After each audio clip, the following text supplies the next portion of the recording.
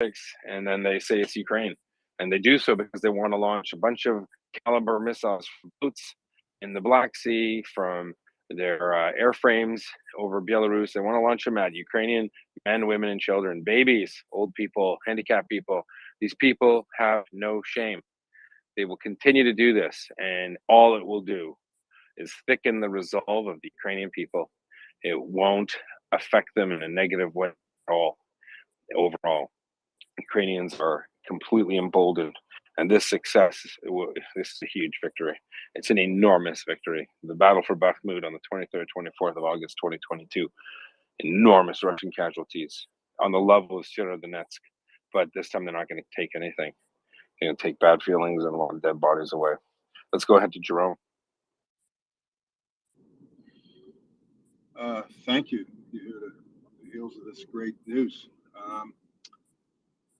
Trying to wrap my head around it. So maybe the best way to answer the question would be, well, first of all, I wanted to ask the other day, the air assets of Russia, do they just choose not to operate, or they did operate unsuccessfully? I don't know if that's even known. And what was used, helicopters, and I just don't know what air assets are even able to get up there. And I'm just trying to wrap my head around how you kill 1,800. So what would be where would I find most of these bodies? In the countryside, or was there urban, or is it mostly in the fields before? I'm driving, I can't see the map. So again, I'm just trying to picture in my head this landscape. Thank you.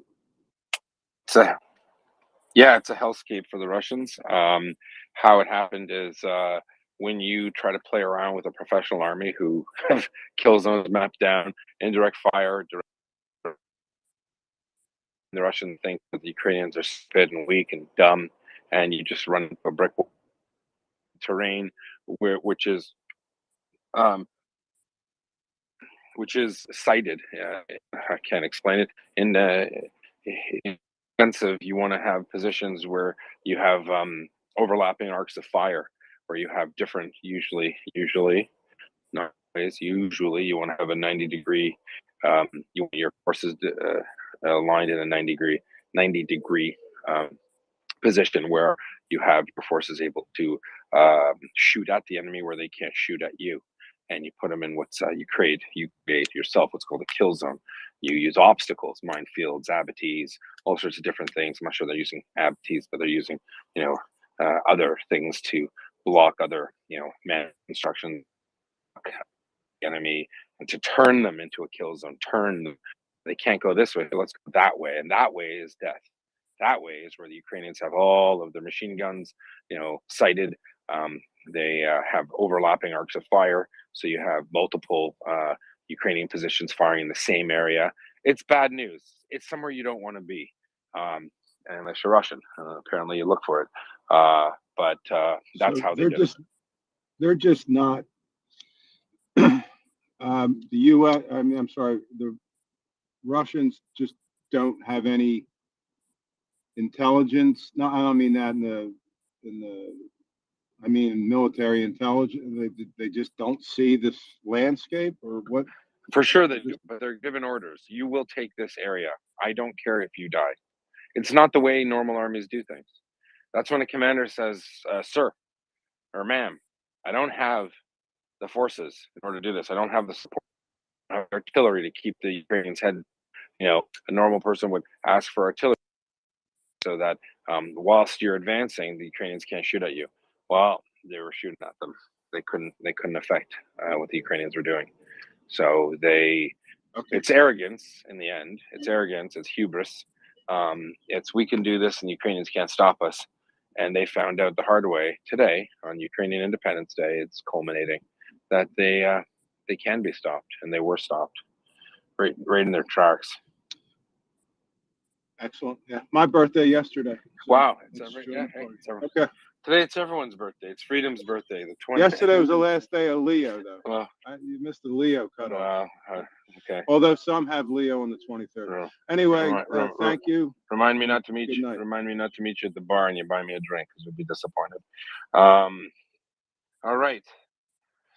Not a Leo, but I sound like one. I'm flying, ladies and gentlemen. Let everyone know we're here. We're talking. I think I'm gonna bring in Chuck. Who wants Chuck to come in? Anyone want Chuck Fair? Let's go. Me. Absolutely. Let's go. Oh, because I'm chopped liver. Get out of here. Hey, brother. Everybody's good in their own way, man.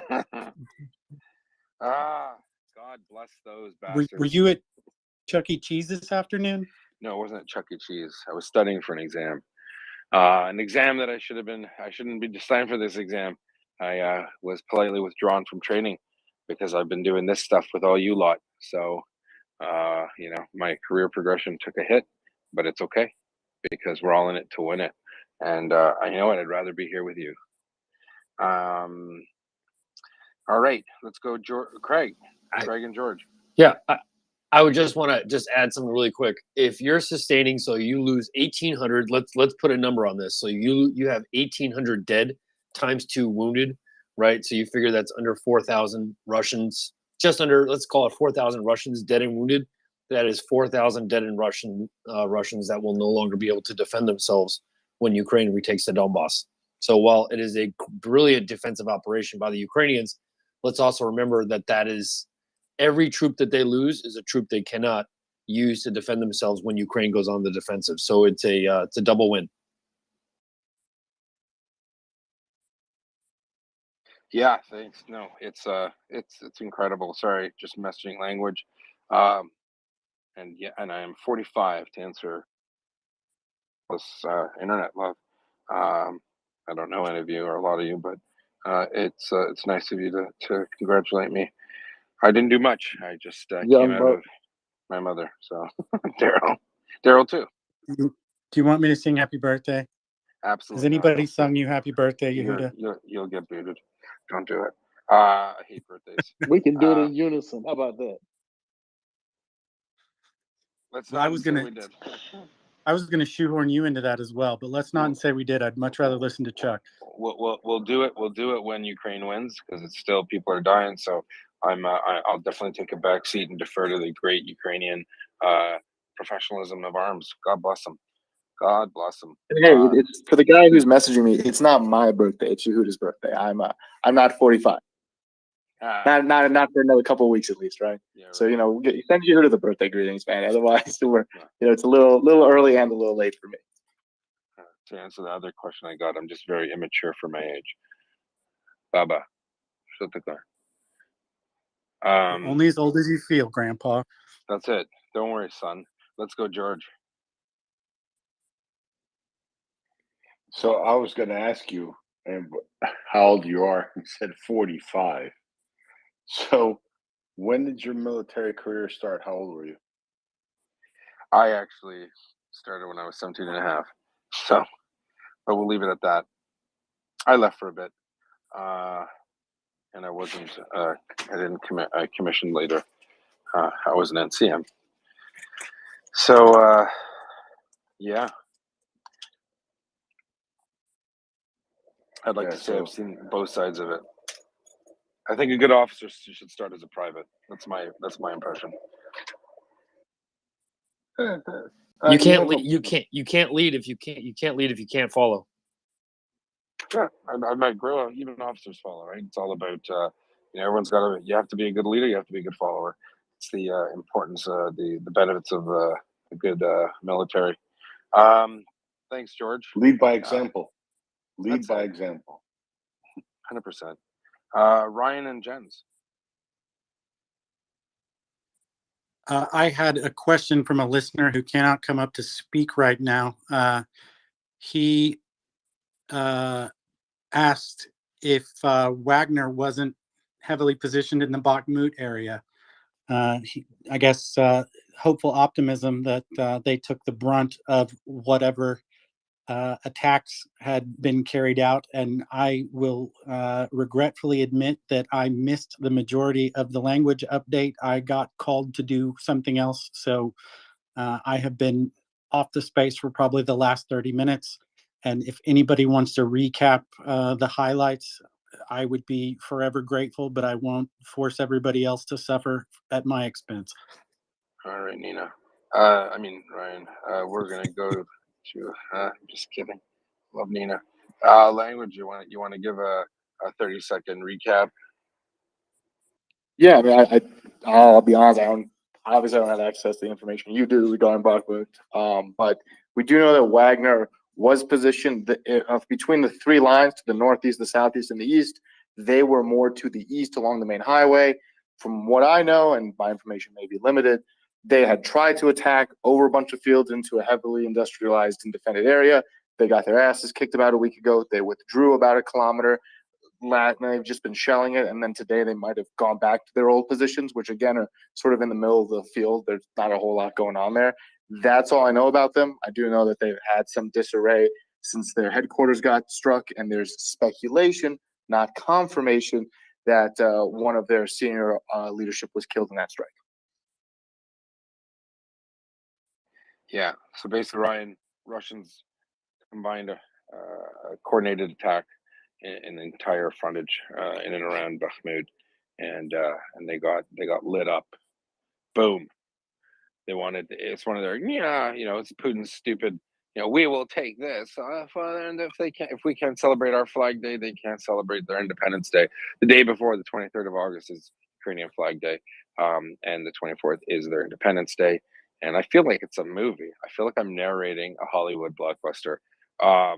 Ukrainians are writing history today. I watched a news thing from Deutsche Welle, and the presenter said it. I'm stealing their words. I'm crediting them. They said every Ukrainian today. It was one of the Ukrainians they were interviewing said every Ukrainian today is writing history, and they are. And you know what? We have front row seats to it, and all we can do is cheer them on without fighting there. Cheer them on, support them, give them the credit they deserve, and never, never, ever, ever let the Russians try to twist reality. We're done. We're done. If you ever want to laugh, I'm surprised I haven't been blocked yet. Give it time. The Russian embassy of the UK. Check out their Twitter feed. It's so delusional. It's like I ask them, I tweet at them, and I say, if you want to defect, please meet us at the such and such tube station. Wear a blue shirt and yellow pants. We'll know it's you. Time to defect. I don't know how these people could live in a Western country, work, and still bear this BS that the Russian government pushes out to them. It's bizarre. It's shameful. You know that they know that they're lying. That's how bad it is. But that is the Russian propaganda machine. And guess where we're free? We're in the free world. I can yell in the middle of my street, whatever I think about my prime minister or what I don't think. No one, except for waking people up, I'm not going to bother anybody. But the Russians can't do that, and they want the Ukrainians not to be able to do that.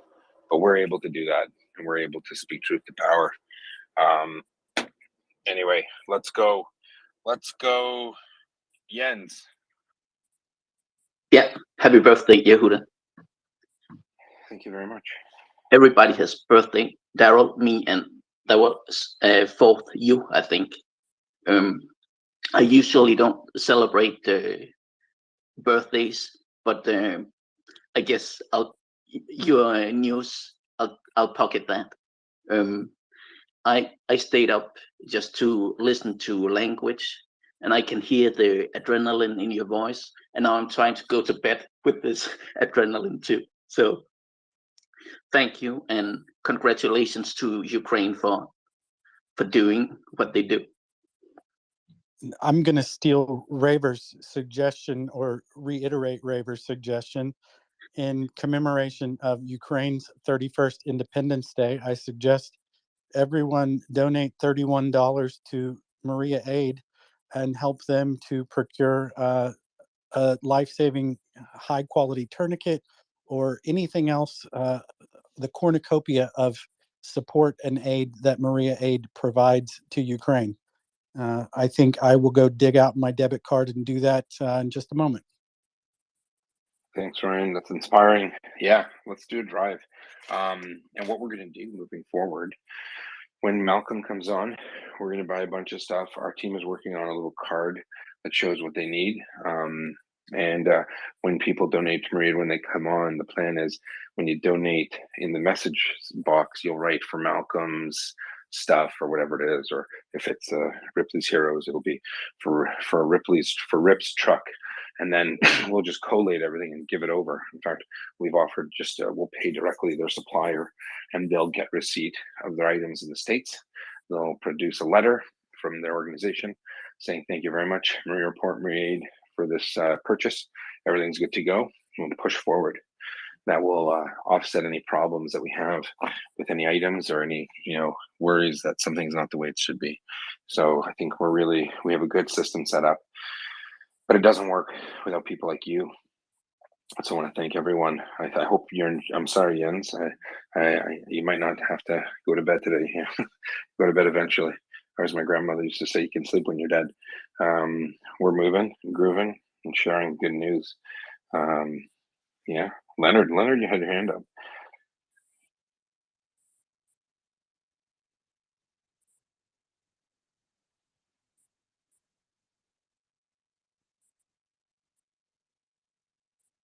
All right, Leonard snoozing. Open floor. You might be talking to a dead mic. Leonard, are you there? I'm going to cycle him down real quick.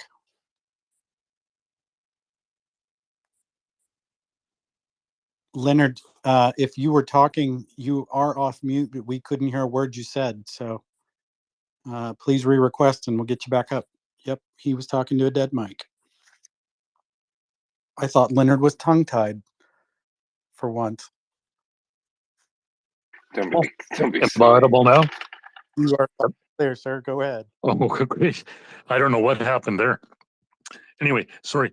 I was just going to say earlier, Yehuda, that that sounded very much echoes of sort of the opening gambits at Operation Barbarossa, when you have Russians running into that much lead in that concerted a fashion. I just wondered if you had any thoughts on that. And also, happy birthday. We had a Ukrainian expatriate on just a while ago who actually sang happy birthday to commemorate the Ukraine independence, but he sang it in Ukrainian. So perhaps he'll come back. Yeah, maybe. Yeah, no, Barbarossa. Look, I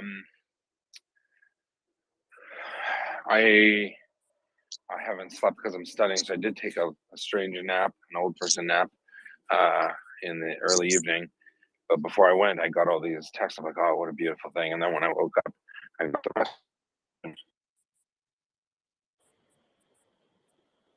Okay. God is good. I don't mean to sound overly religious, but it's a good thing. It's a very good thing what the Ukrainians have been able to do. George and Carrie. Yeah, Yehuda, I just sent you something. It's from ISW, and I guess they're saying it's an unconfirmed report, but they're saying that the commanders in Ukraine are reporting directly to Vladimir Putin, bypassing both the Russian Ministry of Defense and the General Staff of Gerasimov and the chain of command. And I don't know about it, but you know what? It would make sense because today's action was possibly the dumbest thing the Russians could do. Let's take the most heavily defended position on the Ukrainian front, and we're just going to go at them because we're Russian, bro. You might have heard of us. Yeah, we heard about you in World War II. That was 80 years ago. Sit down because you suck. You just suck. And you know what? The whole World War II thing, just for some listeners that might not know, if it hadn't been for Lend-Lease, the Russians would have lost. I mean, if anybody ever gets a chance, just look at the things the United and Great Britain sent them a lot of stuff too, which was incredible considering the what Great Britain was facing at the time. But the United States sent them over 200,000 trucks.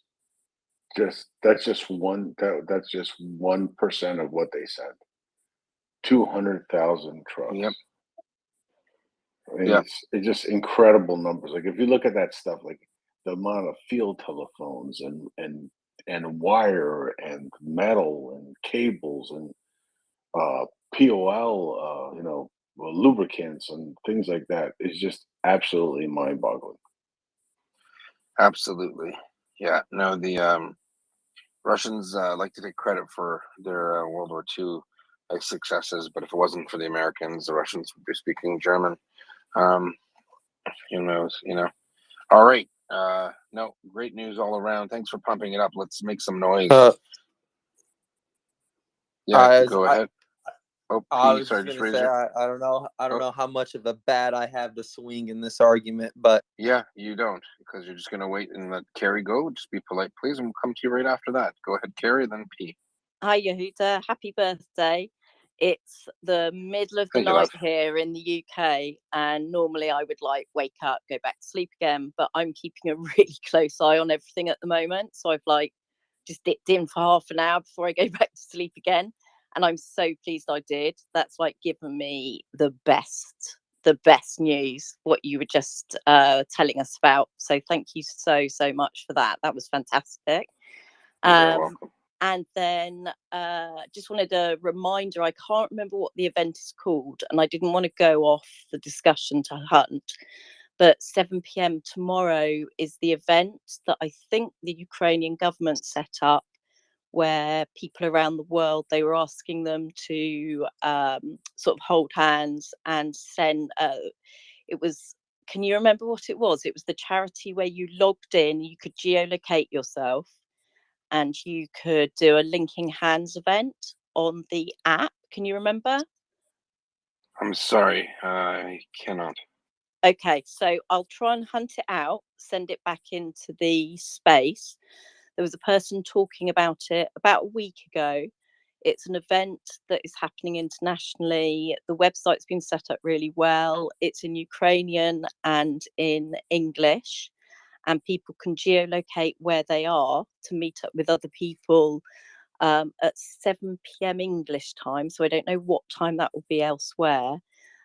All the information's on the website. I'll hunt it out and stick it back in the nest for everybody. I'm not Thanks sure if for there's that. anyone else on here who can remember that.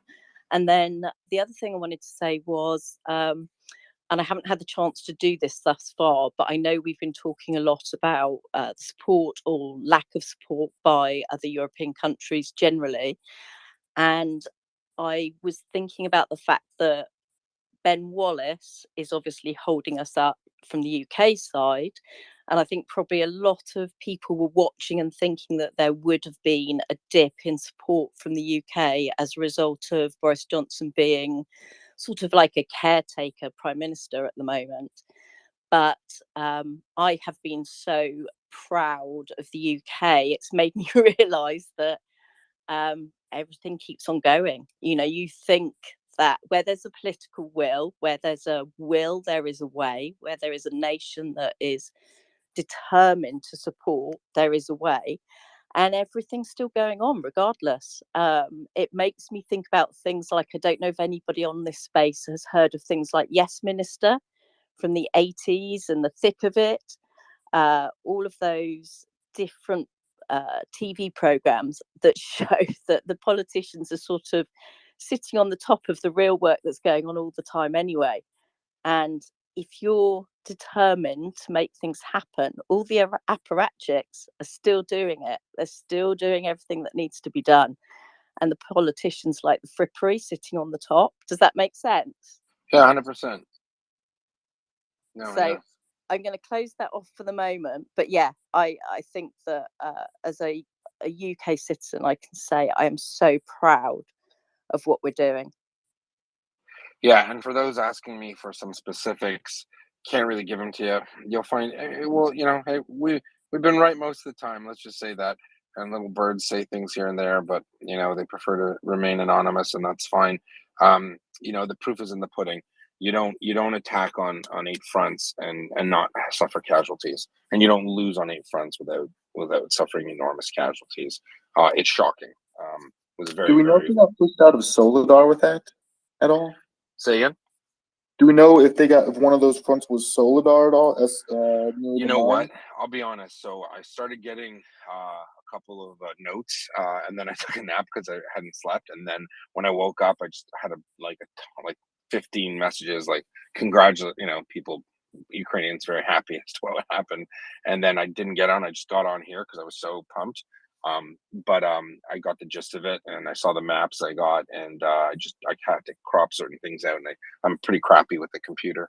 So, I got big hands and I got a small phone here, so I just didn't fix it. It just came on, and then someone sent me Andrew's map, and I'm like, yeah, that's friggin' pretty spot on. I don't know where he got it from or if he made it himself. Good for him. I don't know how he got the information either, but he's right. And it's good news bears, man. I'll go through what I got and I'll flip it to you if you want language. It just probably won't be right now because I just wanna. Yeah, no rush at all, man. Like seriously, but this is great news, honestly. Yeah. If you look at the map I posted, it's like honestly just a summary look at it. Super good. All right, we had P who wanted to come up and swing a bat. He said, "Go for it, P. Open forum." P, he ran away. Yeah, when you come up, please just don't do the start talking as soon as you're up here. When like everyone else is talking, it's a conversation. I'm not trying to be rude, but it's kind of a huge pet peeve. It's like walking into a room that people are talking, going blah blah blah blah blah. It's like, hey, what's wrong with you? You wouldn't do it in public, so don't do it here because it's kind of public. It's the internet. It's the interwebs. So manners maketh the man. Please do come up, P. I have a feeling you wanted to talk about how great Russia is and how bad Ukraine is. I'm no problem. Or you're gonna Ukrainians are sending all this money to them. Blah, blah, blah. Okay, I mean, I have patience today. I have patience. Bertrand, come va? Italian Bob. That's Bertrand's name. Is Italian Bob. He wouldn't tell me his name, so we're gonna call him. Molto bene. Auguri. Grazie, auguri a te, buon compleanno. Grazie mille, grazie. So, just wanted to mention the fact that the event that Kerry is mentioning is called the Free World Gathering. It is sponsored by the Ministry of Foreign Affairs of Ukraine and the Ministry of Culture of Ukraine. There is a website called freeworldgathering.com, and there is a hashtag on this very website called Twitter, and the hashtag is hashtag the Free World Gathering. So the embassies, Ukrainian embassies around the world are tweeting since a week or so the event, and on the website, which is by the way very well done, you can find an event near you on the map, where in most towns in the world where you can celebrate the Independence Day of Ukraine. In Europe, it is going to be in about 12 hours. And in other places in the world, it's usually local time 7 p.m. That's it. Thank you, Puppy. My pleasure. You're still the notorious BRP in my book, buddy. Happy to be. Love you much. You're great. Thanks. And that's Italian Bob coming at us live from Italy, Italia. All right, Nancy. Nancy got the floor.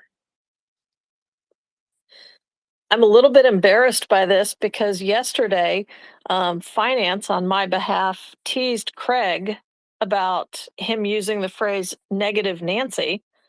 And so we indirectly scolded him. And now I'm going to play that role just a little bit. Yehuda, number one, happy birthday. Daryl, happy birthday. I am ecstatic about the news that you've just shared with us.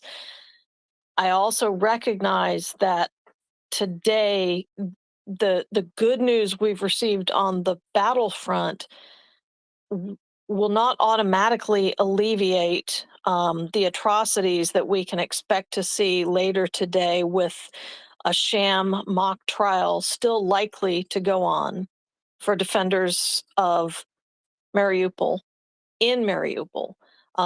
So I still anticipate the next 24 hours to be an emotional roller coaster for the group here, between the fantastic military successes we're hearing about, combined with the political anguish of what we all know is bullshit that we're still likely to see. I can't envision Russia just saying, yeah, we'll just cancel that because we got our asses kicked. So I would strongly encourage all of us to just brace ourselves and take the successes we're hearing of right now and use those to strengthen our emotions and just prepare ourselves for pain that we're likely to see and experience today, and just come out of this all the stronger to support Ukraine. Thanks, Nancy. Yeah, no, look, the Ukrainians are demonstrating that when push comes to shove, they're not just up for the challenge. They're teaching, they're giving a master class on how to fight. The Russians will respond with killing civilians. We know that. We can only support Ukraine and wish them the best in that. And every Russian missile that's targeting, any Russian missile that's not directly targeting a Ukrainian military target is actually targeting a civilian target by default. And the Russians want to open up when the sun rises in Ukraine. Their air raid sirens. I'm getting the reports right now, not just from people in the room, but contacts in Ukraine, that air raid sirens are going off all across Ukraine right now as we speak. And you know what? That's expected from the Russians, but they can kill children, which they're good at, and they can kill civilians. They're not going to kill the spirit of Ukraine. They're not going to kill Ukrainian independence. They're going to pay the piper one day. Right now, the Ukrainians are paying for it in blood and infrastructure, but they're going to be victorious. There's no doubt in my mind. The Russians they cannot steal Ukraine. They can't take away their hope. They can't take away their land, and the Ukrainians are proving it today. Look at the map. Go up on the map. Go in the nest. I don't know who posted something after. I was just going to get to what was posted in the nest. Let's just delete it for now. I want to keep the nest a little clean.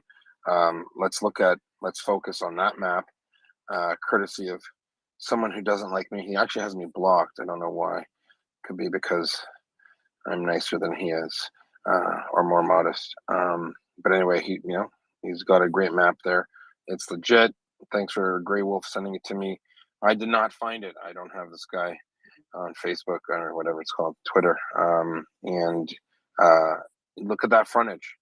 Imagine all of those Russian forces at the same time, coordinated assault on all those Ukrainian positions, and getting smoked all along the way. That's what happened.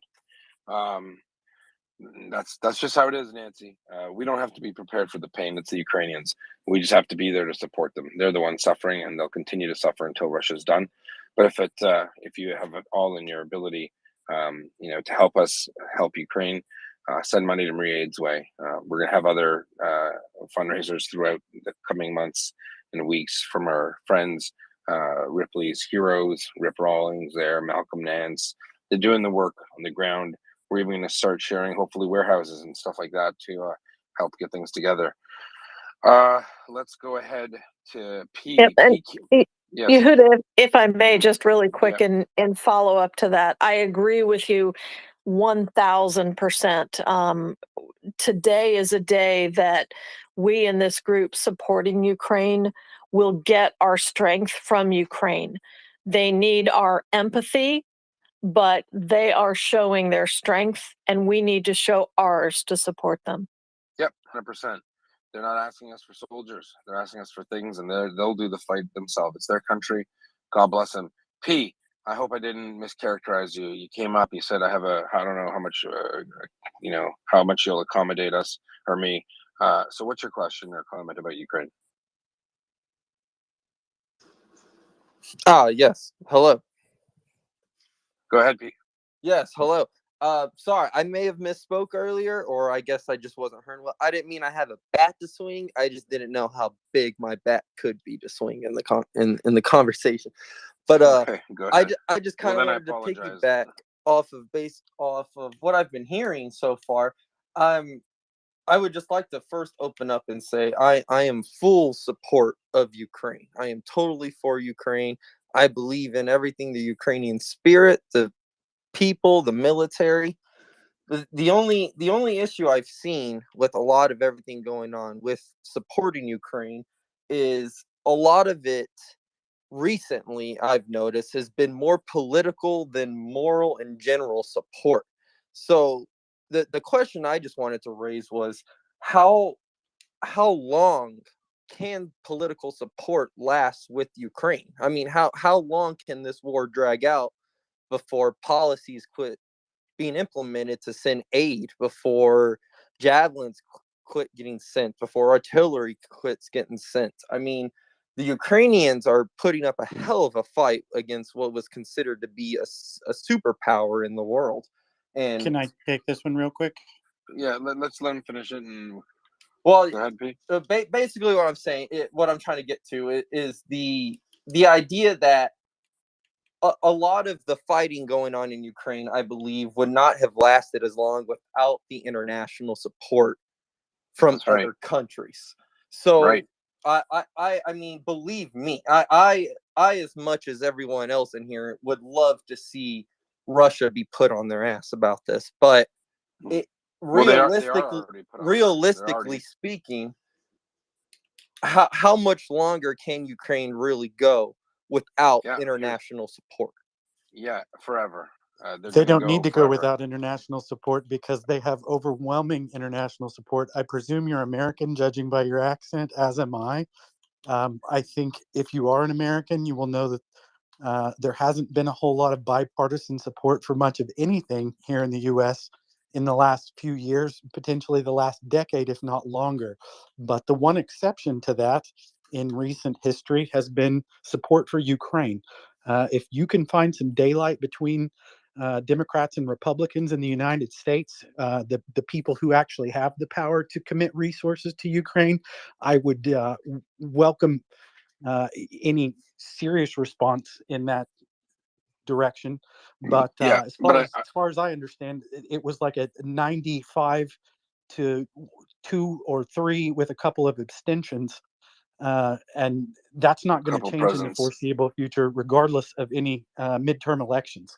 Well, because the only reason I wanted to piggyback on that is because as the previous $3 billion was delivered to Ukraine, or will be in the near future, and it was announced today, kind of as an Independence Day present. And the Lend-Lease program that was authorized a few months back has committed financial and military support to Ukraine for years to come. Yeah, I'm going to add to it. So sorry, P, I let you continue, but the truth is you were wrong. Go ahead. Yeah, well, thank you. You were wrong in your initial comments. You said the majority of support is political or policy related and not moral, or I don't know where you're getting that from. The majority of support is military. It's things to go boom. And not only that, the NATO has never been more united.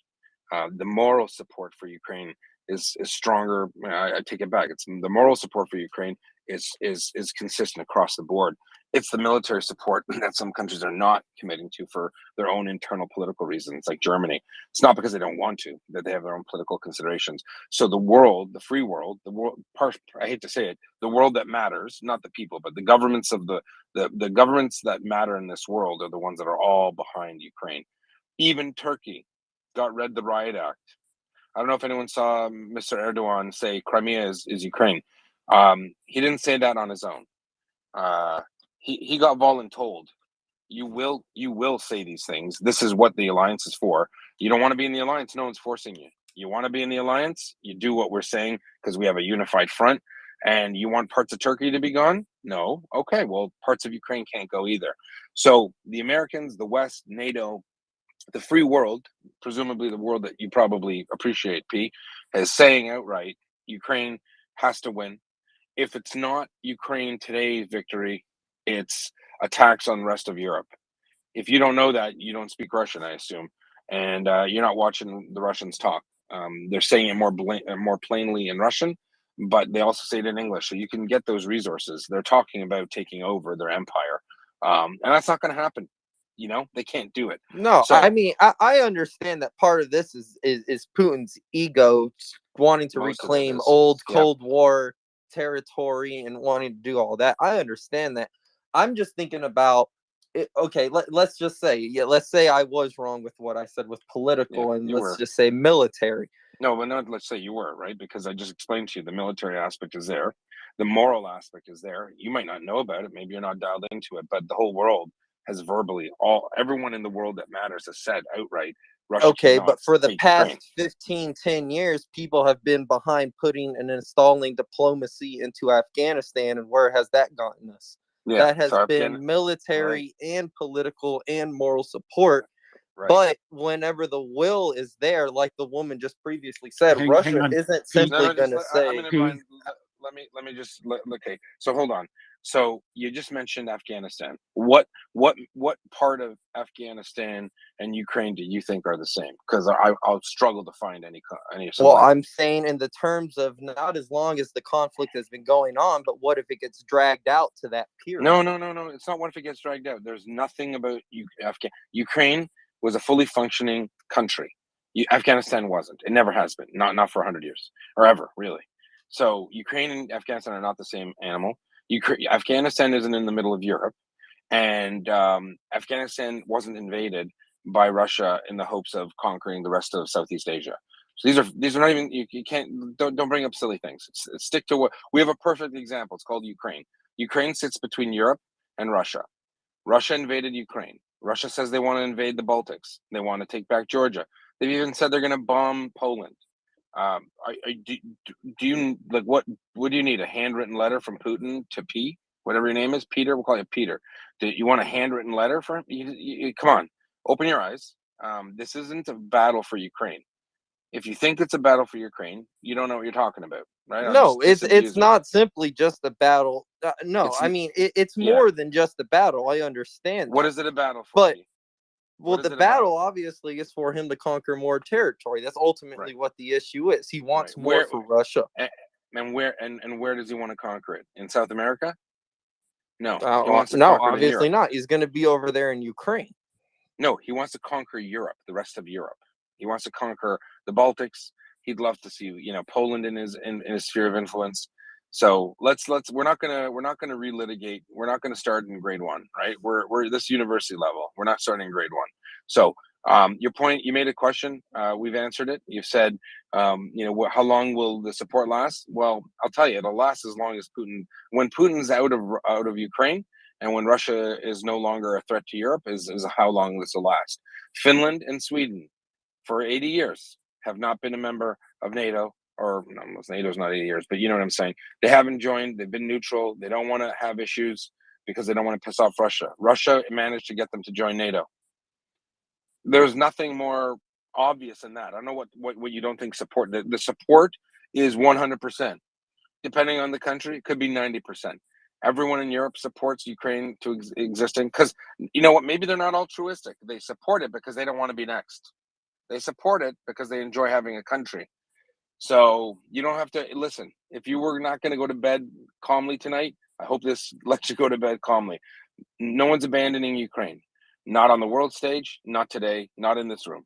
And you don't have to worry about it. And I think I wasn't trying to start an argument. I just wanted your honest opinion opinion on exactly what that was, brother. Because I mean, just like I said, I'm just worried in 5 years' time. Not saying that there would be a full-on scale in Ukraine by that time. Hopefully not. But when it gets to the point of when it dragging out so long, how long will it be before it goes from a full-on assault to insurrections? Insurrection where? In Ukraine or Russia. Why would there be an insurrection in Ukraine? What on earth makes you think the Ukrainians would revolt against their government for defending them against Russia? Where do you get this from? I'm just speaking out of pure speculation, not based Okay. on anything. That was my All right. question. Cool. No, that's fine. Come back with a real question then. Speculate somewhere else. Doesn't make any sense to me, my friend. With an insurrection in Ukraine, it sounds like you're saying doom and gloom that Ukraine's going to fall apart. How long? It's not going to last. How long can it last? The writing's on the wall there, Daniel, and Ukraine's not giving up, and they're not going to lose. And even if they didn't have Western weapons, they'd fight an insurgency and pick off Russians until the cows come home. It would be their Vietnam. Don't worry about it. You're good. You're good. Thanks, Pete. We got a bunch of hands up. Let's go to Leonard wanted to speak, and then Deb, and then Nancy. Go ahead, Leonard. Thank you, Yehuda. Yeah, I was just going to respond to P's claim, or at least suggestion, that there would be insufficient international support, and very clearly Ryan addressed that point head on, and 100%. And I would just ask P. I was going to ask him where he's from, but I see that already. He's from Texas, so I assume he probably is not aware of where Salisbury Plain is.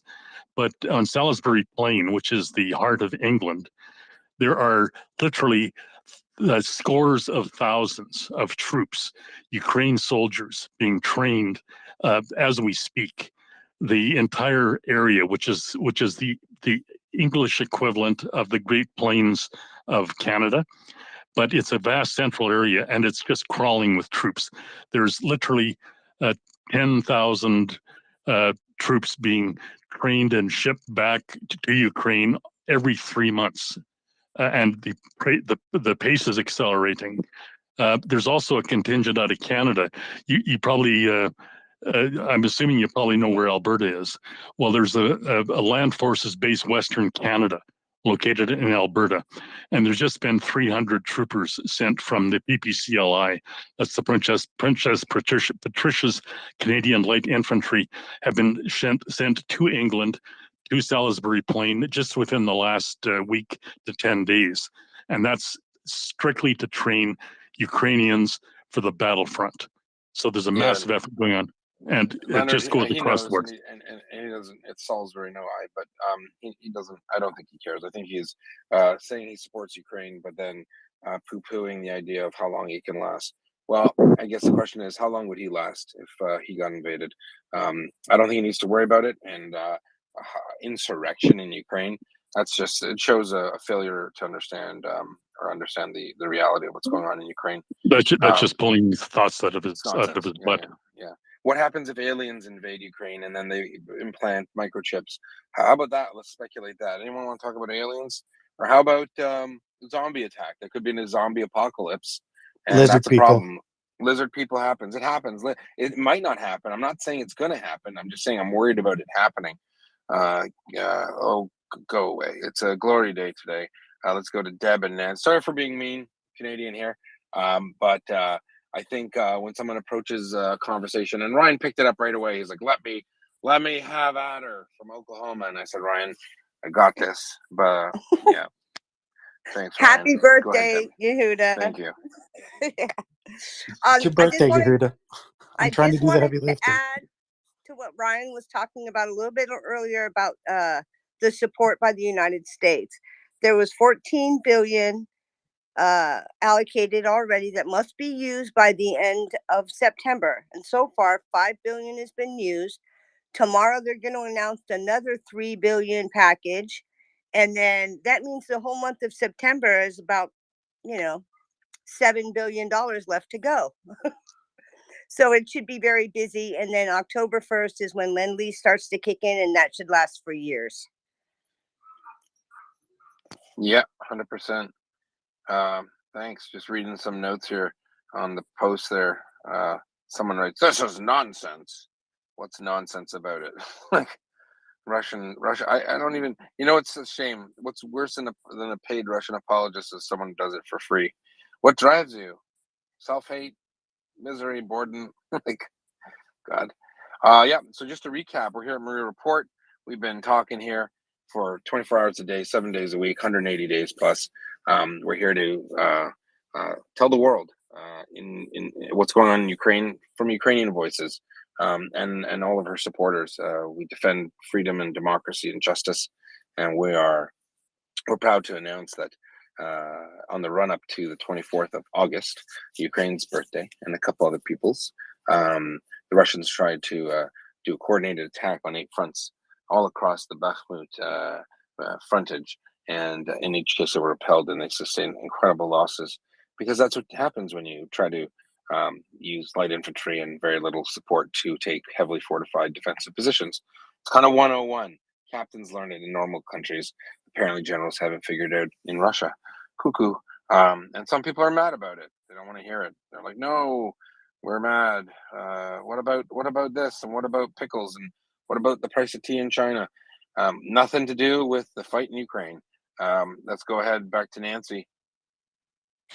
Yeah, and unfortunately, P, or whatever he calls himself, P-Wise, is not here to hear this. But just to clarify, since he used my name in vain, I am in no way and did not say anything about, oh my God, political crisis.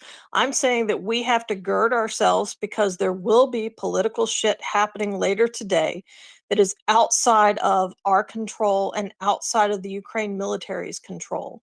We have to be strong just like we know they will be. That in no way weakens any of the resolve of Ukraine nor any of its allies.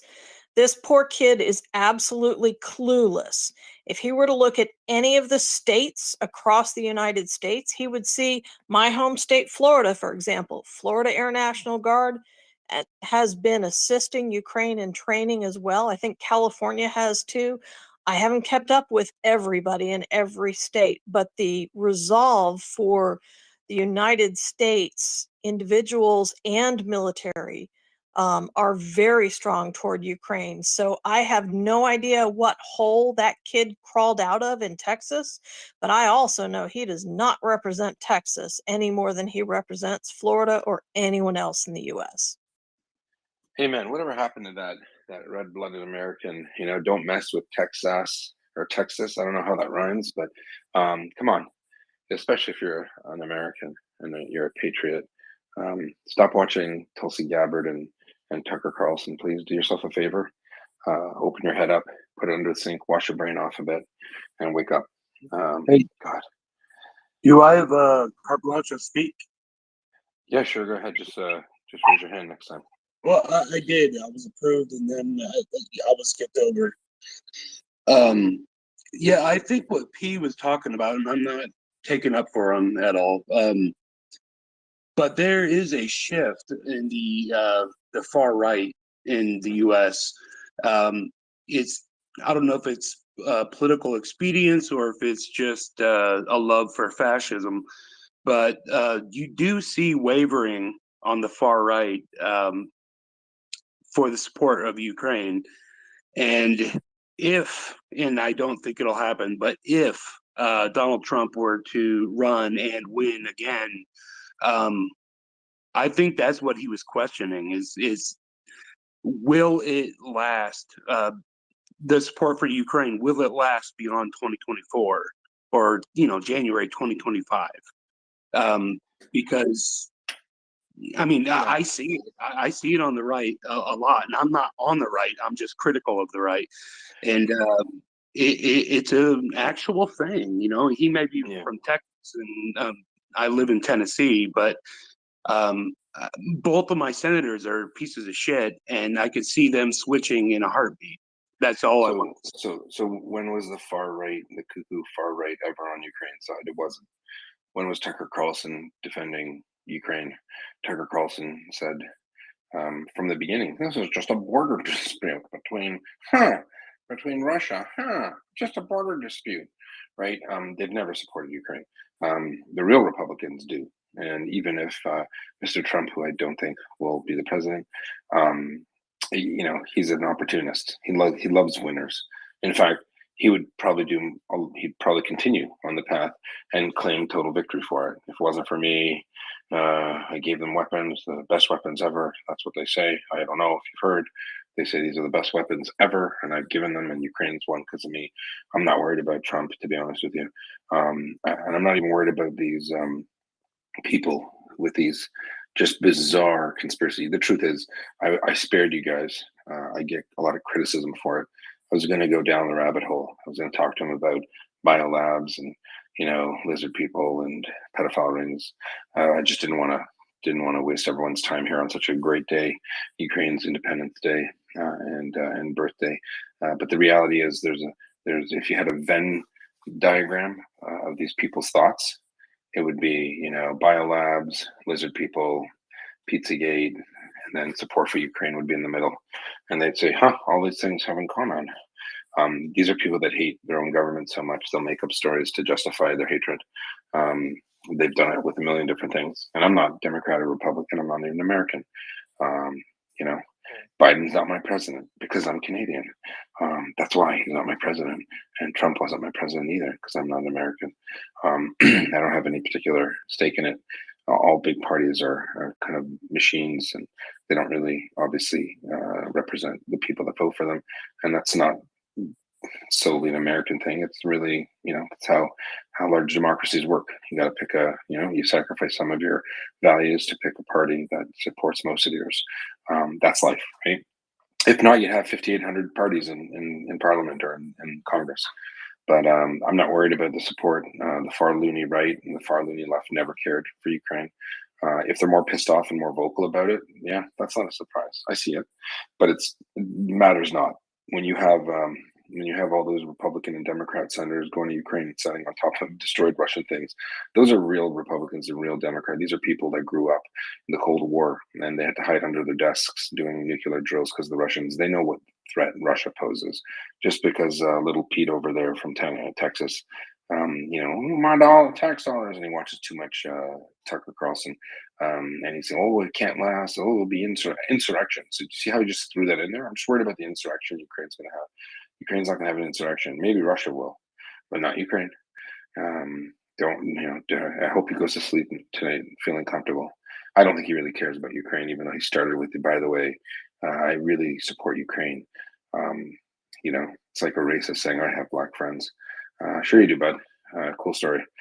He loves Ukraine. Yeah, I can feel it. Feel Elton John ringing through my ears and feeling the love tonight. Anyway, I'd like to hold him over a cliff, P. Maybe drop him. Let's go ahead. It's from The Lion King. I'm just kidding. I don't want to hold P. Go ahead, Leonard. Maybe shake him a little bit. Throttle him. Okay, nice. That was Lion King. Yes, that very, very peaceful analogy. But I just wanted to mention to Polly, I think that's the name correctly, who was just speaking from Tennessee. And I presume that obviously then you would know of Senator John McCain from Arizona, who was perhaps the greatest American senator of the last, shall we say, a couple of decades. And in terms of the Republican sentiment, John McCain visited Ukraine, I'm told, at least 7 times and possibly more. He was all in, 4 square behind the effort in Ukraine.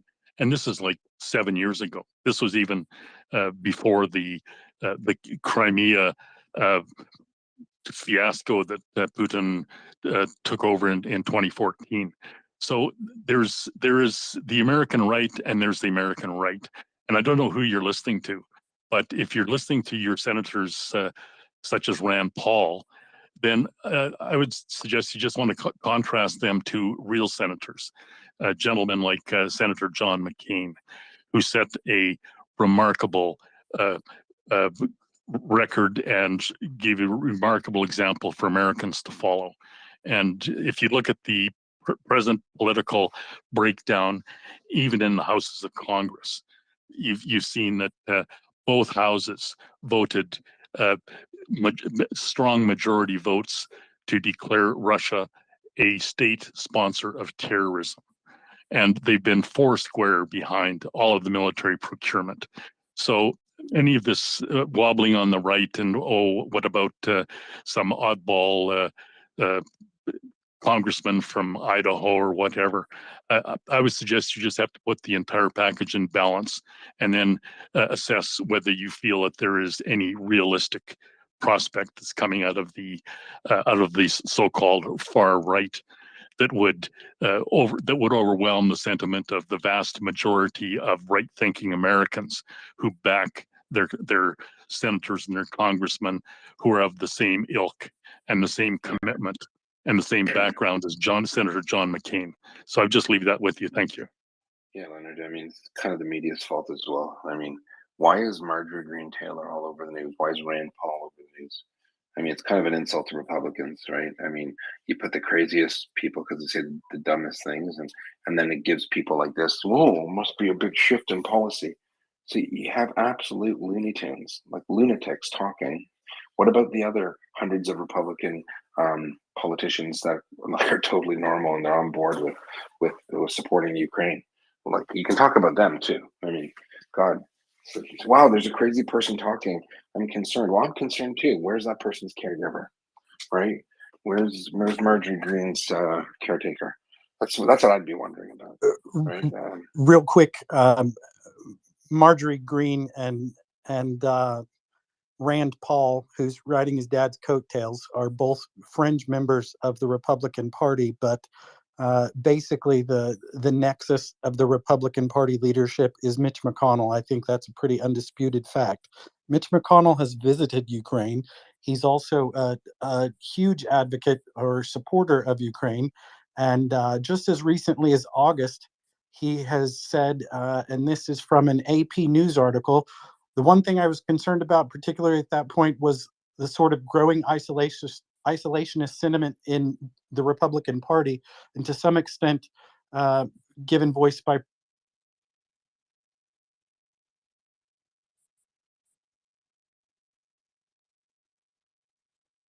Are you there, Ryan? Do you know what happens when Ryan goes to outer space? What do we say? He mows the lawn. When Ryan goes to outer space, we say, "Oh, Ryan." Get it, Leonard? Oh, Ryan. I got it. Yehuda, that's. I don't know about that one. Yeah, well, you don't need to, because I knew, and it's hilarious. If you say so. Hey guys, I see that Carrie has the hand up, but I was wondering if I could respond to what was said. Has had all of her committee assignments stripped from her. So she. Oh, geez, Ryan, you cut off about 30 seconds ago, and we started talking about other things. I'm sorry. You want to repeat it? Want to say it again? We lost you. We thought you actually disconnected. I didn't realize I'd really cut out. Yeah, sorry about that. Ryan just told us the meaning of life, and now he's forgotten, and we've missed it. Great. Darn it. Yeah, sorry, bud. You completely cut out. Leonard and I had actual conversation. We made a joke about you, and then you just came back, and you're like, and then in grade 3, Mrs. Krabappel told me, and we're like, whoa, we missed it all. Do you want to start from do you want to mention? You said you were at Marjorie Greene Taylor. I assume you were following up, which she's crazy, and then you cut off. She's a wackadoodle. She's had all of her committee assignments stripped because even the Republican Party doesn't trust her. They have basically denuded her. Mitch McConnell is the nexus of the Republican Party. If Republicans were to take the Senate, he will be the man in charge. And there is no daylight between Mitch McConnell's perspective on Ukraine and supporting Ukraine. He is actively working to nullify this isolationist mentality that was perpetuated by the former president. And moving forward, there will be nothing but bipartisan support for Ukraine until they succeed in evicting the Russian invasion, or the people who have participated in this Russian invasion. There's nothing to worry about as far as America is concerned. The people who actually hold the purse strings are all on the same page here. 100%. Mitch McConnell, the adult in the room who has his pants on. All right. Thanks, Ryan. Paulie Sai, hi guy. Welcome to the panel, Generic. He wanted to speak, so good to hear from you. And then we're going to go Paulie Sai for a quick follow-up. Michael, then Generic. Yeah, I don't doubt Mitch McConnell's commitment at all. And John McCain was a very honorable man, but he's no longer here, and his Republican Party is not existent anymore. I don't have two fringe senators, but they could be. I have Haggerty and Blackburn, and they are Trump sycophants. That's how they won. And no matter what he says, they will do, because if they disagree or go against him, they're done. That's what my point was, and I think that's what the unfortunate Mr. P was going at. I don't have any doubt of the U.S. commitment to Ukraine. I am 100%, no matter what it takes, on board. But there is a lot of dissent, and it's actually starting to ramp up here in the U.S. And that's the only point I was trying to make. Fair enough. Well, we can't talk about how things are when Trump's president. He's not Trump president, and we got to move on. Got to look at see the forest for the trees. Every Republican, and even as I just said, even if for whatever reason Trump became president, again, he loves winners. He loves taking credit for winners. Ukraine is a winner. Period. End of story. They're winning, and they're going to keep winning. The Russians are going to keep losing. And the Russians had their chance in the first few weeks. It's gone. It's over. This isn't. There's not parity here. This isn't. The Russians don't have any super weapons. All the Russians can do is make up stories and threaten nuclear war, which they're not going to do. So that's it. The Ukrainians the Ukraine. I would go so far as to say Ukraine has already won. How the victory gets tied up is another story. Ukraine won by not ceasing to exist. And they're going to keep fighting, and they're going to get stronger, and they're going to get better. And the knowledge, they're going to train all their future troops, and they can go all day because they're tired of it. They've been subjected to Russian abuse, Russian hegemony for hundreds of years. Let me tell you, for them, for my wife's family, it's over for Russia. Closing time. No last call for alcohol. It's done. It's over. The question is when. It's not if. It's when it's over. I can guarantee you that. I'll bank on it. Let's go to Michael and then generic. Go ahead, Michael. Hey, Yehuda, and so just to clarify, it's Marjorie Taylor Greene, and I'm not meaning to be nitpicky by any means, Yehuda. I went to the University of Georgia, as did Marjorie Taylor Greene, and I really resent the fact that I feel like that she's decreased the value of my University of Georgia degrees that I hold. I did want to say that I do think that the both parties are well on board. If you looked, and I encourage, if you have a chance, to go to the congressional record from August 3rd, where they had the debate about whether to bring Sweden and Finland into NATO. And I would say the speeches were tremendous on both sides. I think if you look at those, they were all about making sure that Sweden and Finland get protection because of what happened with Ukraine.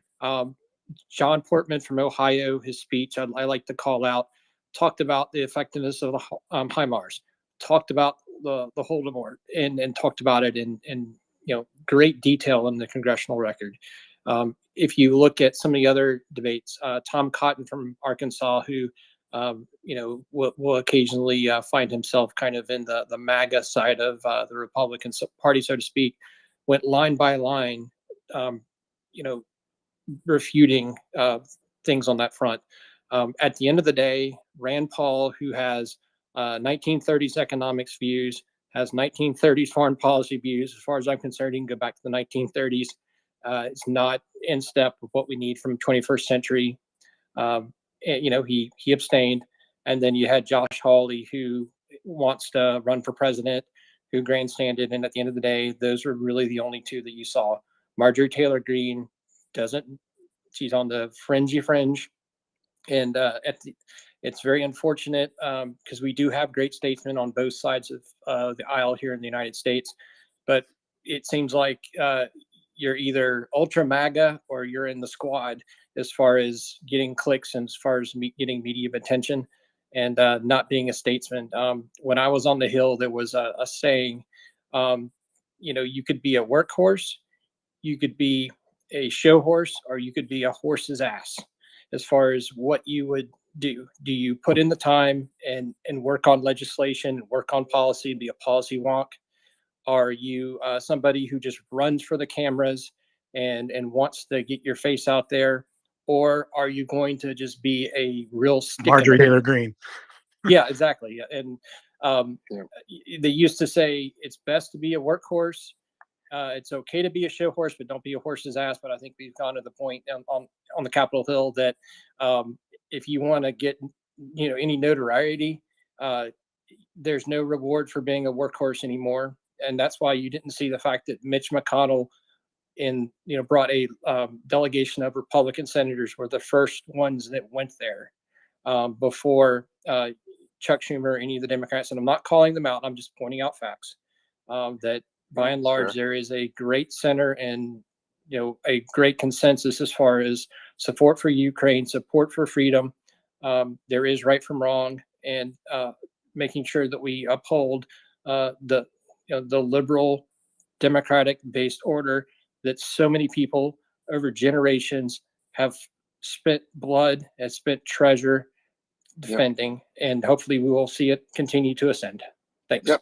I will say this, Michael, as an outsider looking in, I would argue that if to the people who are worried about Republicans pronouncements, I think a lot of Republicans rightfully so know that there's been an infectious attitude in their party since Trump was around, and they're leaving well enough alone. I think they're just trying to ride out the storm, not be too they're definitely hitting all the right points when it comes to Ukraine. I'm not going to talk about other policies the Republicans have, but in this particular case, they're on point, they're on the ball.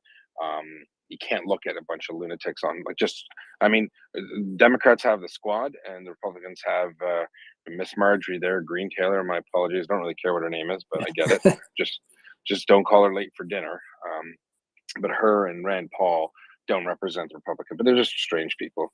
Thanks so much for that. We're going to go to a new speaker, Generic Human. Thanks for coming up to speak. Go ahead. Yeah, hey, just going to say that I am disgusted by all of the gross politics in America. I hate all of it. I'm sad that it has infected the space. So I'm just going to say that if anybody wants to help me summon the spirit of Nestor Makhno, light a black candle tonight. And that's it. Peace. Thanks, man. Appreciate it. Thanks for coming up to speak. I don't know who that is, and I don't know what a black candle means, but I'm sure I'll get a DM about it, unless you want to share with us. Michael and Poli Sci, I shared an AP article following that August 3rd vote and congressional record stuff. It pretty much succinctly wraps up how Mitch McConnell has whipped his party into shape as far as ending these isolationist diversions that were created in the past. Again, I'll reiterate, there is no daylight between the Democrats and the Republicans, and that's why we see these overwhelming bipartisan votes. And that is something that is relatively rare in the modern era.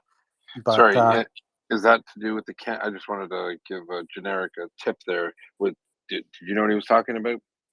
A black candle? Was that about a vote? I'm lost.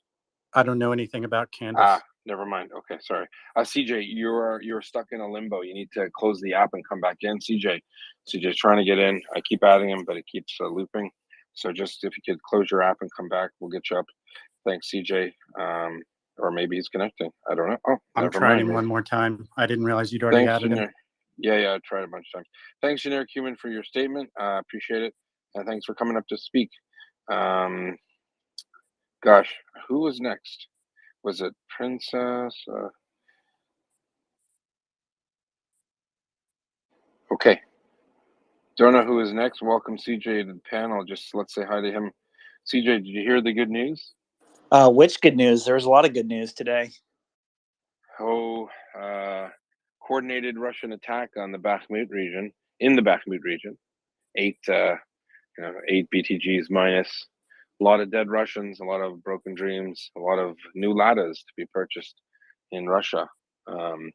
Real colossal failure. Very strange.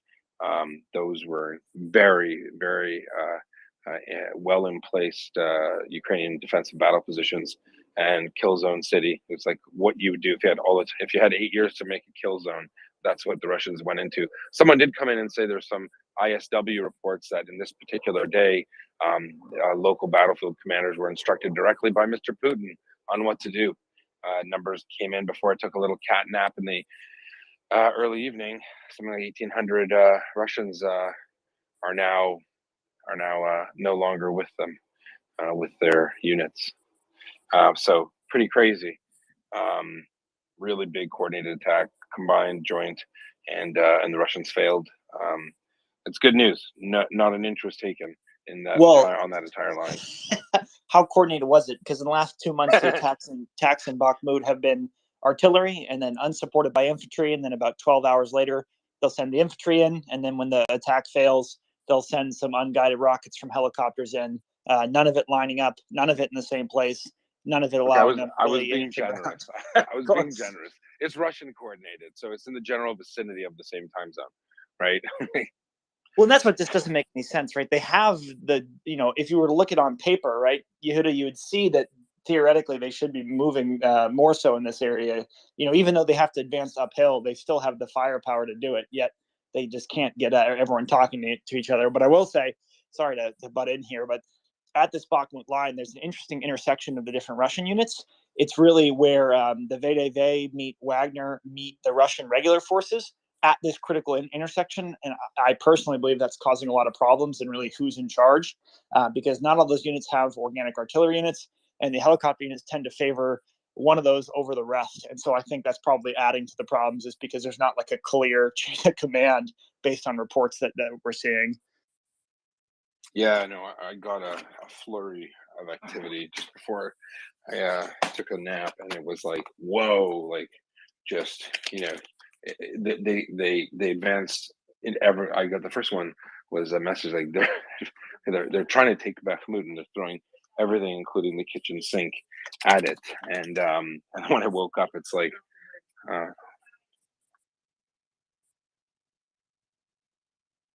Sorry, the domestic CEO was issuing directives, and it's my birthday now, so she can't tell me what to do. All right, it's my birthday. Anyway, sorry, gosh, just threw me off there. Luckily, I muted it before I said thank you, dear. Yes, dear. Yeah, no. So 1,800 dead. I mean, wow. I know it's funny. Like we say, when have they done anything coordinated? I don't know. It's just so strange to me. It's like normally, like we learn the specifics. Like CJ and I are pretty much in similar stages of our career. Obviously, he's a ranger and get it, and they're pretty cool. Blah blah blah. Actually, Craig made fun of you, CJ. We'll bring him up. We could just put a friendly wager down for Army Navy if we want. That's really what matters. That's it. Fair enough. Well, doesn't even count or compare. But we learn the specifics and the niceties in Army operation. Forget Army operations course, even on dismounted platoon commander courses or whatever the artillery do. I'm sure you do something similar. H hour. When this happens, then this will happen at this many minutes after this will happen. So when artillery stops, guess what you're supposed to do? You're supposed to move. The infantry moves. You're supposed to exploit. But the Russians, it's like, okay, we're going to do this. And then when we get to it, we're going to do that. And it's like children. It's like 5-year-olds in an orchestra. Give them a violin. They're just like, they're holding it. They don't know what they're doing. That's what the Russians look like to me. Honestly, I'm not trying to sound like funny, but it's true. It's just, it's weird. But yeah, big offensive. And it's funny because I'm like, wow, 8 fronts. That's ballsy. And then huge failure. And then someone came in and said, ISW, General Keane, his people were saying that for I don't know how this even works. Like, what does Putin pick up a cell phone and says, all right, turkeys, you're going to take Bakhmut today. I don't care. And bypass Gerasimov Ministry of Defense. I don't know if that's true. I don't know who posted that. If someone wants to post it, it doesn't make any sense. Look at the nest, CJ. While I was talking about, I interrupted language to give the news because he had granular data on different attacks, and I came out and just said, "Yep, there's 8." And sure enough, some dude messages me, Andrews, other fella who's not in the space, but he had posted a map, and I looked at him like, "Oh my god, that looks very similar to." Not the same graphics, but in the positions of those BTGs, it looked exactly what I was looking at. So I posted it and put it in the nest. It's a phenomenal attempt for a break-in, I guess, but it's not a really good use or concentration of force. And obviously they couldn't exploit it, and they died trying. So very weird, very weird. Okay, questions for CJ. CJ is up, so come on up. Craig, what Craig said, and I'm going to tell on him right now, CJ, is he made a comment about rambling on about Delta Force and saying, no, they're not Delta Force, but the Rangers, like they're okay. And I thought of you. I was defending you, kind of. Actually, I said nothing. I let him. I'm shocked. Yeah. I was going to say, instead of Navy Army, how about Rangers versus staff officers? Oh, I wasn't always a staff officer. I'll let you know. All right. That's all I'll say. Well, I mean, if you want to call the VDV Delta farce, that might be good, right? A real classic movie there. Meal Game 6. All right. We got a bunch of hands up. Let's go. I think Mux was next, then Heather, then Carrie. Go ahead, Mux. Hey, Yehuda, happy birthday and happy Independence Day to Ukraine. I'd just like to contribute something on our talk about the Republican support on Ukraine. I'm a Republican. I'm a conservative, and I support Ukraine all the way. And I'm not the only one. As a matter of fact, I'm a what do you call this? I'm a hardcore Republican, and I listen to talk show, Republican talk show, conservative talk show every day. And all of the people that I listen to are very supportive of Ukraine. You have Sam Hannity, which is the biggest talk show host right now in America. You have Sebastian Gorka, who is running ads, selling T-shirts and selling fake health stuff where, where there is health supplements. Sorry, go ahead. Yeah, I interrupted you. Yeah, just go ahead. Yeah. So you have Sebastian Gorka, right? He is one of Trump's White House official, and he has a radio show called America First, and he's running ads in support of Zelensky and Ukraine, and asking people to donate in support of Zelensky. You have Mike Levin, who's a Fox News host, and who is also one of the biggest talk show hosts in America, and he support Zelensky and Ukraine. You have Vince Shapiro, who's We got it. first There's a day. lot of Republicans supporting. Totally tracked. Yeah, and these Republicans are the talking heads. These are the people that we listen to, Yeah. And No, listen, that- but you got to yeah. get rid of Tucker, buddy. You don't want Tucker on your team. The guy's a rat. Yeah. He's not a patriot at all. If you're a Republican, I'll tell you this from a Canadian, you gotta. In fact, I think Tucker has the largest show on Fox, not Hannity. From what I know, I could be wrong. But you got to dump the weirdos. Got to marginalize them. They're speaking for your party, and Democrats who are your opponents will hold them up and say, "Look what the Republicans are saying. Time to pull the cut him off at the legs. He wants to believe what he believes. That's great, but don't call yourself a patriot. Don't call yourself an American. You're a clown." Hopefully, Tucker will come on our show.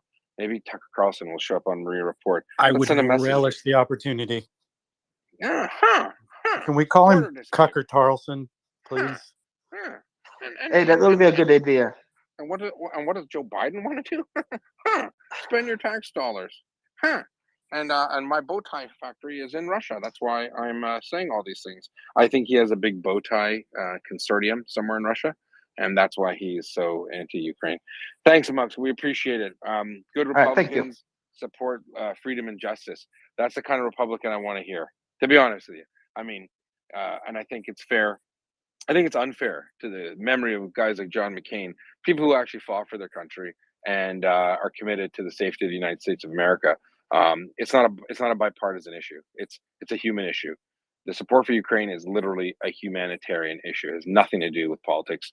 Let's move past bash on, as we say. This is about freedom, justice, and the cause of righteousness. It's a righteous cause. Let's go to Heather and Carrie. Happy birthday, Yehuda, and Okay, thank you. happy Independence Day.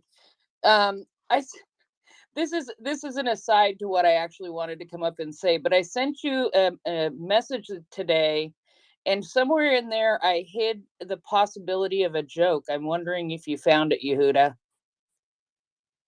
I'll be honest, I'm studying for an exam. I read it. Also, I was going to address it. It's already been dealt with. Your question. Yeah, it's already been, your thing. I'll message it back. It was addressed, thank God. So you shouldn't have a problem with that. And I didn't see the joke. We don't need to talk about that. We're not going to, but I'm just letting you know. What I'm saying is, I put in there not last night, but the night before, and I was wondering if you would finish that phrase correctly. I don't know the phrase. I'll just. I'm wondering if it's It's really from valid. childhood. Not last night, but the night before, 24 robbers came knocking at your door. It was a little rhyme we sang as kids. Anyway. Okay, I'm sorry. I didn't catch it. I'll definitely get back to it and I'll finish the rhyme. Yeah, no worries, Okay? man. Thanks, Heather.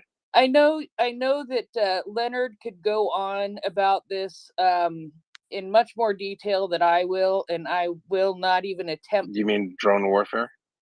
No. One of the things that we're going back here a little bit, but that guy P said was, they just invaded Ukraine, and what if this war goes on for 5 years? And I'm like, dude, try 8 years at this point. And I realize that the world's support has come more frequently and more often and more visibly since February 24th. However, to not be aware at this point, 6 months in, that this has been going on for 8 years, and how many more times in the history of Ukraine has this kind of thing happened before, was just a big, huge flag and clue to me. So I just wanted to point that out. It was one thing, and like I said, I know Leonard could go on and give all the details of all of the times, but I'm not that smart. But it was just one thing I wanted to point out. And thanks, guys, and thanks for the great conversation as always. And happy Independence Day and happy birthday. Thank you so much. Slava Ukraini. Slava. All right, Carrie's not gone to bed. She's being naughty. She's too excited. She's in England, and she's like, "What is this? What are these pronouncements being made?" Here, there are no nonsense pronouncements. There's only goodness and happiness for all the days of our life. Hey, Leon, if you want to speak, can you raise your hand? Because you've been in here, but you didn't raise your hand, Leon. So go give your hand a raise, because we've got a lot of people. It's a madhouse. We've got people wanting to speak, my friend. So please do raise your hand, or we're going to cycle you down. No offense. Just a lot of people want to talk. Go ahead, Carrie. Hi. So it's called the Free World Gathering. I've sent you the link, Yehuda, because I wondered if you wouldn't mind putting it in the net. I tried hitting the link to the Odessa Journal, but it's not showing up anymore. But I have sent you a link that is working. And my point was, revenge is a dish best served cold. So you were saying about the training we know that's going on Salisbury Plain. And yes, Salisbury poisonings, Salisbury Plain training, rather a yummy connection, really. That's what I was going to mention. Quite like the way that we're doing that and supporting Ukraine in that location. 100%. Russians poison Brits in Salisbury, and Brits train Ukrainians to win the good fight. I prefer my Salisbury with brown gravy rather than plain, but that's just a personal preference. Salisbury. Go ahead. Leon, if you need to raise your hand, press the little heart with the plus sign on it, and the far right side is a hand up with no blue stuff, just There like you go, there we go. Leon. There you Thank go. you. Go ahead, CJ, then Leon. No, please. I want to talk to Craig and John about something. It'd be better if Leon went, if that's okay. Go ahead, Leon, because it's going to be a bit of an Army-Navy fight. You're a coming gentleman up. and a scholar, CJ. I want to push it. So, go ahead, Leon. Leon, just unmute the button on the left. We cannot unmute you, but It's hit that intuitive. little Red means stop, and purple means go. Oh, here we go. Okay. loud and clear. You're up. Yeah. Got a few comments. First one, I'll just throw out to, I think it was Generic, was asking about Nestor Makhno. Nestor Makhno is an anarchist. And at the time of the 1917 Revolutionary War, there were, I think, 5 armies fighting in Ukraine. One, of course, was the Red Army, and then the White Army, which was the, I suppose, the Tsarist army. And then there was Nestor Makhno's anarchist army, which was based at Hulai Pola, which is a village near Poltava in Ukraine. And then there was, I think, well, the Polish army was in the fight for a while, and then there was the Simon Petlura army as well. So there were, he was the hetman. Petlura was representing the Ukrainian hetmanate. Anyway, all of these armies were fighting, and actually that fight went on for many years after 1917. I think there was actually still fighting going on into the 20s, possibly to 1922, before the Red Army stamped everyone out. So yeah, he's quite famous. There was a real nice memorial for Nestor Makhno, but I'm not sure if that was. I thought I read something about Hulai Pola being possibly on the front line or even being captured, but yeah, that he is a well from certain elements, he's quite famous. The other thing the other comment I wanted to make was about the echo chamber that's going on in the in Putin's Security Council. Someone was made a comment about the generals in the Russian army don't report to the Minister of Defense, which is Shoigu, or the head of the army, which is Gerasimov. Gerasimov was in Ukraine and got wounded by shrapnel, but Putin thought they were incompetent because they kept losing, so he kind of sidelined them. He triangulated them, and so they still have their official titles, but they have no power. Now Putin is getting his battle reports directly from the generals, and with the generals, he makes some make personal promises as to how much territory or what the borders will be on a certain date, and he's very keyed to magic dates. For instance, today, Independence Day. It's not quite where I am. It's not quite the 24th yet, but the 24th is Ukrainian Independence Day, and he definitely wants to make Ukrainians look weak and bad on Independence Day. It's a big thing. The same thing happened on May 9 when that was what is that the Patriotic War Day, and when the generals don't meet their promises on what territory they've conquered, he tends to replace them. So he's had kind of a revolving door, but in order to maintain a sense of stability, he keeps certain people like Shoigu and Gerasimov titularly in their positions, but they actually have absolutely no say in what's going on the battle. All right, Leon, thank you. Just for the audience, we don't know that's confirmed. That is something that we've been hearing. It would make sense, but I just want to make it clear that these are rumors for now. They're rumors that Putin, even 4 months ago, took direct control, and it was bypassing his Ministry of Defense.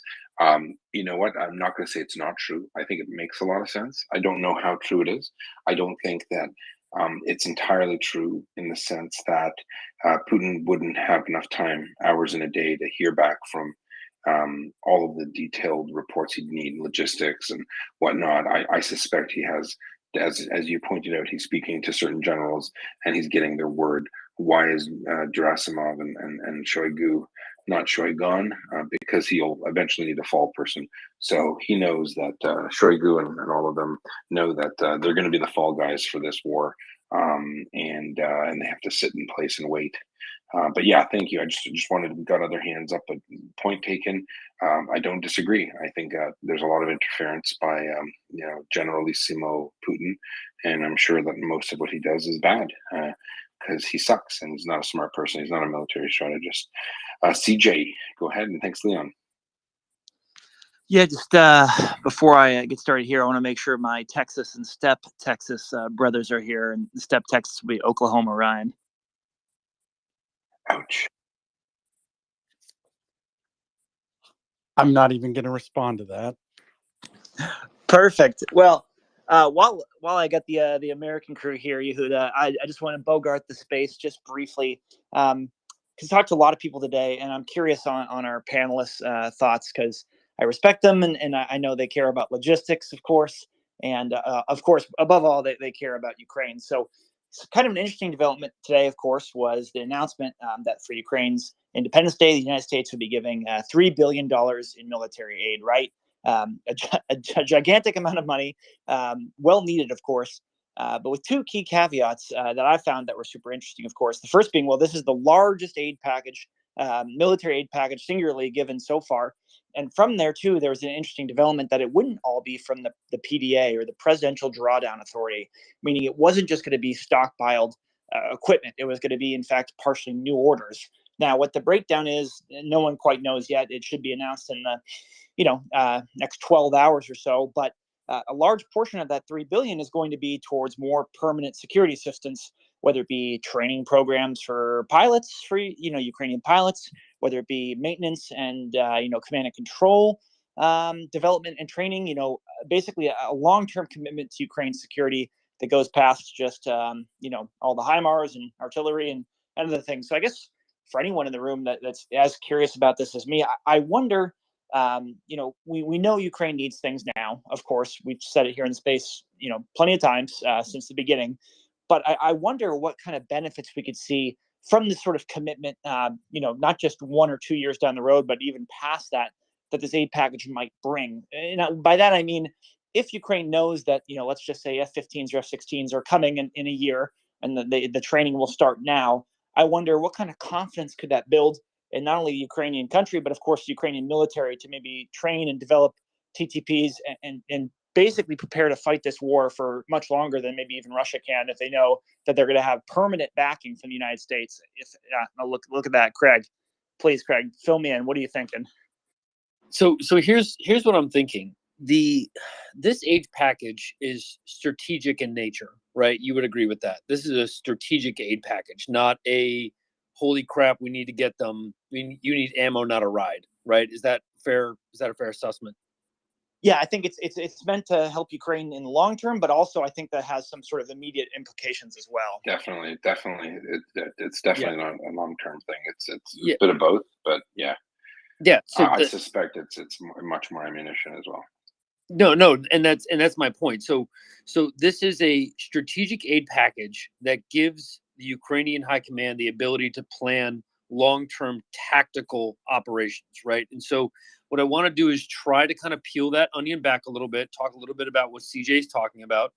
We can rewind the clock, if we could, to May 10th, and this is kind of an important analogy to what CJ is getting at. On May 10th, U.S. Transcom posted, I think, one of its first infographics, right? You can just go to @US Transcom. They're on Twitter. They post these regularly, where it was their first announcement that they had given 185,000 rounds of 155 millimeter artillery. And you had done a great job explaining to us what that means, right? How much ammunition that takes if you're firing your guns, right? You kind of did that great extrapolation of numbers. And what I kind of want people to understand is that when we talk about these strategic things, this isn't like, well, they'll get this 6 months from now, they'll get this 8 months from now. This gives the Ukrainian High Command the ability to be flexible because they know it's coming. Listen, we all understand there was probably some communication before it was publicly announced. But when the U.S. gives this much military aid, that means that you are more or less you're a little bit more limber in how you operate, right? You know that what was given is not all there is. You know there's far more to come. And so that means that when you plan these operations, again, I'm not a ground guy, I'm a logistics guy. That's all I really did, is that when you do that, when you give this sheer amount of stuff, they're like, listen, with what we have in the hole, let's say they have 200,000 rounds of 155 artillery in the hole. That means that they're like, well, there's 200 now, but we know there's another 200 or 400,000 coming. And so they don't need to be as conservative with their artillery use. And I think that they knew that, but I want people in this space to understand that what the U.S. is trying to do is make sure that Ukraine has everything it needs when they need it tactically and operationally, not just when they need it over the long term, right? And so it has an impact on the battlefield because that logistic train just needs to keep coming and coming and coming to feed the great consumer of resources, and that's war.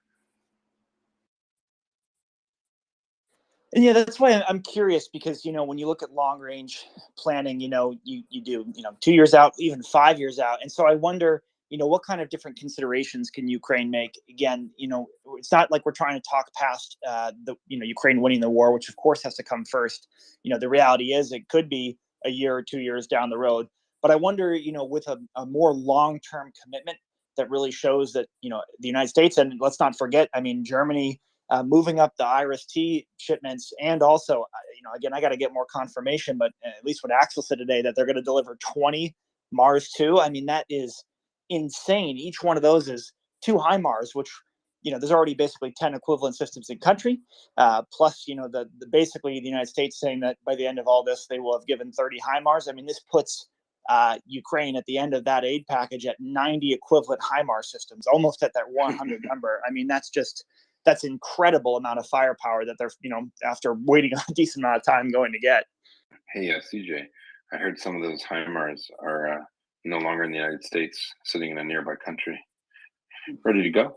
What do you think, CJ? If you could talk to us a little bit about what that means in terms of sustainment, because that's something I don't know. All I can do is I can fill up your warehouse. It's your job to use it. Right. And so how does this aid package, what does that mean for you as an artilleryman in terms of being able to increase your pace of operations and not have to be so conservative with your ammunition, if you will? So speak to us operationally, I guess. Hello, can you hear me, Craig? I was asking CJ about what he thinks about the HIMARS, where they physically are. Well, yes, there was a U.S. Field Artillery Battalion that was in Romania with HIMARS. Where they are now, it's not quite clear. But what I would say, just overall, Craig, is wouldn't it, and maybe John can jump in here because maybe he has some thoughts and has seen this at this point. Wouldn't it be nice if Ukraine could find a way to utilize its short-range ballistic missiles or anti-ship missiles in a HIMARS, right? Because this is the problem that I think Craig is getting at, which is so important. We saw the pictures from Transcom today, loading up, Gimler's pods into C-17s to head to Poland. to presumably be given to Ukraine. And so the thing about this, of course, is that, while Germany, the UK, and the US can all make these things, Ukraine cannot make the ammunition. And the good thing about the maintenance for HIMARS and MLRS is it's pretty simple, right? It's a truck or it's a tank. It's not that complicated with the parts. And it's not too difficult to train. The real problem, of course, becomes these very expensive, some moderately expensive GPS guided munitions. And so if Ukraine could figure out a way to use its guided munitions in one of these launchers, then they'd really be in business for the long term in a much bigger way. And as we've seen too, and I keep highlighting, despite Russia attacking these quote unquote decision-making centers and factories, Ukraine's missile production is at 600% of what it was in the first week of the war. So that's pretty telling in what they want to do and where they're headed. So just so you know, right now, really smart logistics types, general officer level and up, are working with the Ukrainians to set in motion the things that will make Ukraine self-sufficient in that regard. They're coming. You just got to wait for it. And yeah, just want to let you know that too. BBS has had his hand up for quite a while. Go ahead. Hey, good morning from here. Can you hear me all right? Loud and clear. Clear. Okay, thank you. Actually, my question was about these 3 billion aid package, and it was somewhat answered just now by CJ and Craig, but my question is more towards the immediate aid that you mentioned. What do you guys expect that to be? That we have seen, a couple of C-17 and C-5s just yesterday, 19 hours ago, crossing the Atlantic. Just what would you guys expect to be included? Thanks. I mean, so I'll start off with what we know for sure, and it's going to be HIMARS ammo, which will be the Gimlers you saw. It's going to be artillery ammo, and we know the last two 155 aid packages have included about 75,000 rounds of ammo. So we could expect probably a similar amount there. More air-to-ground missiles, the HARMs, the AGM-88s that hunt basically radar systems, and probably more radars for finding artillery. That I could pretty much, without having seen it, of course, be very confident that that'll be in there. Of course, I think people are really hoping that, perhaps now maybe Bradleys or some other armored vehicles be included, but I think that might fall under Lend-Lease more, which is still, at least a month out. But I'll defer to the other Americans with their best guesses too. I gotta say that when we talk about stuff arriving in Ukraine, we have to talk about logistical bandwidth, right? There's only so much you can push down the funnel at a certain time. There's this, understandably, dang it, I was just about to ask John a question. He just dropped. So I'll wait. Dang it, John. Okay, John, if you can hear me, come back really quick. So there's a certain bandwidth by which you can push all this down through, right? The United States in its build up to the Gulf War in 91 and then in 03 had access to ship ports. And so the bandwidth is incredibly broad. But when it comes to Ukraine, that bandwidth is only so big. And so I don't want people to lose patience and think like, well, why hasn't it happened this week? It's because this takes a while. It's not that it's not coming. It's that it is coming, but that our bandwidth able to deliver isn't as wide as we want it to be. And John has his hand up. I think he wants to add on. Go for it, John. Oh, no, I was going to speak to a different point. Was there something specific you wanted to ask me, Craig? I'll jump in. I'll jump into that, Craig. So I just, with all due respect, I love you, Craig. It's not true in this case. The U.S. has moved oodles and oodles of things to Germany and Poland, but Germany in particular. The items that they're giving are not sitting in the States. So when I think the U.S. doubled down in, the first 3 months, whether or not they were approved, things were moving. So I can tell you that probably everything in that aid package is already sitting in, the bases. I'm not going to say them in Germany right now. They're there. How the logistics bottleneck is not getting the equipment and things to Europe. They're there already. And yeah, that was my point. Yeah, no, that was my point. You're absolutely right. I was talking about getting it in country. So it's not even about getting it in country. The only thing that's logistically hard is on the Ukrainian side. Literally, let's just say there's 100 IFVs sitting. They need the crews to drive them. That's it, right? So they and they're being trained on them, and they're being, you know what I mean? They're getting crash courses. So the reality is the it's not the first 2 months where stuff was, air bridges were being set up, because those didn't stop when announcements stopped of commitments, and then they were given every month as opposed to every other day. The U.S. The great U.S. Air Force didn't stop moving things, so they're there. It's just a matter of getting it into theater. But it's great news, though. It's great news all around. Sorry, John keeps dropping off. Maybe we'll do an ad hoc fundraiser for a new phone for John. Well, I think it's the big mosquitoes in Texas. They're coming for him hard. They're the size of hummingbirds down there. I can testify to that. That's true. Night, guys. I'm gonna have to try and get some sleep. Catch up with you all tomorrow. All right, Carrie. Get to bed. She was on the plains of get some Salisbury, rest. watching Ukrainian troops train at night for live fire, night exercises, maybe. You're gonna warm my cold, shriveled little heart, Yehuda. Is it possible even? I'm not sure at this point. What's up, CJ? Go for it, brother. Well, I just wonder, because I think what we haven't really talked about yet is, sort of the aircraft aspect, which I think, I don't know, I got sort of a sneaking suspicion with both the Time story about the Ukrainians training on A-10s, of course, the American bill that's, as part of the defense bill that include F-15s and F-16 training for Ukrainians. I wonder if this is finally going to be the first announcement, specifically because, in the AP report, some language was mentioned on some sort of specific platforms that need 1 year to 2 years of training, which would preclude any sort of ground system by far and away. It would really only leave air systems, because, of course, I don't think any sort of package would include sort of a specific naval deal at this point in time. So then I wonder, what do you think we're most likely to see tomorrow if it was some type of airframe package? I mean, obviously, people have talked a lot about, of course, A-10s being very famous in the American military sort of zeitgeist. But at the same time, this is something that would be the easiest to train, the cheapest, and something that possibly Ukrainians have already been training on for quite some time. So we got John back, though. I think he wants to talk about some missiles. But if John has thoughts on that, we'd love to have him before he gets brought back down. Yeah, John only has 40 minutes before a mosquito eats his brain. Yeah, I'm getting there's flesh-eating mosquitoes just devouring me as I speak. No, I wanted to speak to some air defense and some developmental projects that were mentioned in the report, so we can circle back around to that if we like. Okay, we can do that. We're also bringing up some new speakers. So Don, haven't had your hand up, and Chukawadima Ikabudu. If you want to speak, please. I probably butchered your name. If you want to speak, put your hand up. Let us know you're here, because it's a bit of a madhouse here. A lot of people coming up to speak. We also have Alexander Marstein who wants to speak. Please put your hand up. Let us know, hey, I'm here. I'd like to talk. And we have open class. Hey, how about this? If you're up here and your hand isn't up, put it up, please, so we know that you want to talk, because there are other people who want to ask questions, and we don't want to be rude.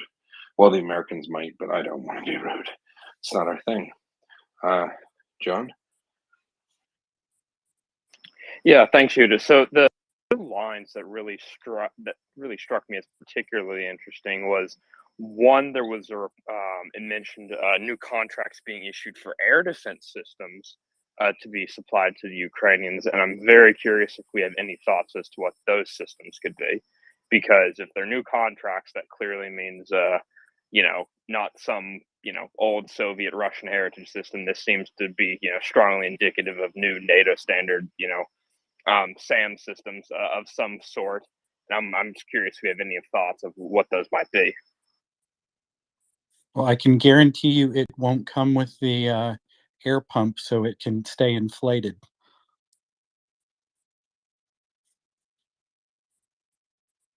Well, yeah, I know.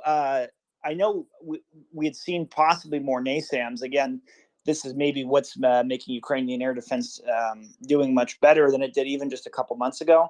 So that would be a pretty significant development. I mean, if tomorrow is the day we hear about Patriots, I would be pretty surprised. But I guess at this point, nothing's out of the question. But I would think they probably would already use the system they're trained on, the NASAMS first.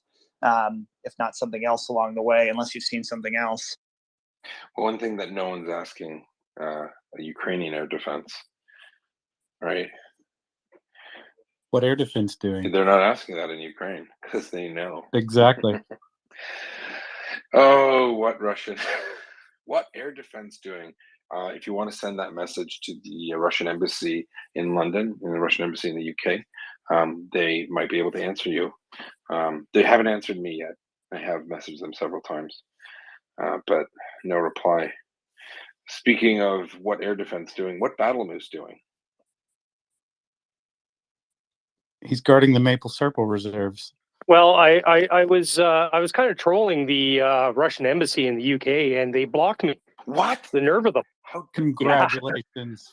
I can't. Yeah, that was my first official block from a government entity.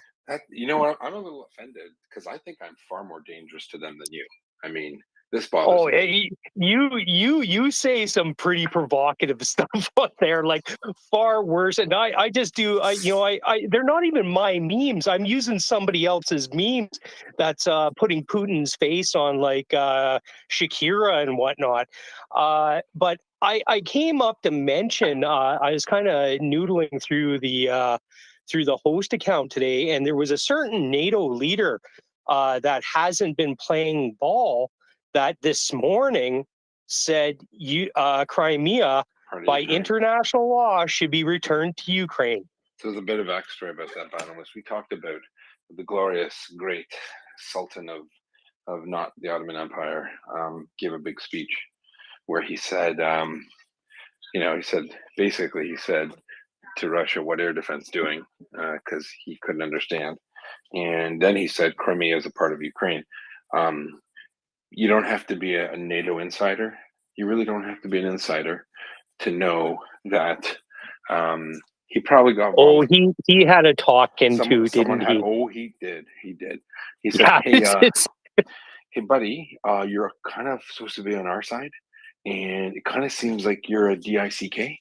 So if you could just go ahead and let the world know what side you're on, that'd be great. And he did, and he has to work on the weekend. Yeah. So did NATO give him extras? He got extras. Yeah, he definitely. That didn't Is this happen. Erdogan? Oh, for sure, it's Erdogan. You got an extra slap upside the head. Maybe. Extras in the army means like extra work you got to do. Extra PT. I got it. Sorry, not even PT, but anything. Sometimes clean guns need extra cleaning. Yeah. So, what Turkey doing? Well, they're showing what side of the fence they got to be on here. Go ahead, Alexander. You can call me Alex, guys. So another interesting thing yesterday, China and India both spoke out in, I don't know, I don't follow this too closely, but as far as I could tell, relatively strong terms in pushing for sovereignty of Ukraine and for Russian isolation, which is neither expected from China nor from India, and to see both in the effort is spectacular. Albeit it comes with India, of course, wanting to reform the Security Council. Alex, do you have links to that? The India-China. Yeah, I do actually. Just look in my feed. Yeah, send them over to Battle Moose.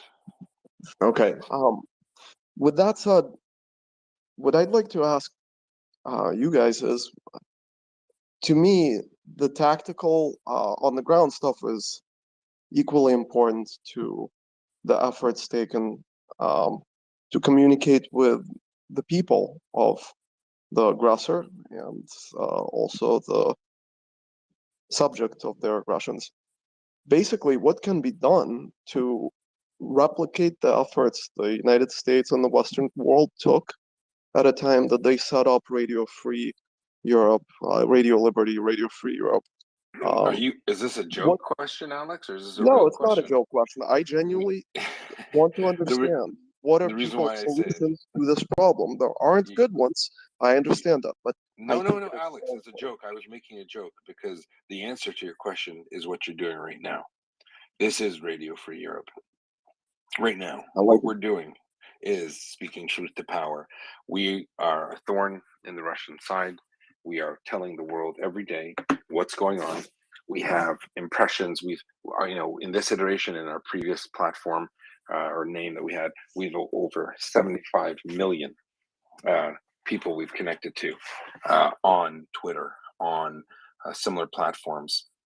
We don't know how many on YouTube or Spotify or Apple. I'm not one of the computer nerds. But so here's the problem.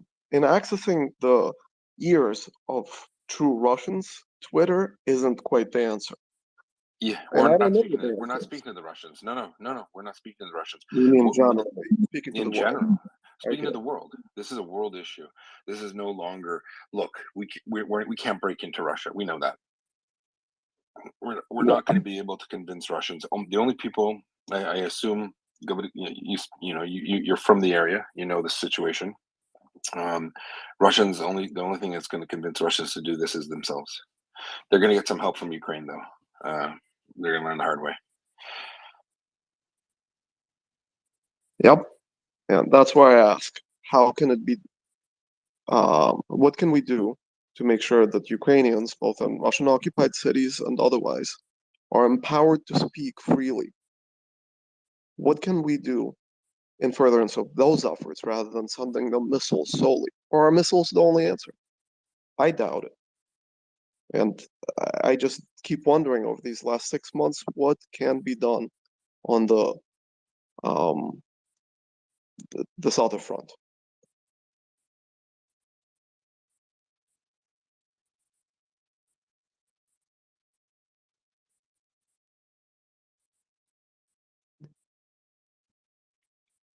CJ, you want to take that? I think I hope I'm not dead audio. I don't think anybody's talking. No, I got you. I mean, I think this question came up a lot more in the beginning of the war when there was a sense that perhaps there'd be more Russian protesters or perhaps there'd be more of an organic movement. But I think people in the West that didn't know, and myself included, to realize how much Russian support there was domestically for the war. It's not so much that it's a lost cause or not important, but I guess it's not the focus now, right? Because as we see it, and I think everyone on the right side of history sees it, of course, Ukraine is an immediate need.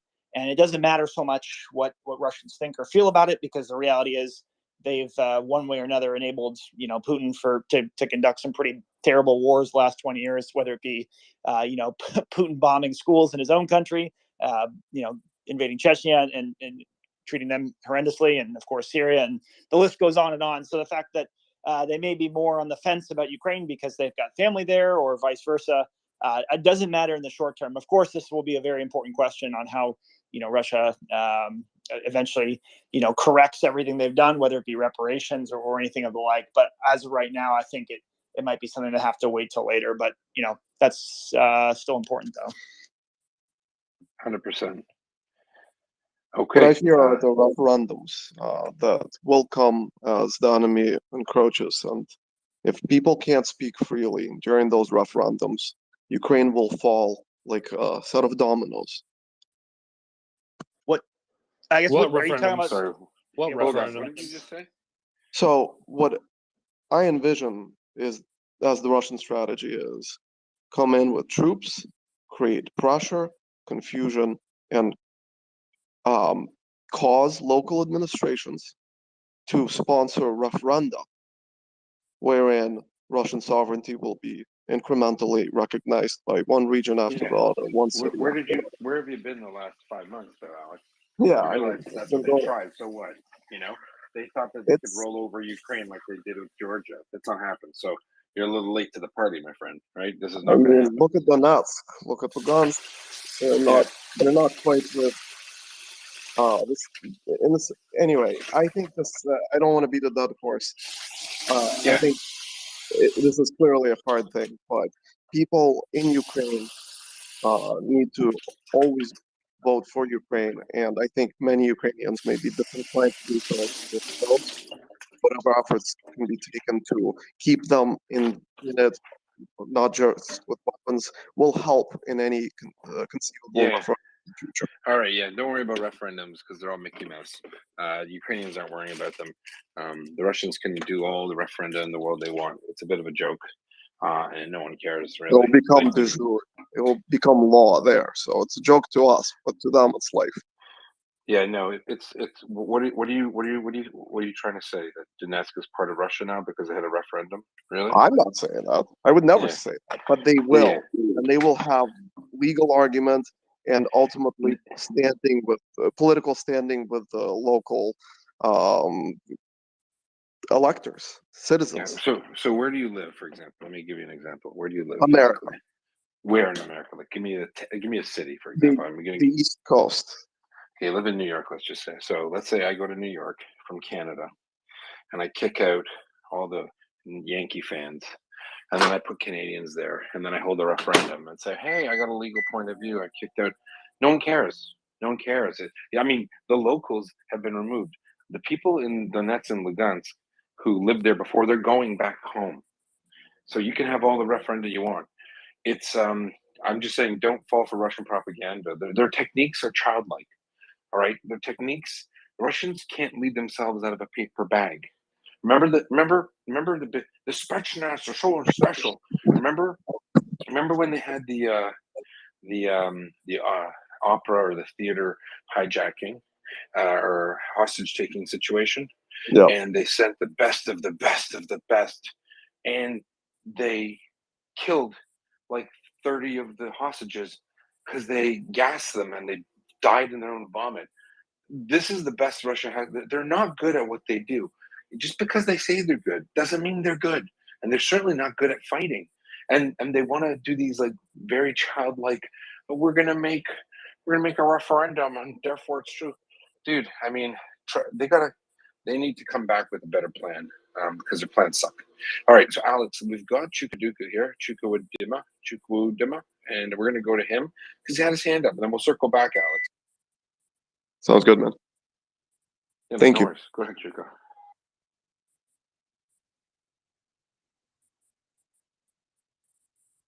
Go ahead, Chuka.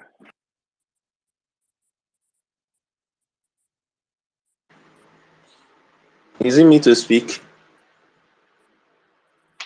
Go ahead, Chuka. Okay, thank you very much. Sorry, I don't know if it will be difficult for most of you to understand my accent. I'm actually from Africa.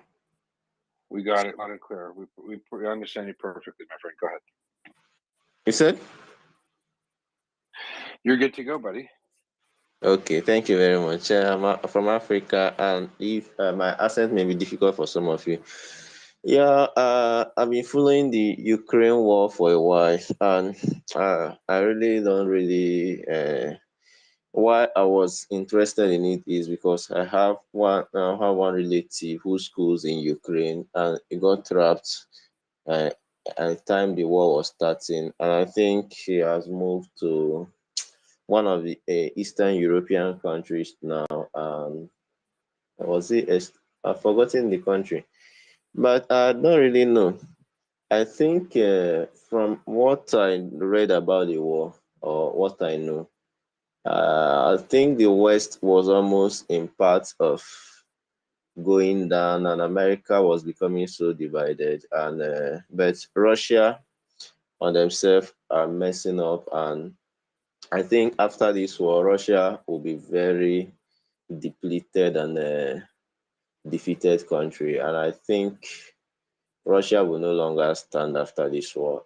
They took it for granted, and here in Africa, we have so much respect and fear for Russia, and I believe that by the time this war will be finished, then they will lose all those respect, and nobody will really regard them again. Because, for instance, in my own country, Nigeria, when we fought civil war some 50 years ago, most of the weapons and ammunition that they used to fight the opposition was basically from Russia, the Soviet Union, as they were called that time. And people feel like, or people who don't like the West because Africa is largely underdeveloped, think towards Russia as probably the next superpower. But with what I'm seeing in the war, and I think after the war, I think Russia is perhaps largely overrated. And I think after the war, they will be so depleted and may just be a puppet to China. And I don't really know, but I don't really know, but I think the globe or the West didn't manage this crisis very well because I don't know whether they gave Ukraine the best support that Ukraine needed. But I actually also think that even without giving them the best support, I think he's doing a lot to give credit to the Ukrainians who have been brave and have stood up to defend their country. So the Ukraine as a country will take a lot of credit for what they have been able to do in this particular situation. And I think also that Putin approval rating, those things are manipulated because people should, from what you are seeing in the media today, especially to those who are pro-Russians, they try to say that his approval ratings are high, but I think those things are manipulated. I think I think those things are manipulated because the citizens don't really have a voice in Russia. They almost Agreed. Yeah, they almost take Agreed. everything the government is saying. So from my own perspective, I really want to see how this thing will come to an end because Ukraine has been a very big pivotal part of Europe from history, and they are very important to the history of Europe, and they're also very important to the economy of today. For instance, in Nigeria, my own country today, our food inflation is so high, and many people are plunged into poverty. People are no longer able to buy bread, for instance, and they give all this blame to Ukraine war. And the problem And is, it's not true. It's not true. yeah, I agree I with know you. it's not true. We have a government that is messed up, and they don't have clue of what they are doing. Well, But I love you. Listen, Chuka, I'm going to help you land the plane. We got Craig here. He's an air traffic controller, but we got some other hands up. But listen, you've just summed up what we've been saying for the last 6 months. It's nice to see someone from Africa on board because unfortunately, some of your compatriots in Nigeria come in with some crazy talk about how this is all Ukraine's fault and NATO and attacking Russia and Russia's a good guy. But I love to see how you say it outright. The Russians' position in Africa is one where the Africans fear them and respect them. Well, Africans are seeing the writing on the wall, I hope, and they realize that Russia's not your friend and they're not all powerful. And in fact, their equipment sucks and their training is garbage. Love you, Chuko. Let's go to John. Let's stay there. We'll come back to you, but we got to land the plane sometimes. thank Refuel. you. Let's get. Yeah, stick around, brother. Go ahead, John. Sorry about my dig at you, Craig. You're an air traffic controller. I have to throw that in there. And I thought it was apropos. Johnny. Thanks, Yehuda. Massive connection difficulties. Twitter being Twitter. Then I gotta hop off for the night. If you So keep what I doing that, want I'm just to- gonna block you because I've added you more times than I've picked my nose. Good to know. What I wanted to just kind of ask was one of the other lines in that in the announcement regarding the aid package was systems that are currently in development. And that struck me as extremely interesting. My gut instinct is that it's probably a mixture of systems that have been put into development as a result of the war and systems that were already in development. I'm curious what y'all's thoughts are on the idea that this is, likely indicates that the U.S. military industrial complex is already beginning to incorporate lessons learned into our various upcoming systems.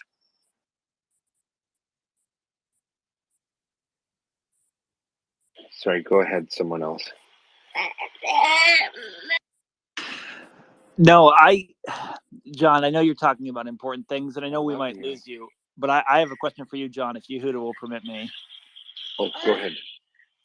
Yeah, John, I've been talking to Thomas offline in depth about this, but I really, you're the physics expert. you're the one that we turn to in our time of need, whether it be magnets or missiles. Do you think it's possible? And again, no, it's off topic, that Ukraine may have found a way to retrofit these HIMARS and MLRS with a Ukrainian missile, specifically the Neptune. I just want to know from your point of view. We don't have to get into the specifics to bore people.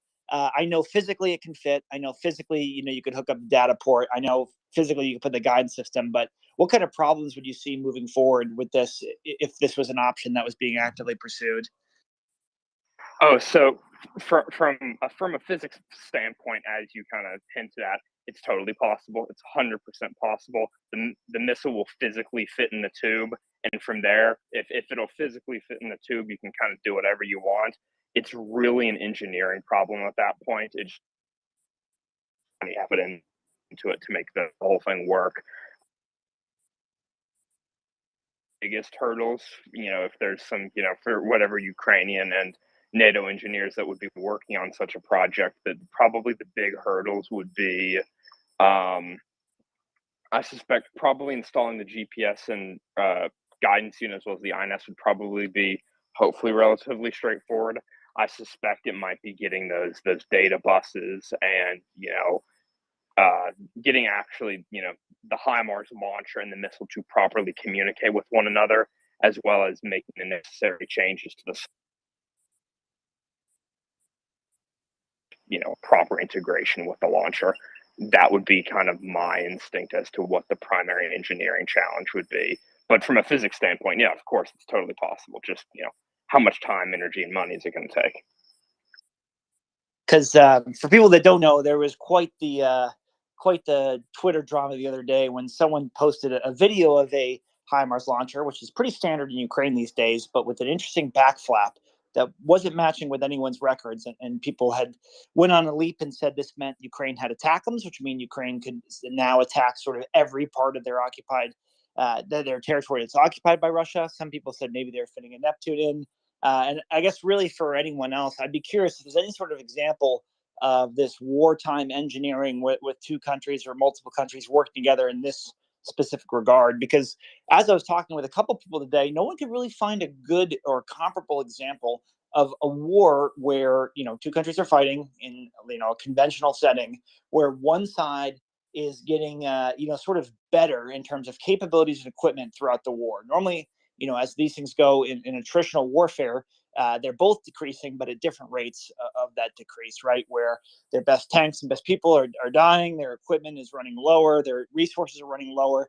It's not often where they get newer and better things, especially if they're, fighting near their fronts, right? Obviously, you look at America in World War II, of course, the ability to produce better equipment increased, but of course, the home front was not really threatened in any major way during that conflict. The only other comparable example I could really find or look to was, of course, the Soviet Union during World War II, which was massively aided by Lend-Lease from the United States, allowing it to move from and become more mechanized, but not necessarily change their tactics on a day-to-day in terms of how they operate in war. And this is a situation where Ukraine is fundamentally changing how their army works based on newer and better equipment that's only going to get better as time goes on. Maybe, Craig, you've got an example that's similar to this. Yeah, so that's a great example. So if we could, let's step back to 2003 when the United States invaded Iraq. That was an example of an army that was hypermobile, right? But it was built for hypermobility, right? The United States has been an offensive-based military. It's always meant to go forward. It's hardly any of its construct, whether it's doctrine or otherwise, is meant to be static or in retreat. It's a hypermobile hypermobile army. And when you're built like that, you have the equipment to support those operations, right? Because if that's what you want to do, then that's how you build your military, right? In terms of logistical support. The Ukrainian army, unfortunately, prior to 2014, was built more along the Soviet style attachment to railheads, not being able to move past 50 miles from a railhead or kilometers, however you guys want to do it, right? And so when you have that kind of ingrained training or doctrine, if you will, to borrow a phrase from CJ, when you have that ingrained doctrine, it's hard to be able to. It's actually easy to shift your mentality, but it's harder to shift your equipment. It's harder to shift what you have and ready to go. And so, again, to tie it back to that invasion in 03, hypermobile, lots of trucks. We were requisitioning trucks left and right to put on container ships, land them in Kuwait, and go, right? The Marines at the time, I served from 05, excuse me, I served from 04 to 09, about 10, actually. That whole operational idea was never like, well, how are we going to do this? It was always, how are we going to support forward movement of operations? And we would have the equipment to do it. The Ukrainians need to build up that equipment reserve, right? Or that equipment kind of supporting system. And that's a whole other threshold. I can teach you that this is better than that just by drawing something on a blackboard, right? With a dry erase marker, right? 1 + 1 = 2, right? That's easy to understand. But it's one thing to understand it. It's another thing to be able to execute it, right? And you have to have the equipment to be able to execute those kind of operations. And that's one of the things that I always talk about with CJ is, you know, we're seeing Bradleys, we're seeing ammunition, we're seeing HIMARS, and those are fantastic. They need to have those weapons 2 weeks ago. But when we start talking about how do we operationally change things, I am somewhat myopic on the idea of, yes, my avatar is a train, but as we move forward and Ukraine is now on the offensive and it now wants to take back Kherson, Melitopol, Mariupol, Zaporizhia, when it wants to take back all this stuff, you need to get on the move. And a dually with a flatbed that can carry 2 tons isn't going to cut it. And so it's one thing, again, to change how you think. It's another thing to be able to change what you can do on the ground. The Ukrainians are doing that, and they're doing it well. But it's been said before that the Ukrainians are operating in a mobile defense. Encourage your enemy to move forward well beyond their logistical lines, because remember that Soviet doctrine I just mentioned of not being able to move beyond railheads. Get them to overextend, get them to exceed their conveyor belt-like supply of trucks and munitions, overextend, and then counterattack off of that, right? Like a judo throw or a counterpunch in boxing when someone overextends on a jab, right? Think of that in simple terms. Now, when you operate differently and it's more based on, okay, great, they've overextended, I've counterpunched, now I need to start to move forward with a double jab, if you will, and sneak in a right uppercut or an overhand right. That's a different type of methodology and a different type of training, right? And obviously CJ is in the Army. He went through West Point, despite what Yehuda wants to think. If he went through West Point, at least he's a gentleman, right? So despite what other people might say, we know that he's at least an officer, right? A gentleman can be left to the side.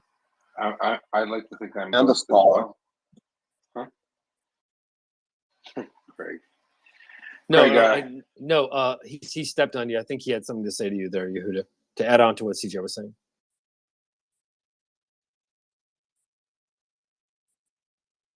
Who, me? I was just saying he's a gentleman and a scholar. I was going to say is at least he's an officer and a gentleman. We can talk about being a scholar later, I guess. Yeah, Craig, I got so. nowhere else to go, you know? Ain't that the truth? So I guess so I know we had the closest thing we could ever have to a fight, Craig, the other day. And I was talking, I was thinking about it a little bit more. And I think I maybe understood why we were talking past each other based on what you were saying. So I think when we're talking about, how to best help Ukraine, which of course is the purpose of the space, I think maybe it's this kind of misunderstanding or difference between having an expeditionary military and having sort of talking about offense and defense. And the distinction is important, right? As you well know, and you obviously promote to a large extent, much to my happiness, of course, is the expeditionary capabilities of the United States Army and United States military writ large, whether it be Transcom and sort of the amazing things that the U.S. can do, because the way it wants to fight a war is it wants to be able to fight a war anywhere in the world at a moment's notice and basically build up combat power until it's won, and that's it. Previously the general strategic doctrine was, of course, to be able to fight on 2 fronts at once. Basically one war in Europe and one war in the Pacific. We did that once in World War II, and we sort of actually just abandoned that strategic doctrine, I think, only a year or 2 years ago, with the focus being we want to fight one war at once, a sort of near-peer Alisco war, large-scale conflict. But we want to win it, obviously, and then also simultaneously be able to do counterinsurgency and counterterrorism anywhere. So a pretty big shift in what the expectation is for the entire United States military. And I think what we were having some trouble getting some common ground on was I was thinking about that. You were thinking about mobile defense. And I think this is sort of the fundamental issue we're having here, right? The United States military is an expeditionary military that's designed to fight and win wars quickly. Obviously, offense is a key part of unified land operations, right? It's the decisive operation in any unified land operation, meaning you cannot go to a war and win it without being on the offense really at the end. And You so can't be in the, yeah. yeah, exactly. So with that in mind, the question becomes, how does the United States and NATO, which is, well, at least the United States, which is designed to fight in an expeditionary fashion, meaning, you know, away from its shores, away from its, you know, coastline, not on the homeland, how can that sort of military best help a military that absolutely doesn't need that at all, right? They just need to have good rail lines, you know, short range, you know, trucks, and all these sort of things that the U.S. military has, but isn't designed either doctrinally or equipment wise to really run. I think that was sort of the problem. We were thinking of two different things, but I think it's important to talk through a bit. No, it is, and I'm gonna dovetail on there, Craig. So like this terminology is important. So let's make sure we get that, nail that right. So when you say armies designed to be offensive, all armies are offensive by nature. You can't win a war being in the defense. And it's not the Ukrainians chose to do mobile defense. It's a type of defensive land operation that they're employing because that's what the conditions are requiring. I think there's confusion between expeditionary force and maneuver warfare. Maneuver warfare is how people fight. So that's how Ukrainians are trained. The reason why we haven't seen them conduct a lot of offensive operations is because the conditions weren't right for it. So I don't want to confuse the audience with terminology that's not on. That's all. No. So both Yehuda and CJ are correct in terms of the idea of expeditionary warfare is by nature offensive, right? That's a fundamental tenet of being expeditionary, is being able to go on the offensive. However, the support systems, and this is like where I get somewhat passionate about these things, because if it's one thing the Russians do not have, it's a surplus of trucks being able to sustain offensives. And this is a classic example around Izum. So Izum is a great example of this when you talk about being able to actually have, you're right, an army is meant to be offensive, but not necessarily. The Ukrainian army is, and I think this is a safe thing to say, after 2014 was not meant to be an offensive-based military to conduct long-term sustained offensive warfare with total control of the battlefield, especially in the air. And so by that idea, the support systems, the logistical systems, the conveyor belt that I always talk about when in terms of trucks, in terms of being able to sustain offensive warfare, and I'll be direct about this. General Flynn, Matt, the Australian general, I forget his name at the moment right now. I'm sorry. Mick Ryan, he had made a point that offensive warfare is different than mobile defense. And I wasn't talking about or commenting on mobile defense. I was talking about going on the offensive. And when you do, and CJ understands this because we've talked on the back channels a little bit about moving away from railheads, moving away from your logistical hubs, the distances involved, especially in the Donbass and around Zaporizhia, means you have to disconnect from these heavy logistical hubs around Zaporizhia and Dnipro, and that requires trucks and heavy logistical equipment. So it's not just about the doctrine, it's about the support mechanisms that support the doctrine is what I want to see in these aid packages, and CJ understands that I've been myopic about trucks. I'm going to jump in, Craig. I love you, but look, you're getting it wrong. The terminology is all off. So mobile defense is a type of defensive operation. And an offensive operation is the exact opposite, right? So I'm not talking about mobile defense. I'm not talking about mobile defense. I'm talking about offensive based, purely offensive based operations. Yeah. So the whole purpose of a military is to be offensive, right? There's no such thing as not offensively oriented or they're not trained. They absolutely are.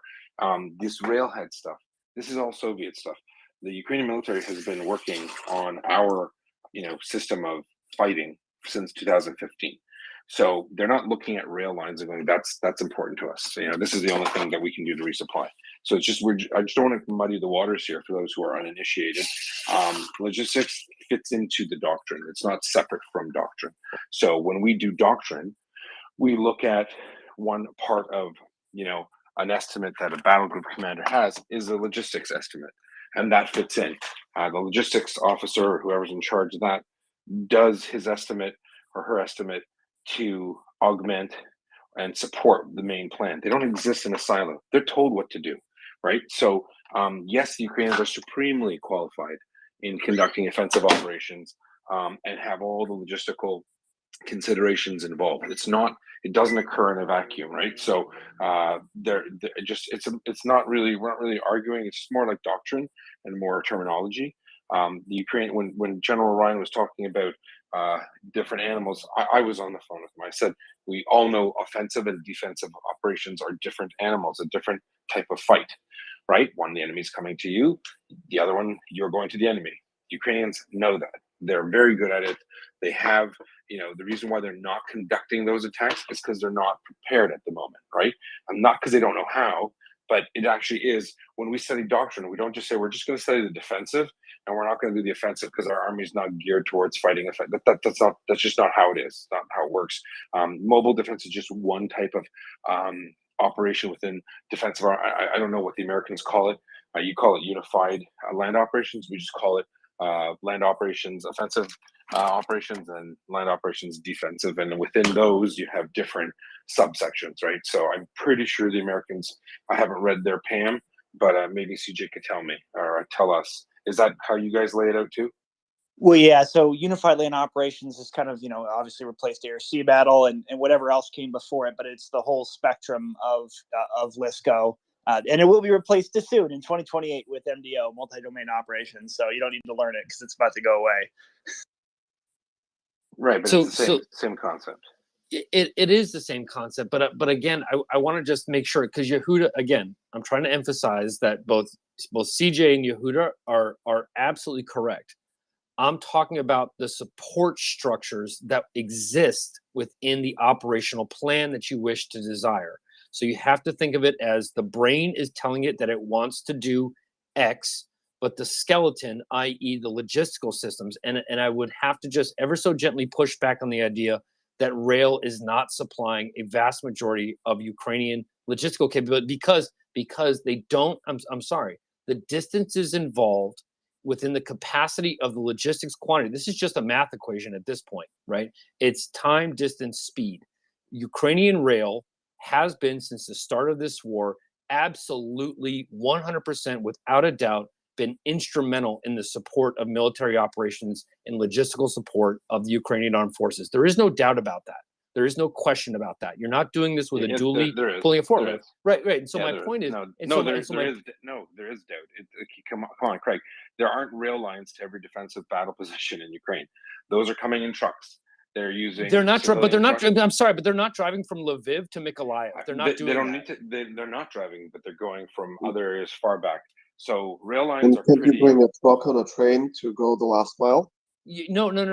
You are not. I'm sorry, but you're not going to load up a truck full of 155 artillery shells and drive that to Mykolaiv and think that you're going to sustain defensive or offensive operations. That's not going to happen.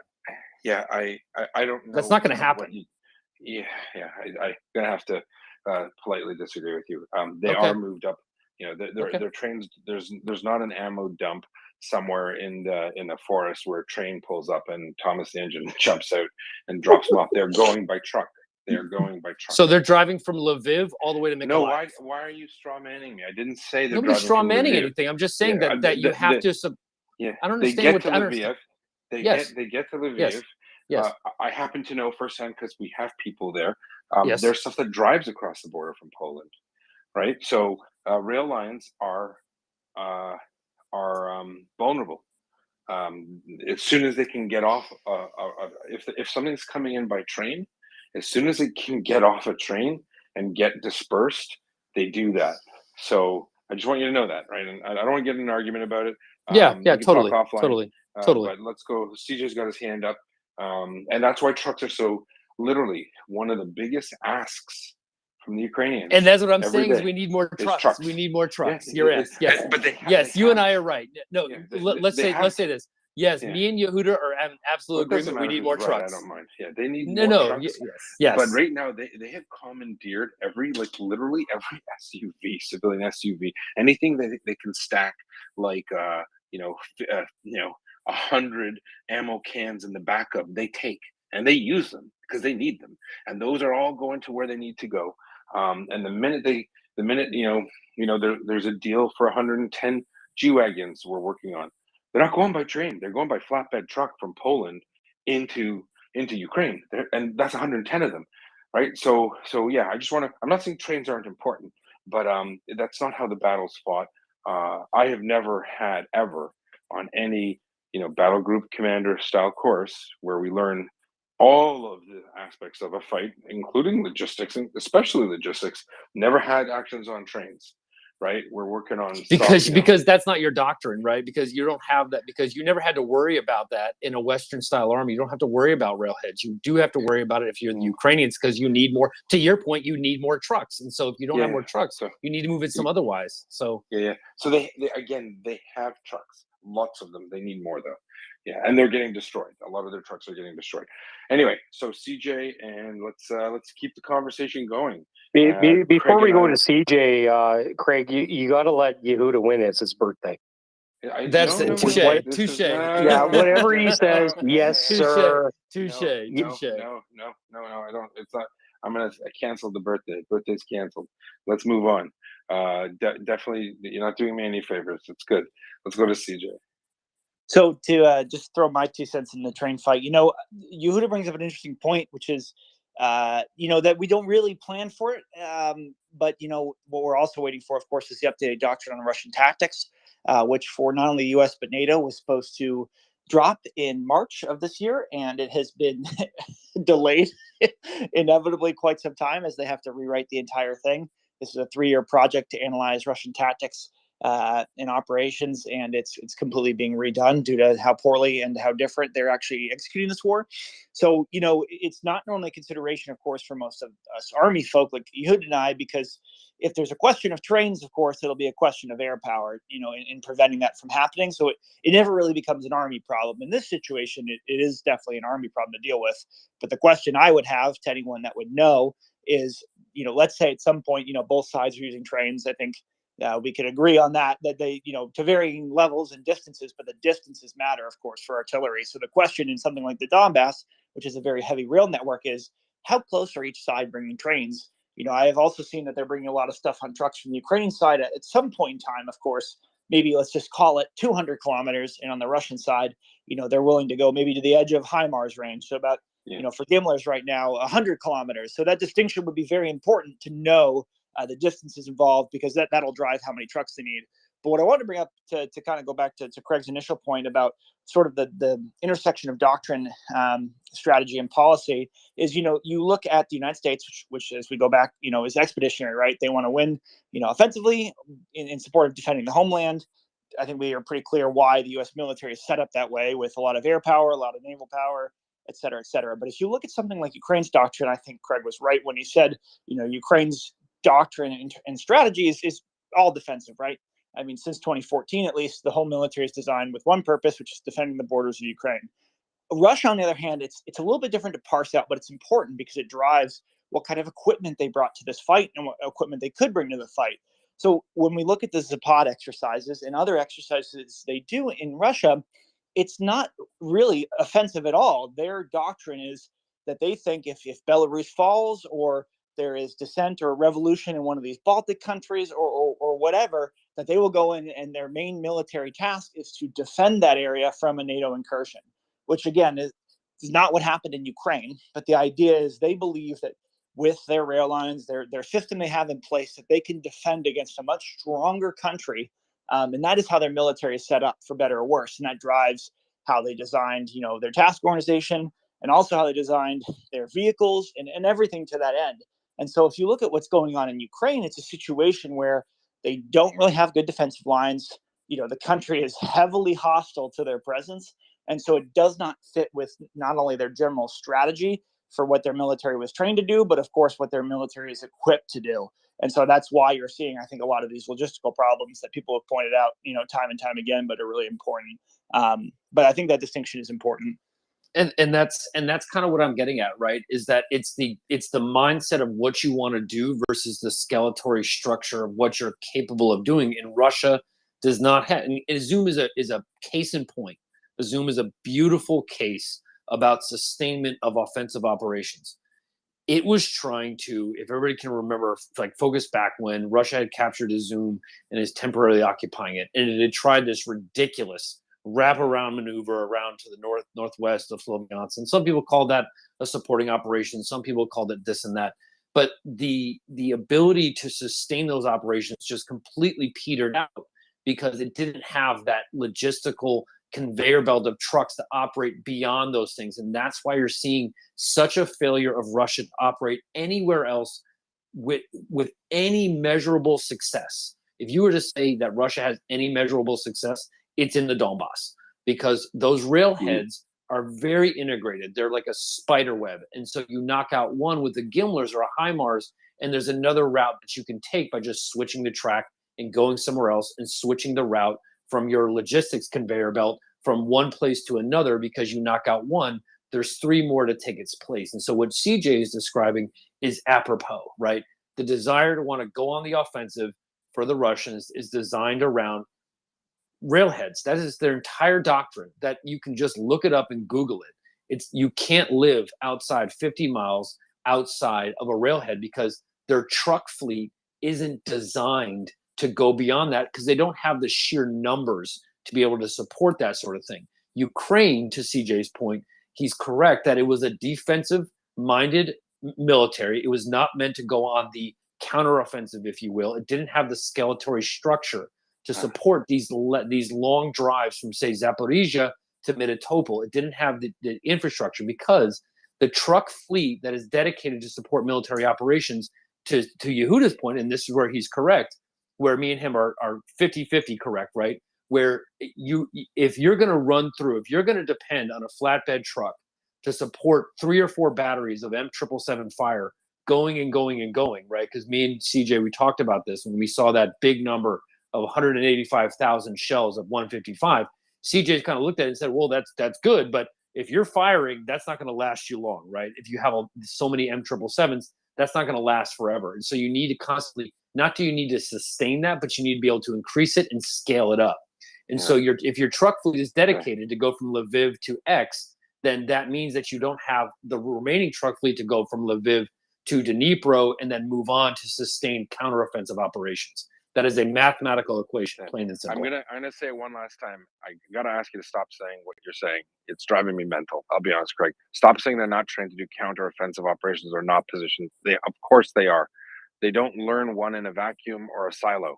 It's defensive operations is a part of land operations as much as offensive is. So they certainly are trained. They are prepared. They do have soft skin vehicles. They have thousands of military vehicles that push out ammunition. Now, the question, CJ answered it for you, so let's just drop it. I'm really not going to go into it again. He said, the question is, at what point are the Russian and Ukrainians stopping to use trains, and how far is it from the battlefront, the line of contact, or whatever you want to call it?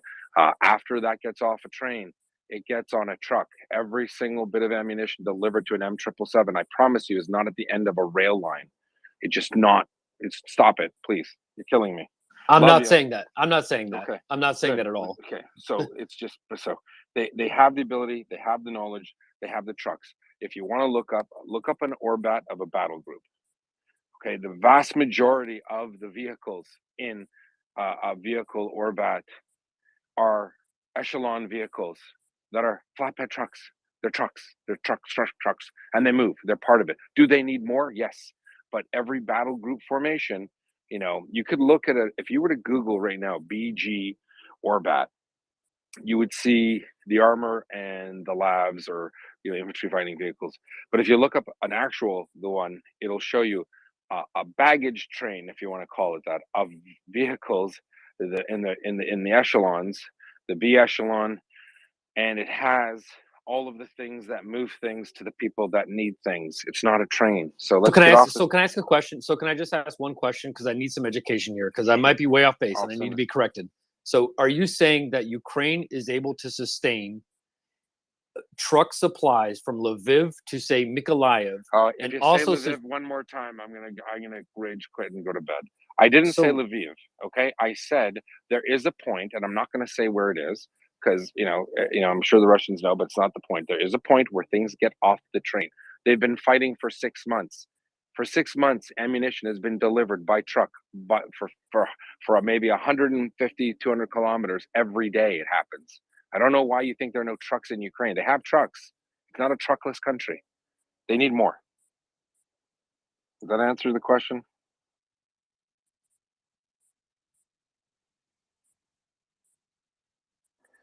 All right, I can't hear.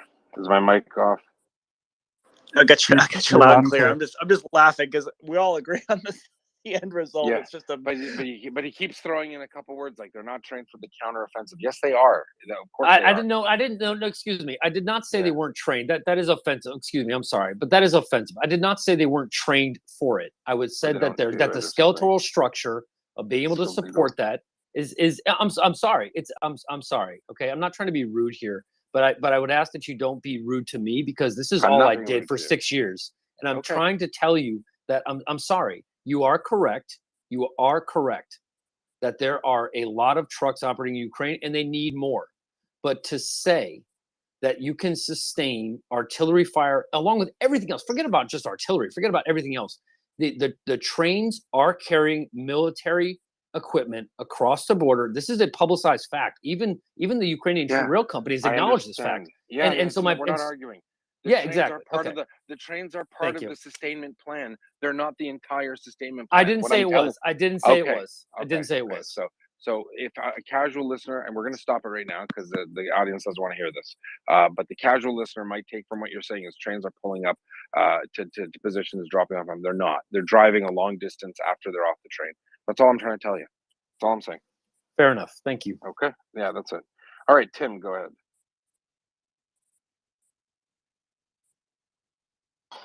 Good morning, guys. Happy birthday, Yehuda. If it is your birthday, and that wasn't a joke, it is your birthday. My All day birthday long. is, all Excellent. Ukrainian Independence Day. I'm slowly getting uncomfortable. I'm dropping more and more personal information after 6 months.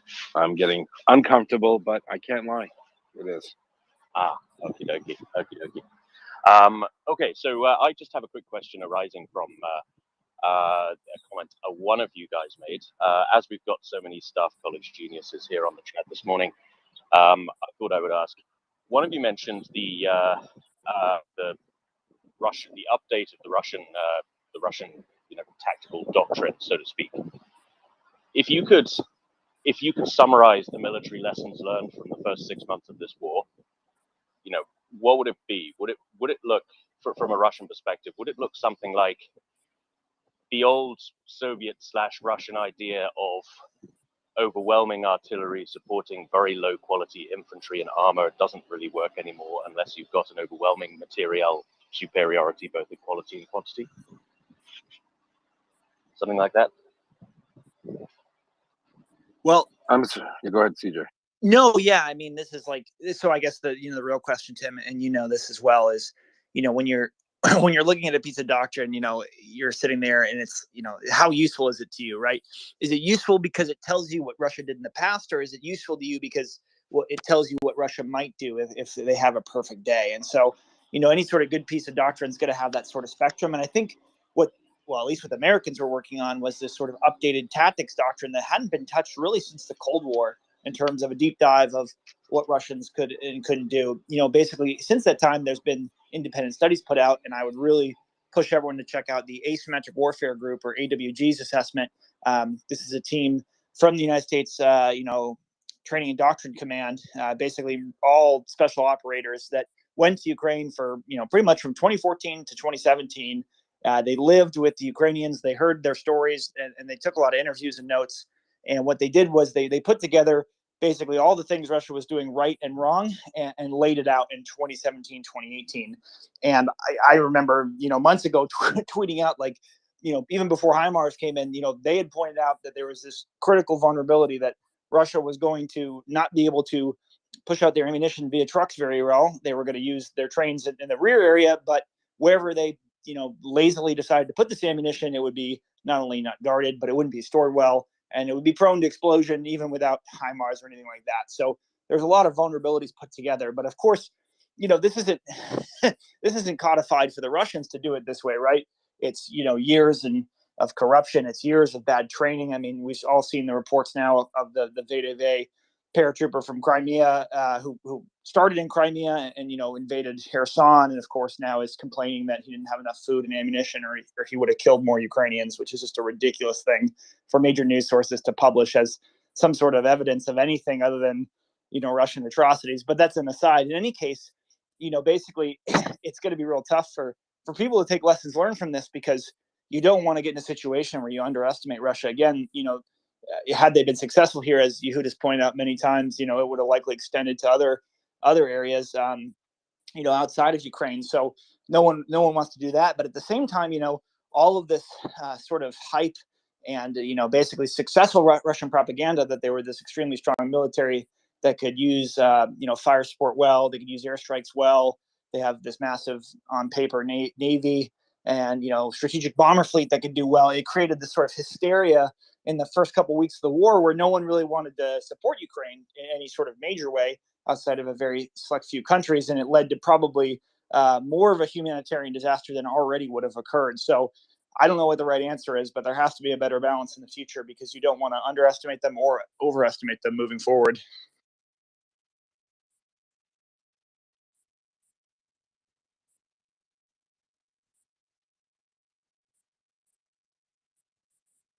I think we're going through co-hosts here. Yehuda, Craig, Ryan, anyone? I'm back. I had to take a call earlier, and it Twitter glitched on me and dropped me down. Ben, take it away. My favorite Frenchie. Good morning, everyone. Well, there was a heated discussion. I think I learned a lot of things I wasn't expecting. So that's a good morning indeed. We won't wish anybody's birthday for security reasons, but if we could, we would. And what else? The French president said something smart, which is a change. He had a video intervention yesterday at the Crimea summit, along with his Polish counterparts and Turkish counterparts, and he agreed that there was a necessity for his country, which happens to be mine as well, to support Ukrainian fight for freedom and sovereignty over the long term. So nice words. Well done, Emmanuel. Very nice words. I hope that this means 186 Leclerc will be very soon, I'd say, dipping their tracks into the Dnipro and maybe the Black Sea. But we'll see. So that was the foremost information I had to share. I also saw that our own Yehuda made a bit of a splash with one of his posts yesterday. He had a tweet that went very nearly viral about the way Ukraine was celebrating its own birthday. And I hope that before he retreats for the night, he'll have 5 minutes to tell us Europeans what's happening. But CJ, your hand is up. So I was corrected on this earlier by Doman, who is much more in tune with the European affairs. What I mentioned earlier in the day, that Erdogan's pretty strong statement on Crimea, which of course is that Crimea is Ukraine. It got me thinking, because we know sort of that Macron and Erdogan are at least the two most prominent NATO leaders that have spoken the most with Putin, and we know also too Erdogan, of course, has recently, about a week or 2 weeks ago, talked with Putin about, or not Putin specifically, but at least as part of the Russian quote unquote peace negotiations. And so my question, I guess, for you, Ben, being our resident French speaker and whatnot, we saw Germany today announce a pretty substantial military aid package for Ukraine, 500 million, including possibly 20 Mars 2 systems, more IRIS-T, and a bunch of other things. So I kind of wonder, where is France sitting in all of this? Is Macron also going to take a stronger position moving forward, or what's the internal scene like? Because that would be something that would be pretty huge right now, is if France could follow Germany's lead. And we know France started strong-ish and Germany lacked, and now it seems to be maybe a tie. I'm just curious what your thoughts are, Ben. Wait, Ben speaks French? Ben understands French on good days, but my native language is Corsican, which is not too far from it. Yeah, regarding, I don't know, there's a lot. It's a very different culture from Germany, organizational culture, I would say. The French army is called La Grande Muette, the mute one. Their communication strategy is you don't.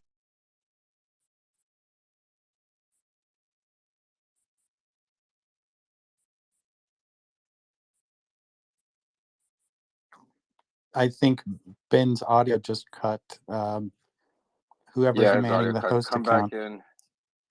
I posted something, I'm sure, to the nest just because people are asking me because of our interchange with Craig, who I love, by the way. We just have There different is some interests, problem with especially. the sound. Yes. Can you hear me? Frenchie, we lost you. I don't think you can hear us. Can you hear me? I Mic can check. hear you, Yehuda. Ben's the only one. He's probably telling Ben. us something very prolific right now Oh boy, someone in kick Ben. Corsican. Yeah. Whatever the Tim's hell trying that to get is. up. It was a part of Italy that France borrowed long term without permission. That's fine. It's fine. They can have it. Ben, welcome back. Thank you. Just for those asking, I did post something. I don't want to answer this question 800 times. I'm going to kill Craig for bringing it up because now I have a lot of messages, and being a Canadian, I feel like I have to reply to all of them, and it irritates me. So I just posted what a square combat team looks like, and for those who are asking, you can read them. You can read all, and that's just one square combat team. That's one combat team making up, one of the formations within a battle group. CJ, take a quick look at that. Is that what you guys do? I thought the square combat teams were the Macedonians, and then we had moved from that. No, it wasn't. This no, that's a good phalanx joke. I always appreciate a good phalanx joke. Yeah, Yehuda, I've never seen anything like this. No, it's probably quite different with a combined arms team, with it being a company of tanks, 2 companies of infantry, or at a larger echelon, a battalion of tanks and 2 battalions of infantry. Which this might be what I'm looking at. But if this is from Canadian Battle Group, I assume it's within the NATO standardization. So Yeah, are you saying NATO standard? So are you saying that this is evidence that Ukraine has more vehicle support than maybe we were talking about before? Some people think. Yeah, for sure. So they model theirs after the NATO standard.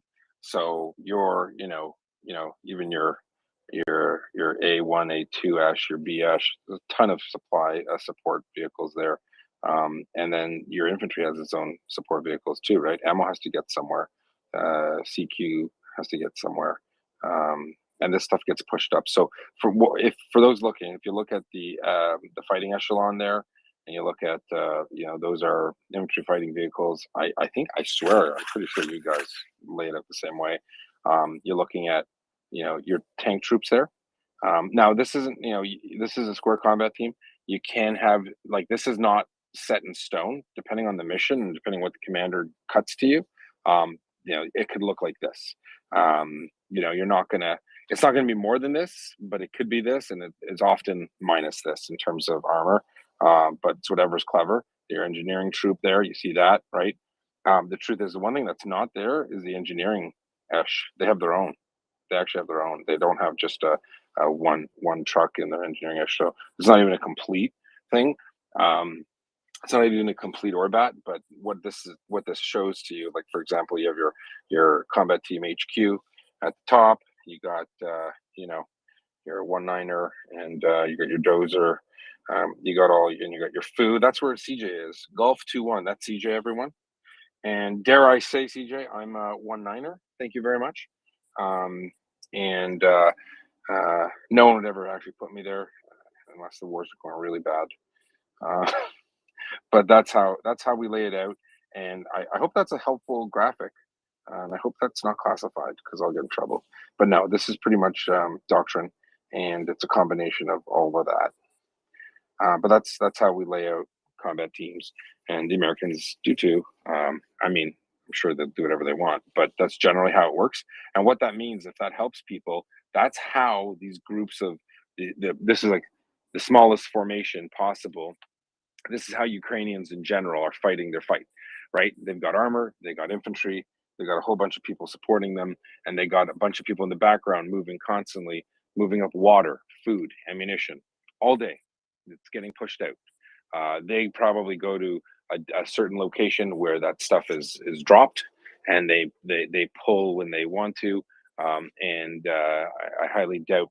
I mean, depending on where it is, if it's a really well-known or a cited battle position, you have a push going out to them pretty close, and then just dropped off at their position, especially if it's in the Donbass. But in other areas, what would happen is logistics would be pushed out. There are no trains in this diagram, right? So what would happen is wherever the main logistics hub is, where all this stuff is stored, these trucks would drive out to them. They might even drive to a rendezvous point, wherever they're going. They co-locate them sometime with collection points for injured people, which makes sense. And they pick up their stuff and they drive it back to their lines, and then they go back and pick it up again. So this is happening constantly in the background. This is the logistics part of it. And if you notice, there are, technically, there are more vehicles doing the business, the logistics side of this, than there are fighting vehicles, and that makes sense. So I hope that helps for those interested. And yes, and so for comparison, right?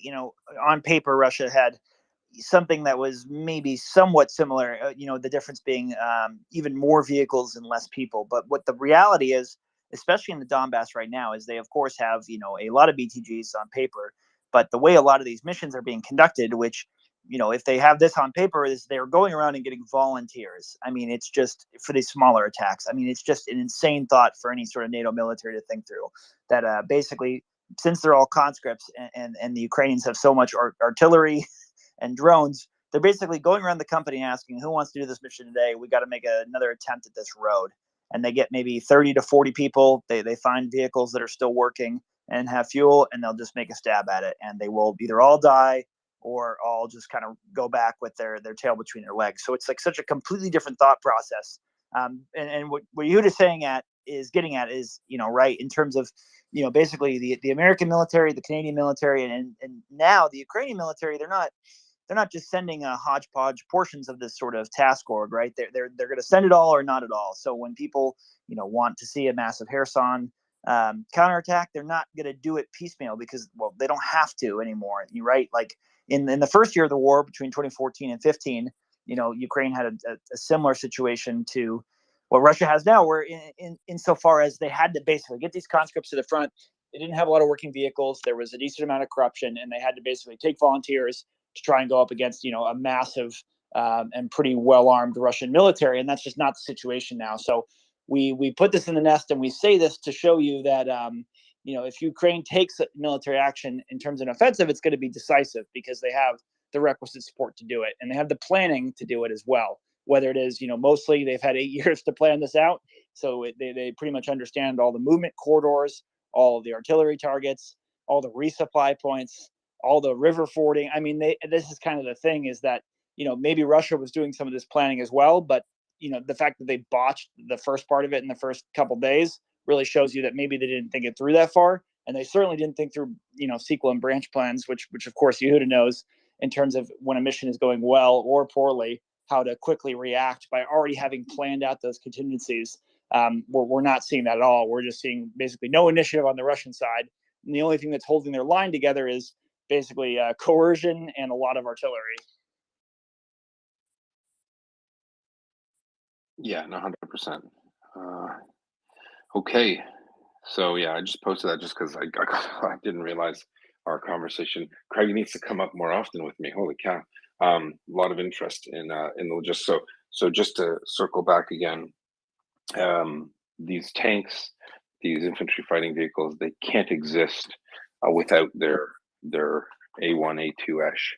They just don't. They can't exist. They can't move without them. They need fuel. There are no gas stations in the middle of the field, so they need these people pushing up. And every plan is different. It's not a set rule of how the log estimate is done, right? It's mission specific. So the S4 at the battle group level will know that the commander has ordered, such and such combat team to do this, and therefore they make an estimate as to how much ammo they suspect they'll need, how much ammo they'll set off with, how many DOS they'll require, days of supply, and they'll have a plan to resupply. And what's happened here is, if you look at that graphic, a lot of those soft skins, so those are soft skin vehicles, they don't have armor. A lot of them have been damaged. And what the Ukrainians are doing is they'll pick up 5 SUVs from a village and use it to replace one of the flatbed, and they'll drive it up. They have to do that because that's all that, that's what's happening. So do they have, what do they need more of? They need more of those soft skin vehicles.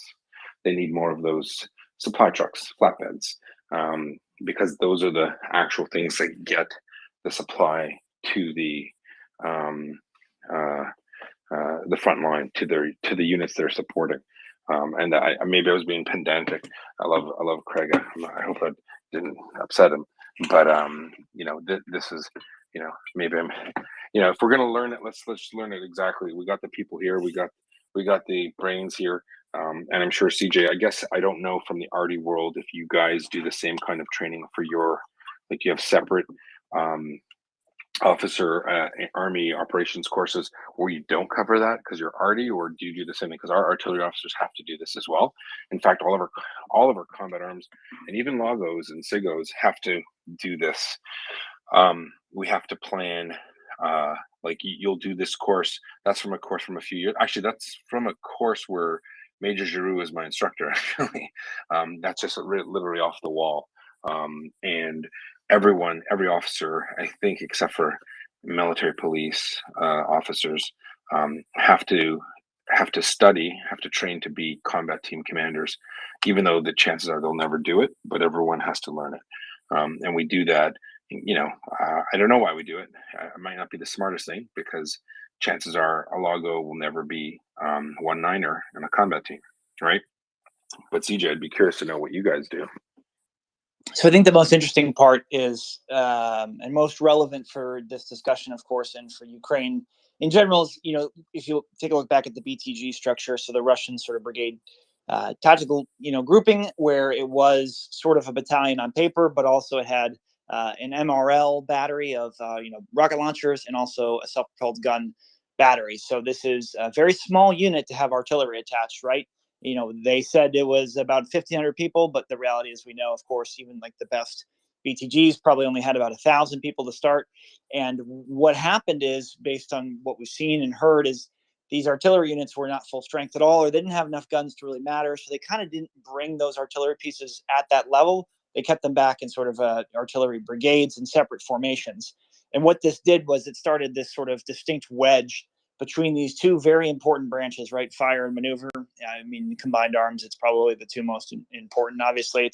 And so the difference is, for how Ukraine is doing it and how NATO does it, is Ukraine keeps them in separate artillery brigades, mostly. And what this allows is for them to train together, resupply together, and support very specific infantry brigades. So basically, all that means is there is a deliberate focus on keeping their artillery in the fight, because they have way less than Russia, whereas Russia kind of just put artillery pieces all over the place and didn't really give them any care until months and months into the war, where they realized they actually need to use them together. And at that time, they not only lost a significant amount of artillery pieces, but by the time they figured out how to put them all together in one place, Ukraine had HIMARS and was able to start hitting these concentrations of ammo, which, if they were left unchecked, would have probably done a lot more damage on the Ukrainian lines. I mean, it's no secret that basically all the 155 systems that came in from all these different countries, I mean, I would even say turned the tide, right? I mean, it was a pretty dire situation on the Ukrainian side in early April, despite the fact that they basically retook all of north of Kyiv, Chernihiv, Sumy, without really any Western aid in terms of military aid that was heavy equipment. When the Donbass offensive started, basically Ukraine had entered the war with, between 1,000 and 2,000 artillery pieces on paper. They had lost half in the initial strikes. And by the time it was all said and done, only about half those were still working or operational. So they really only had about 250 pieces going up against about 10,000 Russian artillery pieces, right? And so it's these first key systems that come in, 777s being towed, not needing fuel. And then, of course, Eastern Europe giving a lot of these legacy Soviet systems that could still fire this Soviet ammo that Ukraine had, the 152 and the 122, that allowed to kind of plug this gap until Ukraine could build up enough combat power, enough artillery to really actually definitively hold the line. So all these things, logistics, artillery, infantry, all very important. We don't normally get time to just talk about it, so I do appreciate it. But what we're looking forward to is in the next couple hours here, pretty soon, this aid package from the United States will be announced. $3 billion. It's the largest singular aid package given yet. And the key distinction, of course, if you missed it earlier, was that a large portion of it will be for long-standing training and actually brand new acquisition of equipment, as opposed to just coming from stockpiles. This $3 billion aid package will include new orders for new equipment that's going to go straight from manufacturers in America to the Ukrainian military. So a pretty big difference, a pretty permanent commitment to Ukraine, and it's going to make a lot of difference down the road.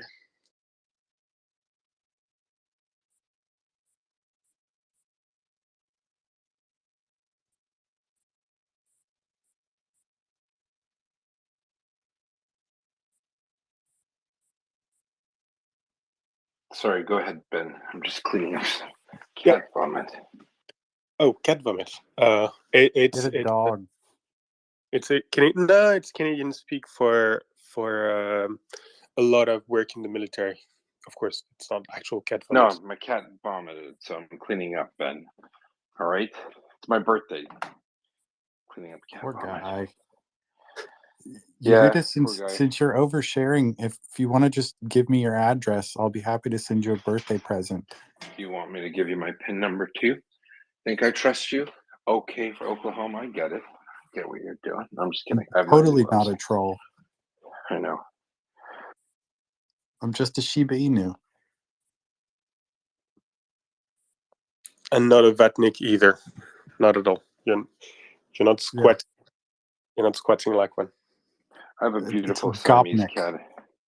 After a bad trip overseas one day, I found a cat hiding under my car, and he's a beautiful boy. And he had been starving for, I assume, weeks. And so what happens is, even though I've had him now 10 years, when the food goes down and I'd forget to fill it up in time, and then I fill it up, he thinks he's not going to get food, so he overeats and then throws up. He's a cute, gorgeous cat. I might post a picture of him. He's beautiful. So you just divulged another piece of information. You actually have a heart? That's a lie. Oh, CJ left us. Oh no. What a jerk. He used the excuse of I have no phone battery left. He rage quitted because you're a cat lover. Who knows? Who knows? We love CJ. CJ is probably waking up early in the morning at like 5 to run 100 miles and jump through fiery hoops. That's what Rangers do. No, they're great. God bless them. Thanks, CJ. Have a good night, brother. The truth is, Yehuda probably just dropped him. He's having technical difficulties. I don't know what happened. No, I'm just kidding. We all saw on the signal he has 6% left, and he's saving it for an emergency. Actually, so CJ's on the fighting end of stuff. I'm over the hill. CJ's great. I love his contribution. So big hand for CJ. If you don't follow CJ, something's wrong with you. Give him a follow on the Twitters and say hello. Very, very good posts. He has some very good posts. Not staff officer quality, but good posts. He's my favorite military person on the space, present company included, because he was temporarily an Okie. Oh, there you go. Yehuda, I've got a silly question. You always mention that he's a Rangers, but then you also mentioned that he's in a different unit. I thought Rangers were a unit you can be a ranger in another unit, or there's rangers in different units? I don't recall saying that, but I don't know. I'm not a ranger, but I can tell you they have a great training regimen, and they have, I mean, I don't understand how the Americans have such a big army that I don't even keep track of it. I just the only thing I care is if someone's a higher rank, so I can call them sir or ma'am, because they have a big army. I get some Jewish beer here, some Diet I Coke. think the way it goes is they like kind of collect all of these certifications like merit badges. So once you're a ranger, you're always a ranger, but you don't have to continue being a ranger exclusively. No, but they have so I always thought Rangers was just an infantry thing. So I didn't know they had like Ranger artillery officers. I know we have officers in the Canadian Army that go down and do the Ranger tab. But I don't know how the Americans lay out their Rangers. If we say it enough times, we can get him to burn his last 6% of his battery. Maybe. Or we can bring Umar up. He looks like he wants to talk about Ukraine. And Alex, by the way, are you from Ukraine, Alex? I am not. I have spent time there. I'm from, yes, I'm from Russia originally. Okay, cool. But I summered in Ukraine. Yeah, very nice. Еврей? It used to be. Так? Okay. Yeah, it's nice to be in the US. Suffice to say. That's right. Good old US of A. US and A. US and A. All right, Umar, welcome to the panel. You have a question or comment about Ukraine?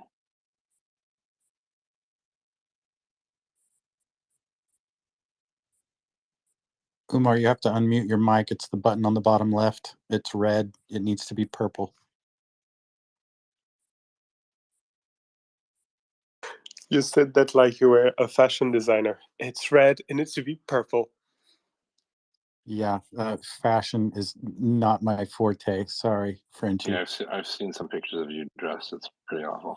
Yeah, I dress like a child. That's okay. Speaking of child, Umar, go ahead. Good morning.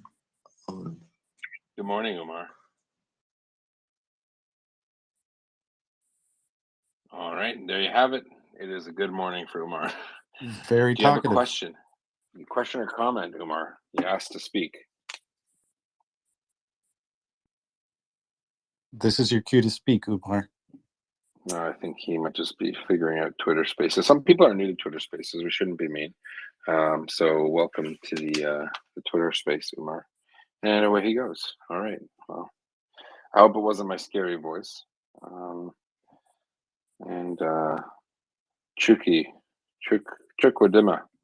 did you want to go on? Because we have some people. We're having some technical difficulties. Are we dropping people like flies here?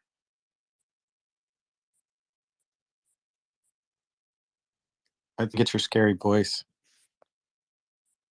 I hope I didn't turn people off of my train disagreements. I think people loved it. I mean, I loved it. First of all, a discussion between two grown-ups who are able to talk to one another and disagree is always a good thing. Like, it shows that conversation is not dead. And I think to an extent you're talking past one another, but there was also a lot of meat to be taken from both conversations, from both points. Fair enough. Yeah. That is exactly what this space is for, is spirited debate. Spirited debate. But yeah, I Or just to learn. I dug through some old pictures for open book exams, and I think that Square Combat team is not getting the attention it needs. It's a good graphic. I think if you're curious to know, like, that's the nitty gritty. Like, that's the thing that has, a 10-kilometer frontage, and it's moving in unison with a left and right flank, and it's advancing, or it's in defensive. Like, that can be used either or, right? And what's important to remember is that's the stuff, these are the building blocks of how people fight. And the difference with the Russian side is they have a lot of their Orbats really different. They have a lot of artillery. In fact, they're really artillery heavy. And whereas if you look, some people might say, where's the artillery in that graphic? Well, it's not. It's a foo. It's if you look at the Gulf, the graphic there, the Gulf 2-1, that's a foo in effect. So those are, forward air controllers, forward observation officers. Those are the people. That's someone like CJ would be sitting in that lab, that armored vehicle would be CJ, and he would be calling into his gun line and say, that the combat team that I'm in, we have contact. These are the grids, and whether they use a map and or they use GPS, they're able to call in. So imagine that Orbat, imagine that square combat team conducting a counteroffensive, right? Depending on the terrain and the commander's intent, those armored, those tanks and those armored infantry fighting vehicles, we'll call them labs in Canada. Those vehicles would be moving in a particular way onto an objective or advancing. They would invariably, come to a Russian position. The commander then would decide how to attack that position. It would involve creating what's called a fire base, assault force, an assault element. And the idea for the fire base is to fix the enemy, to suppress them with fire. At the same time, that Gulf 2-1 fella or lady is in that infantry fighting vehicle, and they're getting on the horn, telling their friends where they want that artillery. And as the fire base fires and the artillery fires, as soon as the artillery stops, all the that infantry company, that F echelon on the right, is going to be mixed with some. Maybe they're going to split the tanks. Split a squadron minus. Squadron minus goes to a position where they're going to attack and push through, but they're not going to do that until the artillery stops. Artillery stops, those guys step off from the line of departure, and they, destroy that Russian defensive position. Meanwhile, the fire base, which is comprised of the other tanks and some of the other infantry, they stop firing because they don't want to shoot their friends. And then once that's done, everyone consolidates on the objective or just past it and set up a defensive position, and they do that over and over again. That's basically the essence of maneuver warfare, and that's what the Ukrainians have been taught to do for the last 7 years. That's why I was taking maybe myself and our friend we're talking past each other, but the idea that Ukrainians are fighting only a mobile defense, or if he said that, I don't know. That's what I heard. They're not. They're this combat team can fight a mobile defense. The difference is they'll adopt defensive positions that are pre-planned, and then they'll move back so they're not getting decisively engaged. And the idea is that's if they have a larger force attacking them, they want to slow the enemy down, so they're buying time for their commander. That's what they're doing, but they don't want to get decisively engaged because they're going to get killed. So they shoot, then move back, shoot, move back, and meanwhile that foo is calling in artillery onto the positions where the bad guys are coming. And then you get to another position, maybe the enemy is attrited, and it's no longer it's no longer a B det, it's a C det, and then you've got other Ukrainian assets that look similar to what you see on that graphic, and they conduct a counterattack. So there's no such thing as just having one type of tactic that you're using. You're employing the full gamut, and the Ukrainians have been doing that throughout the whole war. Like there's an ebb and flow in Donbass, right? So the Russians will attack, Ukrainians will defend, or in a static position, or if you want to call it a dynamic posture where they're moving back and shooting, moving back and shooting. The idea of that is to slow down the enemy while killing them, so then you can counter move or do a counterattack. And this is very much how the battle in Ukraine has been going.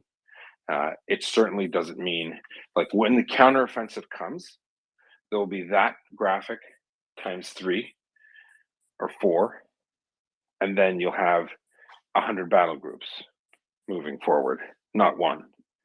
And they'll all have a frontage. They'll all have a particular front of territory to take. Sometimes some will have to stop because they'll be canalized. There's a river, there's an impassable, terrain, and they'll have to adjust, and they'll move forward. So they're not going to do that big counteroffensive until they have all the things they want to conduct it properly. I get asked a lot.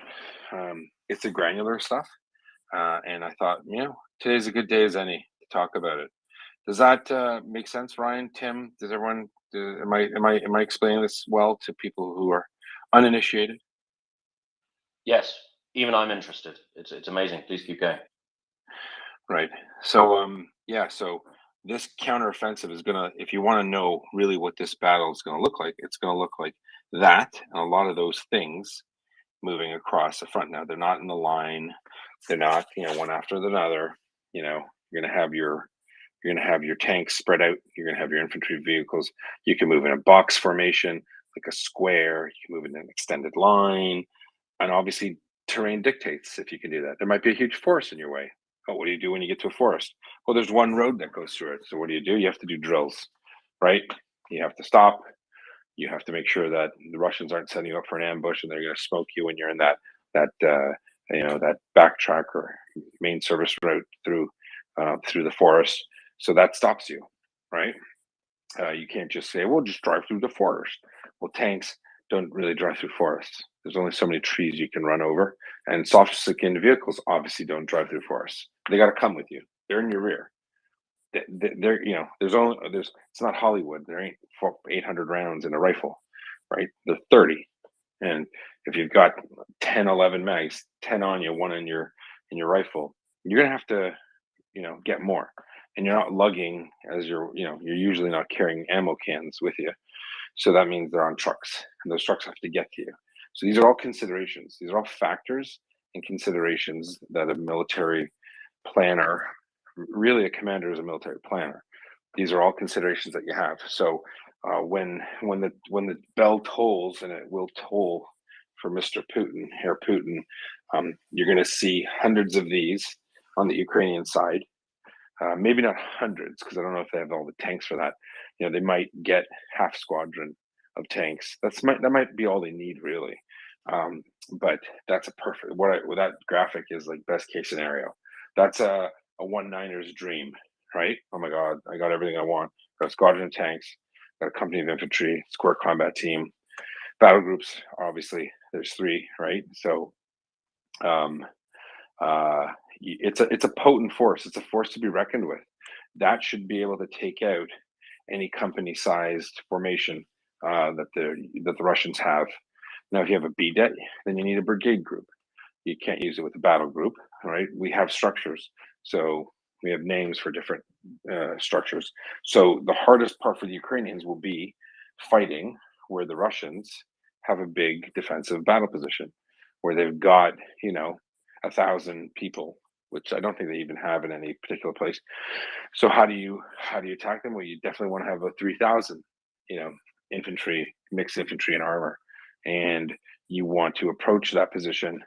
You want to establish a fire base. Like the first thing you do, whether it's a section level attack or it's a platoon or a company or a battle group, you need to establish a fire position where you're firing at the enemy.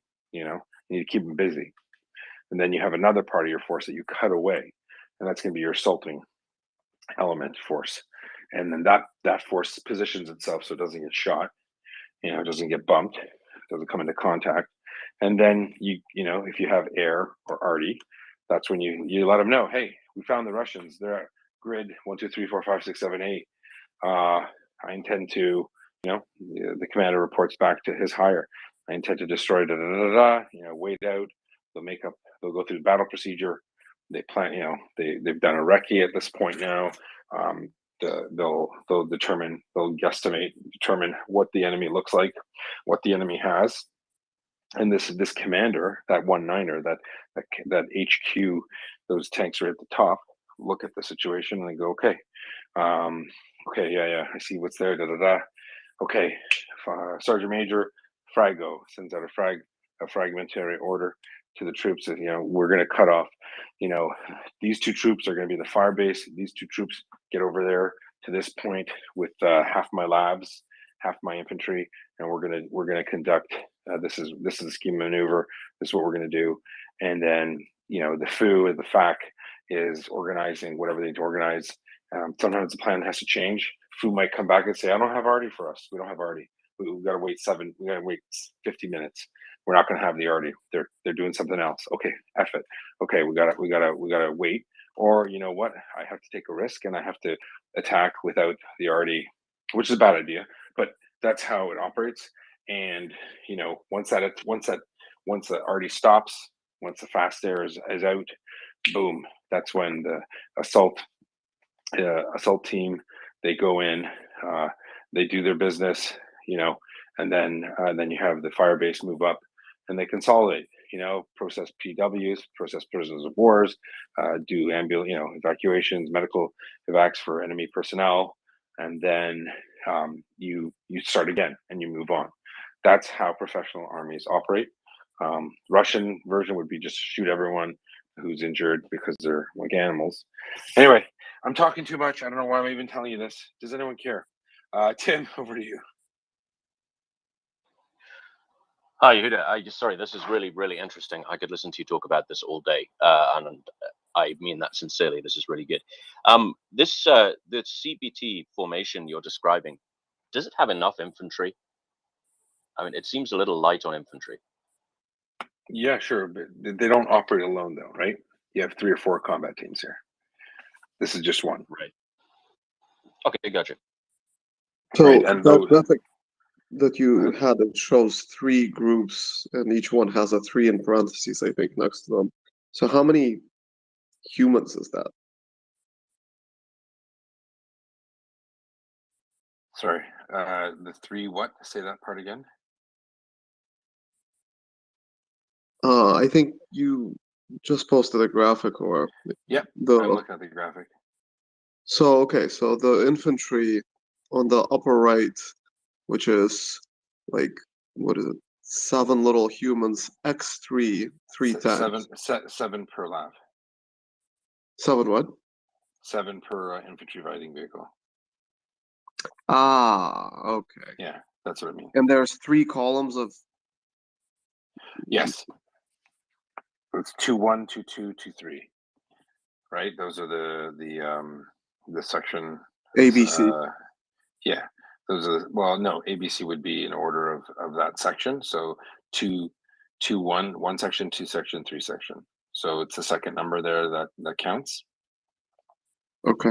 For the section, or for the platoon. Sorry, 1 platoon, 2 platoon, 3 platoon, and then Alpha, Bravo, Charlie are the sections within the platoon. So that's mounted infantry. So the reason why we call 1-9er Bravo is the battle captain. That's for the tanks, right? And then they have the 4 troops there, and 1-1 would be the troop commander's tank. 1-1 Alpha, 1-1, 1-2, 1-3, 1-4. Those are the troop commanders. And then you have the Alpha, Bravo, Charlie going down. So that 1-4 Alpha is the second tank in that troop. Okay, so I'm sorry.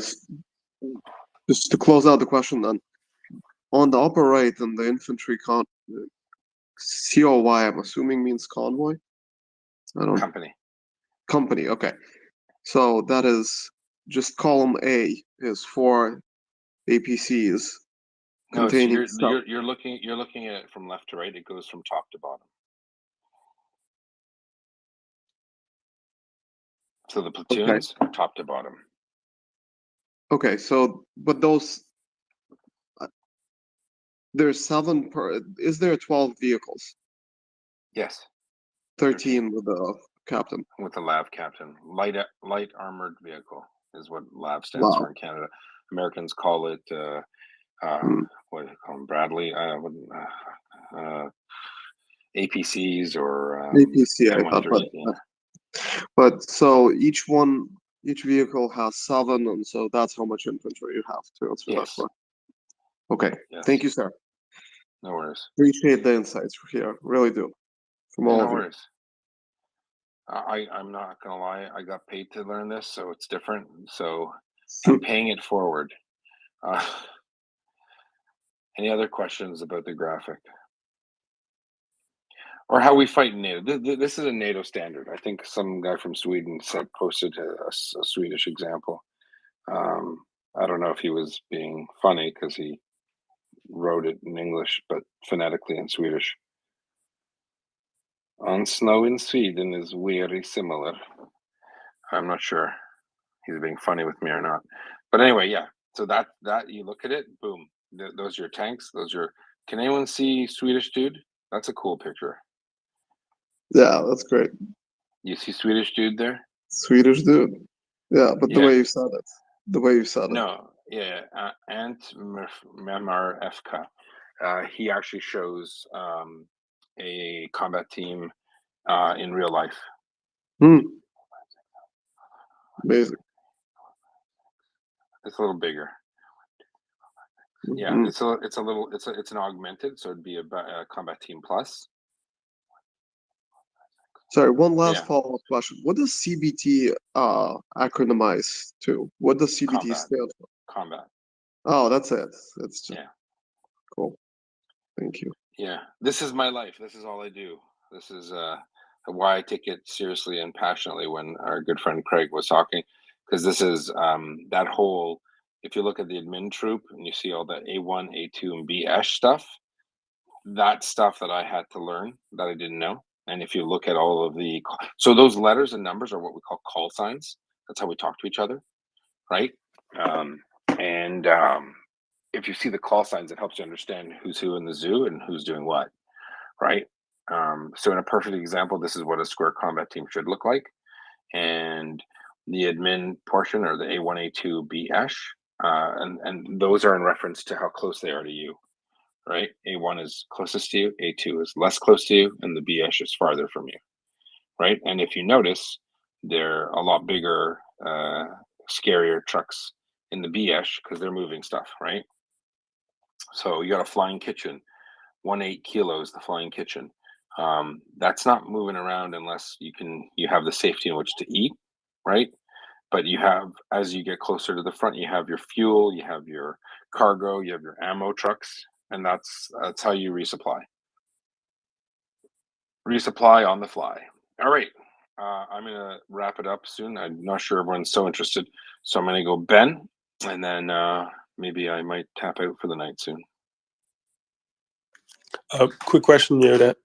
Is it the only type of unit that will be on the typical frontline, or do they alternate with, I don't know, something else, something more infantry heavy or something more armor heavy? Right. So this is it's not a hard and fast. This isn't just how battles are placed, but this is what we call the battle group. These form a battle group. So combat teams, form a battle group, which battle groups form a brigade group, and brigades form divisions, and the real fight is actually done on this level. This is actually literally how Ukrainians are going to be fighting, or how they are fighting, right? This is called combined arms maneuver. There's armor, there's engineer, there's artillery, there's infantry. So only infantry, we're brainwashed in infantry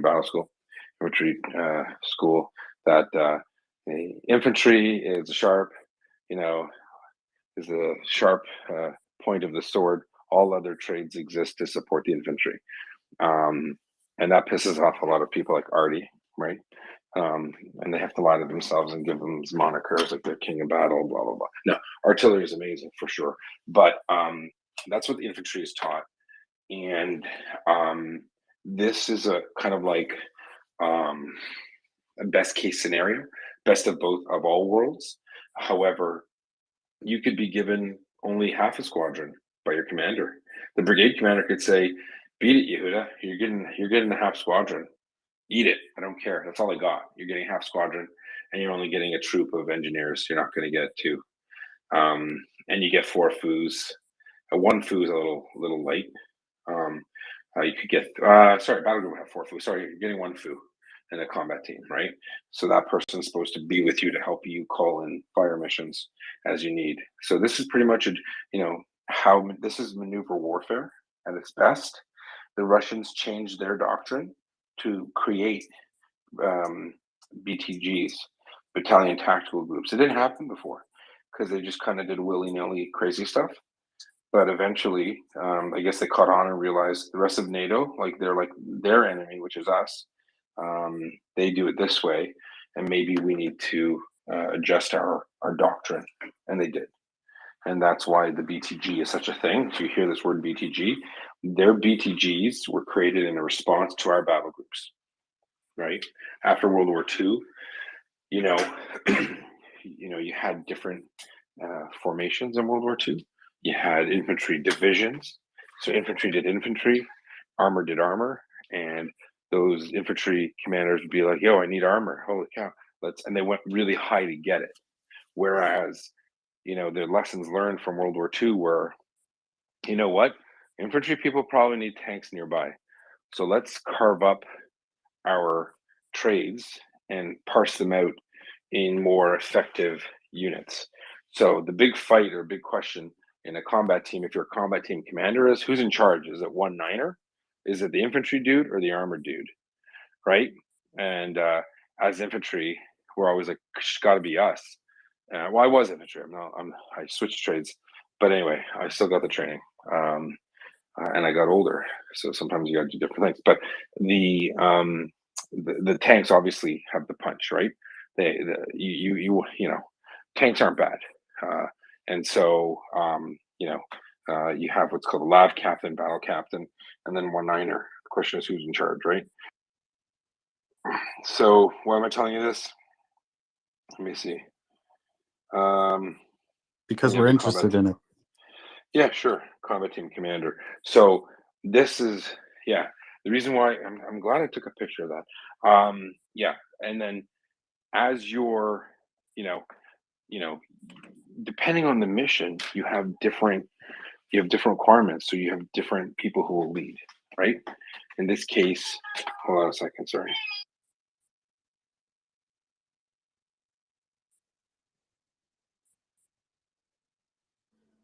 Tim, you take over. You tell us all about the front edge of the CBTs in the British military, that is. Not having been through infantry battle school or staff college, I'm not sure I'd have much to contribute on this. But I would imagine that the doctrine is broadly the same as our friends in Canada use, as well as the structures. I think what is interesting is as Yehuda said, just how logistics heavy this thing is. You're talking 24 lorries to support a squadron of armor and an infantry company. That's a lot of stuff moving around. I'm back. Sorry, cat was meowing. I think you heard. I was just about to comment. I assumed that you had left us for one of your children, which is totally a worthwhile reason, but you abandoned us for a cat. Get a freaking dog, man. No, I got dogs too. Don't worry. It's a zoo in here. It's a zoo. It's almost a madhouse. Yeah. So Tim, you're spot on. Listen, when you come out of infantry, like dismounted platoon commander course, you're full of piss and vinegar. You're like, I can go everywhere. I'm a black Cadillacs. Black Cadillacs are boots. And when you're a platoon commander, and our training is pretty intense for our platoon commanders for infantry, but that is like a very, very, very probably the hardest course in the Canadian Army, and it culminates with an exercise where you're doing 10 days with no sleep, and you're moving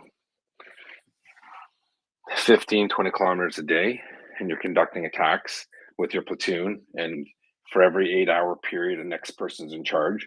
The standard goes down a bit over time because people haven't slept for that long, but the way we look at it is the way the sergeant majors, the warrants will tell you, we're not going to sign off on you commanding 30 troops of Her Majesty's Army, we're not going to give you, sign off on you being a lieutenant unless you can, have 2 weeks with nothing and still manage to complete the task.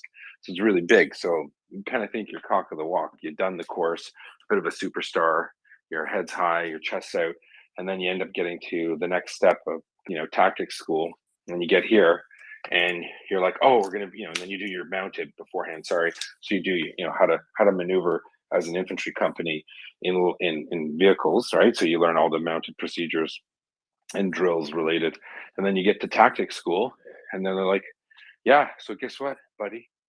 You're now a combat team. Now you're going to learn to be a combat team commander. And like, all right, cool. I get some tanks. I really don't know tanks. I kind of don't like being in a metal box. But great, you get there, you think you're gonna learn tanks, and then all of a sudden, they throw all this log crap at you. They throw all those trucks, Tim. And we're like, I'm like, what the hell is this? Who are these guys? They're yours now. Yeah, but I don't even, what?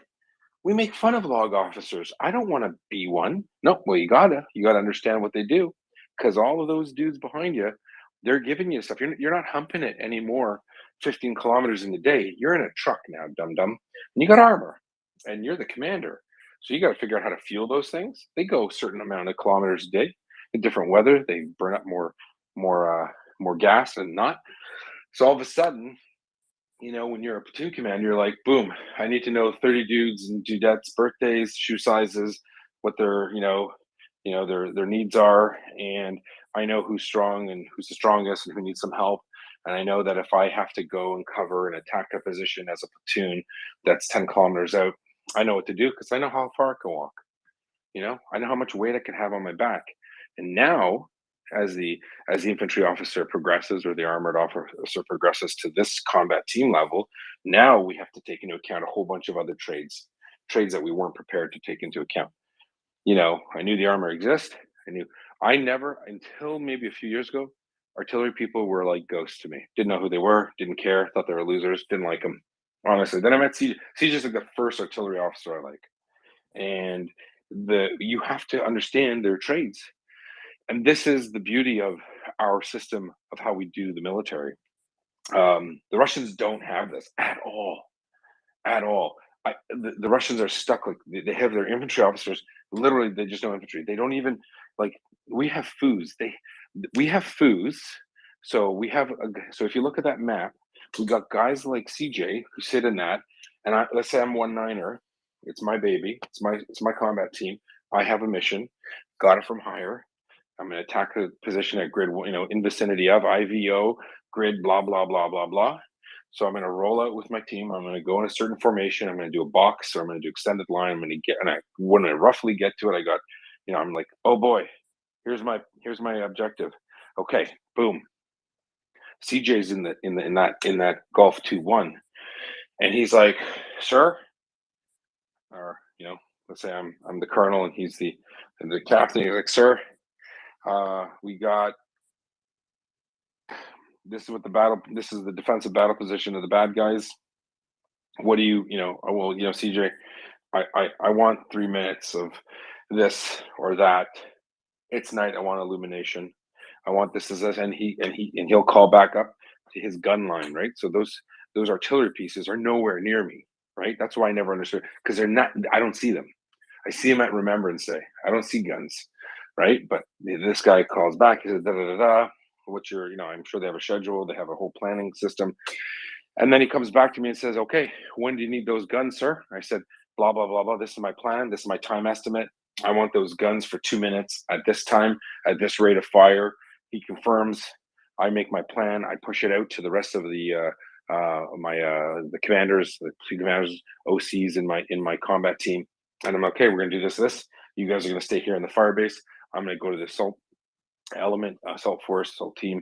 I'm going to go up there, H hours this time. Boom, the guns go. Russians are like, what's going on? Oh my God, where are my pants? And then boom, once the guns stop, the assault takes place. Fire base is firing. Then we push up. Where are all those other dudes? My admin guys, they're in the back. They're nowhere near me, right? Because they're gonna get shot. They're in soft skin vehicles. Like soft skin meaning literally like rubberized canvases over a truck. And as we consolidate, boom, we destroy the position. All of a sudden, those guys are leaping forward. They're just flying up. Boom. Why? Because we need ammo. We got injured soldiers on our side. We got injured Russians on their side. We got ambulances coming. We got trucks. We got ammo. We got water. And then everyone resupplies. We call it consolidating. We do it just past the objective. And then a good commander is like, okay, when I do win this firefight, when I do win this battle, I need to then get into a defensive, right? Because you got to be prepared. You're weakest when you're there, right? So that's how you do it. And you pepper pod, you go one after the other. So I move forward, my left flank then goes up a bit past me, the right goes a little bit past me, I resupply. And then all of a sudden, all those admin dudes, all those loggies are like they're bringing up ammo, they're bringing up water, they're replacing things, there are mechanics in there, they're fixing the tank, one of the tank tracks, a couple tires are out, some dum-dum drove into a tree and the windshield's broken. That all gets done, right? It's like, I think the best way to describe it, I don't watch NASCAR, but if you watch the American thing, they love the race cars. If you see those race cars when it goes into the pit, that's kind of like there's one driver, but there's like 10 people fixing the car and changing tires. And I don't know if they change oil or whatever they do. And off it goes again, right? That's how the military works, finely tuned. It's super hard to do it right. I'm saying it again, it's very hard to do this right. You see all the moving parts. That's what the Ukrainians are doing. They've been doing it on the defensive quite well, and they've made offensive. They've done 3 major offensives, Kiev, Kharkiv Oblast, and then Kherson Oblast. They've done this already in Kherson. They've attacked Russian positions doing this exact same thing with the exact same force structure. Not exact, close enough. And now, when will they do it in such a way that they're not going to take 20 kilometers in a week, but they're going to take 20 kilometers in a day? And once that, like, I can tell you, I'm so proud of them. I didn't, this is someone like Colonel Lake being proud of, like people like her. They're the ones that had these conversations with Ukrainian commanders, and momentum is important. Battle rhythm is important. And when the Ukrainians are good and damn well ready, you're going to see them fly across their country and take it back. That's how they're going to do it, just like this, one after the other, they're good to go. Okay, other people, please do speak. I'm feeling vulnerable. Is Ukrainian independence? This is great. It's a joke. This is exactly what people need to hear, because the interaction between the Canadian Armed Forces and Ukraine have been part and parcel of the upgrade to that modern warfare commitment, which they can now make. Because otherwise, if they were not trained as well, they couldn't fight as well. No matter what information they're given, no matter what guns they're given, and no matter what orders they're given. That's it. So thank you. Keep going. Okay. Well, just so you know, Ukrainians sit on our courses like this. They do this course in Canada. Of course. And it makes sense. This is how it should be. I got a little worked up earlier. I love Craig, and I'm sorry I was if I was a little too brash.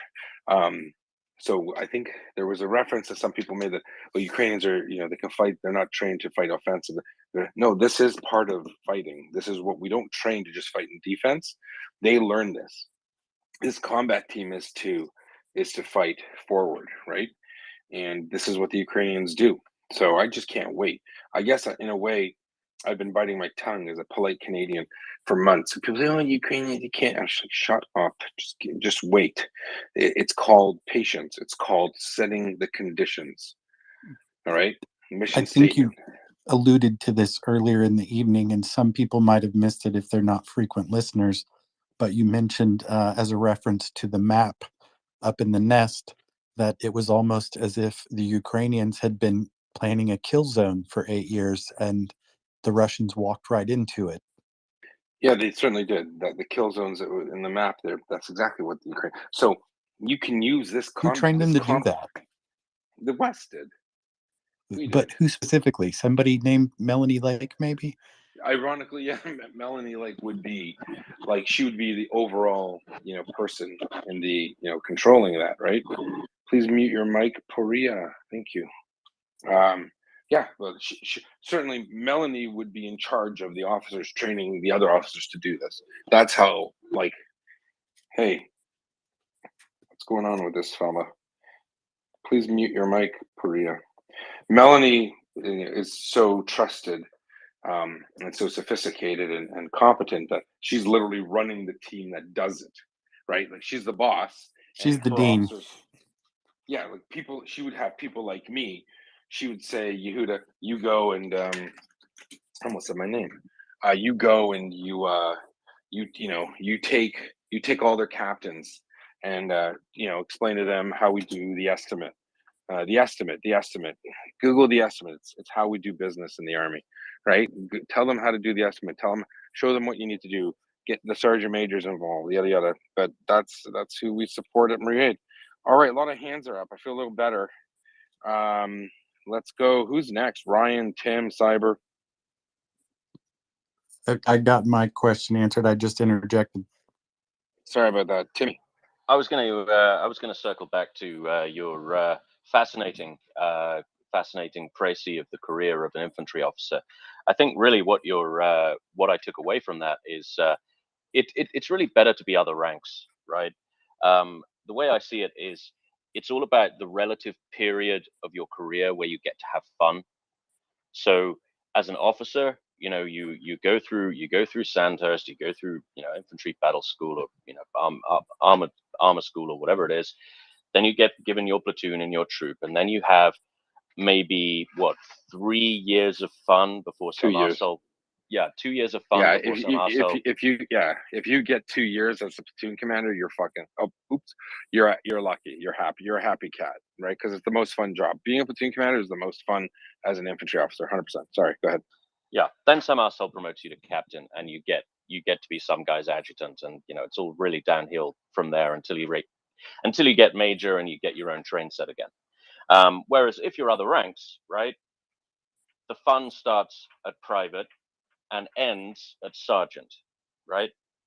So you kind of have like maybe a 10 or 12 year stretch before you make color sergeant, and then you become a CQMS or some other thankless shit.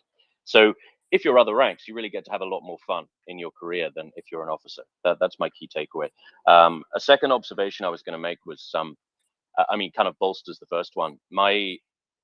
As an I-Star soldier, my only real interaction with logistics was when, once every 2 days, a Land Rover would turn up with radio batteries and a big thing of water and some food, right? So it's really quite interesting to learn that, learn just how much logistics goes on behind the scenes in a relatively small formation, such as the combat team you described. Like, there's a lot of stuff bouncing around. It's really interesting because I've never seen that side of the armed forces before.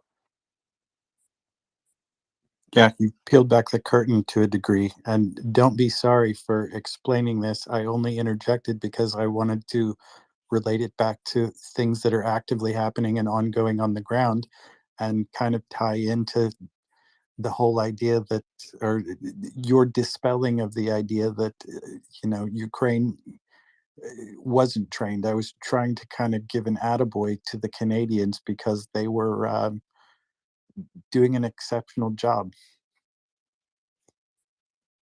Operation Unifier. Here, here.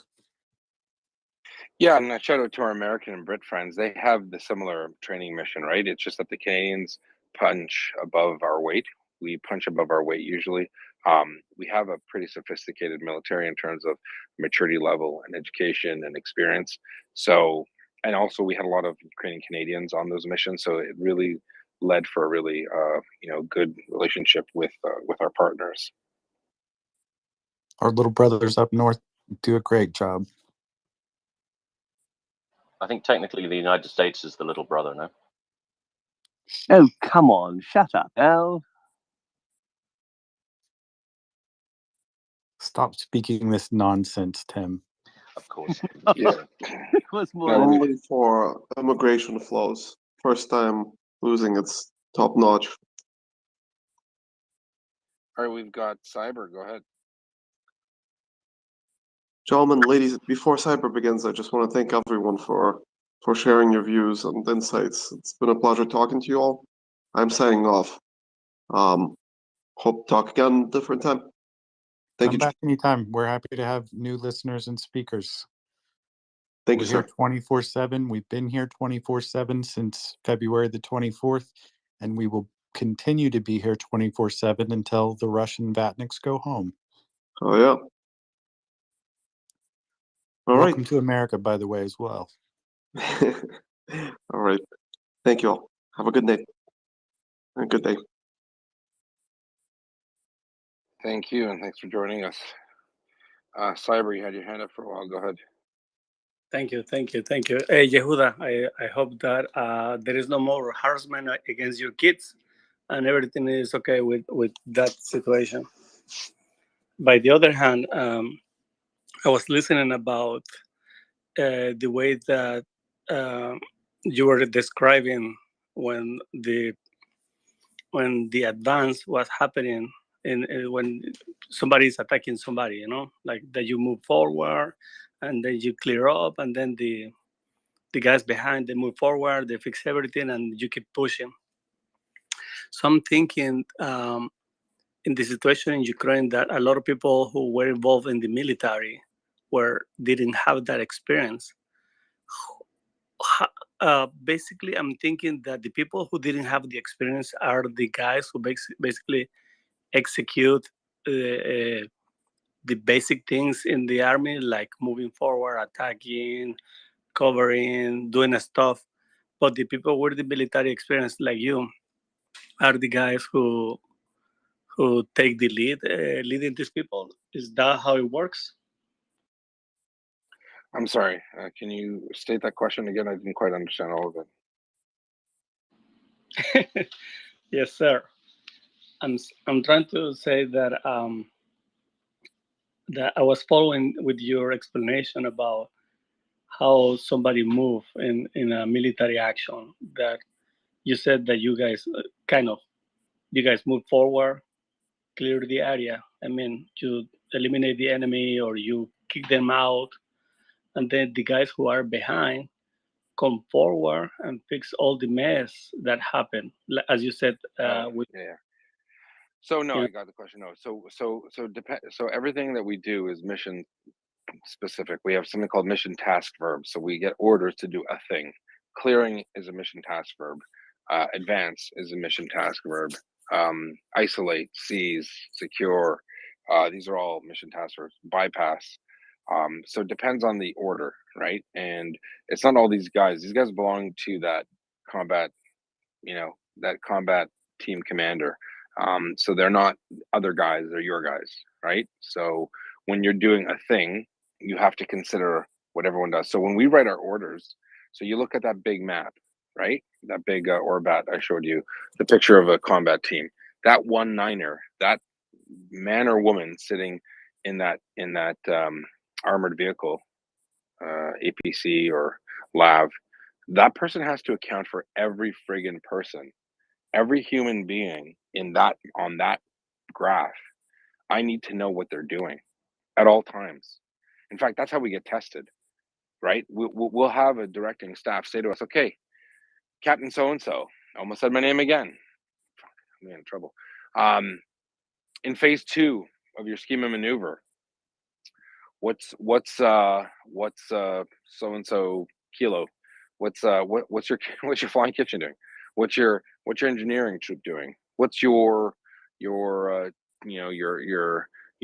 platoon? Where is your infantry, your F echelon at?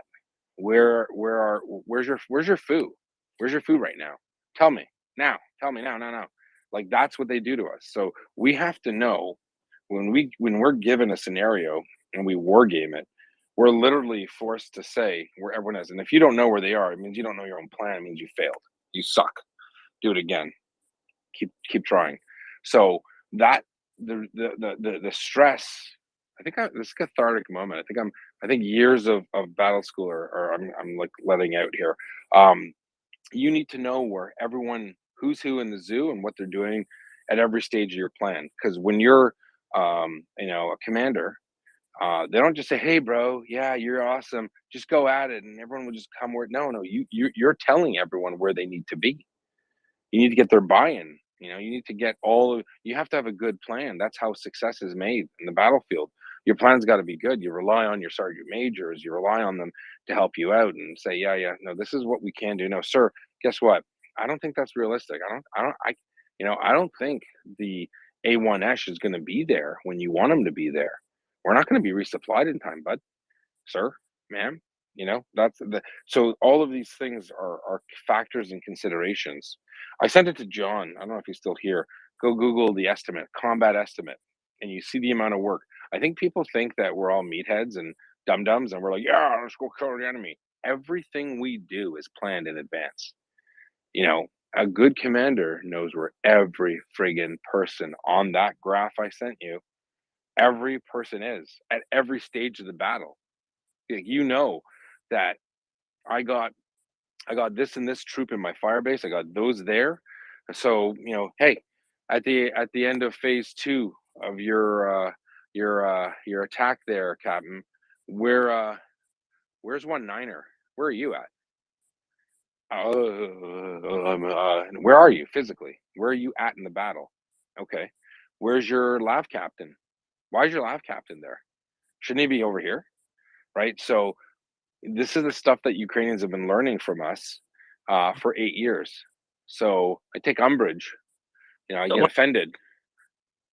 Yehuda, what happened with the guys who didn't have any military experience that they join a platoon or a group of people or whatever a group? They don't. That's why they get trained. That's why they're in the UK right now learning how to do this. No, but there is a lot of people who joined the army at the beginning of the war, right? No, they got trained. You got to remember that there are hundreds of thousands of Ukrainians that fought in Donbass before, so they've been through battle school already. Mm-hmm. Right? They're not taking hey, I've never held a gun in my life. That's the Russian side. You're talking about you're in the wrong space. That's what the Russians do. Hey, you're a musician. Here's a gun. Oh, okay. What do I do? You kill Ukrainians. They're cowards. Don't worry. You're gonna live. And if not, your parents will get a crappy Lada or a sack of potatoes. Thank you. No thanks. That's not what the Ukrainians are doing. So people ask, why are they attacking? They're gonna get a critical mass. They're training up their people. The people who've even been through this before. So you look at that map. You got infantry. You got the artillery guys. I think have it easy, frankly, because they're on a gun line far away. And that's fine, but they're super important. But the FOO, one of the hardest courses outside of a dismounted platoon commander course in the Canadian Army would be the FOO and FAC stuff. Those guys are really smart. They need to know math and how to count, something that we don't know. No, they need to know. They need to be really, really switched on. They need to understand how to communicate with their gun lines. They need to know where people are at because seconds count, not minutes, not hours, seconds. They're timing stuff. Their time. A guy like CJ is a poop talker because CJ's really friggin' smart. CJ's job is super, super hard, and he's like the most casual. Like, yeah, hey, nicest guy. He could be the biggest jerk in the world, and I still like him because I'm like, yeah, that guy's really smart. Their job is super hard. To coordinate fires during a battle is really, really hard. And I'm glad. I wouldn't want to do it, right? I'm more, I was born an infantry person, right? Infantry. So for me, I see that. I can see the battle that way. That's the way I see it best. I respect the artillery because it's a different animal. Wow. All right, Cyber, does that answer your question? Yes, really quick question, and then I'll let you go. So, or what do you think about? There is a guy that his name is Igor Girkin. He suggesting, Igor Girkin, yeah. Yeah, he has been just suggesting that probably the Russian Defense Minister Sergei Shoigu, he has been shot. What do you think about it? Do you have any information about it? Do you guys have any information? Zero. I don't have any information on it. I hope he's not shot because he's horrible and he's good for Ukraine. No, don't know. Don't follow the rumor mill too much. The Russian Defense Minister Sergei, that the guy is gone basically. They Putin killed him basically. I don't know if he did or not. I have no idea. I can't answer. Okay. Thank you. I'm gonna be here. 2 days ago, the rumor came out that Patrushev had a heart attack. Who knows? Who cares, really? All right, allons-y. Robert Pinkerton. Hello, can you hear me? Very well. Excellent. I've been having some significant issues with comms on this one. Hey, Yehuda, I tune in maybe 2-3 times a day as I can. I love this space, but your recollections of being a troop commander really just brought me back to life.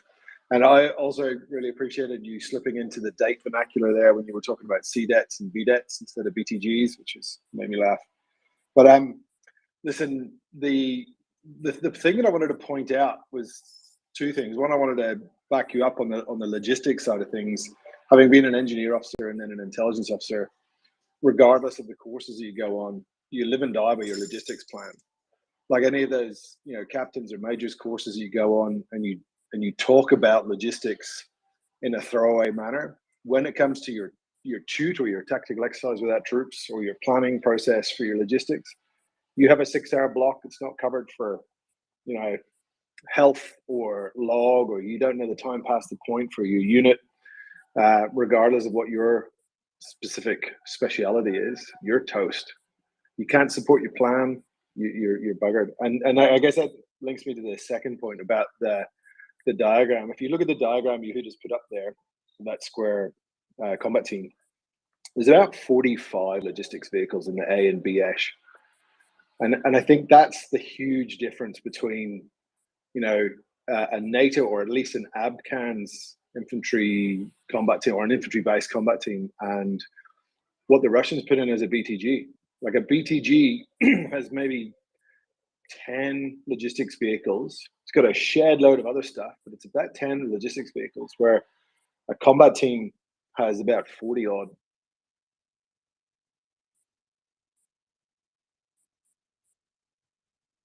Did we lose you, Rob?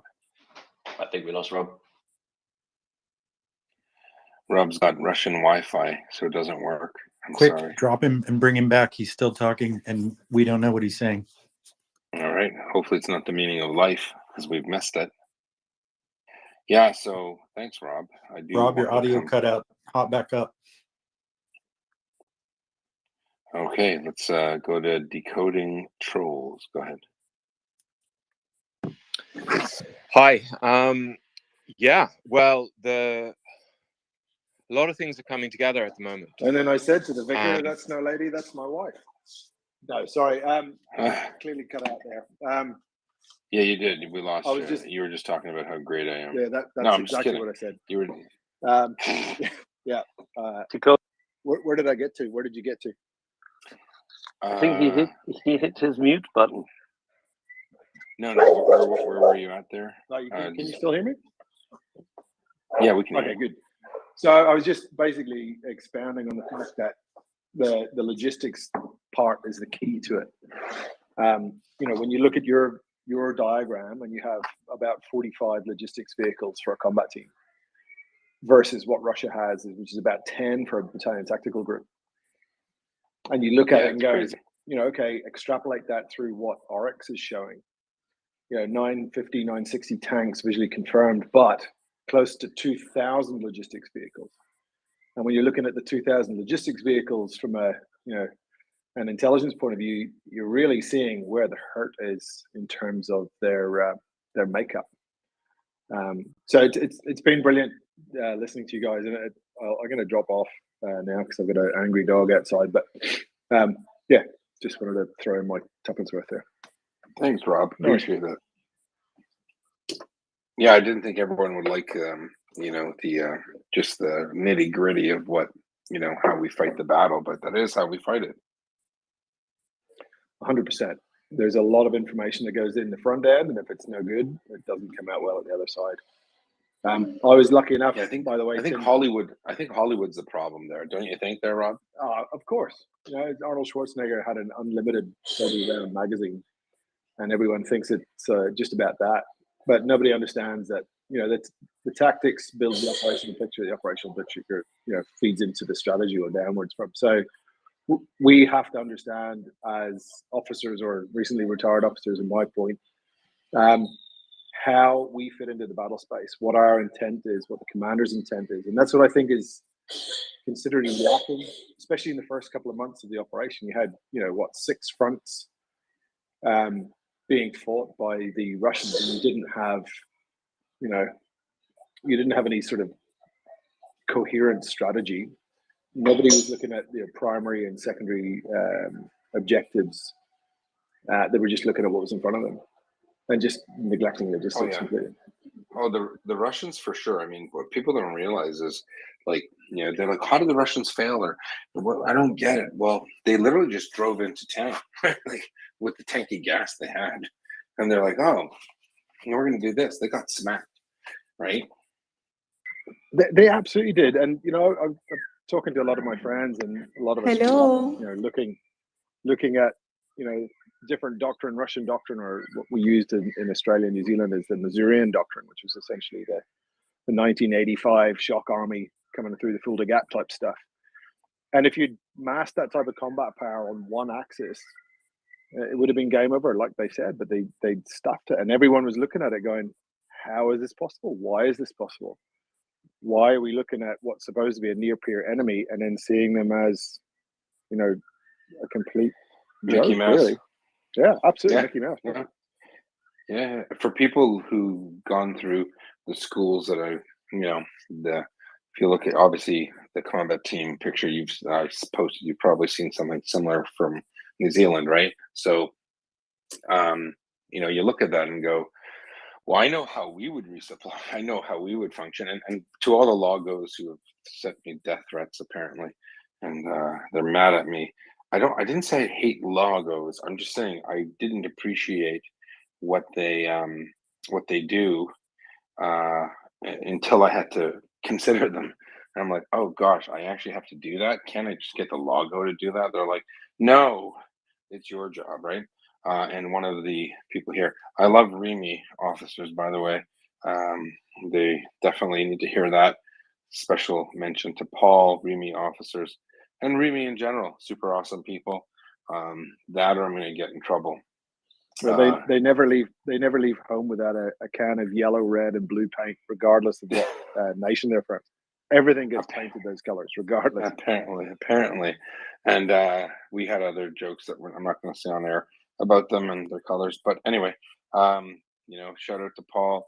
I didn't crap on you guys. I'm just saying that I was shocked, probably annoyed that it wasn't Hollywood. That as you go up the progression of your career, you start having to take into account a lot of factors and considerations that you'd never previously taken into account, because you thought, you can carry the ammo on your back, and you have thousands of rounds, and you're good to go. But then when you grow up and you realize you're fighting combined arms fight, there's a whole bunch of other people. So thanks for that. We had Zahra come up, and then she ran away. She came in and said hello. Zara, if you'd like to come up and speak, please do. Just be polite. Don't interrupt. It's not nice. Thanks, Rob. I do appreciate it. Yehuda, just for me to translate, REMI is apparently mechanical engineers, something like that. Electrical, mechanical engineers, and Royal. Put the Royal. Don't forget Royal. I know you guys kill all yours, but doesn't mean we do. Oh, snap. Tim, Rob, I expect a happy, smiley face for that. Absolutely. I was going to point out, as we're doing a REMI loving, as Ben says, the REMI is the Royal Electrical and Mechanical Engineers, people who fix stuff. My grandfather was a REMI officer. He was working mainly on Shermans. He did lots of interesting things. Are you sure, man? Get it? Are you sure, man? Oh, very, very good. Very, Tim, my great uncle was one of the first British REMI officers in the Second World War. He'd fought in the First World War, and then he was in the Second World War.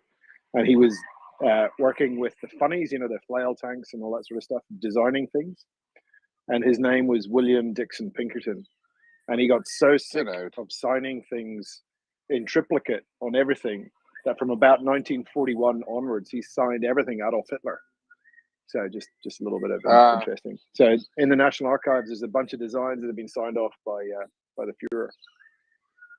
Hey, Rob, I have a great uncle who moved to New Zealand just after the First World War. Wait, no, before the First World War. I tried finding out where he is. So send me a message. My late grandmother, before she died, wanted to know whatever happened to Uncle Mick. But they saw him on parade in World War I in London. Oh wow, Yeah, that's awesome. it was All right, it was pretty I'll cool. flick your email. I'll do some research for you. The New Zealand. I tried to reach out to. They're like, "Do you have a birth certificate?" Yeah, I have one. It's right here from 1872. I have his birth certificate. No, I don't. I have nothing. I have a name. Help me out. I'll find out for you. Just send me the details. Thank you, sir. Well, All right. while we're on the topic, Yehuda, Rob, I just thought I'd say while we're on the topic of elaborate surnames, my old regiment, the HAC, holds the British Army record for the most surnames per four-man patrol. We once sent a four-man patrol out with 10 surnames between them. Just a fun fact. I had a corporal in my platoon once named Jones, and I kept calling him Jones in his last three of his service number, and he never got it. And he was, "Sir, why do you keep calling me Jones 342?" I said, "I'll tell you later." Are you telling me that there is a Commonwealth soldier out there who hasn't seen Zulu? Apparently not. So I was really disappointed. That was actually a required movie watching. I'm not sure they listened to me. I don't know what happens in the junior ranks mess, but still a good idea. You need better helmets as officers. No, I don't get that reference, Axel. Zulu in the movie, they had white helmets, the good old ones. Anyway. Yeah, no, I'm saying that they didn't watch my movie and the mess is what I'm saying. I said I think you guys need to watch Zulu. Anywho, all right. Speaking of anywho, we got Ryan decoding, so we'll go decoding.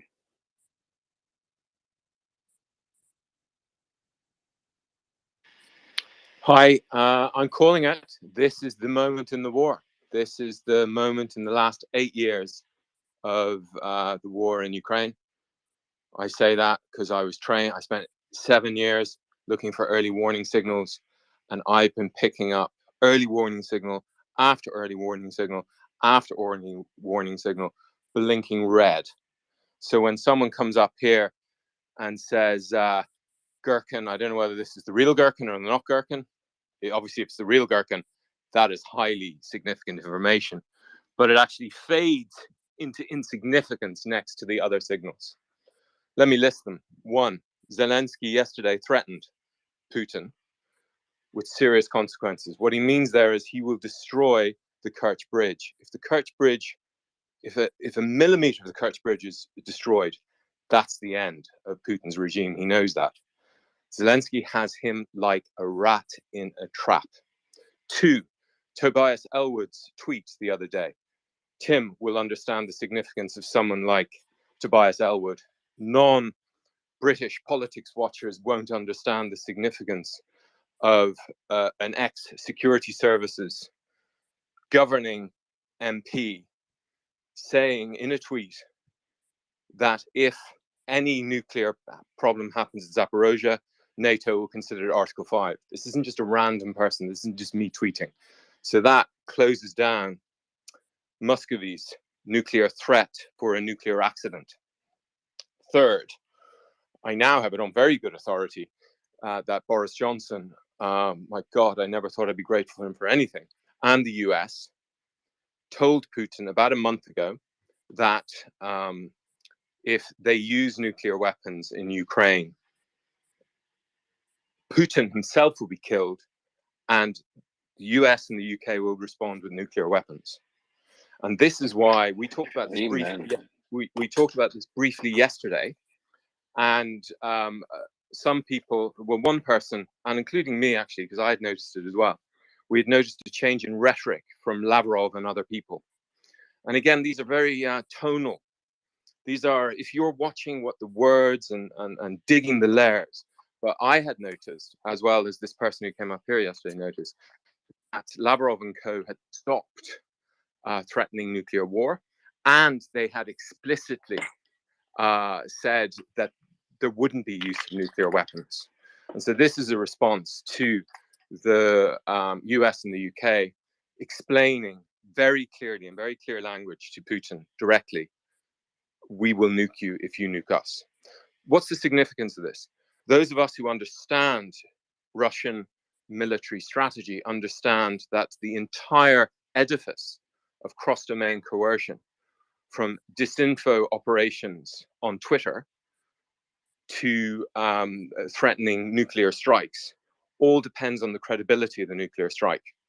And that's Putin's, his entire shtick for the past 15 years have been these threats. And as we know, tankies believe them. None of us here believe What about those hypersonic missiles? Oh, we're going to get him with the hypersonic missile. That was a funny one. Exactly. So I missed this, but now I've seen it, and I've seen the significance of it. About 3 days ago, a group of 20 really highly connected American, US security establishment people, mostly from the Atlantic Council, wrote an open letter. In it, they said, we need to arm Ukraine now, or it'll be too late. What happens 2 days later? 3 billion in arms. And we know in this little, in the scale, as someone was saying yesterday, we used to celebrate when 1 billion. Now, yesterday was announced 3 billion. We saw all of these coordinated announcements yesterday. So Erdogan,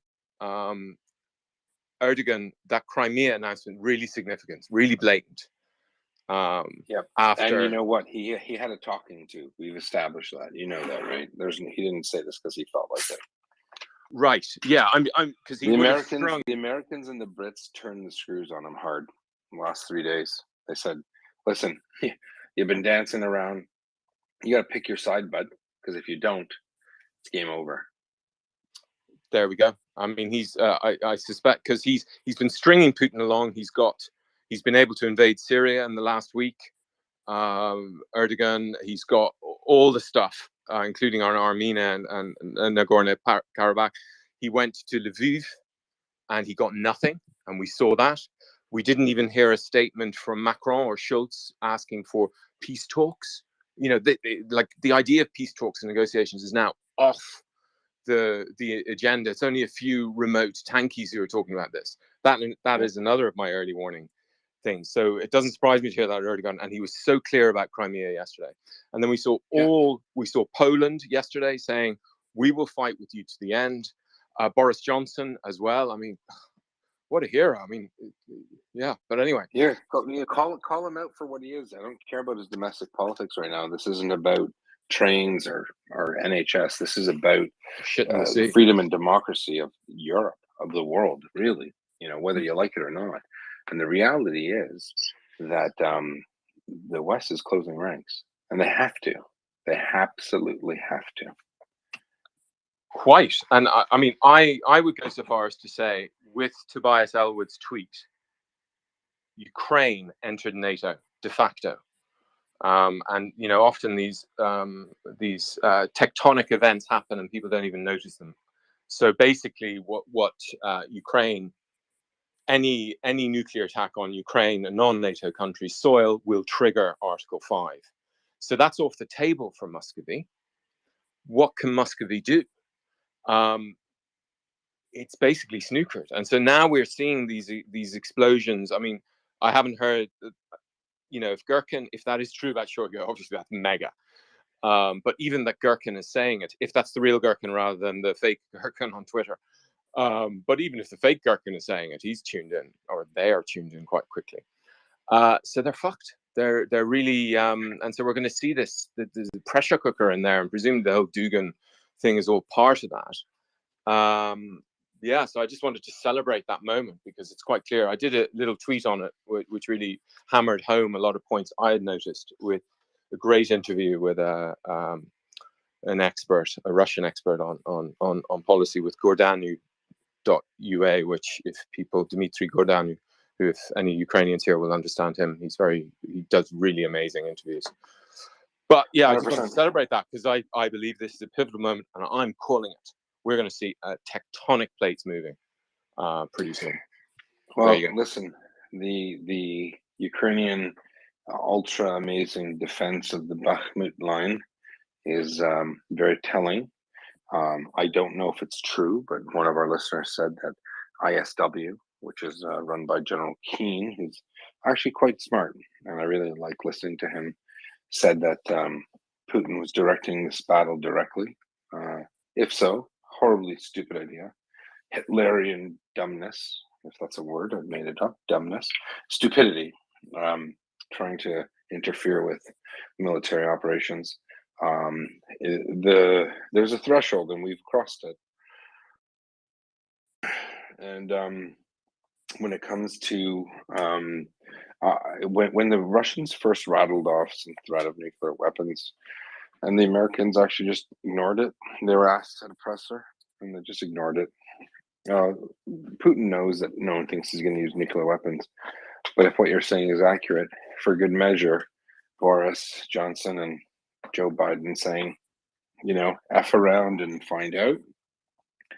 Putin knows, the writing's on the wall. So I can probably guess that he's planning his exit strategy. He doesn't want to go to The Hague. He might end up there. The world's changing. It's not 1950. It's not 1960.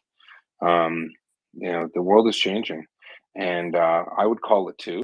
I think, I'll be honest, I was supremely convinced that when Kiev did not only when Kiev didn't fall, especially when Kharkiv Oblast, all of those huge gains were made by the Ukrainian army, not 30 kilometers from the Russian border, I realized it's only a matter of when the Russians will lose. They don't have, the only thing they could do, you said what game or what card do they have? That's full mobilization.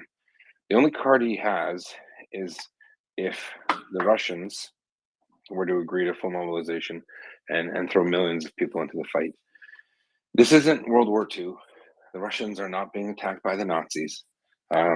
He doesn't have the ability to do what he wants. He's a big talker. He's ginned up the audience. He cannot do what he wants. He doesn't have the staying power. He thinks he does.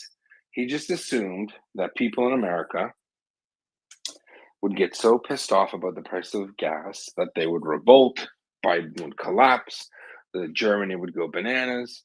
But he underestimated the resolve of freedom-loving peoples. I don't want to sound like a propagandist or a BBC presenter from World War II, which wouldn't be an insult. But the West won't give up. And those who appreciate and support freedom-loving countries around the world, countries in which you can talk poorly about your leaders and not be murdered, not even worry about it when you go to bed. Long gone are the days where if you should disagree with the political ruling elite, that you have to worry about being picked up by secret police the next day. The United Kingdom has long had that tradition, which they happily passed on to my forebears in Canada. But the rest of the world sees it. We're hearing more and more people from Africa and the subcontinent come onto this space and talk about, what's going on, and being upset about some of their compatriots and their points of view. I haven't seen that actually. I used to cringe. I used to get worried when I brought up, for example, our friend Chukwudima. I was thinking, oh boy, I hope this isn't another NATO expansion, Russia great guy. I think people are catching on. And that's why, for example, MryiaReport, I'm going to do a little plug. Please like us, follow us, and follow the people that we support because they're good people. And they're doing it for free. There are people like Colonel Lake, Maria Aid, all these people are doing it for free. She spent a good portion of her life away from her kid to be in Ukraine to help Ukrainians fight for their freedom and prepare themselves for a Russian attack. And I'm glad she did because she made the world a better place. Rip Rawlings, Marine Colonel. I speak to him regularly. He loves to do this. It's an honor for him to support the cause of democracy. everyone who signs up for a military in the West, they, we do so to, support our country. But at the end of the day, it's these common and shared ideals and values which drive us. We are driven to do the right thing, because we believe in it, not because someone told us to believe in it. We believe in it because it's true. We believe in it because we believe in the agency of every human being to live the life they want to, and we're fighting people who don't have that perspective. We're against a regime that doesn't value human life. Imagine someone should say everyone who's Mongolian in the States, they should go fight for us and die at 90% casualty rates, because we don't really care about Mongolian Americans or Mongolian. That's exactly what the Russians are doing. They're putting all these ethnic minorities on the front line to die for the fantasy of a psychopath. Vladimir Putin is a disgusting, horrible human being. And given, luckily for him, luckily for the world, Vladimir Putin doesn't command an industrious country as Hitler commanded. Because if he did, he would have murdered 100 million people now. Let's limit his reach. Let's continue to speak truth to power. Let's continue as a collective group to support people who are doing things on the ground. At the end of the day, I think the secondary effect of this channel is to provide funds for organizations that do good things. But I think the primary objective is to share with the world the truth. And we need more of it. And we're doing it. And we're doing our best. Thanks so very much, Decoding. I think Tim has had to sign up for a bit. Then we'll go to Tom. Tom's a resident psychologist from the United Kingdom.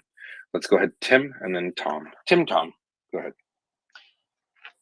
Hey. I was just going to give a bit more color on Decoding's stentorian remarks there about Tobias Ellwood.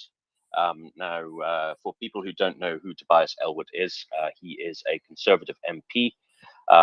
He's essentially a Cameroon. So he was a David Cameron loyalist. He served in kind of mid-ranking cabinet positions under David Cameron and Theresa May.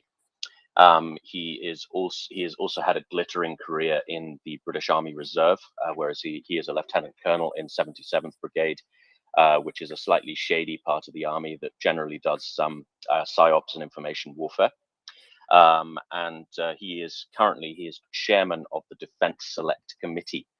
Now, a British Select Committee, they're not quite as powerful as US Select Committees, but what they do is they scrutinize and supervise government departments from a parliamentary perspective. So in many ways, the views of a Select Committee can be considered the voice of Parliament in general on a specific narrow issue of policy or departmental governance. Now, so this is a significant guy in the British political system.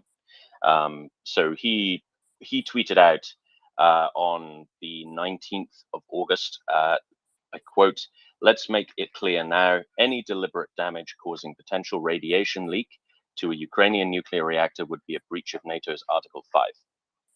Now, this is really quite a strong statement. Now, in the British political system, stuff like Article 5 is obviously a decision for NATO as a whole. I believe the power to trigger that is a Crown prerogative, so it would be exercised by the Prime Minister. But this statement, it was not exactly dismissed in the space at the time, but it wasn't treated as anything particularly significant. But I think I would agree with Decoding's assessment that this is actually quite a significant statement of not quite policy position, but not exactly not policy position either.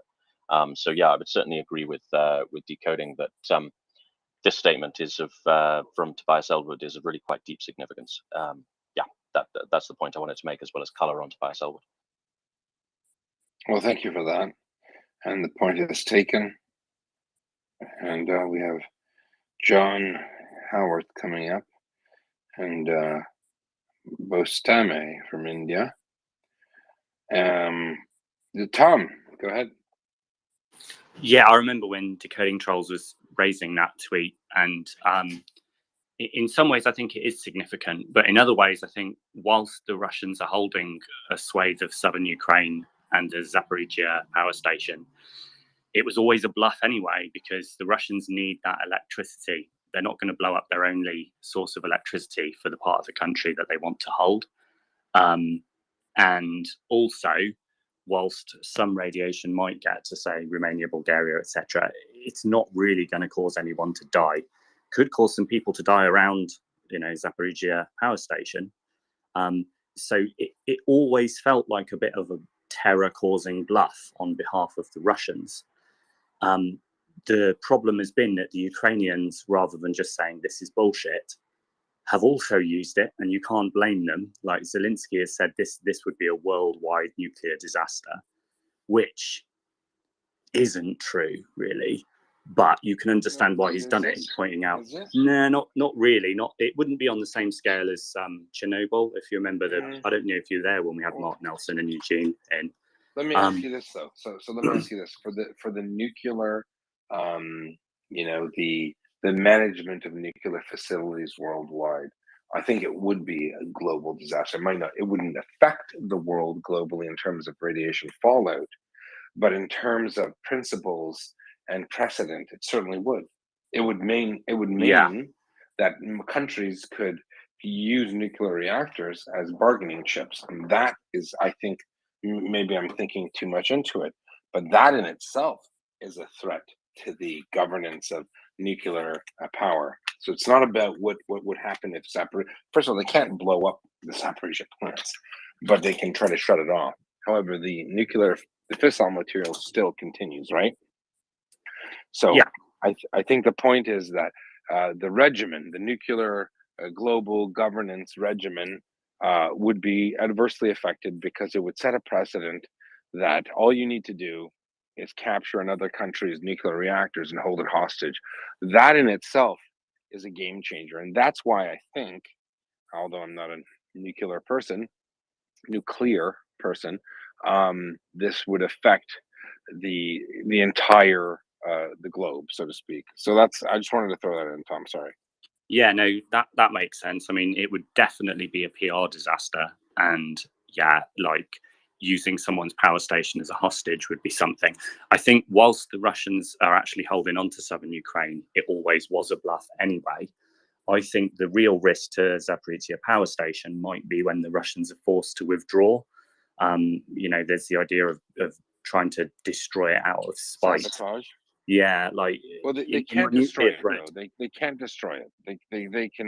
They can shut it off. They can damage it. But I mean, at the end of the day, the fissile material is still doing what it does, right? So what they could do is make it untenable, right? Yeah. So I don't know if you saw my nuclear thread that I put up, Yehuda, after I spoke to Mark Nelson and Eugene in this space. Well, I was thinking about it. Yeah, no, that's okay. As they have to withdraw, as the Ukrainians beat them back, I considered the possibility that they might try to make it non-operational or spread some nuclear radiation, somewhat analogous to Saddam Hussein setting fire to all the Kuwaiti oil fields as he was forced to retreat. I mean, not him personally, his army, but so there is that sort of possibility. So there might be another risk then. But I think perhaps what Tobias Ellwood has done is, at the moment, it's a terror-causing bluff from the Russians. But if, as and when they're forced to withdraw, the probability of them trying to damage or make non-operationals or spread some fissile material increases, he's gone. It's almost as though he's like, you're bluffing, and we know that you're bluffing, and you know that we know that you're bluffing. But if you really did do this, we could invoke Article 5, which I think, legally, technically, they probably could. It's not on the same scale as directly attacking NATO citizens, but even if Ellwood was bluffing back, it's still a bloody good one.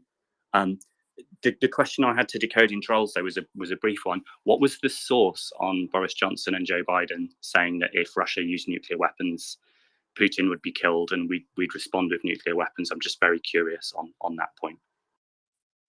So the source, I just posted it earlier today. It's an interview with a Russian foreign policy specialist, and his exact words were, So yesterday, I don't know whether anyone saw Boris Johnson yesterday, what he had to say, which is really forceful, like out of the normal forceful to Putin about Ukraine. So it triggered something in me. And so the exact wording of this guy, Gordon, who's interviewing, is Biden almost said it publicly, and I think, and it's pretty similar wording for the Johnson thing. So as with all disinfo, mythology, whatever, you're digging through the layers, comparing it with the neural network computer in one's head with all ideas of normal, what's been said before, all of that stuff. And so there isn't a blatant statement, because as we know, the West's formal nuclear policy, the United States' formal nuclear policy, and the UK's is never to threaten nuclear war. The Russians' military strategy is the exact opposite. Their exact opposite is to threaten it. Because they're weak. So you're never going to hear them say it in the open. But as Tim said, with the Tobias Ellwood, yes, he's calling his bluff. And they're calling the bluff on the sole, like the apex of Russian military strategy. And as I mentioned the other day about the Kosovo case is, and I have it on very good sources, that the US, the UK, and France decided to go in before they, and I'm going to say it, they provoked the refugee, the IDPs we saw going around the mountains, and then they had the excuse to go in. And so that is the kind of thing I've been trying to detect since 24th of February, and I've been trying to stoke and promote, and my own tiny no one notices way, which is kind of provoke this decision. And so I've been my antenna have been trying to pick up tectonic plate movements, which I think many of us will have noticed in the last couple of days. And Tobias Ellwood's SMS or tweet was very positive trolling, was part of that. So when this proper expert, who's very tuned in to the establishment, picks up and he says it in those terms. You'll see it in my tweet I just posted about an hour ago. His exact wording. It's not publicly made, Tom, because that's against policy, but it's as close to it as we'll ever expect. Just on the power station point of view, the Russians blew up Shastia power station on. They fired missiles at it on the 22nd of February, and they blew it up by the 25th of February, and that is the only thermal power plant supplying not only government-controlled Luhansk, it's on the river, the Seversky Donetsk River, but also Luhansk city. So you know what I mean? So I mean, you know what I mean from saying that they're just beyond any rational. But yeah. Yeah, we're lucky that they're so fucking stupid. that Ukrainian early on in the ditch near Kyiv that said, "We're lucky that they're so fucking stupid." I think he's going to win the man of the match quote of this war, because I think it just sums it up perfectly. Thanks a lot, guys. Thanks, Tom. Thank you. Doman and Ben, thanks for taking over co-host. I have to bid our friends adieu. It is my birthday, and I'm proud to share it with Ukraine, although I was born before. Can we know the if I current. say happy birthday? Sure, I don't like birthdays, but listen, we've had some good news. Massive Russian defeats. Trying to stick it to the Ukrainians. Didn't work. Come back again later, or never, preferred. And thanks to everyone for listening. And I hope I didn't bore you with very, very the minutiae of how the battle is fought. I'm representing all infantry officers in the free world who spend a lot of time learning and being taught how to fight the good fight. And Ukrainians are supremely prepared for the battle in which the battle that lies ahead.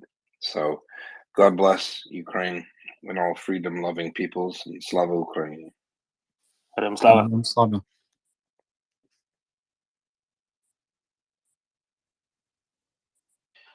While we're all here, for the sake of listeners who may not have seen it, could somebody summarize the Igor Girkin situation? Yes, I think I've got to the bottom of it. This was his Telegram post about 2 weeks ago, which many of us, including me, flagged as where he basically called for, I interpreted him, and that was one of my data points, him calling for retreat. And in it, as we remember, he said the plywood general should get shot. So we have three options: shoot the plywood general, retreat and repeat Stalingrad and Moscow. So Girkin is not saying he has been shot or was shot. And I think actually the important thing about that Telegram message post by Girkin, and maybe the reason why Dugin was killed and why Girkin is probably going to be very silent for the next while, or if he isn't silent, that in itself is significant, is the retreat element, because that was the first time that's him giving up over the escalation and the mobilization and all that. So yeah, so that's my my interpretation on the Shoigu thing. So don't break out the champagne or the black carnations quite yet. Damn it! And here was I unrolling the foil off a bottle. John.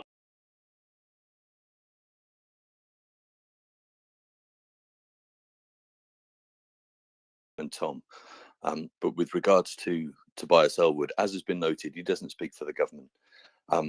But frankly, he's not also held in particularly high regard by the professional defence community in the UK either. He's not a man who is hindered by any sort of strategic education when it comes to his statements, and that shows, unfortunately, because he, as a politician, he's never seen a war that he didn't want to get the UK involved in, and I know that. I just leave it there. I know that, and I knew him as a younger man. He was a platoon commander in my battalion. In terms of triggering Article 5, I mean, there's just no basis to what he said. It may be, as people say, a bluff, but he's someone who's quite accustomed to shooting from the hip without necessarily thinking things through to the nth degree. So I would just caution against putting too much weight in anything he has to say generally. I'll note something here. So we'll be real quick. I think, if nothing else, he's doing the job that Zhirinovsky did for Putin. He's moving the Overton window. He's putting this on the table in the conversation. He's shifting the window of what is acceptable, what can be considered, what can be discussed. That's what he's doing with that. In a good way.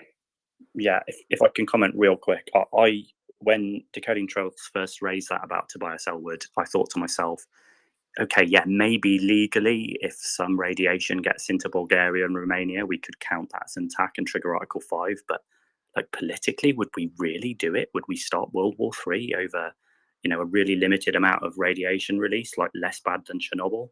So I always thought it was a bit of a bluff. I don't really know Tobias Ellwood's position in government, but bluff or not, it's perhaps a useful thing to have been said, because I think what the West needs is a little bit of strategic ambiguity as to exactly where the line is, that if Putin crosses it, we'll go to war with him. Because if we made it really, really, really explicit, right? So like, this is the line. If you cross this, we will go to war with you. You can guarantee that Putin will get out to within an inch of that line. So, if we said, nuclear weapons would immediately lead to war, okay. He'd think, they didn't say chemical weapons, did they? Do you see what I mean? It's good in a way that exactly where the line is, that if he crosses it, we'd go to war with him, is a little bit ambiguous. So he's got to guess. So these sorts of things, whether it's true, whether it's a bluff, whether he speaks for the government or not, they're thinking about it in Moscow now. And that's a good thing, I think. introducing uncertainty here is a good thing generally. Nicole? Yeah, so how I read what happened was a decision was made at the top of government, and it's Johnson trying to entrench this view. I don't have too many worries about Liz Truss or Liz O'Leary, my fellow Irish person, on this front. With Sunak, I would have had mega problems if he had got in, but thankfully it doesn't look like he's close, not least because his father-in-law is doing a lot of business still in Russia. And his only loyalty is to private equity rather than morality or anything else.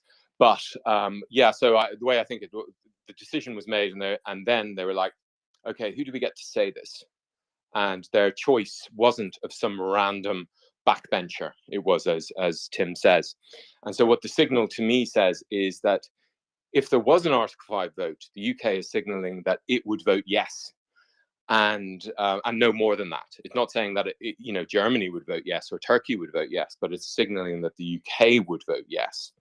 And as we know from the Kosovo case, and the Russians are always saying we're hypocritical, and get over it, guys. We're all hypocrites, all of us, not least because none of us can remember what we said 5 minutes ago. But anyway, the US and the UK will make a decision to invade Iraq, or the US will, or intervene in Kosovo, and then they will not only manufacture the casus belli. In the case of Kosovo, they literally invented international law on the spot, and that's what I'm looking for. This cynical, but I approve of it because it is in favor of international law.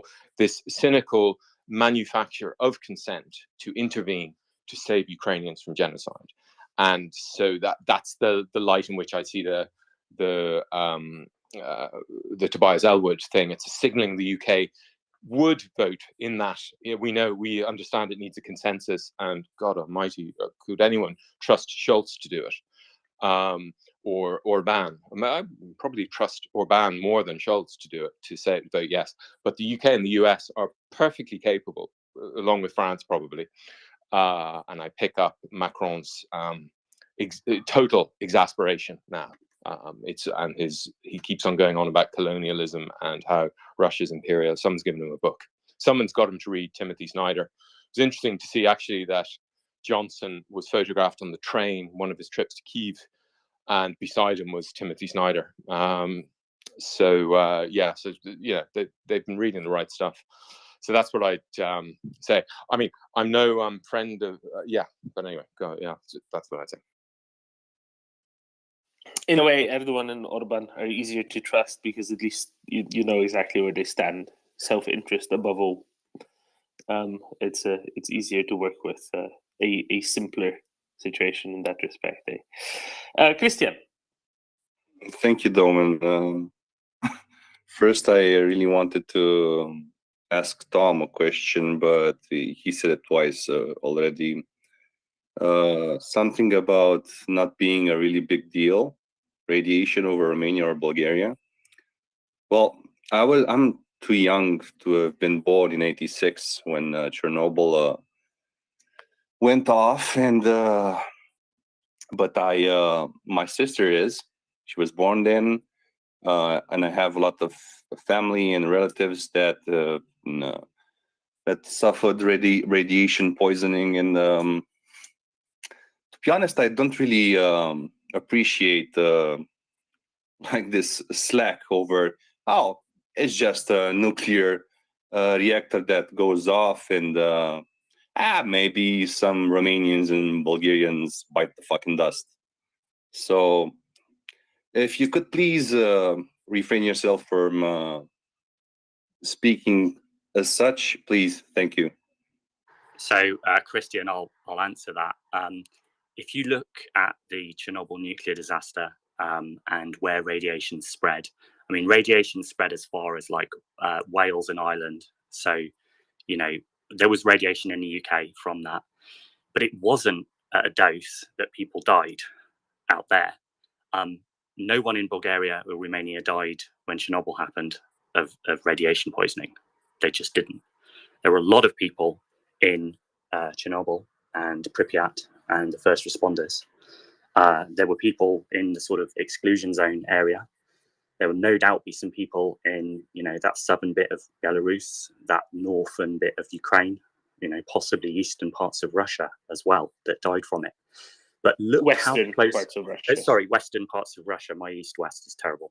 But look at how close Kyiv is to Chernobyl, and it's simply not the case that thousands of people died, or possibly even hundreds of people died in Kyiv from radiation poisoning when that happened. It didn't happen. And so when I say some radiation getting into, Bulgaria, Romania, it would, just like radiation did get into, you could detect it in like milk from cows and stuff in the United Kingdom when Chernobyl happened. And I remember I was alive then. I was 7 years old, but I remember watching it on the news. So yes, radiation would get to places, but not at a dose that would kill lots of people, because it wouldn't be as bad as Chernobyl. If you look on my profile, the top tweet there is my nuclear thread, which is from talking to Mark Nelson and Eugene in this space, who are nuclear physicists. So yes, radiation would spread, but what I'm saying is, if it wouldn't kill anyone, would we really go to World War III with the Russians over it? I think possibly not, probably not, which is why I think it's a bluff. But I think the Russians are bluffing that they do it in the first place, because the Russians would lose people to radiation around that nuclear power station if they spread fissile material, which is another reason why I don't think they'll do it. So the issue is about dose and how widespread the radiation is. They can't cause a Chernobyl-style meltdown where the nuclear reactor explodes, catches fire, and then melts down and spreads radioactive cesium and strontium and graphite from control rods over a wide area. It's not the same sort of reactor. The reactor only came online in Zaporizhia in 1986. So it's a completely different design of reactor than Chernobyl. That they simply can't cause something as bad as Chernobyl. So yeah, I didn't want to interpret it. I didn't mean my comment to come across as, if a few thousand people die in Bulgaria, Romania, we wouldn't do anything, because we absolutely would. If that was the case, it would be World War III. What I'm saying is, I don't think anyone in Bulgaria or Romania would die of radiation poisoning. I think people that would die of radiation poisoning would be in the vicinity of Zaporizhia power plant. And at the moment, that's a lot of Russians, which is why I don't think they'll do it. I hope that makes sense. And I didn't mean to come across as being cruel to people in Bulgaria or Romania as if I didn't care about them.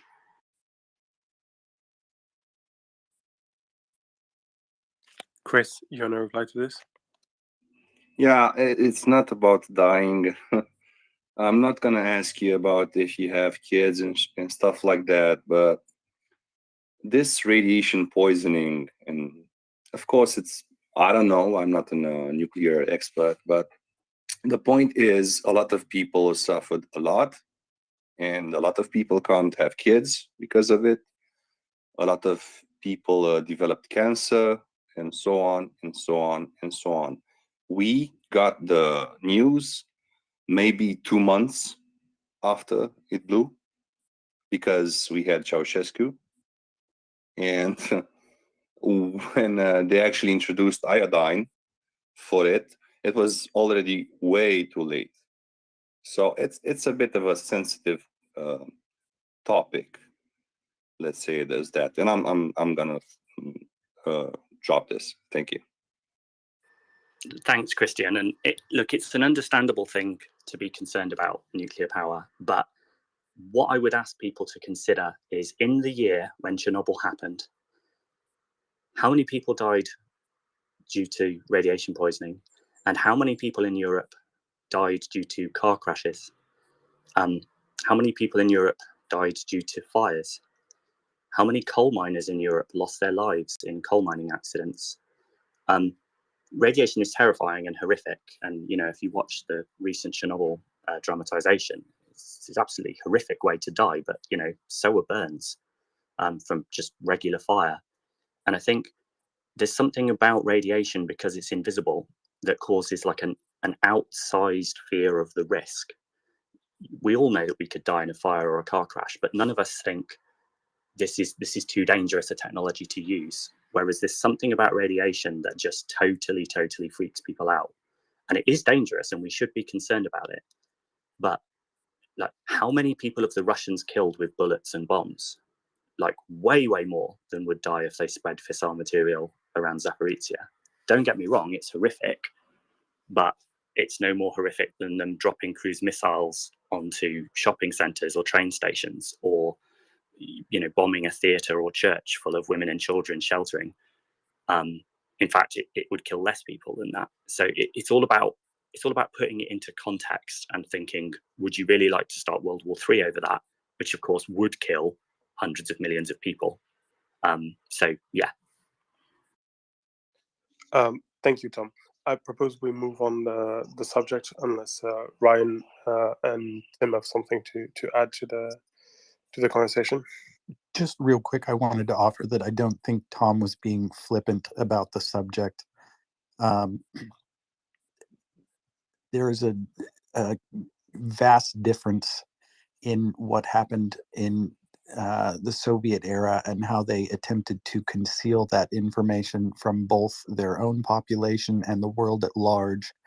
And in the modern era, there are vastly more sensitive technological abilities to detect or sense that something like that has happened, partially because of the concealment at Chernobyl, and those secrets would not be hidden, and entire populations would not go unaware of the risk were such a risk to be exposed. And I don't want to downplay the points that Christian was making, in that there are lingering effects that lasted generations because of what happened and what people were not made aware of when Chernobyl happened. We do have a frequent contributor to the space, Adrian, who is also Romanian, who, if I'm not mistaken, is at least partially blind. It wasn't because of him. I've watched his documentary. I thought it was really good.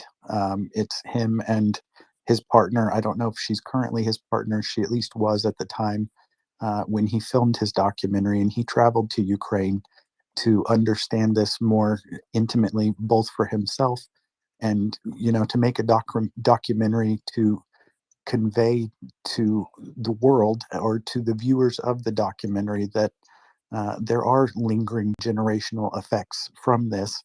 And I totally understand Christian having a strong emotional reaction to that, and I think it's justified. And I don't think that Tom for 1 second was trying to downplay the significance of that. All right, gentlemen. We let's have move on. we have planes Let's in move on the to U.S. Air Force Ryan. that fly around and sniff for that I stuff. understand, Yeah, but we let's can move move on on. to Independence Day. All right. Absolutely. You gonna play the music again? No, the salute, which there will be, I think, a video soon enough yet again of the salute. I don't know whether it will be as prominent as we've seen in recent years on both Flag Day as well as Independence Day, but I'm quite sure something will come up from President Zelensky, which we can post. Fantastic. I really enjoyed the music this morning. I think we should try to play it every day at midnight, Kyiv time.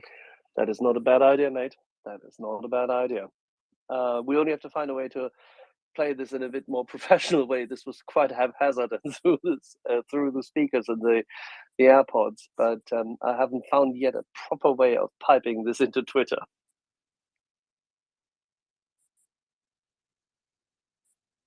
I don't know. I thought the sort of improvisation made it all the more touching. I really enjoyed it. Okay, that's me being a bit. I thought your microphone was awful, Axel. I think it is, but that's a different thing. It works great with your voice, but I don't think it picks up speaker audio so well. Maybe you could modify the microphone setting on your Apple device. If it picks up it auto defaults to like a voice isolation mode, but you can change it to wide spectrum microphone through a setting on the screen. I think I am aware. Ah, okay. Well, sorry, I didn't mean to No mansplain it to worries, you. it's okay. No worries, it's okay. I tried and tested it before. It just doesn't play perfectly well Yeah, because it just doesn't pick up the fidelity.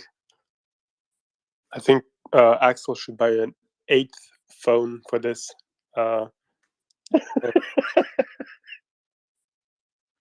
Yeah, get 2 phones. Maybe if you hold 2 of them up and next to 2 speakers, it'll play in stereo for us. Okay, gentle people, given for the moment of levity, we're already operating here on 3 phones. A 4th phone has died in the process, so one of the casualties of this space, and number 5 is on order. Fantastic. Can I share a little bit of reading, very wonkish, that I did yesterday? It's extremely boring, but just to change, to cleanse the palate after this conversation. Yes, let's do that. Okay, so I don't remember whom was talking about how terrible the Russian logistics were at the moment, and I'm talking like deep logistics. I'm talking several thousand kilometers away from the front lines. But they're still important. You need to bring this ammunition from somewhere, the tanks, the people need to travel around, and the information was that however bad the frontline logistics is for the Russians, the far logistics are even worse. They were giving absolutely dreadful statistics, which I won't share because it's not my place to. But they were dreadful and amusing. Let's put it this way. And so I went around and thought, what's important? And we all know this since the thread of Trentelenko. It's how do you call them? Pellets. Pellets are absolutely crucial. What would be really amusing would be if the Russians had a dependency on someone to build their pellets, and then they suddenly don't have pellets, so they need to kiss goodbye to their modern logistics system. Because if you don't have pellets, you basically have to charge everything bag per bag or box per box by hand into the truck, and you go from loading and unloading a truck in a matter of minutes to loading and unloading a truck in a matter of hours. So that was my starting point. Unfortunately, it turns out that Russia is a massive provider of pellets. It's a massive producer of pellets. It's also a massive exporter of pellets, which, by the way, turns out that Europe, 2 of the main suppliers of pellets in Europe are respectively Russia and Ukraine, and they have not provided a single pellet to the European logistics system since February, which is starting to be a little bit of a problem, but that's beside the point. So Russia is able to produce its own pellets. Thank you very much. That's not an issue. So they can make them, but they don't know how to use them. Yeah, no, they make a mess out of it, but at least they have them. Except that there's a brilliant academic, retired now, called Marshall White over at Virginia Tech, who has dedicated his life to pellets and pellets, how to build the best pellets in the world, how for them to work, and what pellet do you have to use for cement and what pellet do you have to use for carrots, or this sort of question that sounds silly, but upon which the modern logistics and supply chains are resting. And he pointed out that in the pellet, we see the wood and we think, well, the wood is very important. And it is. And the Russians have a lot of wood. But what's truly crucial in pellets are nails. It turns out that the nails are what makes the resistance the flexibility, the whatever you want of the pallet. Bad nails, bad pallets. Bad pallets are broken pallets or useless pallets, and they're pallets that very quickly you cannot use, you have to replace, and sometimes they might even damage the cargo. So nails are crucial. And so I got into nail production in Russia. And okay, that's hilarious. So it turns out that Russia is one of the main producer of metal in the world. They have mountains that are literally 100% iron. They can use iron until the end of days. So you'd think that the nail making is not such a difficult operation that the Russian couldn't do that. After all, we all remember that it was Adam Smith's favorite example, nail making. It's an old trade. It's relatively simple, all things considered. They should be able to do it. Turns out that Russia is heavily dependent on foreign countries for nails. They're dependent mostly on China at the moment. So what they have to do is that they export their scrap metal to China, and China send them their nails back. And those nails they use for pallets. But they're also dependent on Germany and a few other countries for nails. And there, my knowledge sort of, I couldn't quite figure out which nails they were using for the pallets, whether they were Chinese nails or German nails, but it's not entirely impossible that they will run out of nails relatively quickly, or at least run out of good nails. So they may actually run out of pallets. So I'm looking forward for it, and I hope this is going to happen very soon. And as soon as I've got the slightest information about it, I will let you know. If I can. Are you insinuating that Russia uses pallets? Well, they export well over 2 million of them every year. They actually also import 200,000 pallets every year. They just haven't integrated any into their military infrastructure. You know, it would be funny if when they were exporting pallets, they didn't palletize them. Yeah, and also I don't know to what there's the usual pallet that we know, but there's different types of pallets. Unfortunately, the World Bank data was not disaggregated enough for me to know exactly what type of pallets they were buying and where they were going, etc. So I cannot. I don't know exactly what's the state of the pallet economy in Russia at the moment. But they are importing a lot, which is not exactly what you would expect from a massive pallet producer. So it's possible that the most advanced pallets they don't know how to do, and while pallets are the bread and butter, they're not everything. For instance, you wouldn't necessarily use pallets for fresh food. Fresh foods tend to go into plastic containers, and again, those I don't know whether or not they have access to them. I know that in France, at least, those containers come from Germany, so that could be a limiting step, hopefully. And Domin, do you have information about the price of cabbage in Moldova?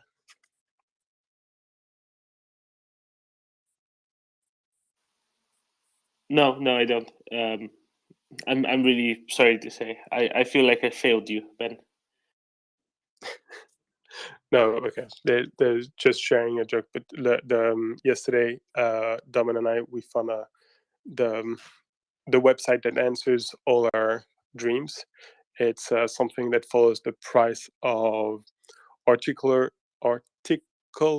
goods like fruits and veg across Central and Eastern Europe. So we have detailed articles about the price of cabbage and raspberries in Moldova, and also apparently, what were they saying? I think watermelon are quite expensive at the moment in Uzbekistan. Just saying, if you had watermelon lying around, Uzbekistan is a place for export. Christian, you're interested in that sort of question, I'm sure. Yeah, the cabbage part. Do you have the price for cabbage in Russia? That's really interesting, according to that research paper. It's not a research paper. It's a website. No, it was the one that I was talking about. There was a research paper. I can't remember. I read it a while ago, like a couple of years ago, that said basically when Russians prepare for war and are at war, usually they consume more cabbage.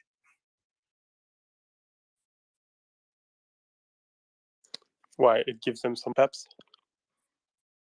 No, it's easy to grow and it's inexpensive, and it takes it moves the other resources for the army.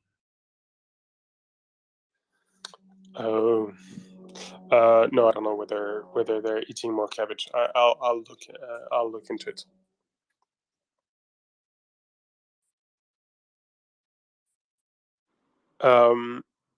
And Domin, when I went to bed yesterday, you were announcing us bad news regarding how the Russians were celebrating Ukrainian Independence Day. Do you have more on this? I don't. It might be my failure. It might be Ukraine keeping a tighter lid on details of what gets struck by Russia, because I think they slowly realize that it's possibly correcting their fire, and that's not a good idea. What we do know is that an ammo depot in Tokmak definitely went up in flames, and by up in flames I mean repeated explosions, and actually some quite nice fireworks on top of that. Tokmak is very close to the front line in Zaporizhia, in occupied Zaporizhia Oblast. So it's, I mean, I don't know why they stored so much ammunition so close to the front line, but hey, apparently they did, and the proof is in the pudding, and the pudding is very hot indeed. Decoding? Yeah, Tokmak is one of my places. It's there's two roads from Berdyansk, and hence really from Mariupol to Dnipro and to the rest of civilization, basically. And one of them runs through Tokmak. It was terrible, worst road in the whole wide world. But yeah, very significant strategic place. And there's been multiple reports over the past 2 months of like proper comedy battles between Buryats, and there was one a few weeks ago. I'll find my tweet about it, where basically the Buryats and the Kadurovites were fighting over who's more Russian than the rest, and it ended in many deaths and all sorts of comedy stuff. But yeah, so you could imagine Tokmak is a really key place there, because it's halfway in between where the Russians are really caught around Avdiivka and particularly Huliapol, where which was the former capital of the Makhanovite. Right, of the Makhanovite anarcho-syndicalist republic of 7 million people, which the Bolsheviks snapped out. So I was always very interested in the Ramada in Huliapol, because it had such illustrious, it used to run a country, an anarcho-syndicalist republic, and I was always trying to troll tankies into supporting Ukraine by saying, look, Ukraine has had the only anarcho-syndicalist republic in the whole of Europe. Like, you should be supporting these guys. But anyway, Tokmak, yeah, and obviously there between Tokmak and the road to Melitopol is very, very important. And you'll see if you look at it on a map that the road goes there. So when you get sick of bumping up and down on the rubbish road, eventually you kind of surrender and then turn left and go back onto a much better road. The Melitopol road was amazing. It was terrible when I first got there in 2018, and then they totally redid it. And actually, Germany had promised to build to help Ukraine fund a proper motorway. So we'll hold them to that after the retreat. Anyway. There will be two very large-scale sets of infrastructure projects right across the whole country. One will be an improvement to the road network. The other will be re-gauging the railways. And I would love to read a study someday that explains just how much of a difference had Ukraine already re-gauged railways to the standard gauge from the Soviet gauge, how much harder it would have been for the Russians to, sustain an invasion in the first place. I don't know what the answer is. I don't even have a feel for the order of magnitude of the answer, but I'm very curious about it. Go for it, Cody.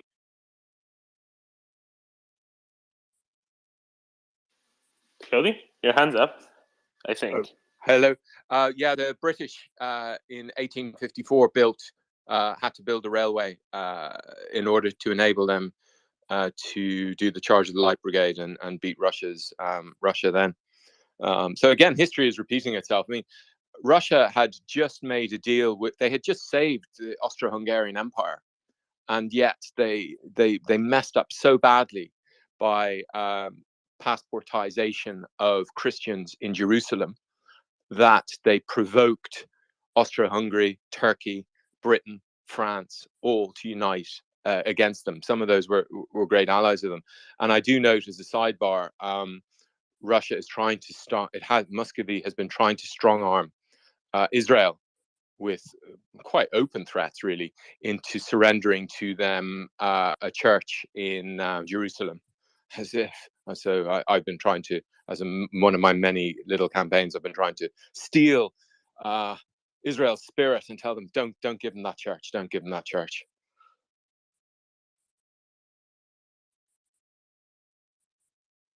Which church is it that they want? Do you know? I'll tell you in 1 second. On the other point, on the roads, one of the roads from 2018, from the time President Zelensky was elected, amazing improvements. Like absolutely. They dealt with all the problems and were gradually making all the proper A roads were turned into just absolutely amazing. The road to Zaporozhye from Dnipro and Kryvyi Rih had been appalling, but then they were turned into like Europe-style motorways. God knows. So they have the know-how and they can do it. So it'll be just plug and play for rebuilding the road network at least.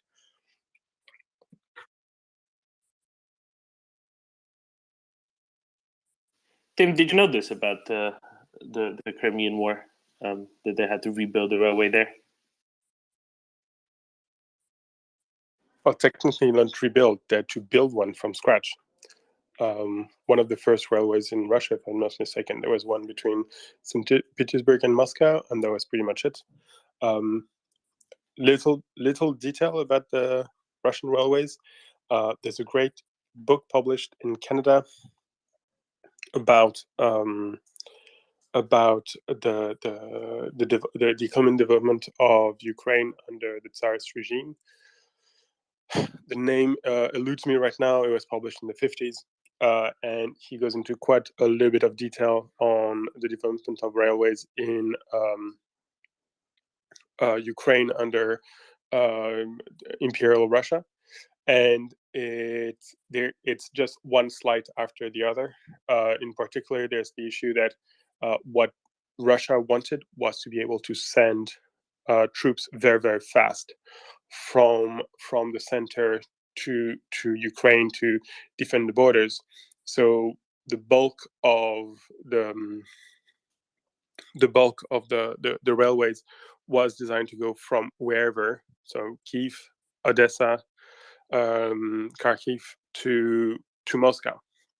But of course, economically, it made absolutely no sense because Ukraine was geared towards exporting a lot and mostly exporting grain, either to Central Europe or through Odessa to the rest of the world. So there was a long fight in this respect, and the Russians did not stop at any, can I put it, slight and any. They really did not want to develop the Ukrainian agriculture and the Ukrainian economy too far. And in particular, they tried to prevent Odessa from modernizing. And I think the worst example is that okay, I'm talking from memory, so I will have to check this, but there's something along the lines of there's a large valley before you enter Odessa from the north, and the railway did not cross this valley. So you had to, whenever you were bringing grain by train, you had to unload before the valley, then charge everything on carts, and then take the cart for like 30 kilometers before you could load them on the boat. And almost that alone made Ukrainian grain not competitive against the American competitors. And that almost that this one decision to slight Ukraine costed the Ukrainian grain the British market. The early Industrial Revolution was actually fueled by Ukrainian grain.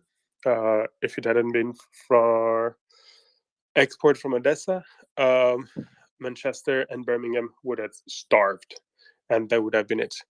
And only after, I might be wrong, but I think it's after the American Civil War, maybe a bit earlier. I might be wrong, but somewhere around there, did the American grain take over the Ukrainian grain in what is known as the Great Grain Invasion. Little detail on the railways, and if I'm not mistaken, the church in Israel is known as the Church of the Holy Sepulchre. Oh, but that was split between 5 churches anyway, if I remember correctly. Trying to remember who was there. The Greek bit, the Armenian bit, the Ethiopian bit, maybe, etc. It's very split up. It's not like they could just give it to one. I've just sent you the message. It's the Alexander Court Church or something like that. Thank you. That makes more sense.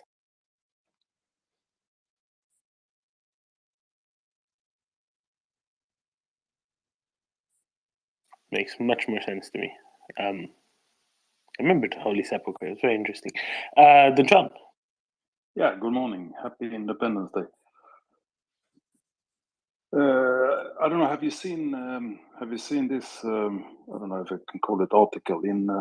Let's see. Ria Nostovi, some Russian. Ria Novosti. Yeah. No, I tend to not read the central Kremlin mouthpieces. Yeah. Yeah, but there's an article there where Lukashenko congratulates all Ukraine on the Independence Day. Ridiculous. That's amazing. So it says that Lukashenko's congratulating Ukraine. Yes. That's the article. Yeah, I can send it to you. Is that no? That's okay. I don't want to. I don't want to even look at that bit. So wait, is there something that they've had scheduled again, like for months, and it just went out on an auto scheduler? It sounds like something that went out on an auto scheduler. Yeah, it's the yearly one. Yes, exactly. It's not on. Yeah, it's been there for years. Probably just send it out. I mean, they knew that Lukashenko would be in power for another couple of decades, right? Just yeah, but actually, what is automate the script? He says something here. I'm convinced that today's contradictions will not be able to destroy centuries-old foundation of sincere, good, neighborly relations. Blah blah blah blah blah. So he's actually addressing the situation while congratulating. That's amazing. All right, that's all I had. I think if George Orwell heard this, he'd just throw out his manuscripts, because what's even the point? Decoding? Thoughts? That may or may not be significant. I accept your possible that it's kind of on a. They just send the fax automatically. It's a machine that does it, or it's one guy in Minsk. It's their only job once a year to send that fax to Novosti. On the other hand, it could be significant if it was done non-remotely, it would be highly significant. One of the things in this interview, which I tweeted about earlier from this Russian foreign policy expert, was that Potato Man Lukashenko. We all remember a month ago Putin said he was going to put nuclear weapons in Belarus. Well, according to this source, and it rings true because we haven't seen this happening yet.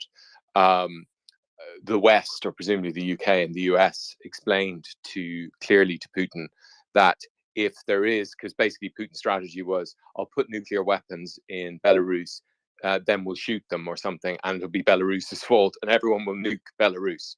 Great strategy. I mean, they're really desperate. They're really dragging it. But apparently, the UK and the US explained that if anything happens from nuclear weapons in Belarus, Putin will be blamed, which is kind of obvious to us. And this is again more evidence of what I called 10 days into the war of peak disinformation, that at a certain point your bluff gets called, and the Russians' bluff is getting called by the people who matter, not by me, but by the people who matter and the governments that matter, on every one of these mad trolls, which tankies fall for, but none of us fall for.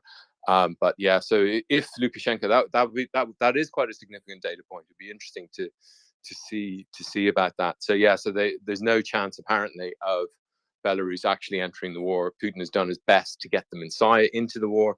It's not going to happen, and they're probably not even going to get nuclear weapons there. And I'm looking at Belarusian freedom, and what's her name, who once liked a tweet of mine, actually. Tikhanovskaya. Exactly. That's probably the apex of my time on Twitter, was a like from her. She's in the wings, and Ryanair is planning a whole set of new routes from Minsk, no doubt, God willing. I'll let them know at the offices. I mean, do you really want to bring that upon them? I don't know. Tim. As I was asked. I just want to briefly note. Sorry, Tim. I should note this, that of course Ryanair has previously flown to Minsk once, not willingly, and it's kind of ironic if they were to set up a future hub in Minsk after their previous unplanned visit. Thank you for explaining my joke. Yes. Yeah, sorry, but you won't believe how many people will not have heard of this, that are listening to this now. At least 7, possibly 70. Tim. I just wanted to circle back to railways during the Crimean War, as I was asked about it, and clearly Decoding knows a wee bit about this as well. So I think it would make for quite an interesting discussion. Now, as I understand it, the British contractors were brought in to build a railway between Port Genovese, which is kind of the port of Balaclava, so to speak, which was used as the main logistics terminal for the Allied forces, and Allied lines outside Sevastopol itself, which was a railway of about 14, 15 miles. So that's 25 kilometers. It's a very interesting thing because Crimea saw the first real use of railways. And a number of other technologies as well. So the Crimean War, for example, electronic telegraphs were used for the first time, and exploding rather than hard shells for naval guns were used for the first time. So it was really quite a groundbreaking from a technological perspective. It was really quite a groundbreaking conflict. And I think part of the fun they had with this railway was they named it the Grand Crimean Central Railway, which for something that was knocked together in less than a month and was only about 25 kilometers long, I can only assume is a dig at the fact that Russia basically didn't have any railways at this point. It was part of Russian grand strategy. We talk of the great game between the British Empire and Russia at that time. Russia's much vaunted move southwards into the Caucasus and into the Black Sea as a kind of direct challenge to British and also Ottoman power. They didn't even have a railway line going anywhere south. They also didn't have a telegraph system between St. Petersburg and Moscow. That was not built. That was built during the Crimean War, right? This was this was how preposterous this empire was. This was how backward it was. And so I think when Sir Morton Peto, who was quite a famous English railway contractor and civil engineer, he also built the Victoria Bridge in Montreal, in Quebec, which was the first year-round crossing of the St. Lawrence River. Before that, you could get over with a boat in the summer, but you couldn't really cross it in the winter, the spring, or the autumn. And I think in naming it the Grand Crimean Central Railway, I think they were really taking a pop at the fact that Russia had basically not advanced since Tudor times in terms of technology. We also had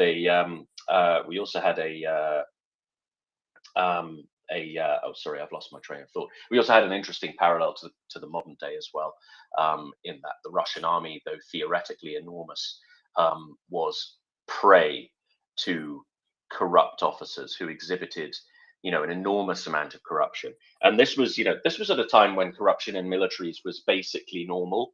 I mean, it was a way for senior officers and senior commanders to basically get paid.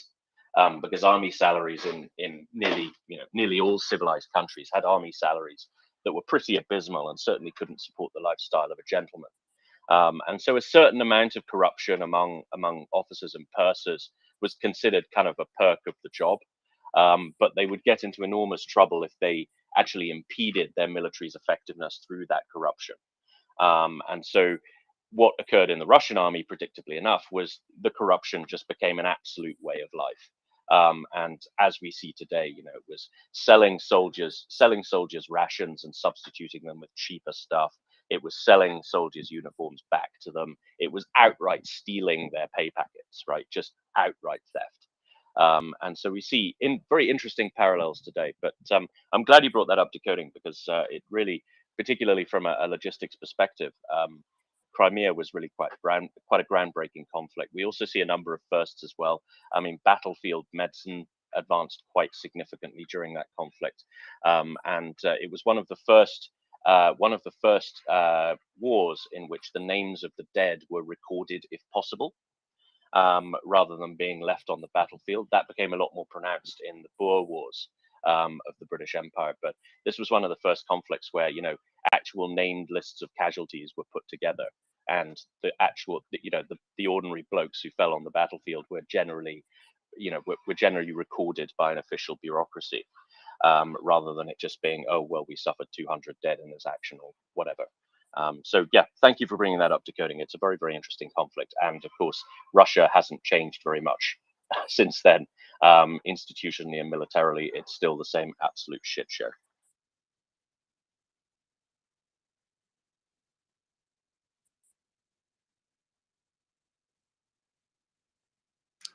Thanks a lot, Tim. As usual, very interesting. I would add another slight nugget by way of an anecdote as well, if you don't mind. One of the hats I used to wear in Tallinn was running walking tours, history tours of the old town. We have a large Orthodox cathedral here called Alexander Nevsky Cathedral, which was built in kind of 1900 to 1910. It's right opposite the Parliament building, and it has a very unusual Orthodox cross on the top. The occupation church, you mean? Yes, that's the badger. And it has a very unusual Orthodox crosses on the top. So it has, the standard Western cross with the bar for Christ's arms. It has the smaller cross piece at the top for Iste Jesu Rex Iudes, and then it has the wonky cross bit at the bottom, symbolizing that the man on Christ's right repented of his sins and went to heaven. The chap on his left did the opposite and went to hell. It also has a little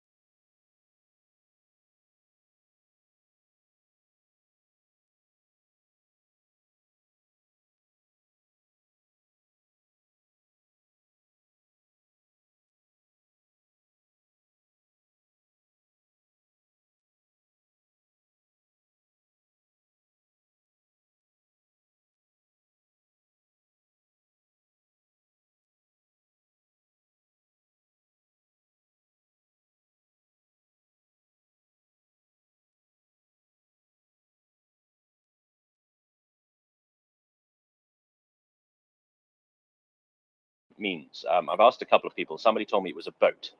So you see the little crescent at the bottom in late 19th century churches, and there's only about 5 or 6 of these in the round. Poland. That's very interesting. Every day is a school day here on the Maria Report. Anyway, thank you very much for indulging me, and thanks again to Decoding for bringing up Crimean railways. We could talk all day about this topic, but I guess we've rinsed it. Shall we talk about the modern Crimean railways a little bit? Yes, let's do that, Doman. Let's talk about modern Crimean railways. So, railways in Crimea are an interesting thing because they all run through one town, the town of Jankoy. I don't know if the original Balaclava railway is still there, actually. Guess it? No. That section's no more. Yeah, the Turks bought it and ripped it up and put it in Turkey somewhere, but it was only 15 miles long, and it was a bit of a botched job as well, because they built it in a month. Fair enough. So, the city of Jankoy, town of Jankoy, I don't know how big it is in the north of Crimea, just south of where Crimea joins up with Kherson Oblast. Crimea is very, very interesting up north because there's only one real isthmus north of Armyansk that actually joins us up to Ukraine proper, and then the rest is mostly a very shallow lake marsh sort of thing. There's a few effective bridges across. There's some levees as well and the like, but let's just talk. Consider them bridges. So there's this town called Jankoy, which is in the north of Crimea, sort of central bit of the north of Crimea, and you can imagine all the railways of Crimea effectively being four spurs that go out of the town of Jankoy. One goes towards the southeast, towards Kerch and towards the Kerch Bridge. One goes to the northeast, across Chongar and towards Melitopol and occupied Zaporizhia. One goes to the northwest, towards the city of Kherson, and one goes to the southwest, towards Simferopol, Sevastopol, and there's a branch off to Yevpatoria. And I am really curious if there's going to be any more hits on this town of Chongar specifically, because taking the railway switchyard out there effectively disables all the railways in Crimea thoroughly and permanently, because that's the only place that all the railways go through. There is no alternate route, and it would substantially and substantively kill the resupply efforts of the Russians through Crimea, through occupied Crimea up north towards occupied Kherson and Zaporizhia oblasts. And this is something we were talking a little bit a week ago when there were those smoking accidents happening across Crimea. The big day of smoking accidents across Crimea, because there were some fires around Jankoy, and then a little bit to the southeast of Jankoy towards Kerch by Azovske, as well as a few other places around Simferopol and Sevastopol. I thought, interesting, this will actually possibly disable the train lines going through Crimea, but no, apparently they've put them back up and into use, and I was quite disappointed with that, because I thought, hey, you just take that one interchange out and they're done for.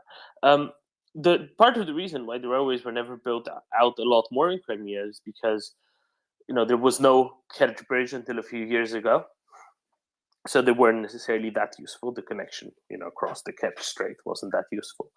And the two connections north were both single track lines. They were scheduled for improvement, right? Both the one towards Kherson and the one towards Melitopol, they were both scheduled for improvement, but they simply never were, because the improvement was scheduled to commence in 2014 and 2015, and of course with the Russian occupation of Crimea in 2014, there was never much use for that.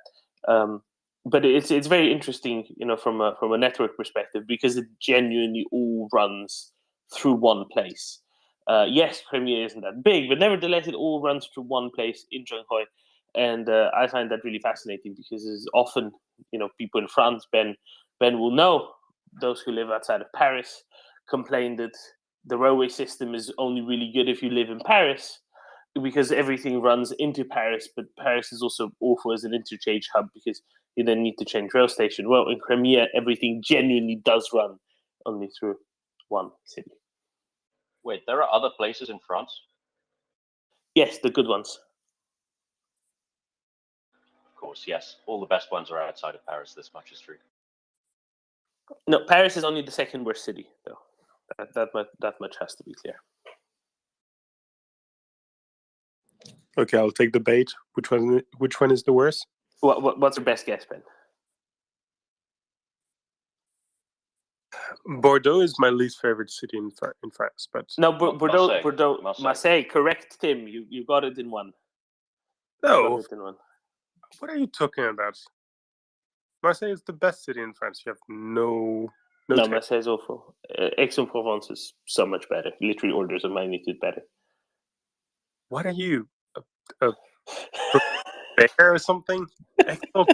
It's a little bourgeois, shitty place where people go and play tennis, and then, oh my god, no, you're.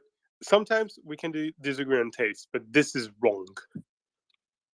I think we can all agree that Saumur is the best city in France. Saumur's pretty nice. As is Blois is pretty nice as well. As is Tours. Generally, these smaller provincial towns are gorgeous.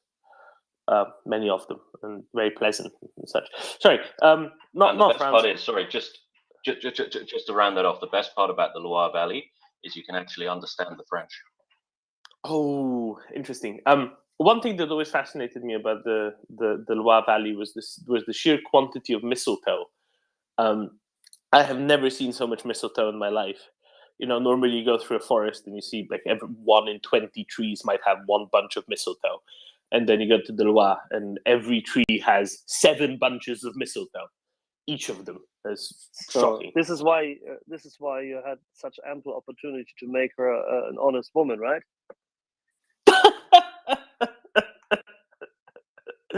Oh my! I think that's only an Anglo-American thing. I've never heard of that before. I've encountered it in English text. Anyway, decoding. I'm sure you have a much more serious comment that isn't to do with the parasitic. Oh come on! Before decoding goes on all what's it, American Irish, let's just hold your feet to the fire. Did you have a glass of proper Meursault in hand when you proposed, yes or no? Meursault? No. Champagne. Oh God, who wants bubbly if they can have a real wine? No, it was a real bubbly. I'll tell you the story another time. It's you'll be interested, I'm sure. Donovan, I'm sorry, I have one last question for Tim.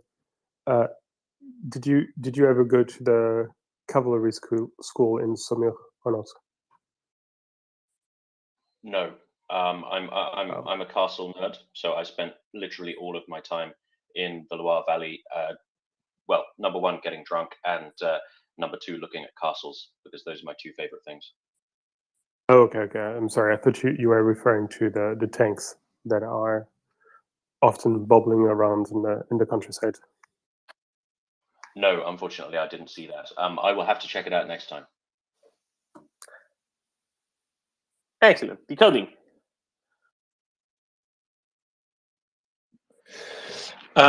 Your talk about trains in Crimea sparked the idea that,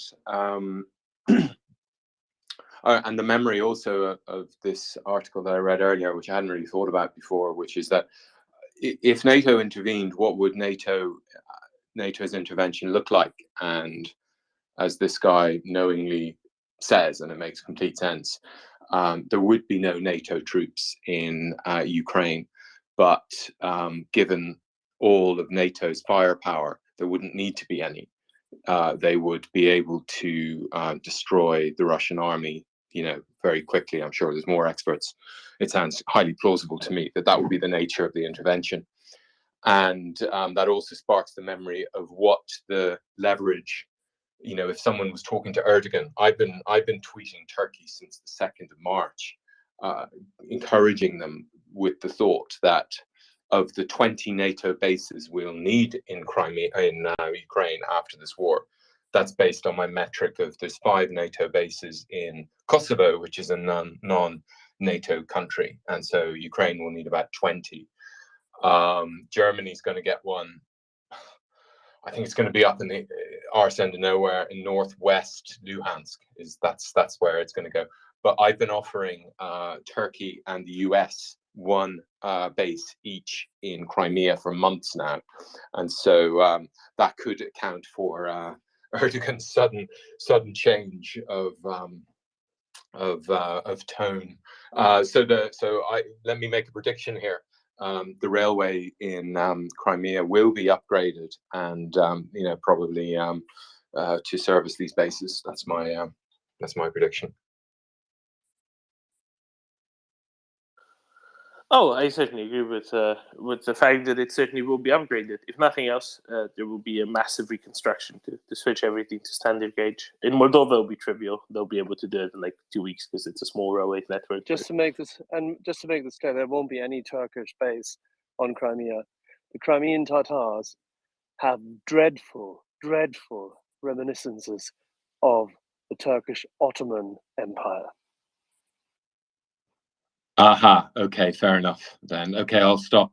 Well, actually, I'll continue trying to troll Erdogan into intervening, but I'll go easy on the promise of Crimea. He can get one up in where would they be safe? Probably up near Poland, I'd say. Yeah.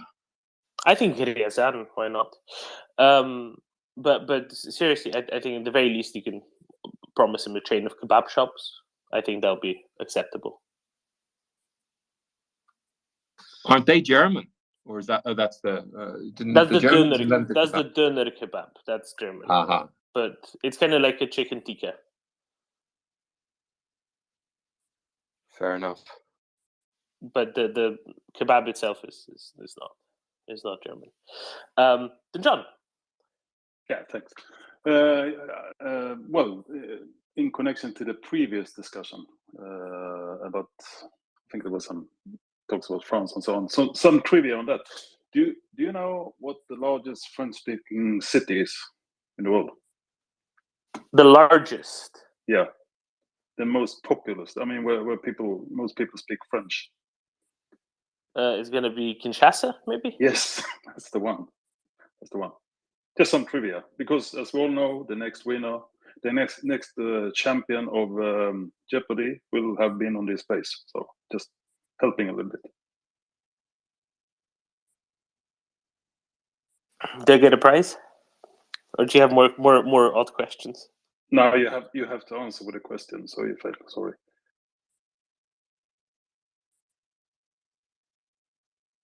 What is Kinshasa would have been the right answer. Oh yes, you're right. I'm sorry. I've barely ever watched any Jeopardy, so there you go. Regular Quizen doesn't have that. Nina, good morning. Good morning, Domen. And I have been following what the new media says about Ukraine not being able to celebrate their independence. Is it the 31st, the Independence Day? Correct. What? 30th. I said yes. Yes, it is the 31st. Yes. But still, there is so much support going on in the world and showing solidarity and celebrating for Ukraine this Independence Day of theirs. And that warms my heart, and I will also somehow today make something to celebrate it with a picture or something. Den John, jag har ärende åt dig. Har du satt upp den där signalen? Inte ännu. Jag kan göra det. Sen har jag tid någon gång i eftermiddag. Okej, om vi kan kontakta sen senare på eftermiddagen. Ja. Okej, tack. All right, tack. Hej. The Swedish-speaking Taking it minority offline. in Finland. We have... Booty. Yes.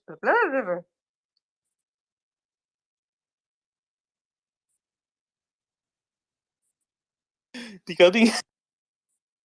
You will have to do decoding, please. Give me a second. Nina and Dan John will have to do a classic Muppet Rum Pum Pum soon.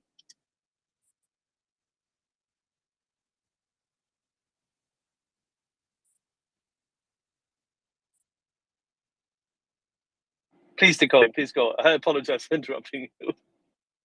I think I talked about this yesterday. Just the idea that the US is giving $3 billion of it announced the day before on Flag Day that it was going to announce on Independence Day $3 billion Would you worth of decoding?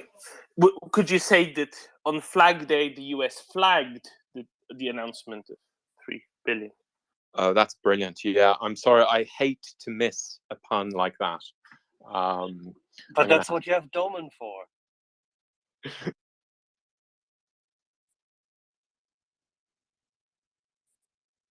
But you have a key point, decoding. The 3 billion announced on that day, even if, as it seems, about $1 billion, tad over, tad under, we do not know, are dedicated and designated to the continuous service and support capacity of the American personnel and their operations throughout Poland, the US Air Force, US Army, and Transcom therein. Of course, and that needs to be budgeted. And this seemingly is sufficient in order to cover everything until year end. If there's still 2 billion, a full kaboom in it, that's grand. Actually, that's very interesting. So that's a message that we consider, speaking with my American hat on, that we consider the stuff in Poland in relation to Ukraine. So it's more a little boost from my thesis that Ukraine has now de facto been accepted as a member of NATO with the Tobias Ellwood tweet. That's very significant. The thing I picked up in Ukrainian info space recently is this talking point about how the Russians are obsessed with this primitive adherence to dates and calendar, and any of us who've spent time in the ex-Soviet Union will get this. It's all this May 1st, May 9th, May 8th, you name it, and all of this all of these organizing fictions around which the secular state is formed in a sort of religious like way. And Ukraine, the acknowledgement by world leaders of Ukraine's Independence Day is in itself a very powerful moment, I think, in the evolution of hybrid warfare. And I'm sure many Ukrainians recognize this for all their annoyance at how slow everything has been and how much suffering they have yet to face and have faced. But this is just, Ukraine, it's like it's got its St. Patrick's Day now, it took Ireland 100 years to get St. Patrick's Day, and all the green, everyone in Shanghai and everything dyeing the rivers green. And now everyone, they don't even notice how Ukraine awareness has crept up across the continent and across the Western world. And no one remembers that on the 23rd of February 2022, most people didn't know where Ukraine was. And I have to say, a Polish friend joked with me in March 2014. She joked, "Oh, Westerners are so stupid. They even need to print a map in the New York Times about where Crimea was." And I have to admit, despite all of the mythology around the Crimean War and all of that, which of course all of us who grew up in Northwest Europe will be aware of, and Florence Nightingale and all that stuff, and the Mall, Green Park, and all this stuff about the battles, I couldn't fix it on a map there. I didn't admit to her that, but now everyone in the world knows about Ukraine and knows millions about Ukraine and thinks amazing things about Ukraine. And this is so significant. So in its absence, the celebration of Independence Day inside Ukraine, I hope some Ukrainians will take succor from the fact that, world leaders are all going to be doing their annual Ukraine Independence Day message there. I bet we're going to see tons of this, and that will drive the Russians nuts, because just totally nuts. It's piercing 8 years of disinfo about Ukraine. It might even get through to a few tankies. Who knows? I think very few things get through to the hardcore tankies. I mean, unless it's a literal T-72, it doesn't really. Then John, please go ahead. But also, has there been any specifications from the Swedish side of what's involved in the package at all? No, not yet. I'm actually actively looking for it, but nothing yet. But I think there will be an announcement today. Once they had their morning coffee and maybe lunch. But no leaks at least. But so yeah. No, they're not no Welsh equipment. That's for sure. Yeah, No. exactly. Anyway, so before Axel started saying something after, well, we spoke Swedish, me and Nina, and then I only got his first word, and then I saw a lot of laughing emojis because I lost the audio.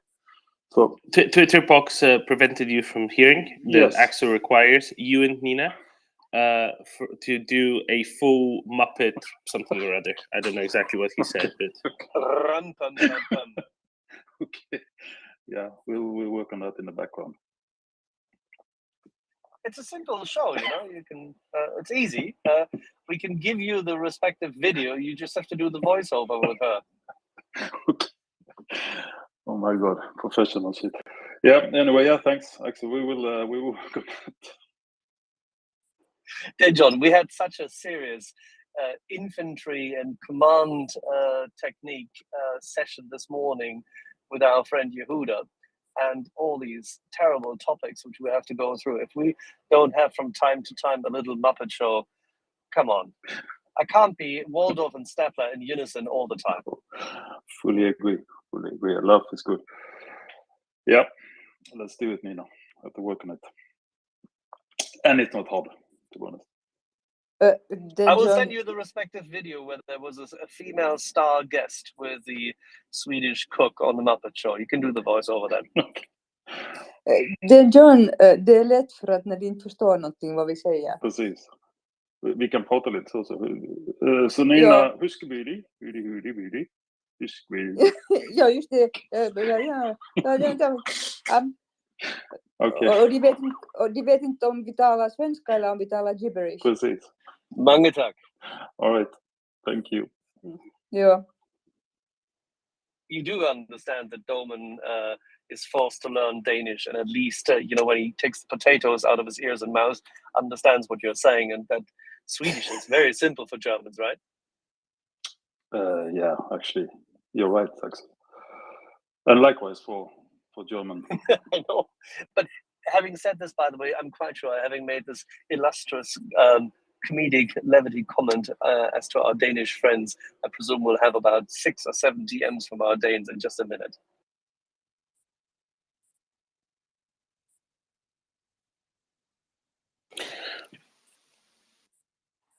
Who wants to hear some good news? Oh, I do. And Bring I've it got on. others to share as well. Now, there is a gentleman called Gennady Ivazian. If nobody knows who Gennady Ivazian is, he is a Russian minigarch, owner of a coal trading company called Crew Trade, which is one of the largest traders of coal in the world, apparently. Now, video has emerged on Twitter of his 130-foot yacht, Life Saga, sinking off the coast of Italy. Now, perhaps this is one for Attack'em Cigarettes International, but we may never know. But Ivazian is a pretty nasty piece of work. He is sanctioned by Ukraine. Uncle Sam fined him $40 million last year for defrauding an American mining company, and he's also wanted in Denmark and the UK on corruption charges. So now he is one yacht short, as his yacht very publicly sank off the coast of Italy. I've not managed to find out where exactly in Italy. Italy does have a lot of coast, but it's somewhere there. Now, unfortunately, Ivazian owns another 300-foot vessel called My Saga. Why do they always have such naff names, these boats? And so he owns another yacht, which is even bigger, over twice the size. So if any representatives from Attack'em Cigarettes are listening, then there's your next target. So poor old sanctioned minigarch is down a yacht, and there's another yacht with a big that may or may not have a big hole in it soon. Here's hoping. So anyway, that's a little snippet of good news for you all. I like that. Is this the chap, Ivazian, who was involved in the coal and anthracite fraud and theft in the Donbass? If there's theft involving coal, he's probably involved in it. I mean, as I said, he's a sanctioned individual in Ukraine. I'm not sure if he's on any other lists, but he's on the Ukrainian list.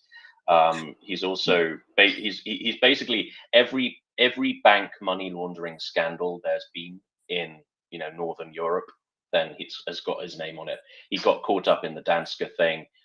He's got caught up in the Yeah, then I Swedbank think thing. he is involved in the Donbass. If that's the guy who was involved in Danske, maybe Decoding Trolls has something on it, because I'm not sure with whom did we talk about this. We had a discussion about the coal and anthracite theft. We had this in discussion with Maciej was the key interviewer, Yes. but with the Polish journalist who spent quite a lot of time actually covering this. Exactly. When was that with her? It was a while ago, 3-4 months ago. We should Do have you them think back we on. can get her back? Because Yeah. there's a lot of stuff coming in this regard. And Let's talk to Maciej. Yeah, good point. I think it was him actually. There are two different Polish journalists, and the one that wrote the book was a he, not a she. Oh, the one who wrote the book was a he, but there was this woman. Baca Pogorelska. That yes, she was Exactly. separate, but yes. If anyone wants to see that glorious footage, then I've just stuck it in the nest for you. You can enjoy that in your own time. Whilst we're talking Nest, before we go to Ben, who had good news, and then Decoding the Nina, did anyone actually look at the Lego? I did. It's fantastic. Okay, if any one of you here in the audience hasn't watched it, flip through the Nest. I put it there just for fun. It is a fucking awesome animation of Lego for the Ukrainian Combined Armed Forces.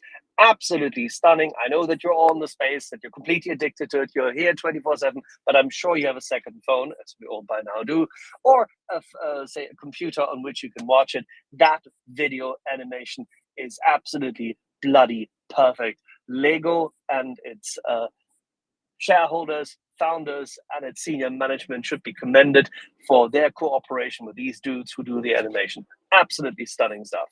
I saw your tweet while making coffee number 1, and I thought, there's no airbase at Billund. I swear there's no airbase. I've seen it. There's no military section to that airfield. It took me a while. I just requisitioned it. I'm sorry. It took me about 5 seconds to realize that it was a joke. Yes, but that is also excellent news, Tim. And please, everyone, too, as Axel says, is the second tweet from the left currently in the nest. It's fantastic, absolutely fantastic. Nina, go ahead, and then we'll go to Decoding after that. Nina. Thank you. I watched that video, and I had goosebumps. Well, you better should have, because every Lego has bumps. Yes, I got them from the bumps. Yeah, that's a great thing. Thank you. Oh yes. Hope they're not permanent, unlike on a Lego piece. Decoding. Is that the video about Estonians, or what is that? Oh no, it's the one second from the left. It's the one with the Lego air fleet for Ukraine. Great, I'll look at that. Does it include sensitive content shared by Tim Sennett? That one. Yep, I just shared it. Oh. Okay. So the one shared by Tim is the farthest to the left. That's about the yacht, and then if you swipe to the one towards the right of that one. Yeah, it's one of Axel's. It's by Axel. It starts with Billund Air Base. Ah, okay, great. Very inauspicious start. But anyway, on the coal, you had a lot of experience in Stanice Luhanska monitoring the rumors of the coal transport to and from late at night occupied Luhansk, and there's a railway station just north of the Seversky of the Donets River there, which I spent a lot of time speaking to the station keeper about these transports. It was always impossible to discern what was going on, apart from having the first-hand accounts of these transports, but it was totally verboten to talk about it. And so then it was interesting to me when the treason cases were launched against Medvedchuk and Poroshenko, and when lots of intercepts were released regarding their so-called deals over these transactions. So that was very that is and was very interesting to me. I do hope that that's dropped against Poroshenko. I forgive him for that. I think he did have to do it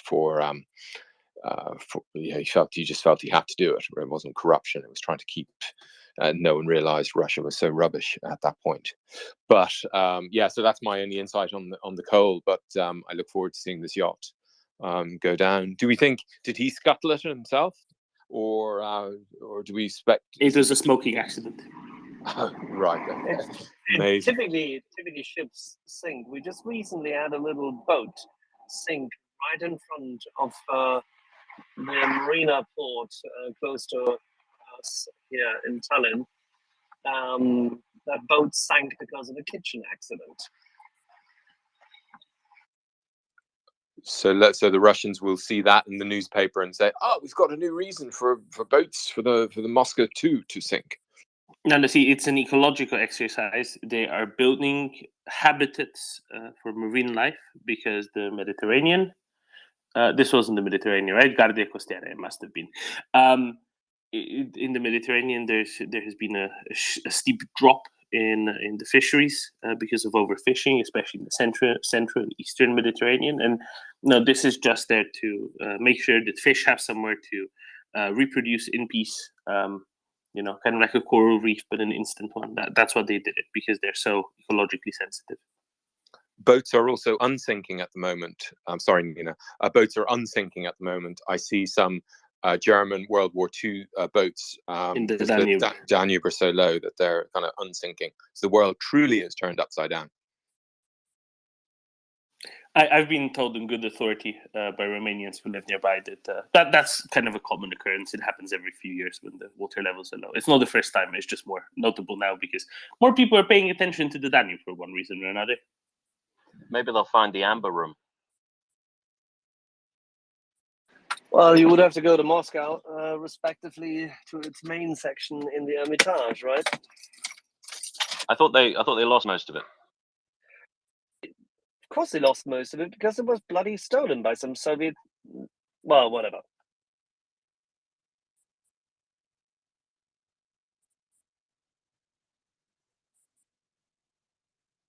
Okay, I for one have no idea what's the amber room. It's a room full of amber. Prussia's glory. It's under a mountain in Poland, I think Nina will probably confirm to us. Yeah, again, this is a very deep Indo-European myth which has been appropriated by of mountains of gold, which pops up in the media a lot. Hopefully, yeah, they almost discovered it the other day in Poland. I think almost every week someone almost discovers it.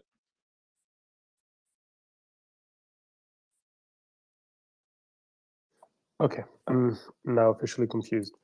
Okay, imagine wallpaper, but imagine wallpaper made of amber.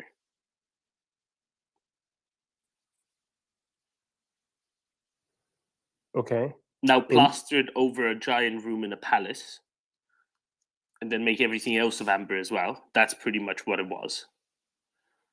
It was like, imagine somebody had a gold room, but instead an amber room. It was in the Catherine Palace in Tsarskoye Selo, right? It's Tsarskoye Selo, yeah, just outside of St. Petersburg. Yeah. Okay. Does anyone of you knows how to say no problem in Arabic? Algerian Arabic. Nope. Is that about arms or gas? Very much about gas. So you say Makash Mishkil. Makash Mishkil. So someone asks you, how are you? You answer Makash Mishkil, no problem. If someone asks you if you can do something for them and you can do it, you tell them Makash Mishkil, no problem. And so when Ben, this just confirms the the hypothesis that someone has had that you are the modern incarnation of André Merlot?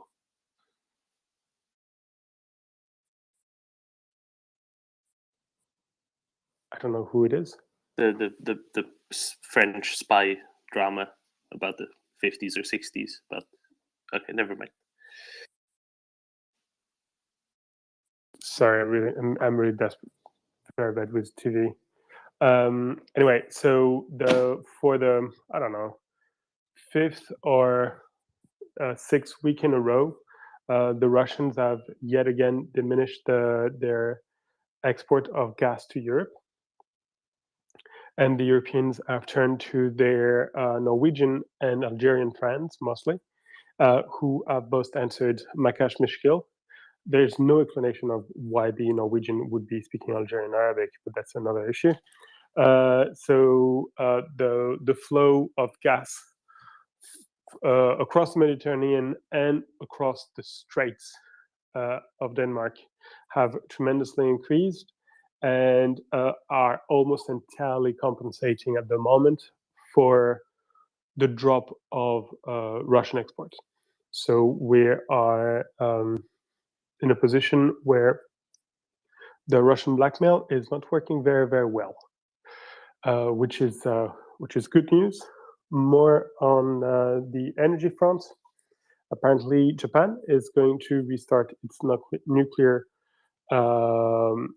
sector and it's going to build new nuclear plants, which happens exactly on the day when Bloomberg has an article on how the LNG from the famous Sakhalin LNG port is having some serious problem. You may have followed earlier that Russia tried to nationalize and at least take control of that, both the port, the transformation plant, and potentially some of the extraction areas. While doing this, they didn't only just take over; they also tried to sign new contracts so as to cover themselves and avoid later problem in courts and this sort of things. And it turns out that several of the clients of the old Sakhalin refused to sign new contracts. So the flow of LNG from Russia to East Asia doesn't seem to be working very well. So that's yet another problem for the Russians. And as a consequence, you see the Japanese turning to nuclear. I mean, I don't know if it's a consequence, but it's quite an interesting chronological oddity that the news about the problem with the LNG and the news about the restarting of the nuclear program happen on the same day. And finally, I had a cool exchange with a guy called The Illusionist on Twitter, who is following the gas market in Europe, and is basically saying that at the moment there is not really a gas market in Europe or an energy market, and that it is so thin at the present that there can be a difference from 1 to 3 from one sale to the next, and that the traders don't really have an idea on the spot market of what's going on. So it could be good news, it could be bad news. I'm trying to ask him a bit more details on the subject, and I hope he comes through and explains to me at least what's going on, why, and so I can relate to you. So there are quick energy points for everyone.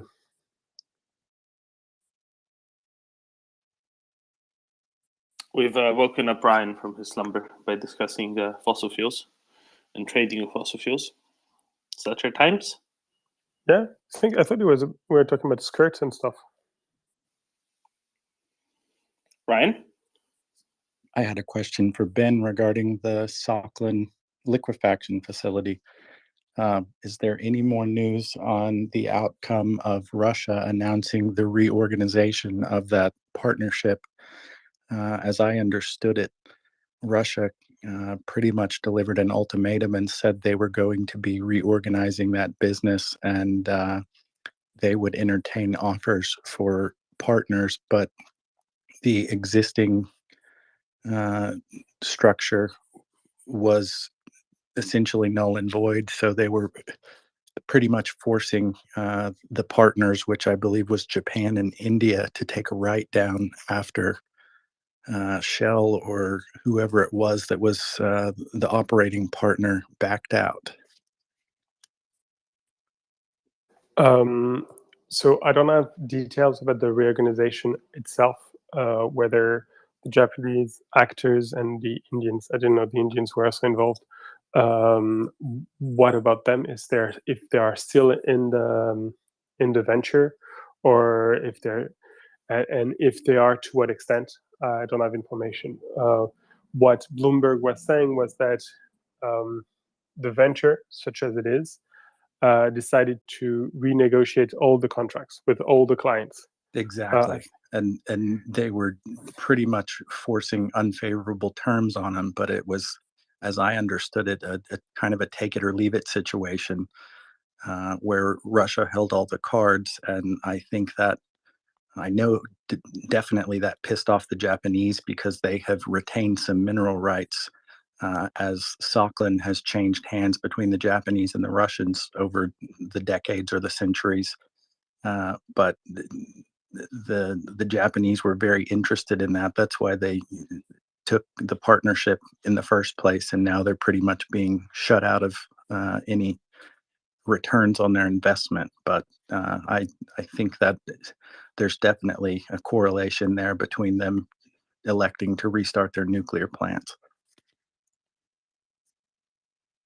Yeah, at the very least, it goes in the same direction, and the concordance of the dates is interesting and potentially intentional. But yeah, that's also, we tend to forget the Far Eastern front of the general war that Russia is waging on the West. But they are also trying to have an impact on South Korea and Japan. But there also we can mention North Korea, which I'm sure our friends in Seoul and Tokyo must have been delighted to see how cozy the relationship between Moscow and Pyongyang was evolving. Of the past years, I think, if I remember an article I read a few months back, China was trying to moderate the North Korean demands and actions, and to keep them under a lid so that they weren't forcing them into situations they didn't want to be in. And they tried to close the border quite a few times. And what happened was that the Russians, either through the very small border they have with Korea or by sea, managed to keep the North Korean government afloat despite Chinese, I don't want to say sanctions, but embargoes. And I'm not sure the Chinese were very happy about it. And again, the closeness between Moscow and Pyongyang may not be entirely to Beijing or Peking pleasure. But that's me extrapolating maybe a bit too far.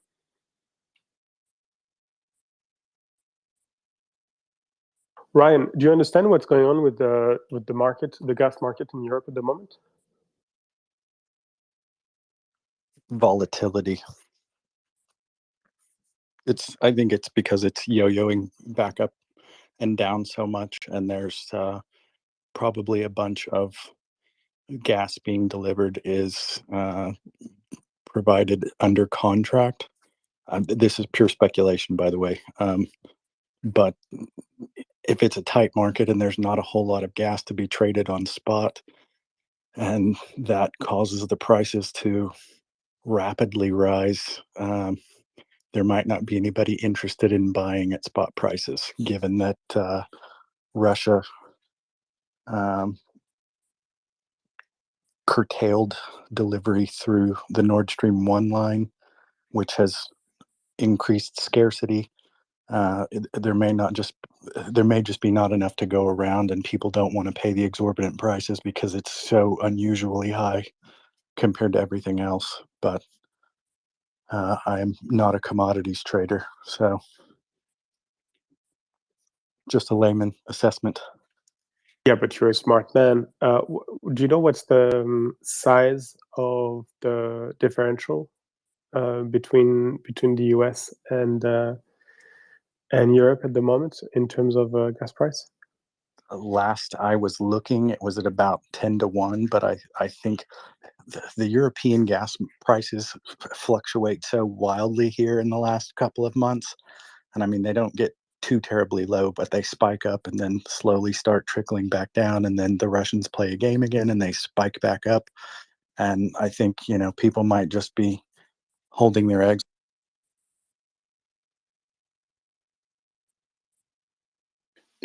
Ryan.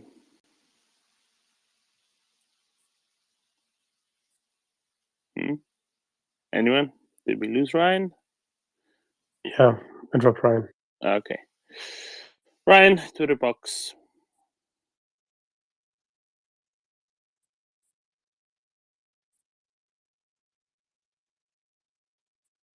I assume he was about to say people don't hold all their eggs in the same baskets. Something about a 2CV, yeah. And I think they would rather hold on to their money and wait a few weeks and see if things calm down.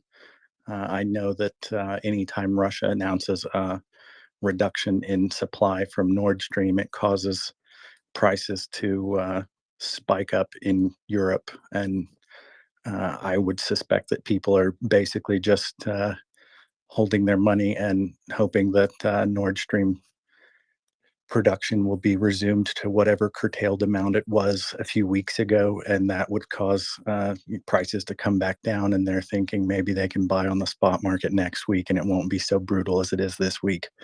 But again, these are my wags.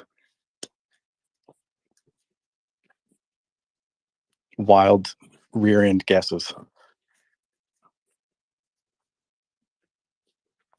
We had a extreme cold snap here in Oklahoma and in Texas back in February of 21, and it got so cold here for a period of time, for about a week or a week and a half, that the oil and gas production, the pressure vessels and the wellheads and the flow lines that sit on the surface were freezing off, essentially with condensate. And basically it was it was reducing production of the wells, and that's purely a function of the energy companies that operate down here in Texas and Oklahoma not properly weatherizing their wellhead equipment and their pressure vessels like heater treaters and separators and their flow lines. But because we were in the middle of a blizzard at that time, it was really hard for the pumpers and the people that keep all of that equipment running and the guys that go out and check all that stuff to go and do anything to get those wells online. And it caused an enormous spike in prices. And people in Texas were seeing energy bills basically similar to what Europe is facing right now, and in some cases much worse. In Oklahoma, we have a slightly more regulated energy market in that respect. So we didn't see the immediate effects of those price spikes because we're not in a highly deregulated energy, electric and gas market like Texas is with their ERCOT system, or ERCOT, however you want to pronounce it. So Texas paid those astronomically high bills on the front end back in 2021. We basically created these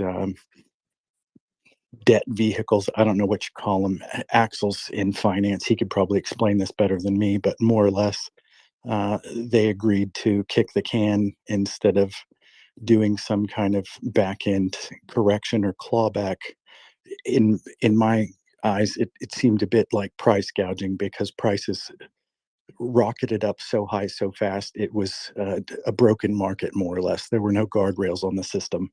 And what they've done is turn those into long-term debt, and they allowed the energy companies here in Oklahoma to go out and take out like a $4 or $5 billion loan. I think the gas company took out like a $3 billion loan, and the major electric producer here in Oklahoma took out like a $3 or $4 billion loan as well. But how we end up as consumers paying for that over time is my electric bill now has like a $10 surcharge on it for the next 20 years. So there are kids who are not born yet who, when they turn 18 and move into their first apartment and pay their first electric bill, will be paying a $10 surcharge for the cold weather snap in February of 21 for 1 week. Weird deal. But yeah, that's a bridge too far, if I may say. yeah, the energy company lobbyists are very powerful here in Oklahoma. We had a state attorney general who said it smelled a bit like corruption to him, and he was promptly dismissed from his job or resigned from his job for something seemingly totally unrelated. And then when the new the new attorney general for the state came online, he was much less vociferous in his opinions or public opinions that were offered on that situation, and it ended up all the way in the state Supreme Court. And somehow between that and the Oklahoma Corporation Commission, they decided this passed the sniff test for them and let it ride. But I believe one of the Supreme Court justices here in the state of Oklahoma even chastised the state attorney general for not acting in the best interests of of the citizens of the state. Basically, he said the guy was asleep at the wheel for not at least trying to argue on behalf of the little guys and the consumers who don't have a lobby or a lobbyist. Excuse me. It's a weird deal. Criminal, if you ask me, but what do I know? So all that said, I told you a big long side rail story. I think crazy things are going on in the spot gas markets in Europe right now, and people are probably just a little bit reluctant to shell out the coin that is being requested by the commodities traders that have this spot gas available. It's a very scarce item at the moment.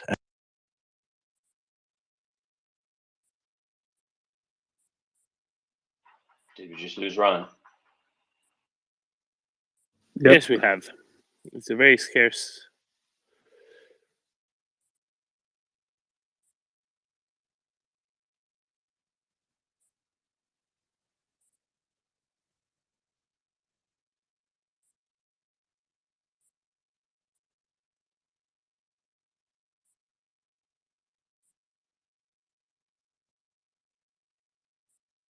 And you're saying it's very scarce at the moment. Sorry, I thought I came off mute already. I said it's very scarce at the moment in Europe, and it's probably priced as such. So it's too rich for anybody's blood. Nobody wants to buy that. I wanted to ask Ben if he has Bloomberg terminal at hand. Why doesn't he tell me what spot prices are in Europe? Ryan, A, my computer died a week ago and I haven't bought a new one. And B, I've never had Bloomberg terminal at hand. I don't have this sort of access. Nor do I. I have the price of cabbage in Uzbekistan if you want to. Ryan, what do you want, or what do you need? Need Brent or? I just wanted, I don't even know, in the US, the spot price is typically quoted by the Henry Hub. West Texas, right? Well, that's for oil, but natural gas is the Henry Hub price. Oh, sorry, I apologize. I wasn't listening. I just heard Bloomberg Terminal. So Yeah, no, I was wondering what the spot price for gas, natural gas is in Europe right now. yeah, I'm driving. I have Bloomberg anyway, as it's called, but I can't do this while driving. I'll come back to you. Perfect. Thank you, sir.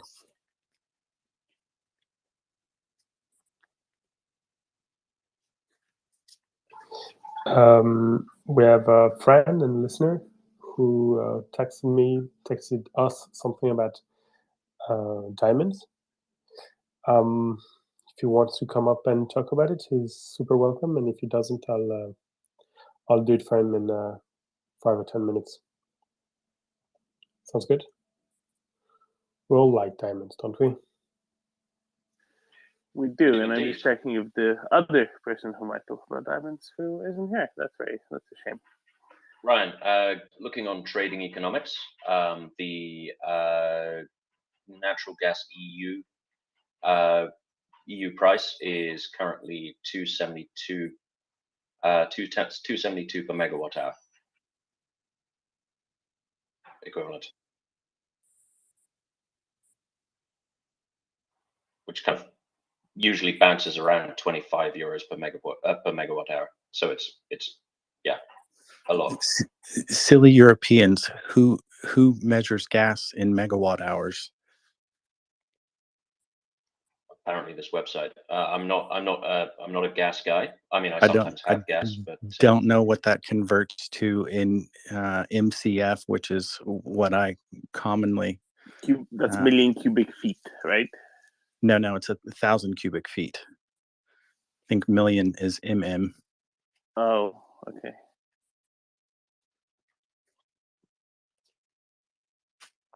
So 1,000 cubic. So there's about. Wait a second. There's about 1,100. Sorry, no. There's about 100 cubic feet to a cubic meter. Is that about right?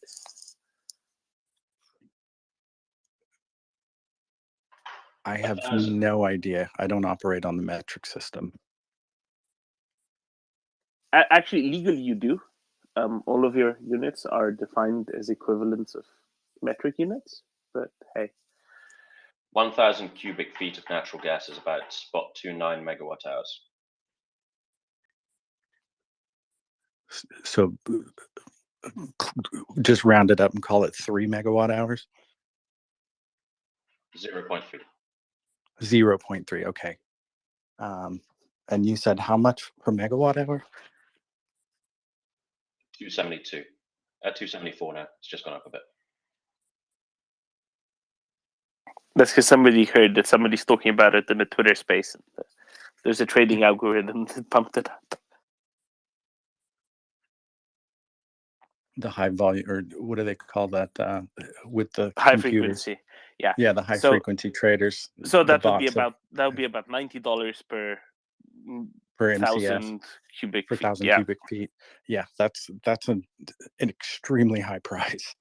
That same product was probably selling for about $5 or $6 an MCF back in February, and I think it has spiked up all the way to about 8, maybe 9, but I highly doubt it because it's probably in the 8-9 range. So it's like a 10-to-1 ratio, which is exactly why you've seen natural gas exports climbing steadily, and they will continue because that price differential means they can make a killing if they can get it compressed and put on a boat and shipped over to Europe. Even with the transportation costs, they're making multiples more in profit if they can deliver that same product to Europe, which is exactly what happened with Japan after the Fukushima disaster, or the Fukushima incident, whatever you want to call it. The price disparity was so high that it made more sense to export gas and send it all the way to Japan, even with the additional transportation costs, because you could still make more money. This is an even more lopsided market But again, free market principles will correct this over time. It's not so great for me, but if it's going to help our friends in Europe, I'm happy to pay higher energy prices here.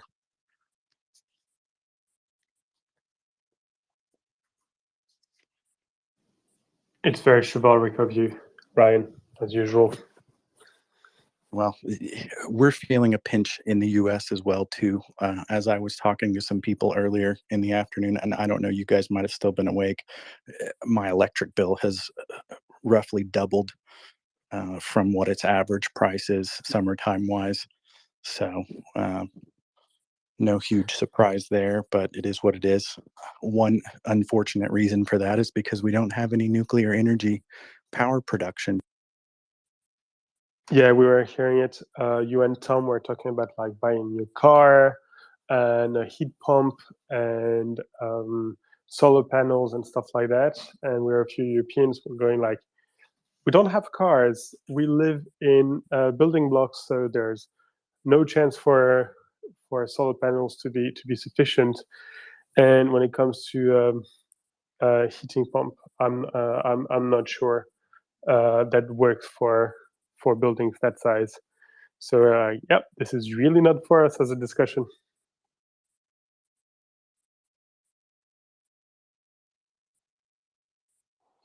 I see Den John's got his hand up, but I also have a question for you, Ben, about France. But please, Den John, go ahead. Yeah, I mean, this is not my specialty, but I think there was a question why the gas was measured in energy and not in volume. Because unlike some people, people who actually understand energy realize that that's what gas is used for. It's not used for anything else. It's used for energy, and we have different types of energy, different sources of energy. You can convert from one to another, I think.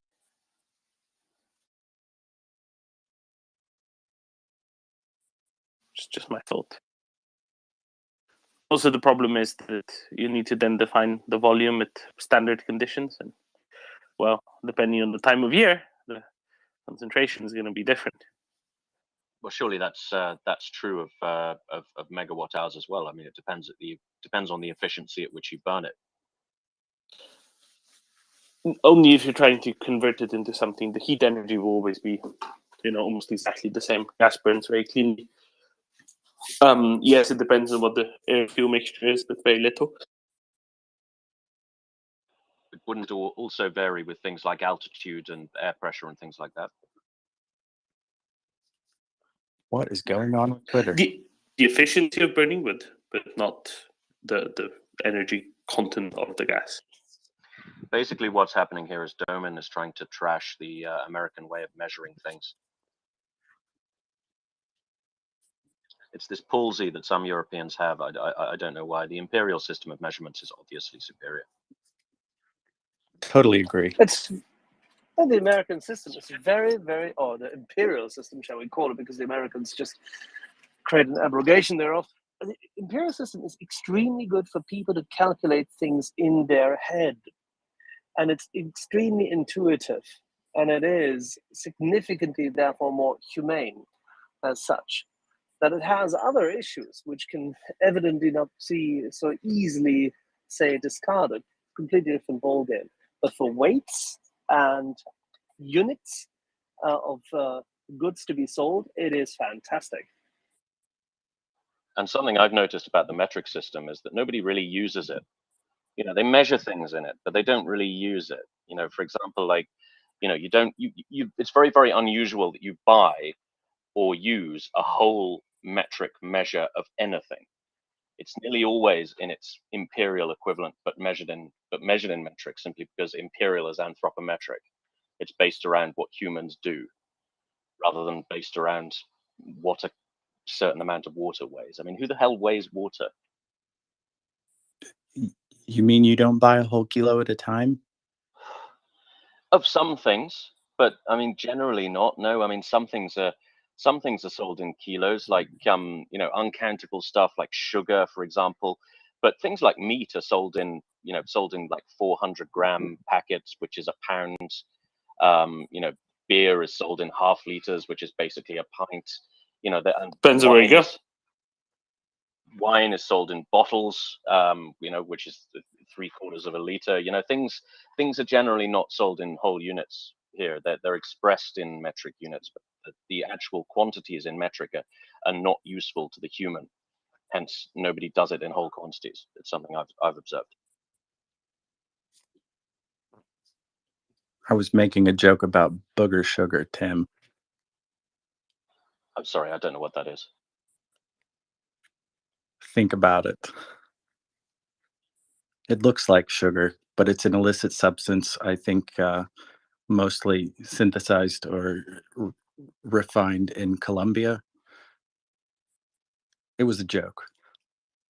Oh, right. Okay, sorry, that went straight above my head. It's actually Peru and Brazil now, right? Okay, they grow the leaves in Peru, but I think that the final reduction is done in Colombia. I don't know. That's not my wheelhouse. I was joking. I don't do such terrible things. I like my sinuses just fine the way they are. While we're on the imperial versus metric conversation, I think height is an excellent example of this.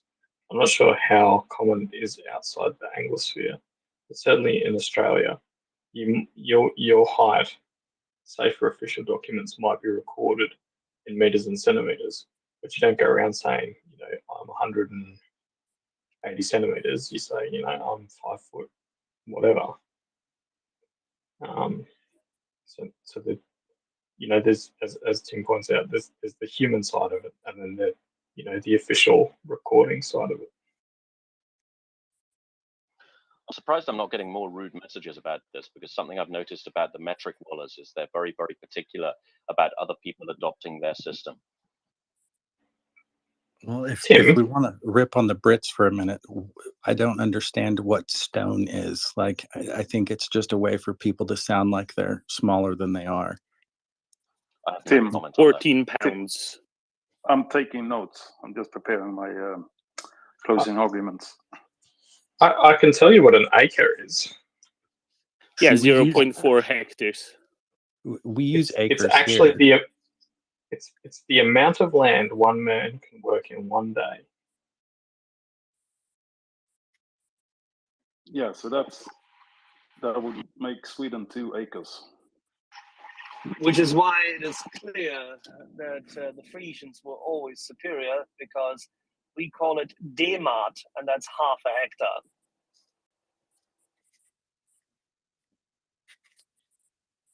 And you used it in England for a long time.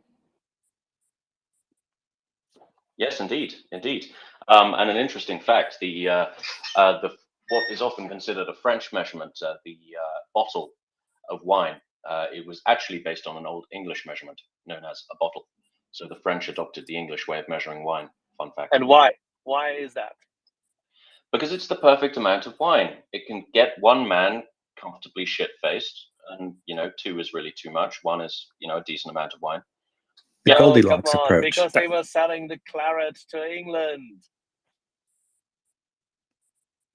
They filled it into bottles, and in order to have, even when they sold barrels, they sold the barrels so that a specific amount of bottles plus a bit of corkage could be then taken out of the barrel easily. And this is how this all came about. They were looking at their export market. 300. Capitalism.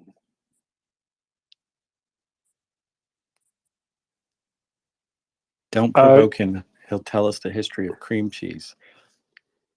You're listening to the MryiaReport, and presently we're talking about French agricultural exports from the 14th century. Not French, Aquitanian. At least we didn't French. get drawn into the whole English versus Frisian language origin debate. Frisian is one of the 7 founding languages of English. They're almost mutually intelligible. The drunker you get, if somebody's speaking Frisian and you're speaking English, you basically start to understand each other more and more. Absolutely. You're 100% spot on.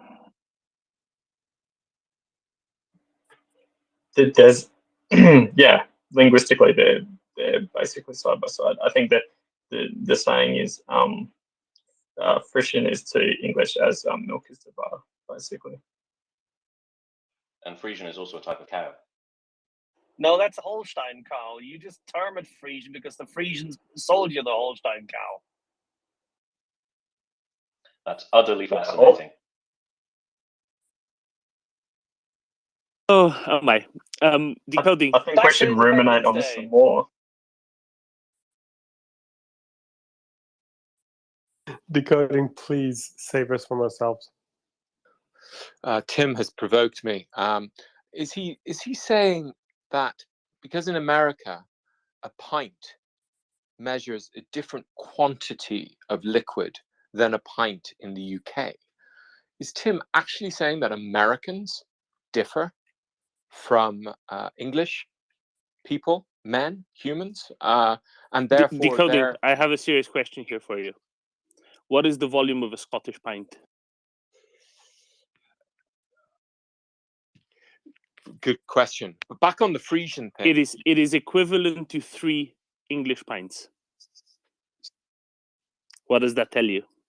It tells you that it's still anthropometric, right? It tells you that Scots can drink a lot. Scots can drink a lot more than Englishmen, but Englishmen can drink somewhat more than Americans, and our beer is slightly stronger. So it's kind of our beer is slightly weaker than American beer. So yeah, I mean, it's still fundamentally designed around the human body. It's just designed around different national drinking habits. it tells me that Tim is clutching at paper biodegradable straws. On the Frisian linguistic thing, straight, I've just posted in the thing. This work was done on hybridization of Indo-European languages, and it shows you the precise relationship between ancient Ukrainian or Proto-Indo-European in the middle and Frisian, English, and all of these subtext 84 Indo-European languages. It's really, really clever piece of academic work, which kind of updates our mental models of what we used to know of as these kind of language trees. But anyway, on that front, on a serious point, quite relevant to MryiaReport, is it true that the Russians lost like over 1,000 soldiers in Bakhmut yesterday?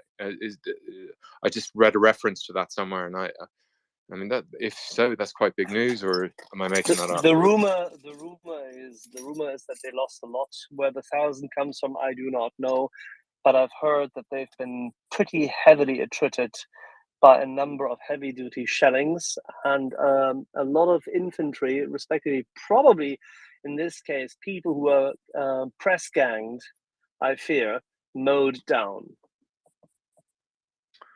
R.I.P. R.I.P. Well, not all of them. As I said, press ganged. This is a difficult topic. Well, my official position on this is, and this is based on, some of us might remember from a couple of months ago, a group of press-ganged Russist soldiers with the brand DPR, who had been part of the Mariupol savagery, recorded a video in which they appealed to dictator Putin to relieve them from the duty of having to go to LPR and Luhansk to participate in the battles there. And what I picked up from this video, and based on my experience of spending a lot of time in LPR, Luhansk People's Republic, is that the problem these gentlemen had was that they were a bit tired. It wasn't that they were trying to avoid service, because they very proudly telegraphed their dedicated duty in Mariupol. And so these are part of the category of brainwashed people. And so, yes, I do feel for them on that front, that they fell for the 8 years of constant all-channel trolling in the media there. But they had no conscience about having destroyed and participated in the destruction of Mariupol and all of that. And so this has helped me at least it weakens considerably the image that we might have from press ganging that we'll remember from our Robert Louis Stevenson kidnapped and all of that kind of malarkey, where you have unwilling participants. These people are often true believers in their cause. They have been convinced that they're not Ukrainians, and they've been othered into hating Ukrainians. But yeah, I mean, ultimately, rest in peace. And I would never advocate the death of anyone. And I genuinely feel it's terrible. I just look at the strategic impact, if that is true. And I remember the day of the Battle of Debaltseve, where the Russians murdered as they retreated Ukrainian soldiers. And I passed through checkpoints that day in Luhansk, and the mood among the Ukrainian armed forces that day was, I mean, I'll never forget just they couldn't believe the news. They asked us, did we know more? And it's become a legend, along with the Battle of Ilovaisk, part of the Ukrainian psyche, and will remain there for as long as Ukraine exists, for thousands of years. So if this is true, I can imagine its impact on Ukrainian joie de vivre or esprit de corps. So I look at it merely as a data point, but it's interesting, yeah, if that's true.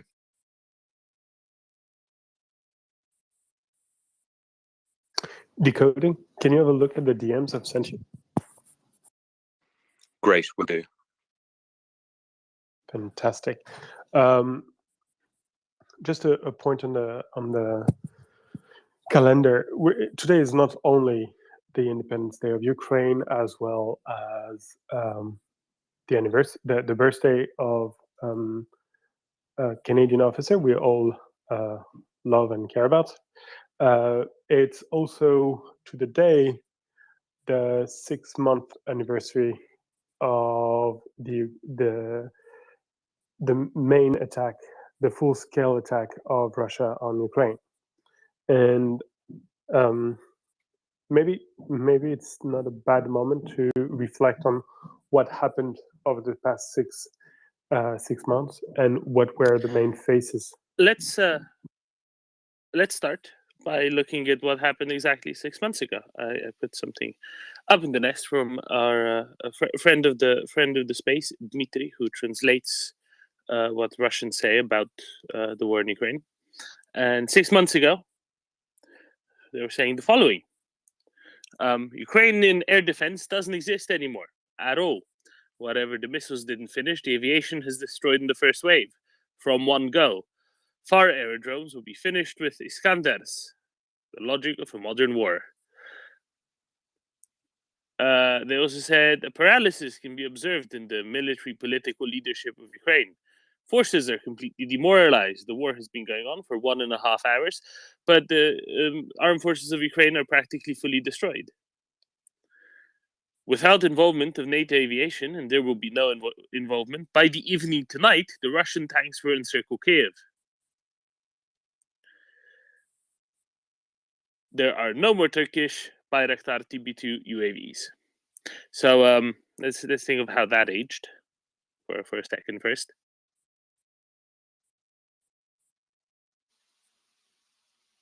How would you say that aged in imperial or metric units, Tim? Badly. Is it dependent?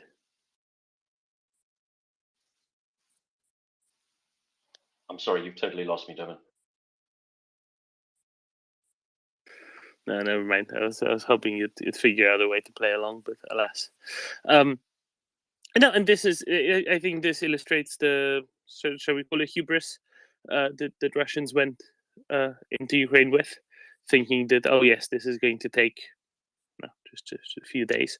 63-day special operations later, or is it 61 by now? I think we will see that this hasn't gone the way they thought it would have gone. Yeah, it's interesting also how almost every single word of the messages that Dmitry posted has been turned on its head. For instance, at some point, he mentioned that the message he translates mentioned that 300 quote-unquote anti-fascists have already penetrated Kiev for the past 3 weeks, something to that nature. And what is amazing is that not only, well, they did try, they were caught, often killed on the spot, often also just taken away old structure that was meant to support them, be it from things previously stashed by the Russian secret services, or things that could be given away by Ukrainian traders, have been taken away. We've seen so much arrest, so many arrests, so many counterintelligence successes from the Ukrainian, that it's difficult to imagine that the many of the Russian Secret Service structures in the country remain in action at the moment. And even the word anti-fascist has been pretty much retired. That line of the Russian propaganda, which was, well, pretty much their main line initially, is almost not used anymore. They talk about NATO, they talk about defending Russia or things like that, but they don't even bother to try to pull this one anymore, because obviously they don't consider it's hitting a target. So they've lost the intelligence battle.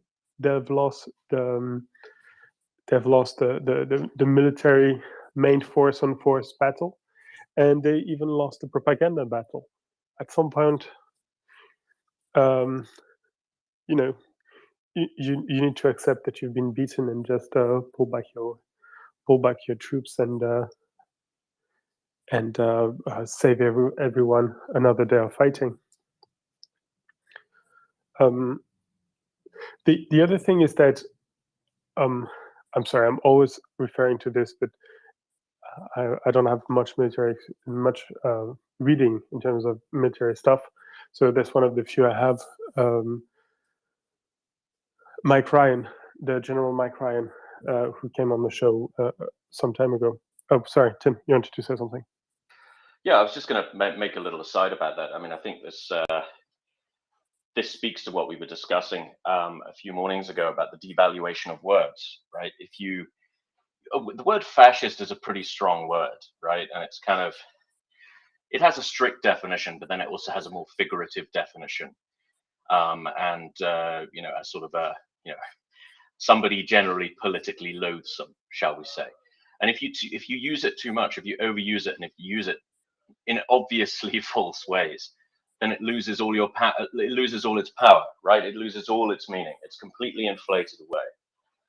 And it's patently obvious that Ukraine is not fascist. I mean, yeah, you just can't make a case for that. And I think the fact that they've stopped using it is sort of an acknowledgement that actually this, in this context, this word has really lost all meaning. I'll go into my usual rant here yet again, because this is something that's important to bring up. The word Nazi and fascist have a very different meaning in the context of Russia than they do elsewhere. Because in the normal world, Nazi and fascist are referring to very specific types of political movements that sort of sprung up in the early mid 20th century, right? Following the First World War, during the interbellum. In Russia, as in Soviet Union beforehand, they have a very different meaning, and it's a meaning that means anti-Soviet, anti-Russia, anti-Kremlin. That is not the meaning that that is assumed elsewhere.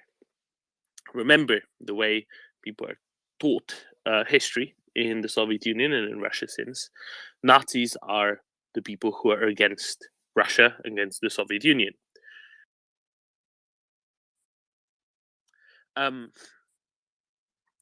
They used a different word before 1941 to describe the enemies of the Kremlin, and that word was white, not white in a racial sense, but white in a white versus red, in a post-Russian Empire series of wars that engulfed the territory that was previously a part of the Russian Empire.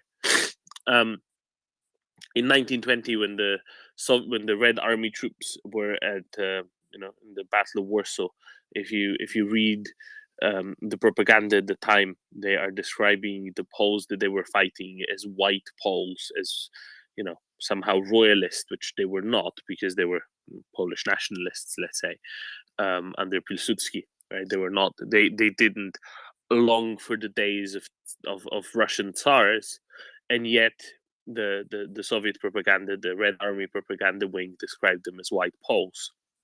In 1939, as the Soviet troops entered Finland, entered Karelia, they were describing the Finns as white Finns. Again, the Finns had no longing for the Russian Tsars, and yet they were described with the same moniker as the royalist troops under Denikin and the like.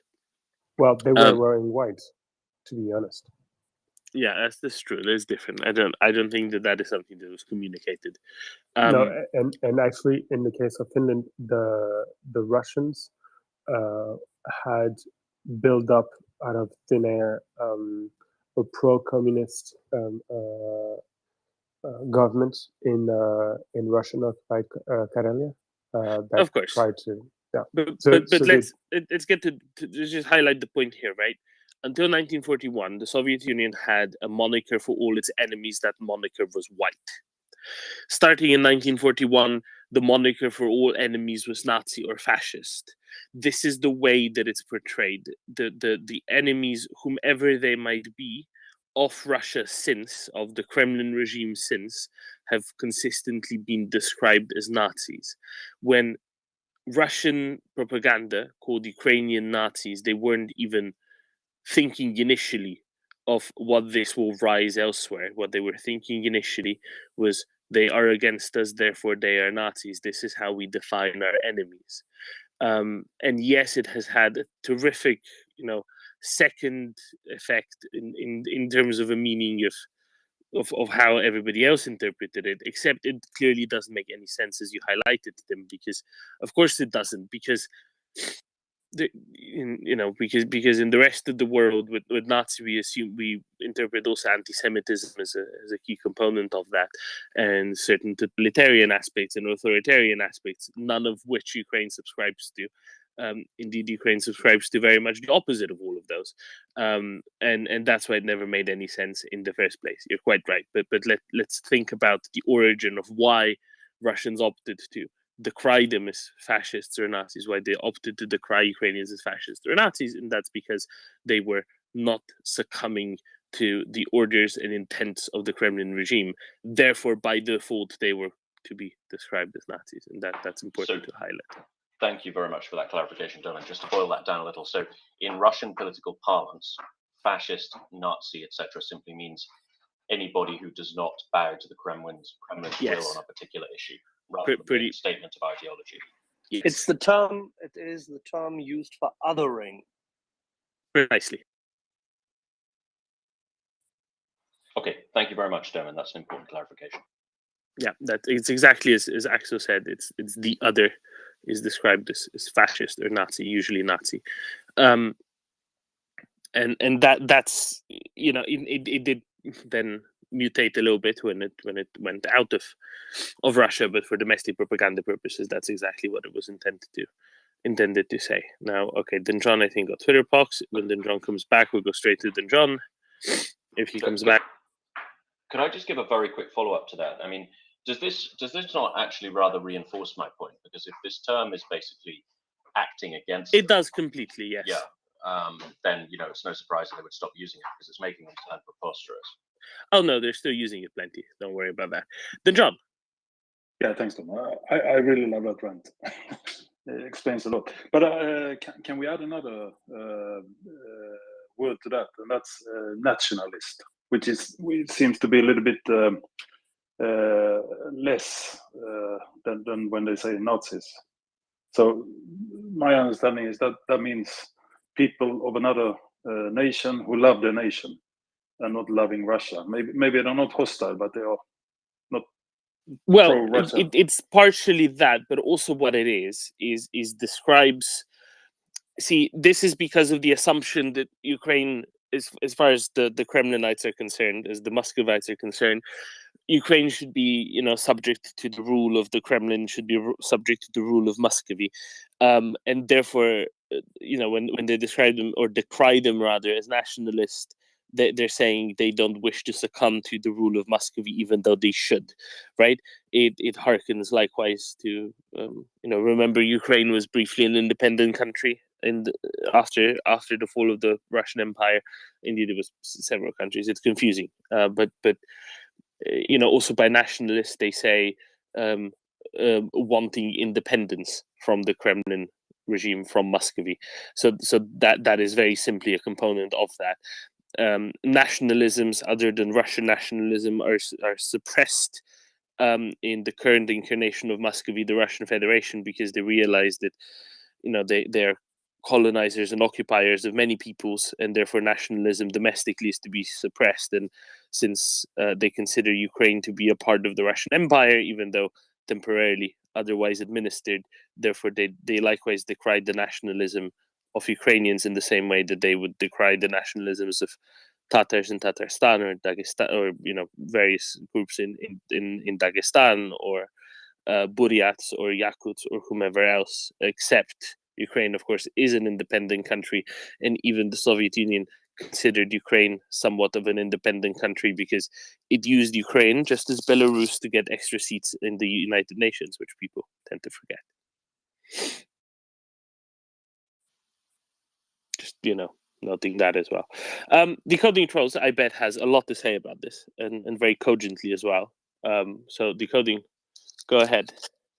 Yeah, you provoke one of my favorite little things. Is that so I deduced from monitoring the Ukrainian and the Russian invasion of the Ukrainian media space over 7 years, that one of my indicators that this was a Russian special operation, was the use of the word genocide to describe wholly inappropriate things like gas protests, or there's basically nothing that they wouldn't, all the stuff over COVID, over capitulation to the Russians. Just basically, there was no protest, however minor, from in a small village to a national protest, which wasn't worthy of Russian operatives using the word genocide to describe what they were protesting against. And I pick up, and so when I, of course, as a lawyer, was very reluctant to use the word genocide in the context of this war. But the moment I heard that credible reports that children were being forcibly transferred into the Russian Federation, then immediately, that's just prima facie, it's in the use of the word genocide, in the Genocide Convention and stuff like that. And many other lawyers use the term not as a way of exaggerating importance or to provoke signatories of the Genocide Convention to fulfill their legal duty to prevent genocide, which is Article 1 of it. They undertake a legal duty to prevent it, but merely as it's just it's based on fact and a very cursory legal analysis. But what the Russians do, as we know, and as you've just been talking about with fascism, this is a very clever strategy by Imperial Russia and Soviet Russia and the Russians, which is to repopulate the meaning of these terms as a way of disarming their import. And I think the technical term for what they do is they hyper-normalize it. So they reappropriate these terms, which, say, in the course of genocide, has a very specific legal definition, and they repopulate it or destroy it, but through, comparing gas protests or a new road going through a field with a Holocaust or a genocide. And something I've picked up just in the last week, because I'm always tuned into the use of the word genocide, is there are people in the Ukrainian info space who I suspect, in my own magical way of detecting these things, are actually Russiast operatives. They're very clever. They're very hard to detect. If someone asks you to prove it, it's hard to prove it, but I can list indicators and all of that stuff. I detect them really overusing the word genocide. And there's a rhetorical tick which I picked up a few times where they'll say, I know people think when you use genocide, you're just exaggerating, but no, this really is a genocide. And I'm now using this as a little die to help me pick up suspects that I suspect are Russiast operatives who have, Ukrainian flags all over their profiles, and they post really gory pictures of all sorts of stuff, which is about crushing the Ukrainian will to fight, and they go on and on and on and on about Azov stuff. And I'm not saying that any of those things aren't indicators of genuine Ukrainian or international support for Ukraine, but there's just a bit of the Tim will get this reference. I think me think the lady doth protest too much, and in that magical way of detecting disinfo, that's what I do. And I notice with the war for the word genocide and its meaning and its attachment to what's happening in Ukraine has been lost again by Muscovy. Because it's just, you can't deny it's a genocide, and House of Congress have unanimously voted, Irish Parliament, etc., etc. But they're still plugging away to try and not dehumidify, but desensitize us to the use of the word fascism and genocide. And that's why the phrase Russism, which Timothy Snyder so brilliantly translated and explained for us all in the NYT, is such a, it's just such an amazing linguistic innovation by Ukrainians. And no one can doubt the similarity or identity between Russia with a CH and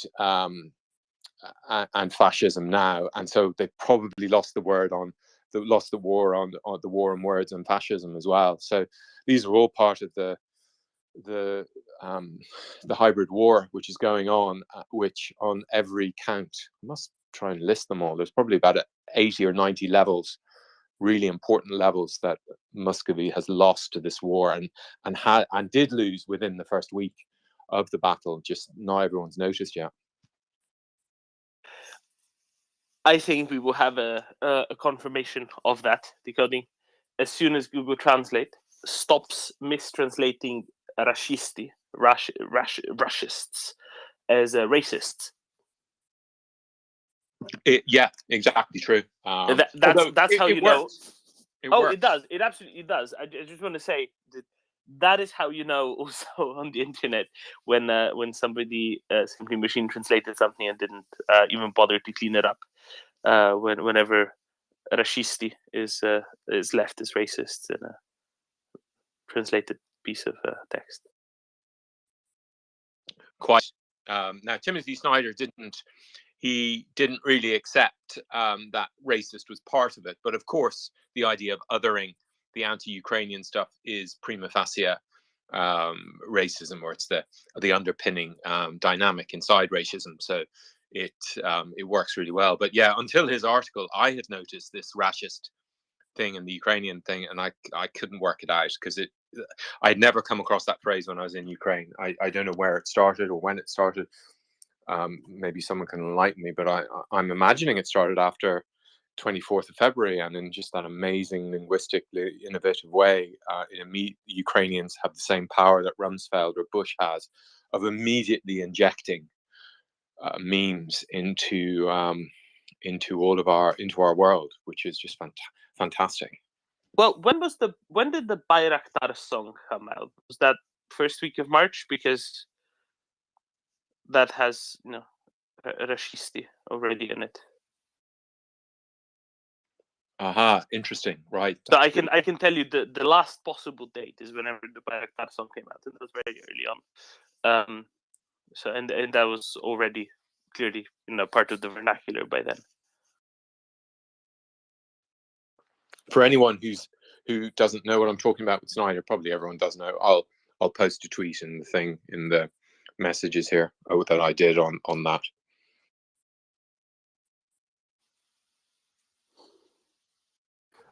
Decoding. Do you have some information for us as well? Oh, yeah. Well, I see Ben thankfully really prompted me. I hadn't seen it to two tweets about the I can never pronounce this word. I really want to integrate it. The Gauleiter, the Nazi collaborator, or the Gauleiter, which I had never seen before in reference to Melitopol. It's always used, and it's just a wonderful phrase. But the Russiast appointed fake mayor of Mykolaiivka village, which in southern Zaporozhye has been assassinated, and straight away it's a village I know, and I had contact with the elected leaders there before. But when I just looked at it on the map, and it's really clearly it's on a crossroads between the part below Melitopol and this place Tokmak we were talking about earlier. Very strategic location, and quite far from Melitopol as well. So it's kind of a reach into the hinterland in this area. These are huge distances, really. I know because I've been lost there millions of times in cars, and it's quite windswept, or there's just big distances. There's no villages or anything between them, and so the partisans or whoever is able to reach in there. So I think this is quite significant from a strategic point of view in terms of messaging to all of the traitors in that area from Berdyansk up and anywhere west of Mariupol, really along the coast, and this huge hinterland where I dread, and I think of it all the time because I know those villages, and every day I think of it. I wake up thinking about it. I dread what we're going to discover of the horrors that have gone on in these places. I mean, we only have a tiny indication of it, say in Melitopol or Kherson. So this guy just blown up.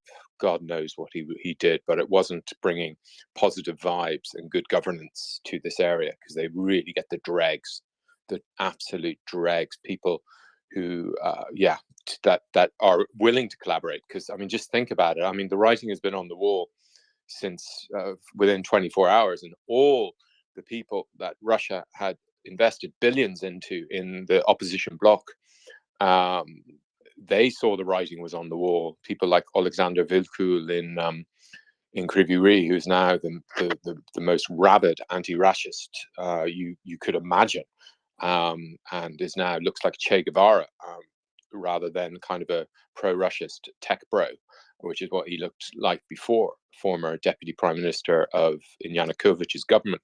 And so if all of these people saw the writing on the wall, and every village politician, you can imagine the quality of a person who agreed to become a traitor, even if they were minded to become a traitor. So these people are really bad people, just waiting for their moment. And so, again, I don't wish death on anyone or IP, but God knows what they did. So I think it's interesting, very interesting development. Thank you for highlighting it. It's not very nice to give away your sources. Okay, so we're having a look back at the past 6 months, and we basically stopped in the first few hours. What was amazing, I thought, was after the first day or two of shock for many, and there's a few tragic videos where you see Ukrainian civilians and even Ukrainian soldiers not quite aware of what's going on, being caught under Russian fire because they weren't expecting them there.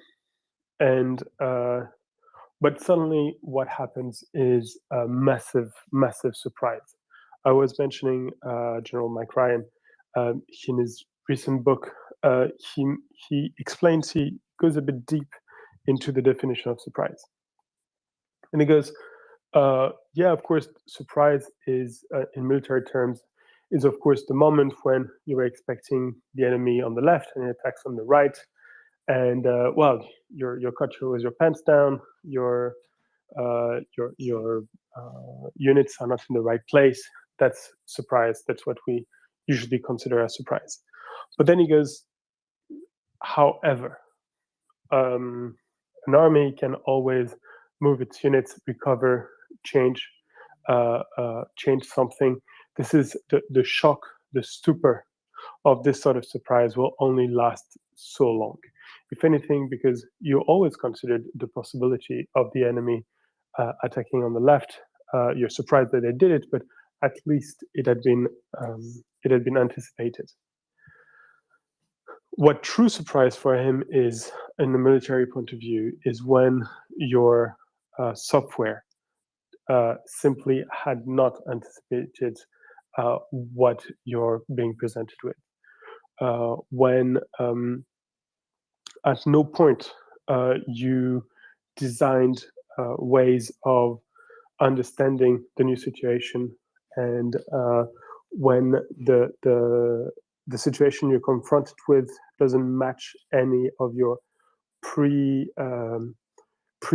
ideas and preset processes, and that's I think that's the key thing the Russians were confronted with early in the battle. They were expecting, they had entirely designed their, not only their force, but also their thinking in favor of an easy success, facing really nothing more than a few units, not understanding that they've been defeated and being overwhelmed relatively easily. And then the strength of the resistance, and may add their own inability to push forward, probably created a massive stupor in the ranks of the Russian among the Russian officers, top officers. The generals had just not considered the possibility of the situation they were confronted with. And that's the surprise of Kiev, and at least that's the way I understand it. Domin, what had impressed you in this first few weeks of the battle? Or Tim? I mean, the thing that impressed me most was the ability to take out armored columns, logistics columns, etc., with what was seemingly a mix of Bayraktar drones and unmounted infantry, right? I think that was very, very impressive indeed. At the start, except for the area around Chernihiv, Ukraine was basically countering, armored divisions with a mix of Endos and RPG-7s, and I think that was very impressive indeed.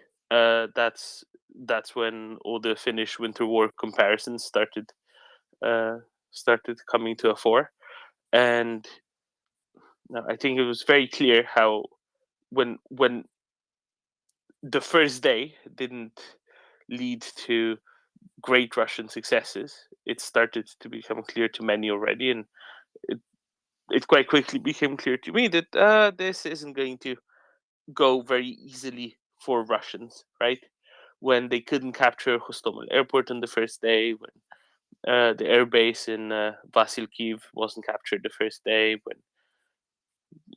when all these many things that they thought they would easily do on the first day didn't come true, and then very quickly became bogged down, because of actions of quite small Ukrainian units, at least seemingly.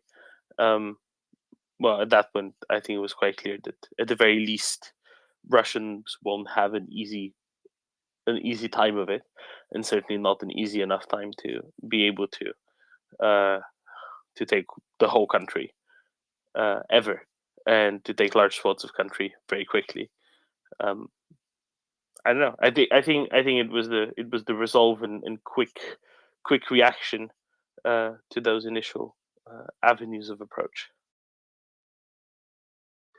Yeah, same thing over here. For me, it's Twitter. It's through Twitter that I truly began to understand that things may not be happening exactly like I'd feared initially. I was actually awake on the 24th at 3 o'clock in the morning. I couldn't sleep, and I was on Twitter, and then things started to show up on the timeline. And then for the first few days, I was very, very depressed. And then my friend Andrea tweeted something along the lines of, "It's amazing. They're sending a second echelon of paratroopers to the airport. They're making a terrible mistake." And then there was another tweet by Andrea who said, "They're sending a third echelon of paratroopers. This is incomprehensible." And then there were pictures of the Ukrainian troops in and around the airport, and there I was like, yeah, that is very strange. That's I'm very slow changing my mind, so I still thought it was going to be a Russian victory, but I was like, yeah, it's going to be a bloodbath. They're going to have to suffer tremendously before they can reach any form of success. And that's also the moment when the first bits of the VDV song appeared, and I was like, no one would have said that. No one would have sung those songs about the German army at any point during World War II. Not like that. Making fun of their government, yes. Making fun of some of the aspects, yes, but not of the German army. And this was, the VDV song was such a lack of respect that it truly completely changed my mind, and I started hoping then, which is, I mean, not for me, but from the point of view of the Russian army, is the worst that can happen. It's hope in your adversary. I'm sure many Ukrainian soldiers went a bit through the same process, and some of those that we've interviewed in the space said the same thing. Initially, they thought they were just going to die gloriously, and then hope came. That's also we've had operator Starsky on the space a few times, and he explained to us the first hours of the battle and how they just followed the sound of the battle and went for it, and then resisted with whatever they had before a full response team could be put together. That's one of the, for me, that's one of the great moments in the space when he explained this to us, and how his unit ended up repelling and participating in repelling the paratroopers' assault on the airport. I don't think he was in Gostomel. I think he was in the other airport, right? Or am I mistaken? Domin, you remember? I think he was at Hostomel, and then others were at Vasilkiv. I'm not sure.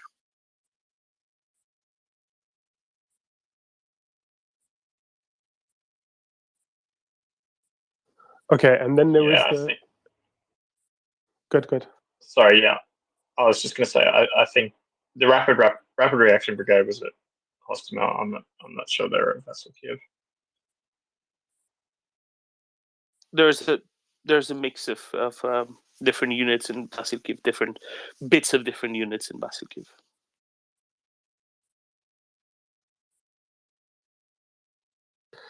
Okay, and then there was also the news about the south that started to trickle in. Like, remember, everyone was looking at Kiev. The south was just one of the many fronts that the Russians were attacking on,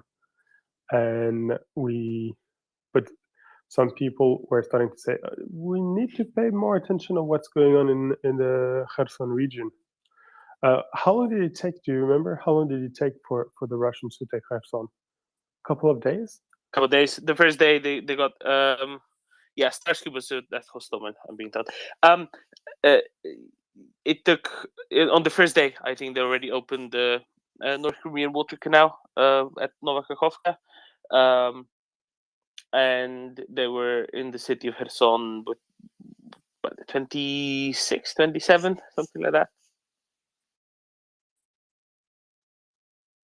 Yeah, and then they stopped and they started progressing a lot slower towards Mykolaiv. And I'm saying they stopped. I'm sure they didn't stop because they decided to take it easy. I'm sure they stopped because they were stopped by. No, they were stopped in the outskirts of Mykolaiv, and they sieged Mykolaiv for almost a month before they were pushed back to Pokrovsk.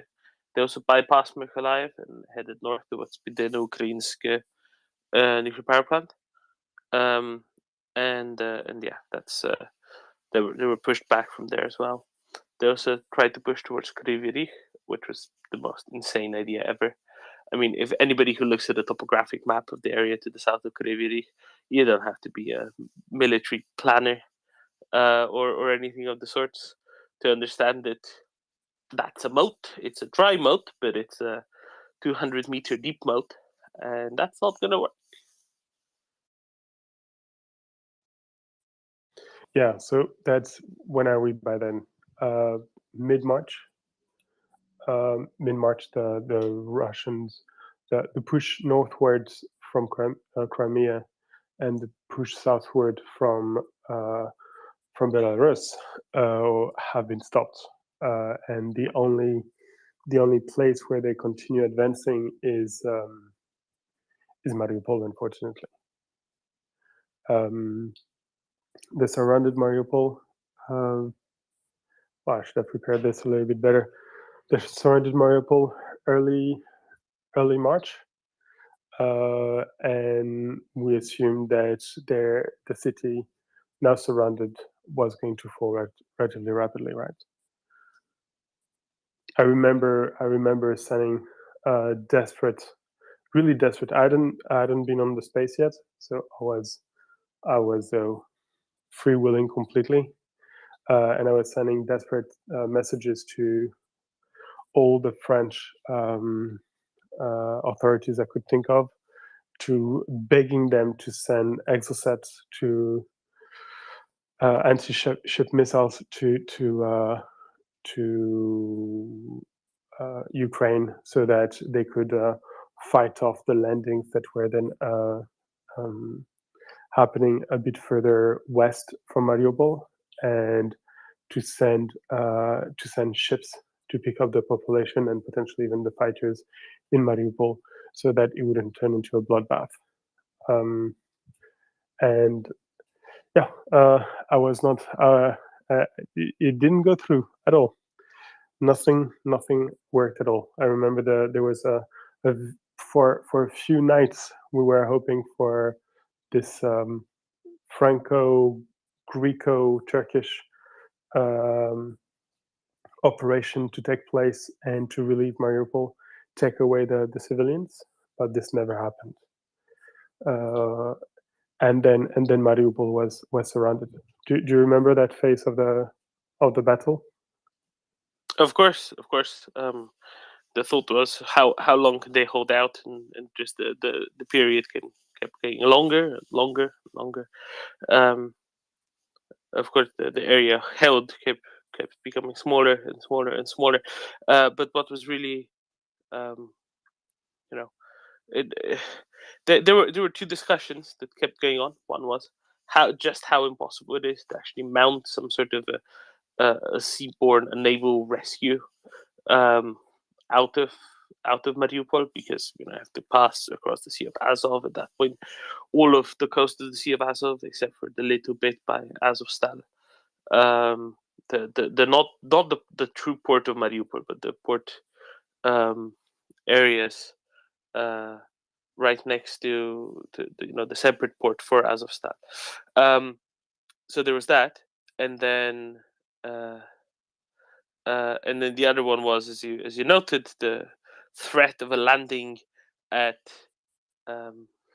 Odessa, and we kept thinking, how could this happen? And then, of course, once Russians were pushed back from the area around Mykolaiv, back down halfway to the city of Kherson, to Posad Pokrovsk, that kind of fell by the wayside, because there was no longer the capacity of Russians to do it, and there just wouldn't have been enough if they had gone and landed there, even without the exocets.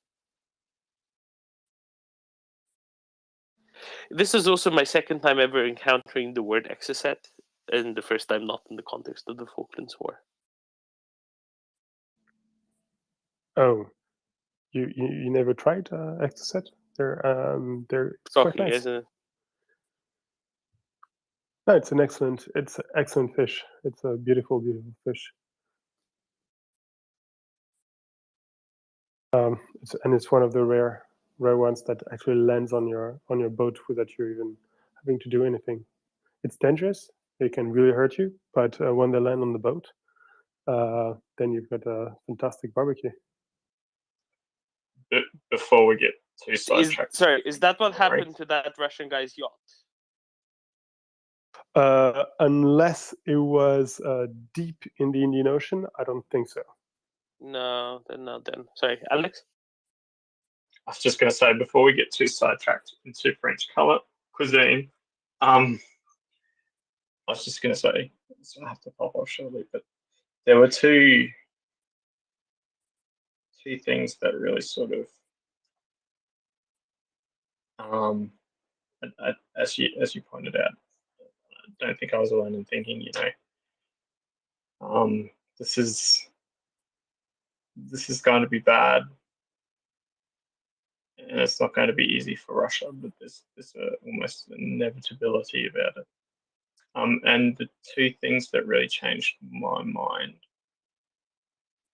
were seeing in I think about the third week when the Russians seriously started abandoning vehicles. There's a specific variant of the T-80 which is for company level and above commanders, and there was one of those with its, the rest of its crew just abandoned on the side of the road, just like parked cars, which you're not supposed to do, and just abandoned, just left. So that sort of said to me, if these kind of vehicles are being abandoned, then the Russians have a big problem. This is not going to go well for them at all. And the other thing was the pictures from the funeral held at the Zaporizhzhia nuclear power plant and Energia, and just the sheer level of support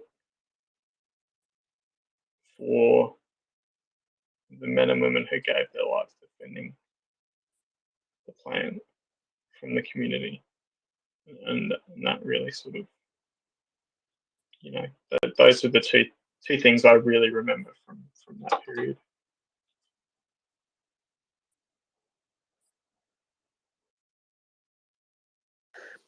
And the persistent shelling of Kharkiv. Just every day. Endless Grad missiles, bombing with,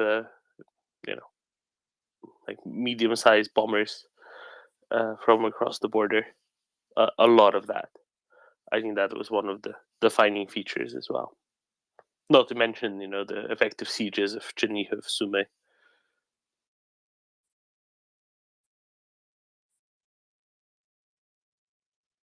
Yeah, and when did you first find the space, Darwin? evening of the 24th. So about, I don't know, 16 hours, maybe 16, 17 hours after the first Russians crossed the border from Crimea into Kherson Oblast. Oh well, you're lucky because so you didn't have these long moments of, am I the only one in the world caring about this? What is being done? Why is no information being shared? Why do I have to go through every bullshit possible on Twitter? Because at that time, my my timeline was not very well organized, and I ended up, like, whenever there was some information, I would follow the person, and I ended up following a lot of pro-Russian accounts. So the emotion were all over the place for about a month. And yeah, it took me a full month to find the space, and it was bad. But you've always been the smart one. And yeah, and one of the first thing I remember of the space where was Gunny saying, "Yep, tonight they're attacking Odessa," and that was a bad night. It's been a very, very bad night. Then John. Yeah, just on that topic, I think I found this place early March, and what was discussed at the time, I don't know if it was Cafeteria or someone else, but someone was talking about there's going to be infighting between the ethnic groups in the Russian army. But yeah, it was Nuki. Yeah, I can't remember. It was Nuki, you said. New Yuki, but I showed that to okay, Nuki. okay, yeah, okay. Yep. I mean, Cartelli also spoke about it, but Nuki talked about it a lot more.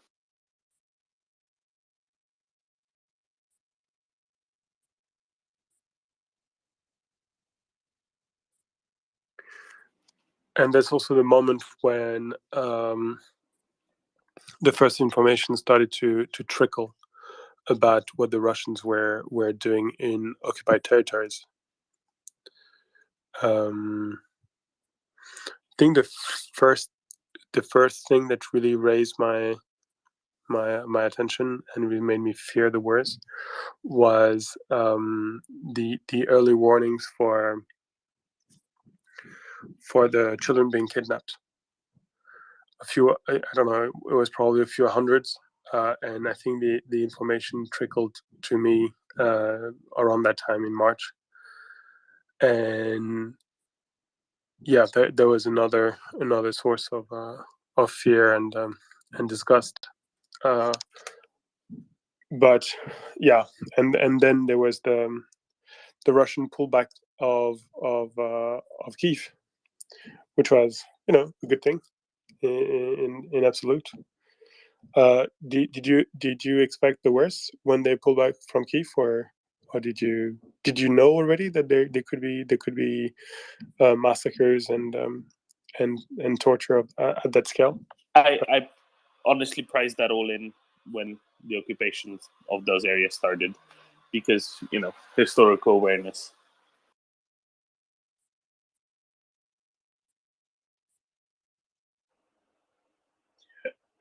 Yeah, one only had to look at what happened to Sloviansk in 2015, and Chechnya and all the other horrors that Russia has perpetrated on the world.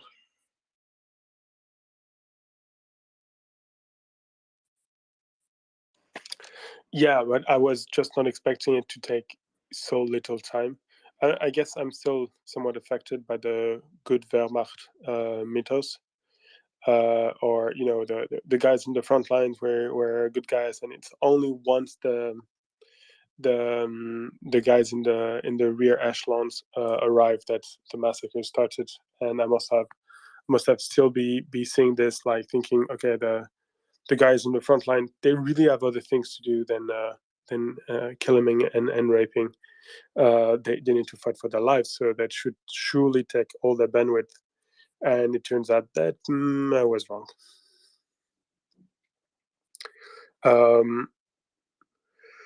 Yeah, that's. I mean, I think the what Ukraine is doing at the moment is glorious. It's a positive at the end of the day, but the level of sadness and destruction and the pity of it all is sometimes really overwhelming. That was really bad days, and also there was the question, will the West finally check off its torpor and start supporting Ukraine?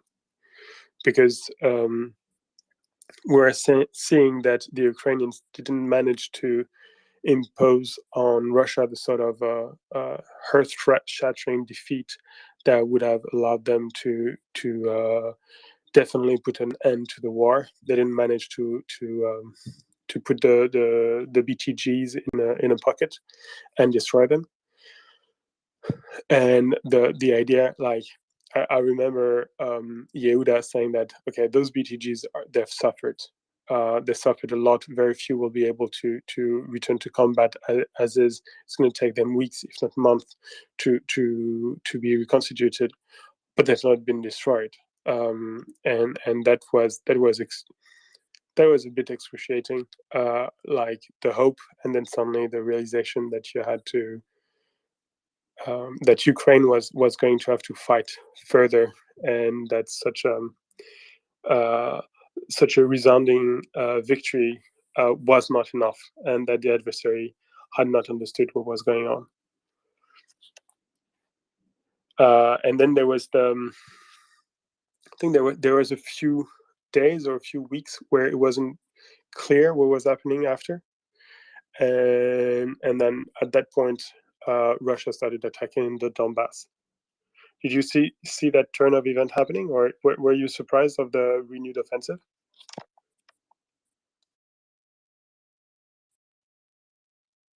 Not really. Even before that, as the retreats from around Kyiv started happening, under expanded shelling, there were already signs of trains moving from Belarus around Ukraine towards, areas in like northern Rostov Oblast, for example. So an expansion of, I don't know what the right word is, of offensives there seem to be kind of almost forecasted, flagged, whatever it was. And of course, from the start, there were very strong offensives there. The Russians took a lot of areas, and especially Luhansk Oblast from the start. Areas that some people that are currently among the listeners know very well. So that was just, and they said so as well, right? They said, "Oh, that was just a feint. We're focusing on that instead." Yeah, that's true. And was it before? What was Mariupol still holding by then? Yes, I think it was. It was, and we were wondering whether they had enough troops to do both at the same time, with some of their best troops being locked into the fight for Mariupol. If they had to, the bandwidth. I should really stop using that expression. If they had the capacity to lead those two operations at the same time, and clearly they had to limit their attacks on the southern half of the Donbass front, as long as Mariupol was holding. And I don't know. Many people say that this is what allowed the Ukrainian army to reorganize, both in Kherson and in the Donbass, and to face the Ukraine to face the assault by the Russians, and that, however heartbreaking and painful the loss of Mariupol was, because they did lose over there a lot of very good soldiers, a lot of very good units that I'm sure they could have used in in the next phases as well as now, the sacrifice of those units is probably what allowed them to hold at that critical moment. And yeah, but that's when the Russians started to attack, to press, and there were quite a few hot moments, even on the space. The temper was running hot. I remember when there was when they managed to take Izium. There were a real question on whether they were going to manage to go around the Ukrainian front lines completely. That was quite stressful and worrisome. And of course, I'm well aware that however stressed I might have felt, I'm thousands of kilometers away from the front line, and there is no one I know that is fighting there at the moment. I don't even want to imagine how the guys fighting on the front lines or their family in the rear must have felt whenever they hear those bad news, and potentially even worse whenever they don't hear news, when they go like, yeah, there's no information. And there was also absolutely terrifying statistics that were floating around with the amount of shelling that the Russians were imposing on the Ukrainians. Was absolutely phenomenal numbers of the order of 20,000 shells a day falling, mostly on the Donbass region. That was it's almost incomprehensible how they managed to hold. And I also remember that there was a tonal change in the way the Ukrainians were speaking about the front line. They went from almost giddy, quite happy, quite like children who've made a good joke, and then suddenly the tone changed, and they revealed the extent of the losses. And there was this moment when President Zelensky started saying, "Yeah, there are days where we lose 300 men." And yeah, that's not only Bayraktar songs and VDV songs and, oh, look at the Russians are all stupid. The Ukrainians are paying a terrifying toll to that onslaught.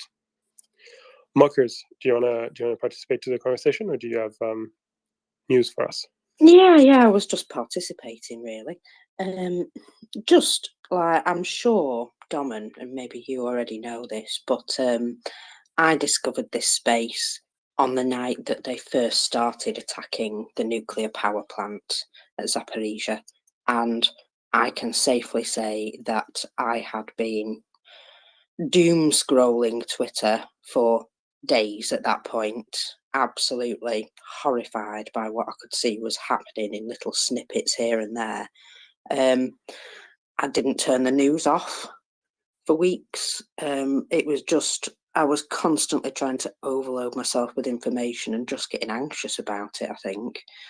And on that particular night, I discovered this space, and I went from being just ridiculously anxious to being amongst people who knew what they were talking about, and it made such a massive difference. It was like I was reaching out for a lifeline in a way, and I found the right people, and I just thought, oh, thank God for this. I found people who were educated, who can tell me what I'm worried about isn't actually something to be worried about. And yeah, massive difference. And I do have this on nearly all the time, I'll be honest. I know most people from their voices now.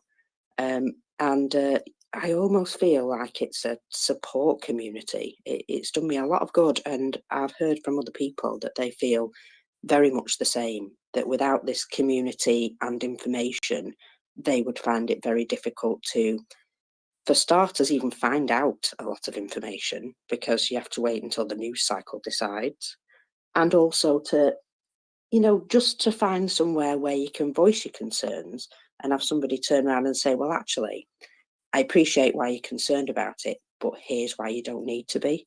And it makes the world a difference, especially when there's all this horrificness going on. And that's me.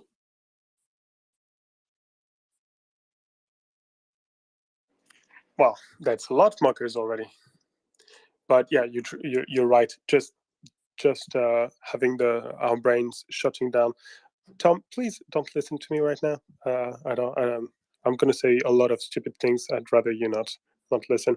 Having our brain finally quieting down and listening to people who know what they're talking about instead of us going from absurd optimism to the depth of despair, just because we're lacking information and we're over-interpreting everything, and we don't have context and we don't have precedent to interpret our information.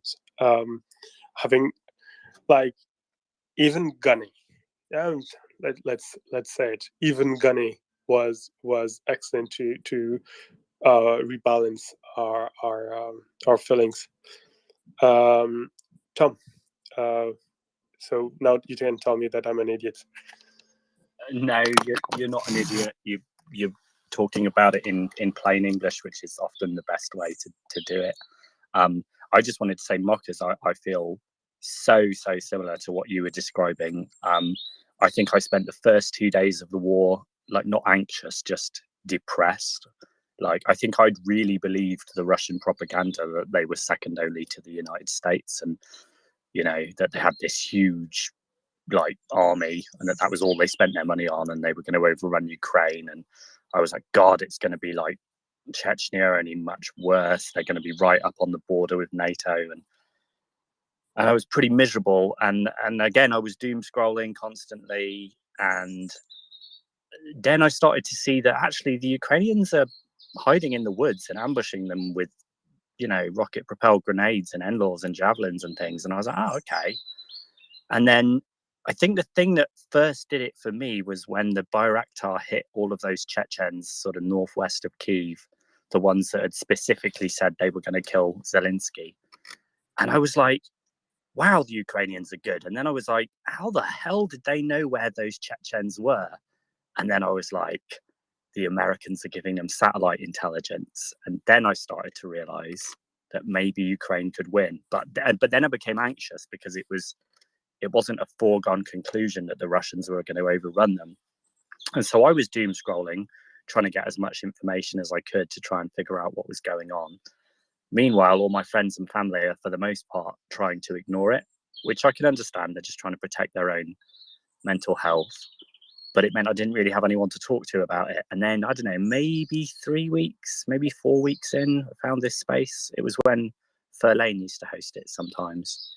And yeah, just the information that you guys collectively, that people have got here, just helps to give you a more accurate picture of what's going on.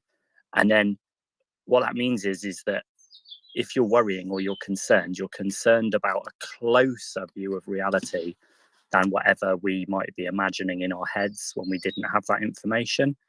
And yes, sometimes we might be over optimistic and we need someone to bring us down to earth. But people in this space have been saying Ukraine could win for quite a while. And just like you, Ben, when you said when they took Izium, I was really worried. I was like, there's a lot of optimistic people in this space.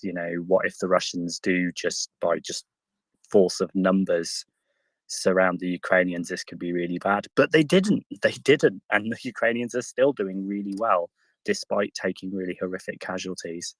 So, yeah, I just wanted to add to what Mockers said. This space has been fantastic for me, to help me stop worrying about things.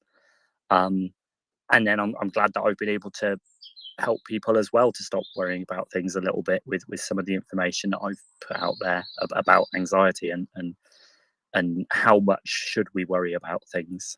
A good little thought experiment to do, this is literally called it's a behavioral experiment in psychology, is if you're worried that something bad is going to happen, notice what your prediction is. And then later on, look back and think, did it really happen? And so I didn't realize, but I was actually being a bit pessimistic and a bit overly anxious when the Russians took Izium. I would have had no way of knowing at the time. But in hindsight, it helps me to realize, yes, I am someone that's a little bit anxious. I do tend to worry a little bit more, perhaps than some. And that's a useful thing to learn about ourselves and to realize, because then sometimes the next time we're predicting something bad happening, we can go, this is just anxiety. I quite often do this. Things tend to not work out quite as badly as I fear they will. It's a useful thing to learn about ourselves. But yeah, thanks so much for this space, guys. It's amazing. Well, thank you, Tom. If it wasn't for you, we'll all be mad, as Yehuda often says. Dan John, go ahead. Yeah, we would be mad, but we wouldn't know it. Now we understand. Anyway, so yeah, I agree 100% with Tom and Mokas were saying. And in addition to that, it's amazing how many competencies have an angle into war. I mean, you have obviously the military way, or military, how should I say, aspect, and then I mean, you have history, philosophy, finance, diplomacy. I mean, you name it. And every time there's a topic coming up, there's someone who can answer that. It's just amazing, addictive. So thanks. Yeah, I agree with you. Especially because I don't feel concerned by the accusation of bringing anything material to the space. So I go ahead, Don. I just want to ask then, John, what's the current status of Russian telecoms, especially cellular networks? I'm trying to figure that out actually as well. It's a little bit sensitive for me. I could ask in the company, but it's a little bit sensitive to bring it up. But I think they can.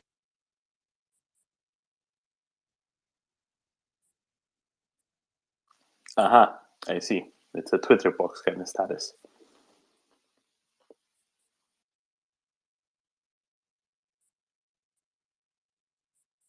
Then John, if you he knows he has bad Twitter box today. Yeah, I wanted to bring him back up immediately, but it disappeared from my screen.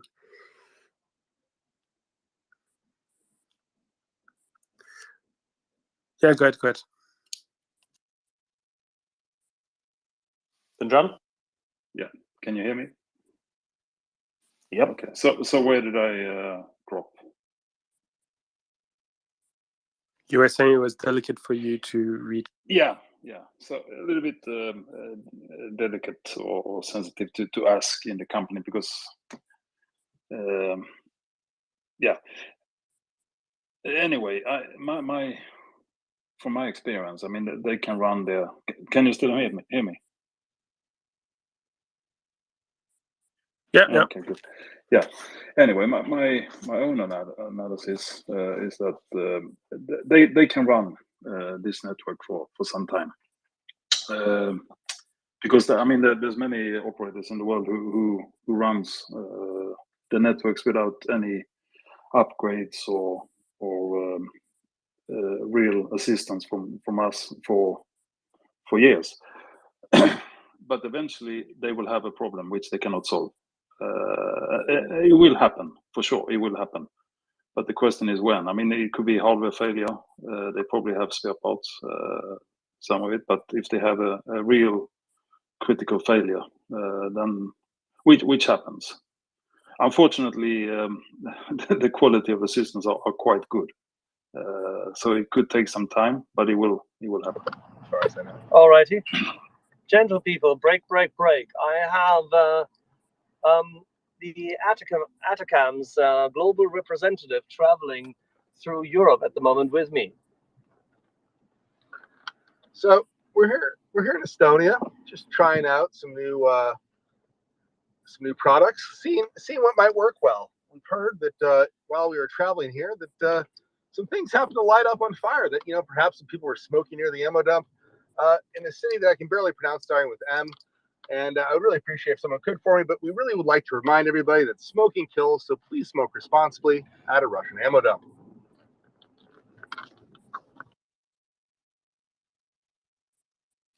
What about yachts? Yeah, there is a specific news, as you know, pipe tobacco, which you may have heard of, which supposedly was unavailable until today.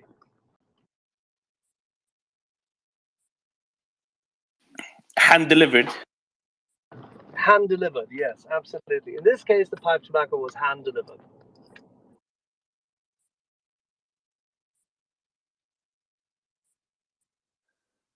What's the name of the one you spit? No, we already lost the Swede. Chewing tobacco. Yeah, well, there you go.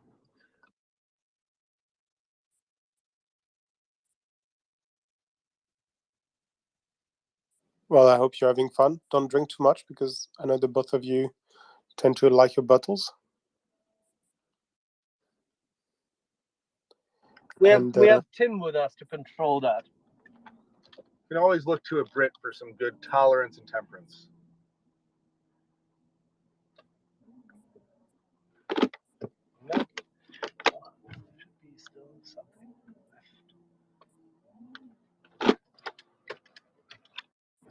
I have a hunch then John has to advise on the chewing tobacco real quick before we go on to Vixen and Jen. And Jens. The John? Yeah, I just saw something about tobacco. I didn't get everything. Severe Twitter pox today. But was there a question about tobacco? Chewing tobacco. Oh. Yeah, I think we need to have we need to incorporate this into the Atacama's brand. But yeah, it's lit without fire, so I think it would be quite efficient as well. Ooh, lit with that fire. I like that. Darren, shall we move on to the ends?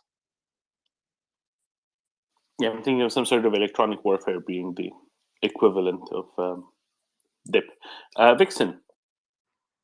Oh, good morning. Hey, I'm not a smoker and I'm not into yachts, but I'm strangely fascinated by the announcement that Finance just made. This all sounds really great news, and I think my American friends call it chaw or dip. I'm pretty sure chewing tobacco is called that in its native home. I just, real quick, without sounding too cringeworthy, I wanted to just second what Mockers and Den John said about this space. You know, I found myself like in a Kafka-esque universe here in North London where nobody else seemed to realise what was going on in Europe, in Ukraine, and I started to become the madman of the streets. You know, people that started avoiding me, and then I discovered MryiaReport, MryiaAid, now nay MryiaReport, and it saved my bacon basically. Tom Zimbardo, you know, wise words. You, Domin, Axel, Ben, you know, just friendly voices that thinking along the same wavelengths, and I hope that's not too horribly cringeworthy. But How far away do you live from Jezza? Well, I live in Clapton, as in Eric, which is E5. Okay, so not that close to Jeremy Corbyn then. No, but my MP is Diane Abbott, who is their big chums, and who never, ever answers my correspondence, even though it's very even-handed and friendly. Anyway, there we go. I'm a lifelong Labour voter, incredibly, but have fallen out of line a little bit. And there's more. What does Axel say? The centre must hold. I'm kind of leaning more into that sentiment these days. Anyway, listen, I'm not going to hog the airwaves because that's all I had to say, really. And you guys and gals are truly, truly amazing. And thank you so much. Thank you very much, Vixen. Jens. Yeah, hello. I just want to call in and wish you all a happy Independence Day. And thank MryiaReport for being there for us and for Ukraine. So that's all. Slava Ukraini. Slava.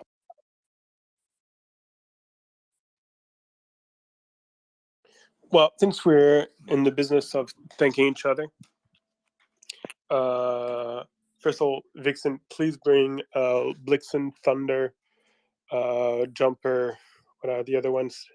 Prancer, Stellar, something like that. Well, the other reindeers with you next time.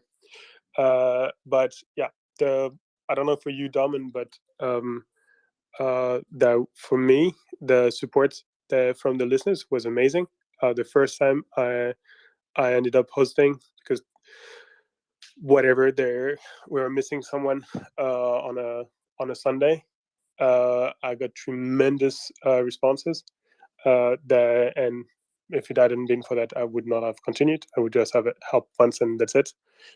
So you're in it as well, and it's your fault. It's all your fault. Shall we continue? The look back of the 6 months. So we had left it in the Donbass. Or maybe, Domin, you want to say something else? No, Domin has been... No, not really. Okay. So we left it in the Donbass. I think we must be mid-April by then, something around those lines. The Russians are unfortunately advancing, sometimes slow, sometimes a bit faster. I remember Axel and Language Learner saying that, well, there are forests and there's hills and they're not going to go through. I was like, yeah, wonderful. There's forests and hills everywhere. So armies go through forests and hills.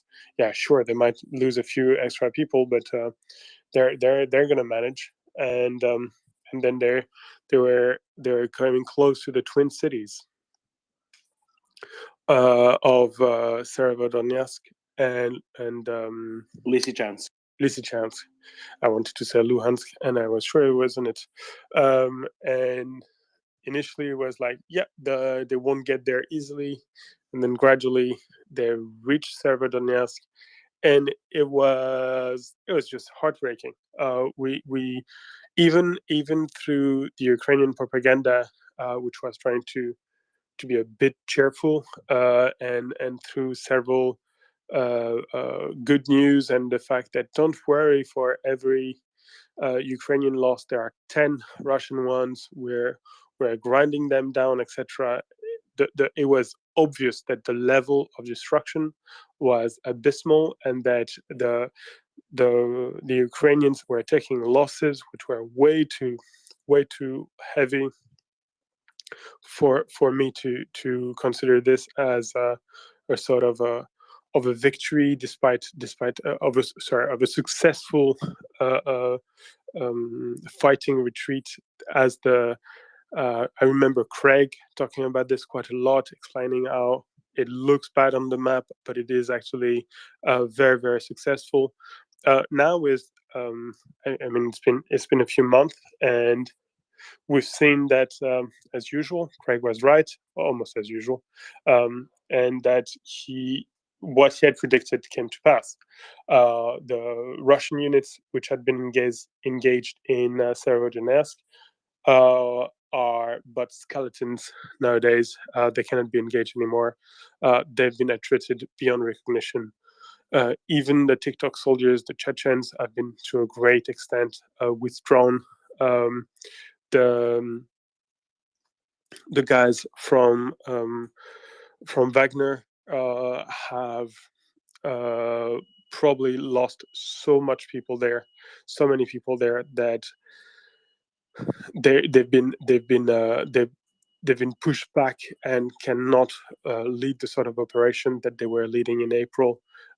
So yeah, Craig was right, but once more I was on the paranoid side of life, and I was really worried. But if it's difficult to see through the clutter. And I remember that's also one of the moments when we all started paying a lot of attention to the losses that the Russians were taking, because after the first days, which were where the losses were tremendous, but we could explain it because when warfare goes fast, movement is really costly. But at least in this case, we could see that the Russians were taking massive losses, and there was something else, which was that sometimes the Ukrainians were telling us that the Russians on this day did not seem to have taken big losses, and that's the moment when I think the Ukrainians won a lot of points on the information warfare, because they appeared to be quite trustworthy. Yeah, of course, there were a few stories like the Angel of Kiev and things like that, but overall, Ghost of Kiev. the Ghost of Kiev. Overall, they could be trusted in to quite a large extent. Not saying complete nonsense, unlike the Russians, who were saying that, who basically go through a full Ukrainian army every 3 days. They're at least in those cases they were relatively trustworthy, and we could see what was happening in Severodonetsk was indeed attriting slowly but surely the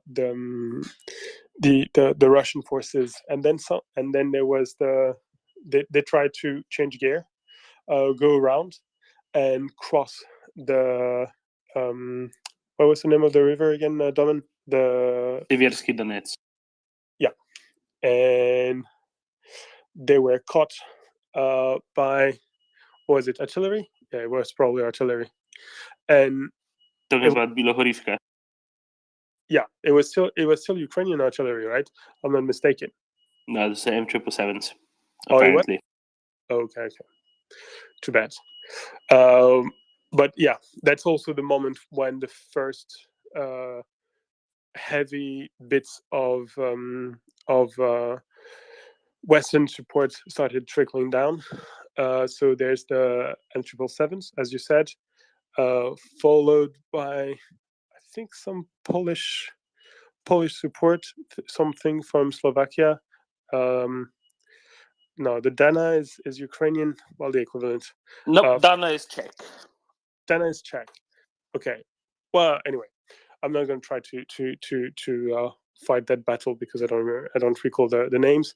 But that's the moment when the Western support started having an impact, and we started hearing about success, and more importantly, it was self-evident that the Russians were trying to go after the M777, trying to score points against them. They very seldom managed to catch them, bring a video of it and say, look, success. There was a clear target for them, and they were completely failing to take it. And for me, that was also a realization that what we had been saying for a while, that the Russian Air Force was not exactly absent, but really not in control of the situation, that the Russian drones were nowhere near as successful as the Ukrainian ones, and that the Russian artillery, while terrifying when it came to crushing a grid square, was pretty much unable to do precise targeting. That's when I realized that all that was true and had probably an impact on the course of the war. Although that's also the moment when Axel and people like that started calling for those very weird weapon I had never heard about, the M270s and things like that. And the low Mars, right? They're called the low Mars. Is that how it is? No, I think high Twix. No. It's high Mars. And do you know why they're called high? Because they tend to take elevated positions, like on third floors of administrative buildings around Kharkiv. Oh, so they're like what? Sniper rockets? 50 cal snapper rockets. You Well, go up you know how it is, right? You have the Mars, as you call the Mars too, but there's the Mars, which is the German M270 equivalent. Then you have the HIMARS, which is lighter and can, drive upstairs. Of course, yeah, and that's exactly what Axel was explaining. He was saying that in urban battles, this sort of capacity was going to change everything. I remember exactly him talking about that. He's really good, Axel, when it comes to this. He knows his stuff. No, for real. How many conversations we had? I think it was mostly Craig, CJ, and Axel. Going at it again and again and again, saying, yeah, we need those things, we need those things. And I was like, what are they talking about? Oh yeah, they're talking about success. There are also a lot of cycle back. The type of things we were talking about also evolved. I remember initially the sending planes and closing the skies was the thing. There was also a lot of fear about nuclear warfare, and this gradually quieted down.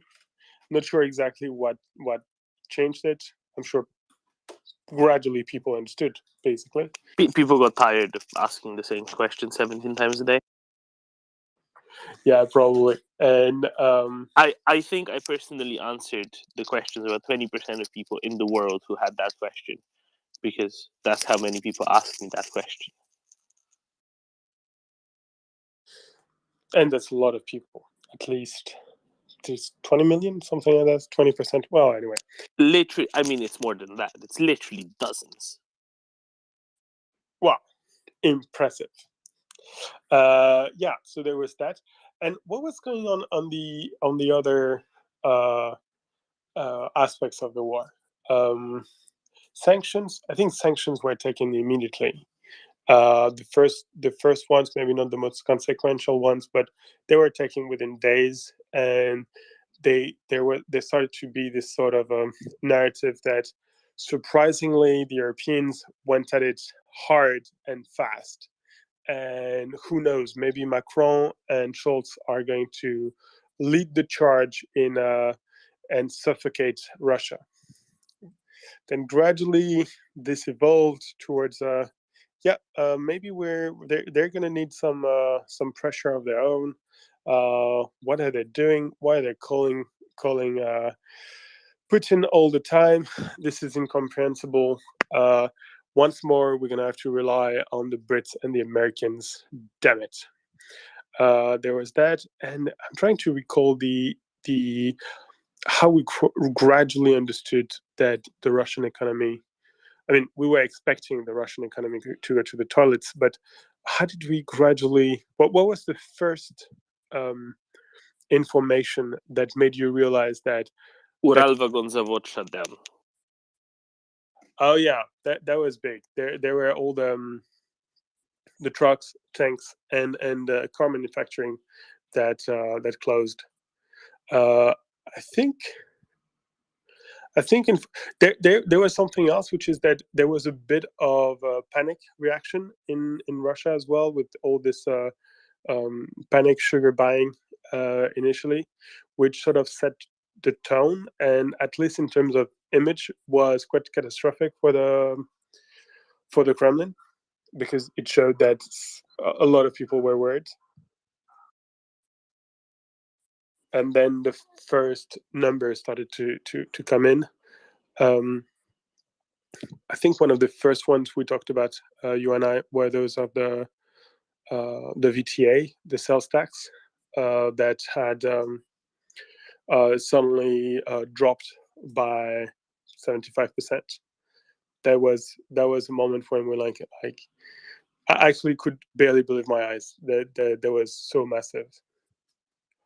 But I remember also initially I was following the collapse of the ruble day by day, and then for a while I didn't, and then I looked again and it was back up, and it took me a full day or two to just acknowledge the fact that it wasn't a mistake, and that the ruble wasn't going to just completely collapse, that they had managed to pull it back up through all their nonsense. But that at least I think we got a lot of examples there, right? For future, let's say for the little boxes in the margins of future economics textbooks. Oh yeah, I mean, I'm desperate to read a good rendition of what happened, like maybe from as early on as November or December 2021, because apparently many of the European countries started to understand that something was not right, and started buying increasingly more gas, filling their gas tanks in ways that they didn't use it usually. But then all the actions of the Russian central bank, and all the sanctions, and how this battle, if you wish, was playing out is going to be extremely interesting to read about. And all the mistakes we made, all the misunderstanding, all the times we completely fell for disinformation and Kremlin propaganda. I mean, I'm sure I have been guilty of this quite a few times. Although over the past few days, I started following a French economist, which is a total Kremlin stooge. I'm not going to tell you his name, but he's fairly amusing. And his point at the moment is that over the first that basically sanctions are not working, and that the Russian economy has only lost 0.5% of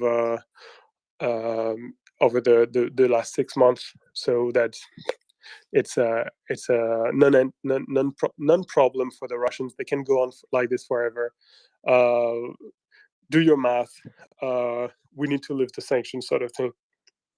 He's fairly hilarious, and all the more because he takes everything very seriously, and he tells us, well, you don't know your math, and he's giving us examples, and every single one of his examples are, I'm not even talking about whether it's plausible in terms of economics. I'm just talking mathematically. It's absurd, but it's amusing, so I'll take it.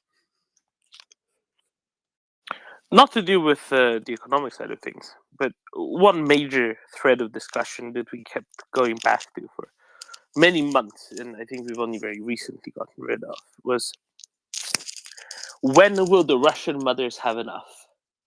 Right? When will Russian mothers' committees that ended effectively the Soviet war in Afghanistan, when will they have enough? Right now, let's remind everyone. The Soviet war in Afghanistan went on for just under 10 years, 9 years and something. Over the course of that, the Soviet Union lost just under 15,000 men over the course of a decade. In just under a decade. In the 6 months, according to Ukrainian government statistics, over 45,000 Russians have died in Ukraine. So that's 3 times more than the Soviet Union, a country with twice the population, about 3 times the population of young men, right? Because, demographics, lost in a decade in Afghanistan. In other words, the pace at which Russian troops are dying in Ukraine is adjusted for the population of young men, roughly. Whatever 9 times 19 is, it's a lot, isn't it? Faster than it was during the time in Afghanistan. Right? That is a huge difference. What is 9 times 19? Is it 171 times roughly? Right? They're dying at a pace 170 times faster, and yet there was no response. Now, of course, the zeitgeist of the Soviet Union in the 1980s is very different, and the zeitgeist of Russia today, in which Russia today exists. The current incarnation of Muscovy, so to speak, is living in a very different, also propaganda bubble than the incarnation of Muscovy during the 1980s. But I think at this point, one thing we can safely say is that Russian mothers aren't going to wake up. I was among those who kept waiting, thinking, "Oh, look, the number is now 15,000. That's as many as died in Afghanistan. It only took, however many days it was, a couple months to get there." So no, certainly now this will be some sort of precipitating moment. No, it wasn't. No, it wasn't at all. So just a thought there. Do you like my maths, Ben? Yeah, especially the other. I just quickly check on Google. It's sort of numbers I should know by heart, but apparently the average number of children per woman in Russia at the moment is 1.5. Well, that's going to increase. Didn't you hear the reintroduction of the order of the mother heroine? I think something like that. To be given to women who have more than, I forget how many, 6 kids? Something like that. Regardless, yeah, no. Demographics are never handled like this. Really? A great account, a story of it, which is wonderful. Just yesterday, I read in the Washington Post that 70 or 80,000 casualties, wounded and dead, in Ukraine, and for some reason that really jumped out at me. I think maybe because it was attributed to the CIA and to the Biden administration, and then when I looked at it, I saw that the number from one of the senior Biden people was saying 15,000 Russian troops dead, or Russian troops dead, and 3 times as many wounded. And then they converted that into real money, that's exactly roughly half, about 80,000 people, roughly half of the number of Russia's troops who are on the border on the 24th of February. And that really jumped out at me as, wow, we're reaching breaking point, not from an emotional, worried about the mothers of missing soldiers point of view, but it's just decimated, really decimated, and in such a way that, like when the Kerch Bridge breaks up or is hit, there's no amount of disinformation in the world that will out troll that, and even Putin must see this kind of thing. But I just put that as a data point that even I was stunned. And I think I'd seen it before, but just something, the way it was put in the Washington Post yesterday, really made me wake up and see that's important. The problem, of course, is how many of those are the ones pressed in service, press ganged from occupied long Donetsk and Luhansk oblasts, right? And then what proportions of the rest come from far-flung regions with no real political power?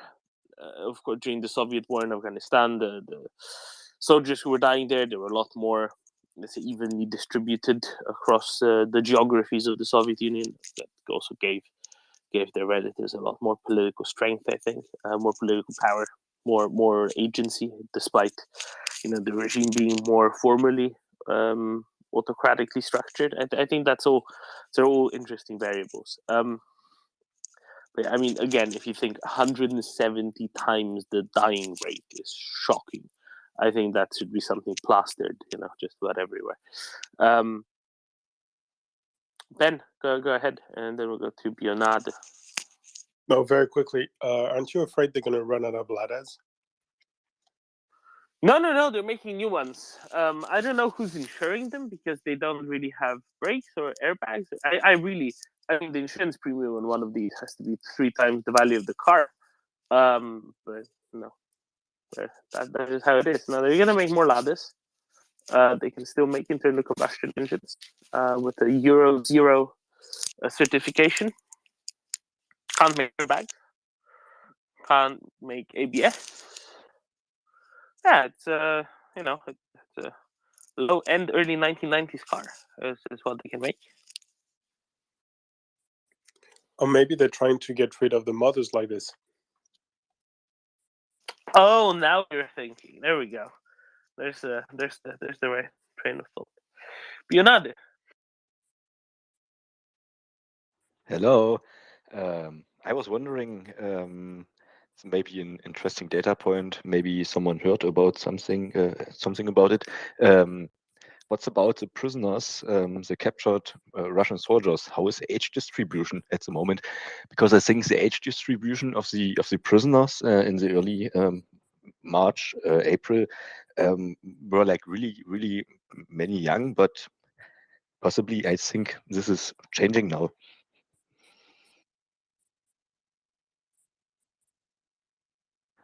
I don't think we have anything like good statistics on it. Note that Ukraine apparently keeps only very few POWs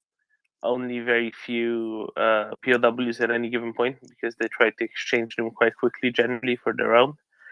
So that's I mean, I don't think any such statistics exist in public.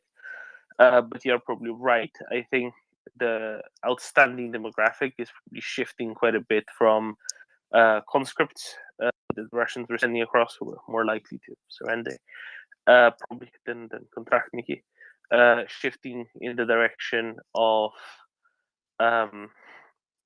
those pressed into the Russian army from occupied territories in Donetsk and Luhansk, because recently that seems to be the most commonly captured, at least from what leaks out.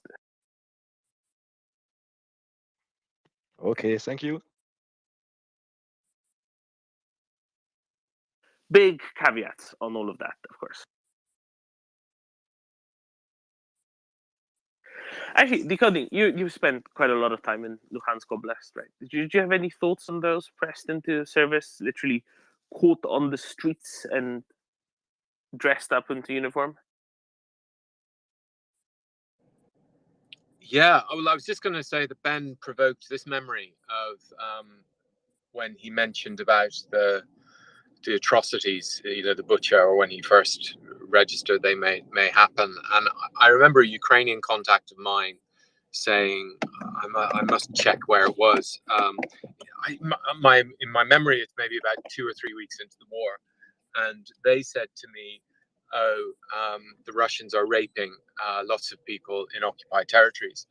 And I remember my reaction to that was A, incredulity, grizzled cynic that I am about the Russia's military, and B, yeah, I just thought, oh yeah, that just can't be true. And I recall that now as a way of,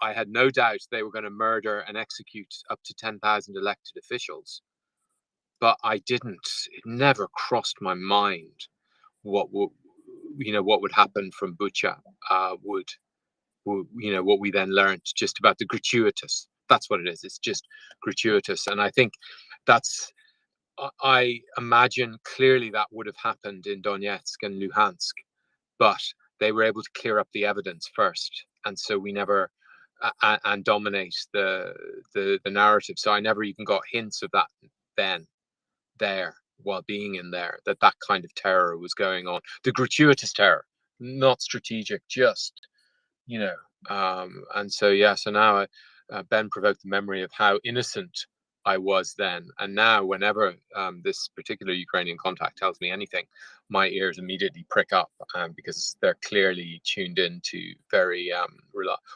they just kind of understand what's going on in a way I didn't. In terms of the press ganging, well, I think my point I made earlier about the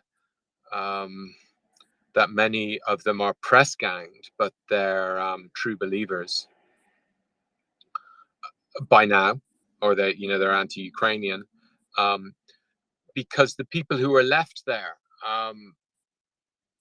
it's hard for me to have too much sympathy for them. And I know there's good reasons to stay there after May 2014. But then I know so many people who left with a bag, a small bag. They left their apartments there with the books, with their whole lives in there, and they just got left. The people who left on a train, the last train that left Luhansk in April 2014. And my focus is on all of those people, the people who took that decision, which, God willing, most of us will never have to face, and then had to face it again, very traumatically in February 2014. And therefore, yes, there's lots of people who are left there, but it's hard for me to be too sympathetic with their collaboration and their participation in the terrible things that have been going on there since April 2014. And therefore, when you hear them, and this is one of my points about Russians or Russists now suddenly developing a conscience, for me, not that anyone cares what I think, but I mean, I want to see the receipts. What were you doing? What did you do from March 2014? How did you defend international law? How did you avoid participating? I'm sure there's some people in there, fifth columnists who sabotaged stuff in there, but most of them were killed, and most of them were exiled. And so the people who are left, who are press ganged or so-called press ganged, ideologically they may well have agreed with what they were doing. And like, I remember someone at the start of the war, someone who had a contact in there, and I was trying to convince them that this person is not a reliable source. I was saying to this person, look, I've been there. I know the Ukrainians aren't blowing up buildings or shelling these areas. It's mad. And it really surprised me that people still believe this, especially sensible, highly educated, even people who've studied law, that they would believe these random people in there brainwashed over 8 years over me, who was there and isn't brainwashed, or was brainwashed towards Western and international law. And so but I remember this person saying, oh, well, they can go anywhere they want because they've got a Ukrainian passport, because they can get in the EU. And I did my best to forewarn in the corridors of power that you have to be careful about the kind of Ukrainian you let in. You have to distinguish between the people who are coming from occupied Ukraine and those who left everything behind and abandoned their homes and their lives, the 1.5 million people who left, because otherwise we're going to end up with loads of fifth columnists in our own states. But the Ukrainian government gave a very clear algorithm about a month afterwards. Said this is how you resist. You surrender as quickly as possible. If you can give us a Russian officer, you get this, you get that. And so they were quite open about how I did a tweet on it. I'll dig it up. It was very detailed. And so again, if you found yourself in that position, and it's very easy for me to judge this, there were ways out of doing it by surrendering. And so when I think about those guys who were annoyed about being sent to Luhansk or to defend LPR, to attack places I know well and villages I know well, but their gripe wasn't about destroying Mariupol. Their gripe was about, I don't know what it was about. That I lost any vestige of empathy I had. They're appealing to Putin to do that. I just think, how stupid, how weak are you that you allowed yourself to be convinced you're not Ukrainian. You participate in the destruction of Mariupol, the murder of zillions of Ukrainians, and now your only gripe is about pay or some, or rotation or holiday entitlement. It just, so that would be my take on the press ganging of it. And of course, it does recall. I mentioned Robert Louis Stevenson. It recalls that when you were 8 or 9, learning about press ganging from the 18th century. and I mean, it is just it is insane. And I know it's against international law to do that in areas you occupy, and it's a sign of weakness. But if you are press ganged, you're going to have to explain why, what you did, and be accountable for what you did. So I suppose the bottom line is, despite being a Buddhist, and I try to practice compassion, we're at the lower end of the scale of my compassion. And let me conclude with that.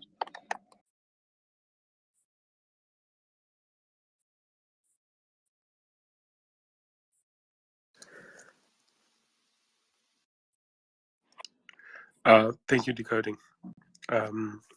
Somebody in my DMs is telling me that I've forgotten something very important, and indeed it was from the early weeks of the fight, and it's the famous Ukrainian tractors. We, of course, all fell in love with them, had a good laugh at the Russians' expense, and we could admire the courage of the famed now Ukrainian farmer.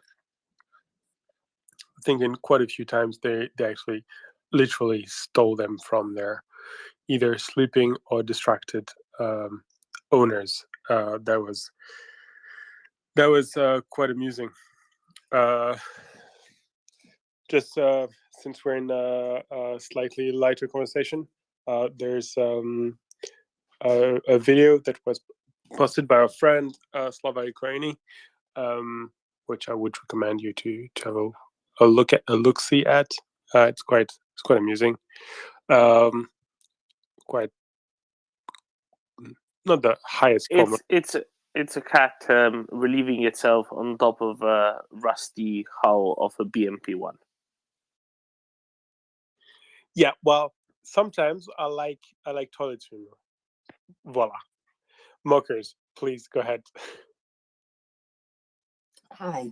I've just come across something, a little video of a chappie firing off what appears to be something that the Ukrainians have just cobbled together.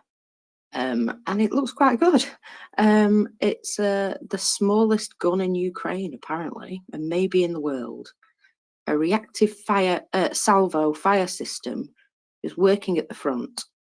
The designer managed to combine an ordinary pickup truck, guides from a Grad, a remote control system, and a computer guidance system to create this. And I just think it's genius that they're just all the way through it. They're still building stuff. They're just like, hey, this will work. And they're just putting stuff together. It's the ingenuity amazes me.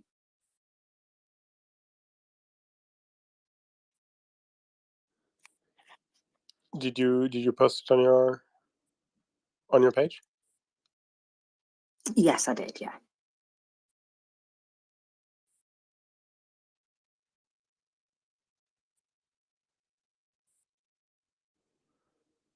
That's more of a rocket launcher, no? Whatever it is, it's working well by the looks of things. With his little wire and his little control pad, I just think it's awesome. It is.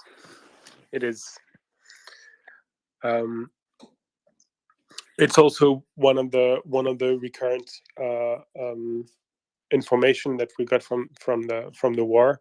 It's how much the Ukrainians were innovating and finding ways around whatever the Russians were trying to impose on them, or whatever limitations they were facing. That was pretty amazing. I think initially they were mostly just being very courageous, because let's face it, you need to be super courageous to even to face a tank with a in-law. I mean, tank is a massive beast, and you're not that far away with your in-law. So there's quite a lot of courage involved. There's quite a lot of courage, like going, because they weren't fighting. They often weren't fighting on a line. They had to go through the Russian lines and set up ambushes, and from those ambushes they could shoot at the Russian tanks. They were waiting for them on pre-ordained positions. So that was amazing and courage. But gradually we started to realize that they were also fighting super smart, and that was that was another thing which, okay, I know nothing about war, so I was truly not expecting. I had no idea that you could innovate on the move so fast. So I was really surprised, and I think along with quite a few people, really impressed. And that also helps to support them. It's almost, I'm sure Decoding will not contradict me on this one. It's almost as if the traditional image of the trickster had taken shape and turned into an entire nation. It's a nation of tricksters fighting off a much bigger enemy, but overwhelming it with intelligence, courage, and agility, while the adversary is trying to use brute force, terror, and I need a third one. Decoding. What's the third one? What's the traditional enemy of the trickster? Good question. I know a lot about this, but I'm not connecting with that, with the third element of it. But I know what you think, and you know, it's music to my ears. I've just thought while you were speaking, I just thought of a great metaphor actually, which is hearing all of your voices about Ukraine is a bit like you really like a really obscure band, and then suddenly they become really famous. So the obscure band is Ukraine, and suddenly they become really famous, and you just get joy when you hear them mentioning their names and talking about these cities you know well and these towns you so well, and even the idea that Ukraine is really innovative, which I picked up relatively early on in my time there, and that the world has discovered this is just it gives me huge joy, huge joy.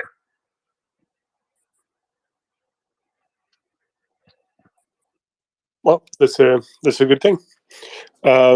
Yeah, and I envy you a little bit not to have woken up to the reality of the terrain, like I did on February 24th. But to have been aware of this so much longer before me. So we had left the military situation back in, so when was it? When are we? Mid-May, probably, something along those lines. Maybe even the end of May. And the Americans have started delivering the M777. The French have started delivering a few Caesars.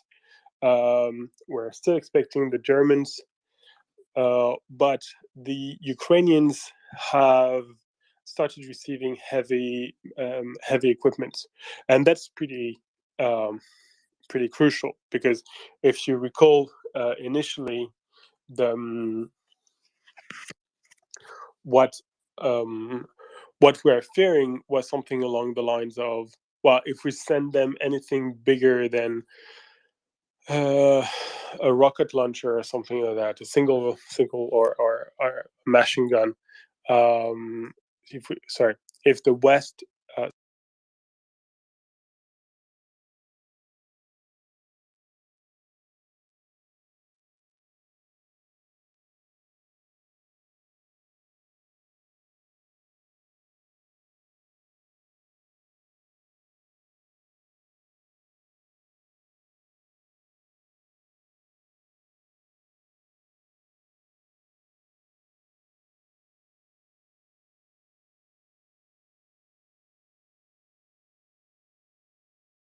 bigger than a machine gun or even anything lethal, the Russians might overreact and do, well, whatever the Russians or most of what they had been asking for. Most definitely the Germans and under Angela Merkel had refused to send them any help in that respect. And now finally that those Western heavy equipment were coming. There are still clear limitations. I remember in particular people saying no heavy tank, well, no tanks and no planes. But for the rest, it was starting to become possible. But there were scoring points. It's certain. There were like unbelievable statistics about the Caesars, for instance. But I don't think that they were having the sort of impact that with our naked eye and from so far away, we could truly discern, and we could truly say, yeah, the tide of the battle is changing. Things are happening in such a way that that we can say now for certain that the Western help is helping Ukraine to such an extent that the course of the battle may be reverted. And then suddenly, when was it? Does anyone remember when HIMARS arrived? Are we early June? Early July? Mid late June, early July. Yeah. And that's, I remember that when people were starting to say, and I think it was most probably Axel, starting to say, guys, I think things are coming. There was nothing official, but Axel was saying, yep, things are on their way. And we're like, yeah, when are we going to see anything? When are we going to know anything? Because honestly, we've been there before. If the Ukrainians are being extremely hush about it and not distributing pictures, when are we ever going to know that the HIMARS will be there? And was it Imperius? It was probably Imperius, I think, who said something along the lines, when the HIMARS will be there, even if you don't see any pictures, you'll know. Then John, you want to add?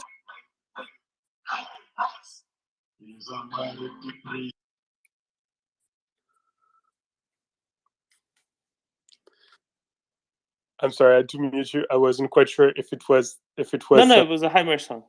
Oh, it was the HIMARS song. I'm terribly sorry. I did not recognize it. I was afraid we were starting to hear something that we should not hear from you. Please play it. Play it. I'm sorry, then, John.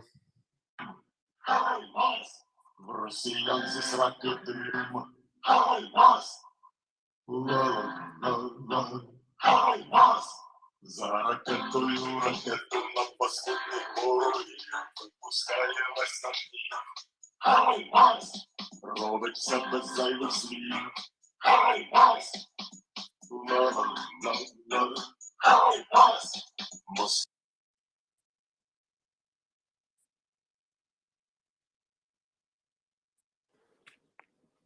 Domin, do you want to finish the tune?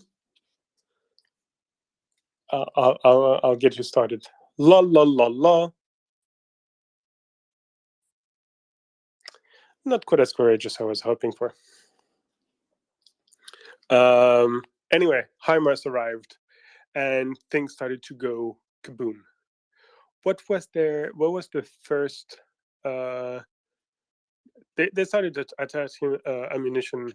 I think the first big thing was the command post in a school in occupied territories close to Izium.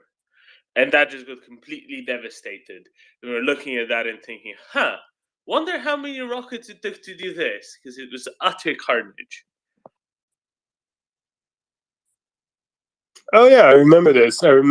But it was also, if it was Izium, it must have been, just within M777 range, right? So there was still a little bit of deniability. Maybe, but I mean, it was completely destroyed. It was really thoroughly, completely destroyed. And we're looking at those vehicles outside. It's like, no, it's okay. And then on the other side, half the car was missing. Yeah, and remember also that there was a moment when they went like, yeah, it was just a lot of Toshka use. We sent, it's just Toshka use, believe us, there's nothing else to see. Made in Ukraine, nothing to see. And then gradually we went like, okay, this one, yeah, Toshka U, that's possible. This one, yeah, that's definitely Toshka U. This one doesn't fit at all. It really doesn't fit at all. And then there was all those explosions, and the Russians were going like, no, believe us, this is it was empty. This building was completely empty, and those people that you saw in a documentary yesterday working in this warehouse and that are nowhere to be found today, they're absolutely not dead, they're just somewhere else. So yeah, there is it. And I realized that we've forgotten to speak about something. Choppers, helicopters. They're gradually we learned about how much effort the Ukrainian Air Force had put into helping surrounded Mariupol, and how that sent like, what is it, dozens of flights to Mariupol through an unknown, a secret path to relieve it, and to pick up some wounded soldiers. So that was quite amazing. George, go ahead. Yeah, I just want to remind people that when HIMARS showed up in Ukraine, most of us on here called it a game changer, and there was a bunch of naysayers that obviously said that it wasn't going to make an impact. But let's face it, it completely changed the complexion of this war. It helps completely slow down the Russian advance, and you had even people that were that had some experience, and the talking heads on all the cable TV news networks saying that the Russians will use their S-400s and to shoot the rockets down. But as we've seen, they've been completely impotent in stopping these things. And if you look back, once this war is over, and you look back, that I think that was a turning point. If one weapon system just stopped the Russians cold in their tracks, it had to be this one. Yeah, absolutely. And on top of this, I'm quoting a little bit too often. You guys are going to start thinking I'm in love or I'm paid. But I think it's General Mike Ryan, in one of his threads about the war. He looked back at the moment when the HIMARS appeared. And what he was saying was that before that, the Russians had managed to impose on the Ukrainian a type of war that the Russians, were comfortable with, which was grinding, slow advance, imposing the Ukraine to the Ukrainian to take the Russian artillery fire, to swallow it, because there was otherwise their lines were going to break. And that was how can I put it, a losing combo for the Ukrainians. They were losing men and they were losing ground, and they had very little to counter the superiority of the Russian artillery. And then the HIMARS arrived, and they completely obliterated the capacity of the Russian army to impose that type of combat on the Ukrainians. And then suddenly it was possible for the Ukrainians to return to a type of fighting when they were hitting the rear of the Russians, except this time they weren't hitting them with special forces and partisans, or not only, they were hitting them with rockets and missiles. Yes, George? I was going to remind everyone today,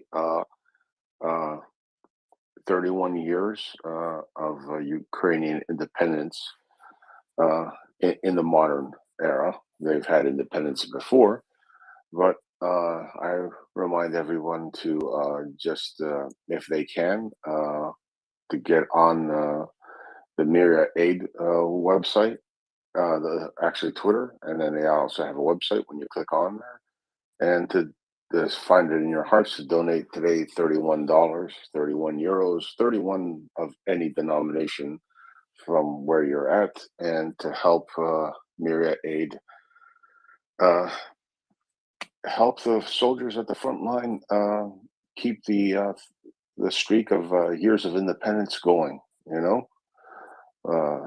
Hopefully in our lifetimes, that 31 will become 62 and 93 and so on and so forth. So everybody listening, please retweet the space.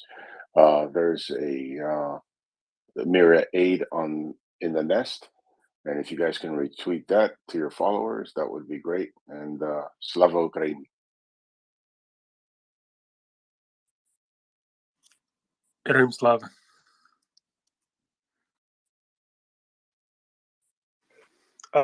For everyone who is now joining us, we're having a quick look back at the past 6 months,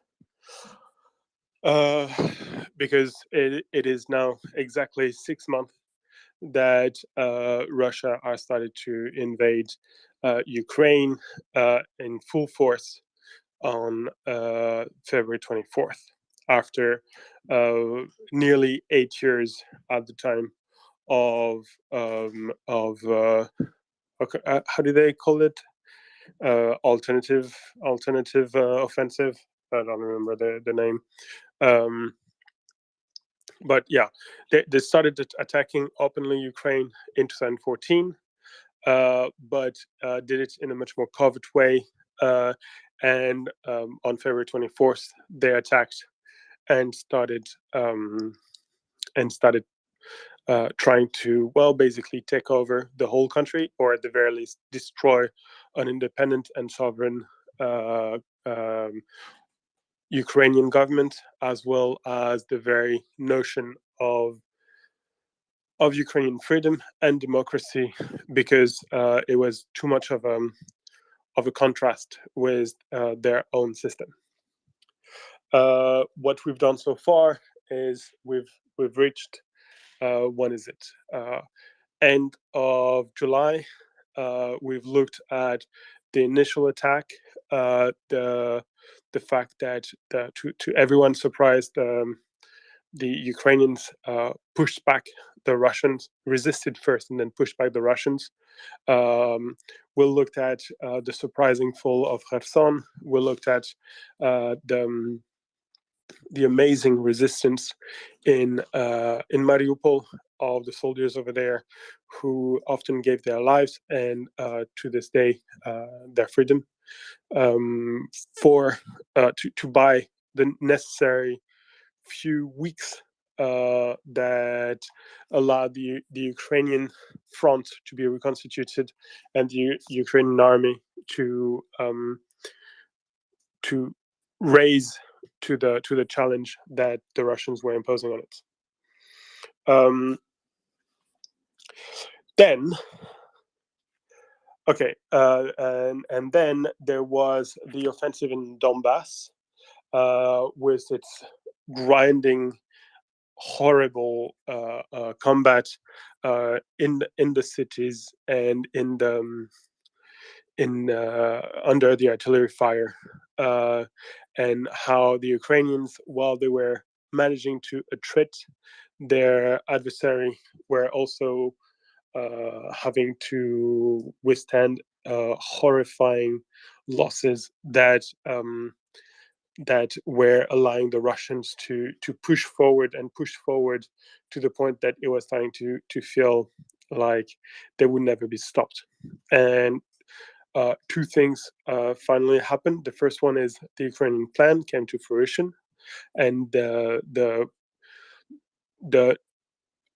catastrophic losses that they had managed to impose on the Russians in the battles of the cities, be it Severodonetsk or Mariupol, as well as in a few more small scale but very consequential battle, such as the crossing of the Donetsk River that we remember, where basically a whole BTG worth of material and probably men was just annihilated in a matter of minutes. Doing all this, they managed to, how can I put it, limit the ability of the Russians to move forward, and gradually a war of movement was becoming absolutely impossible for the Russians to wage. And then we had the arrival first of the M777, the Caesar, and finally the HIMARS, which completely, as George just said, changed the dynamic of the conflict and allowed the Ukrainians to attack the Russians exactly where they should attack them, where they should hit them, where it hurts, and to take over and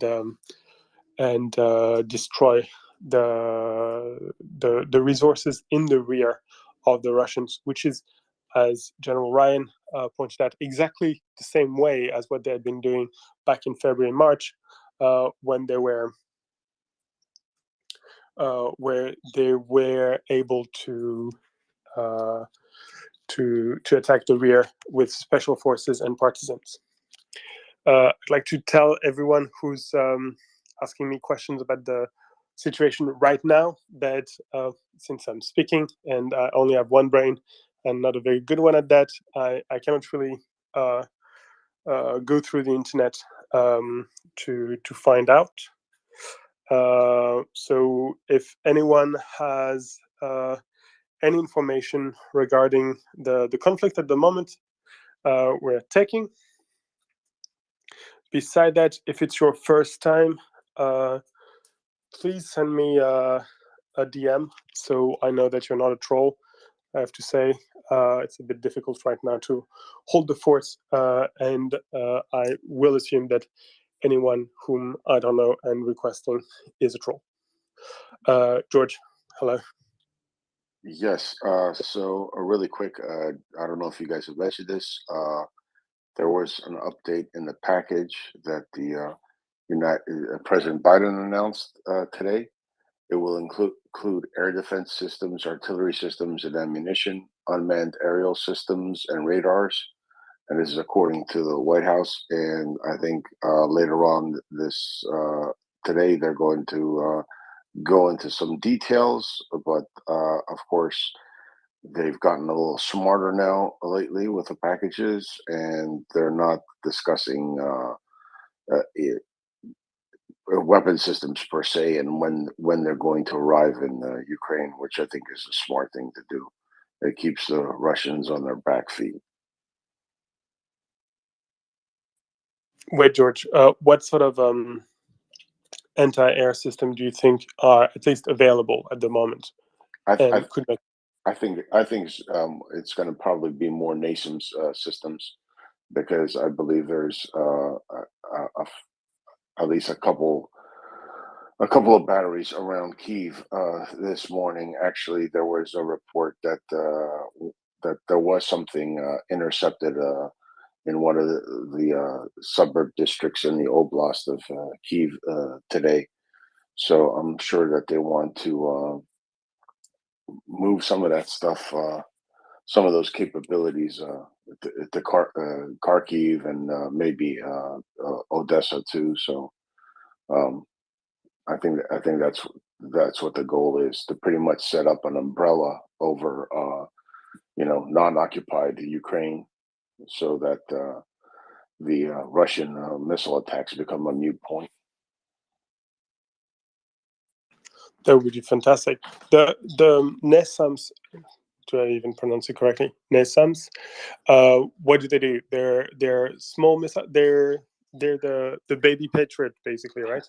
Yes, they're short to medium range, and obviously they have to be good because those are the ones that protect Washington D.C.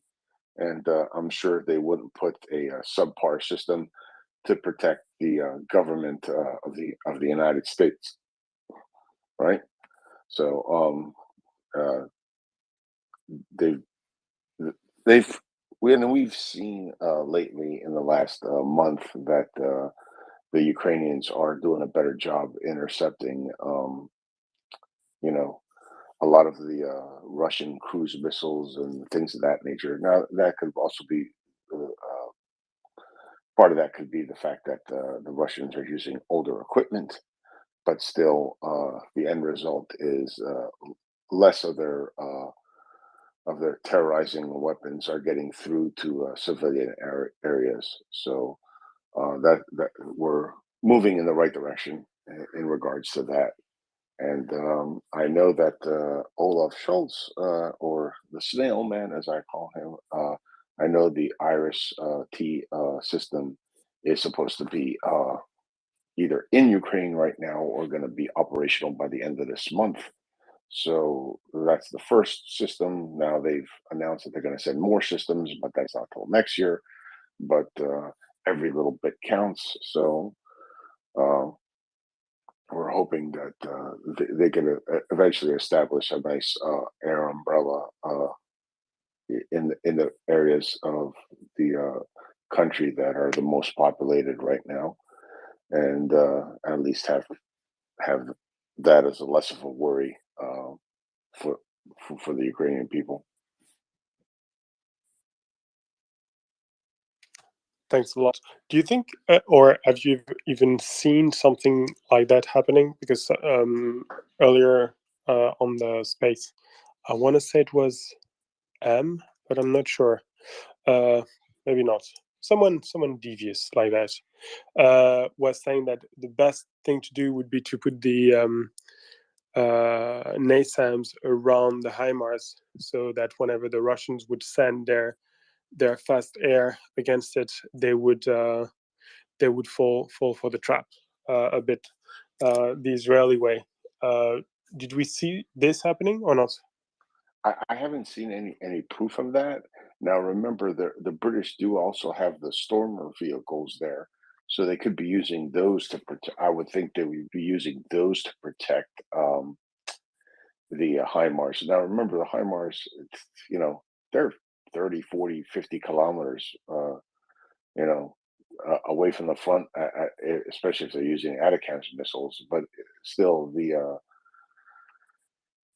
Ukrainians still have S-300s that are able to cover certain areas. So I'm sure that the Ukrainians are using like multiple levels of air defense to cover the HIMARS. I'm sure there's people there with man pads available.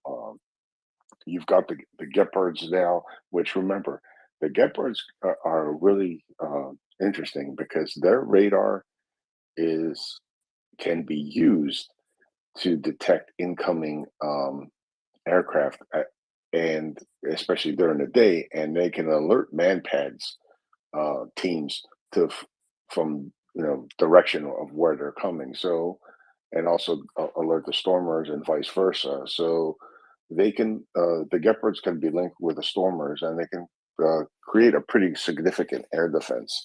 I don't think the Russians are willing to. Their air assets are slowly being withered away. I think that today we heard another claim of a come off 52. Was it the Alligator attack helicopters? That's 3 days in a row where they've lost one. So yeah, I think the air defense is strengthening in the eastern part of Ukraine for the Ukrainians. And I don't know. I don't think necessarily they need to use NASAMS to cover the HIMARS. They have the Stormers, they have the S-300s, and they have man pads and the Gepards now. So I think they're safe. I think the NASAMS should definitely be used against static high-value targets, which would be the cities. Because you can't move your city. You can move a HIMARS, you can fire and skedaddle from there, and good luck trying to find it. But you can't move your cities, and they know where the buildings are. So using NASAMS in populated areas would probably be the best bang for your buck, as we say. Thanks a lot. And since I have you here, I know it's not exactly your wheelhouse, but I'll ask anyway. For the first time today, I saw videos of 4 Russian planes flying side by side. Do you think how do you interpret it? Are they afraid, so they are creating ever larger packs? Or is it more something like we're less afraid of radar signature? Like how do we, if it was to become common, how would we interpret it? Well, was there any information on where the planes were flying? Not exactly. It seems to have been over the front line, and it was relatively green, so it cannot have been Kherson. Okay, so usually, do you know what kind of aircraft they were? Those with wings. Okay, so if sometimes the Su-25s fly in pairs. Now that could have been that there were 2 teams and they were going to split up if they were Su-25s. If anybody knows or if anybody has the video, just DM me so I could look. Yeah, but I without knowing what kind of plane it is, I couldn't even begin to guess. I'm gonna stay out of that. I'm gonna stay out of that because, like I said, I wouldn't know what type of planes they are and exactly where they were located. So I'm not gonna venture because it would be a guess. So Okay. Well, I'm not exactly in the position of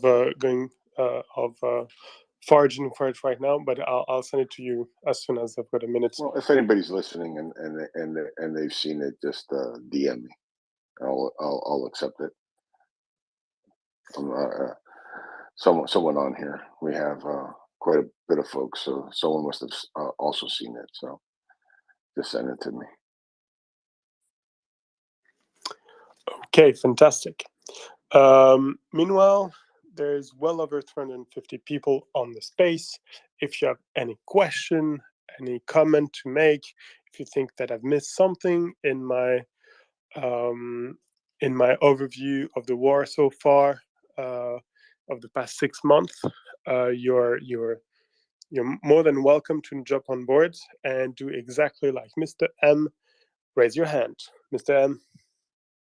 Yeah, I have nothing on the last 6 months, but just now Curson Cat has sent out a video.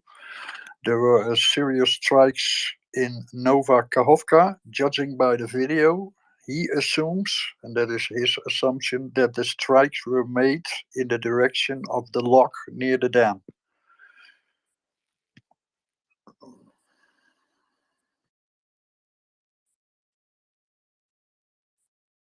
Oh, that's well, I'm sure the Ukrainians know what they're doing. They wouldn't be hitting something which would put the cities downstream in danger and the population downstream in danger. So that's probably a good thing. One can hope. Decoding. Go ahead. Just to say, I just dipped into reading various things. It seems like there are a lot of missile attacks across Ukraine. No, I didn't pick up any reports of damage or deaths or anything, but it doesn't look like Russia's have surrendered as yet. But yeah. Anyway. About surrendering, there was a message from the defense of Ukraine in which they stated to Russia, Russia today, just like a half year ago, you still have the opportunity to sign your capitulation before we destroy you on our land. Do not lose that chance. The clock is ticking, and it says tick tock, tick tock, tick tock. You've inspired a tweet which I will now compose, having studied the German capitulation the other day to try and inspire Germany and Austria to arm Ukraine now. But I will draft the capitulation instrument, which I think Ukraine should insist the Russian Federation signs in due course. Supreme authority over something. I mean, I don't think anyone wants supreme authority over the Russian Federation, and hopefully they will surrender before the EU and the US and Japan get supreme authority over the Russian Federation. But I will spend the afternoon thinking about what that instrument should compose, and then I will tweet it. Thank you for that inspiration. Yeah, you're very welcome. Mr. M always have good ideas. How do you translate "we surrender" in Russian? That's a big question. Big Papa, you speak perfect Russian, don't you? You can help us translate this.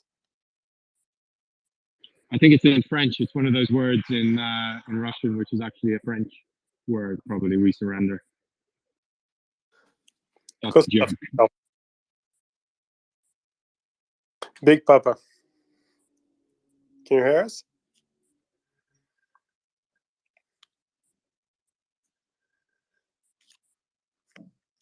Can you hear us or not? Big Papa once, Big Papa twice, and it's dropped.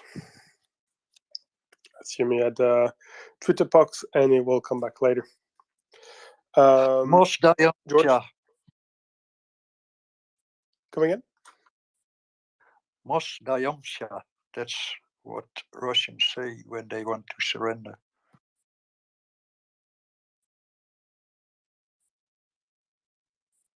I'm glad to say it doesn't it doesn't sound French at all. No, totally not. George, if you hear us, I've sent you the video. And Big Papa, the floor is yours.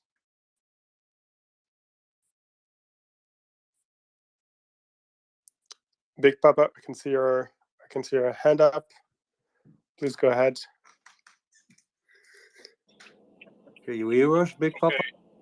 I don't speak Russian. I got a question about how to use my phone. They put a little button beside my microphone, and it switches to a voice translator. And I got a big fat thumb, so once I get the voice translator open, I don't know how to close it. I just have to get out. So I don't know if anybody else is having that problem. They put a little magic wand next to just type on an empty piece in that same thing. I couldn't get it to go away. But anyway, I wanted to comment on the $3 billion thing that came out. I've been reading some articles. I tried to only read the releases from, I think, AP and Reuters, and there was a couple of sentences in there that interested me.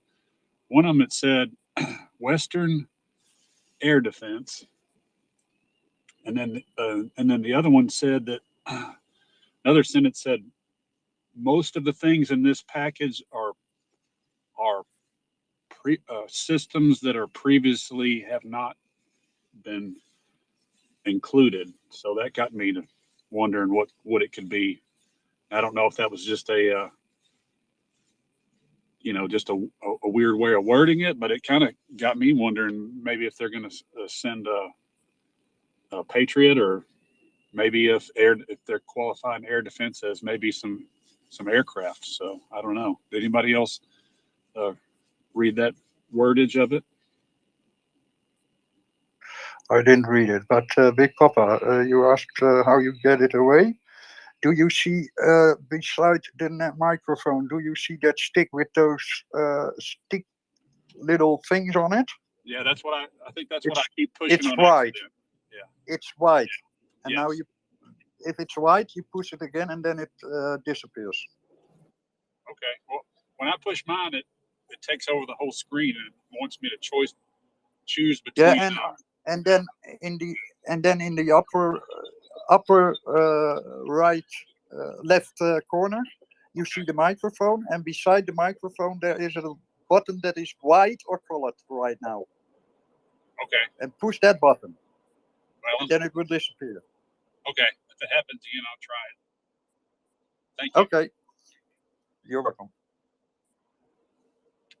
So you think there's any chance we can get some Patriot or F-16s? What do you think? That's what I vote for. George, maybe you can answer that. Well, F-16s would be the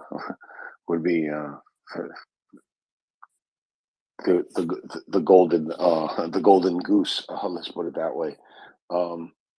Yeah, I'm sure. Remember the House and Senate voted in next year's budget, which starts in September, like a ton of money to train Ukrainian pilots on American aircraft, and I'm sure that training is going on right now, and that funding is to further that training. And I'm sure that yeah, if they're training them on the aircraft, they're not doing it. United States isn't going to waste money on training people on something they're not going to receive. So when those aircraft will get into country, we'll know when we see them. Put it that way. I don't think they're going to let anybody know. Pretty much with the HIMARS, we knew they were in country before they were officially announced, and I think the same thing is going to happen with F-16s. And I know there's going to be naysayers. Oh, the F-16s are old. No, they're not. They've been updated so many times, and the latest versions are way better than anything the Russians can field. The updates are called blocks, and there's like block 50, block 52. The newest block is a block 70, which is what they call the F-16V. And those aircraft are way superior to anything the Russians field in numbers. I know they've been working on this Sukhoi 57, but their production rate is absolutely abysmal. And now with the sanctions, pretty much non-existent. So we don't have to worry about those. Yeah, it would make the Ukrainian Air Force pretty, let's say, one of the most modern air forces in that part of the country right now. F-35 obviously being better, but the F-16V is probably the aircraft that's either number 2 or number 3. The Super Hornet being in there too, but I'm sure that the Ukrainians being trained on that means that.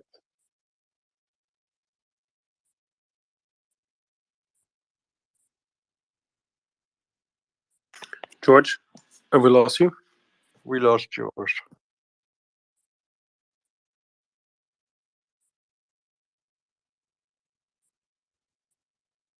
George, I'm sorry, we lost you. You were about to tell us about the wonders, I think, of the F-16, F-18. Do you remember, Mr. M? Oh, let's get them confused. No, I wasn't following that. Okay.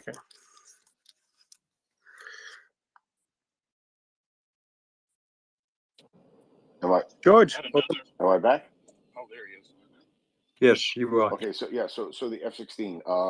Like I said, if they're training them on the F-16 and they've put in funding for next year, and it was a ton of money. It wasn't peanuts. They're not going to be training them on something they're not going to send. The F-16 is. A lot of people say, "Oh, that's an old aircraft." No, it's not, because people don't realize that the United States doesn't sit on its ass, and neither do the companies. They update these things, and the latest version of the F-16 is called the F-16V. It's a Block 70. That's the update, and it is a very capable aircraft. on par with the F-18 Super Hornet, and it would make Ukraine's Air Force one of the most modern in the East, Eastern Europe. Shy of the F-35, it's an aircraft that the Russians have nothing that's even capable, not even close. Ben, remember you sent me the video? Yes. Yes. So that was from a Russian. Rob Lee posted it. It's originally from a Russian Telegram channel.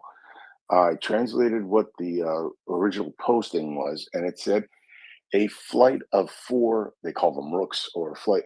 It's Su-25. They're ground attack aircraft. And it was a flight of 4, and it said headed to the Ukrainian Special Operations area. So I don't think they were They were headed maybe to the front line, and they were probably going to peel off into 2 pairs, because that's what they usually do. I think that video might have been taken after they had taken off and were headed to the front. I don't think they were going to attack all 4. I think they were caught in the phase before they peel off into 2 teams. I hate it when you're right and we don't get to discuss interesting tactical consequences. But you're not off the hook. Had they, like, what would they? No, sorry. How do the American do it? Do they have single planes? Do they move in pairs, or do they have like flocks of them? Well, it depends on what the mission is, but yeah, if you're doing if they're fighters and doing what's called a combat air patrol, yes, they fly in pairs. You have what's called a wingman. If it's ground attack, they do the same thing. Now you might see one coming in for an attack like an A-10, but there's another one that's somewhere in the vicinity with the other one.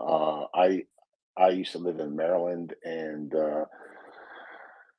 I worked in close to one of their National Guard airfields, and we used to see the A-10s, and these guys would be doing practice runs all the time, and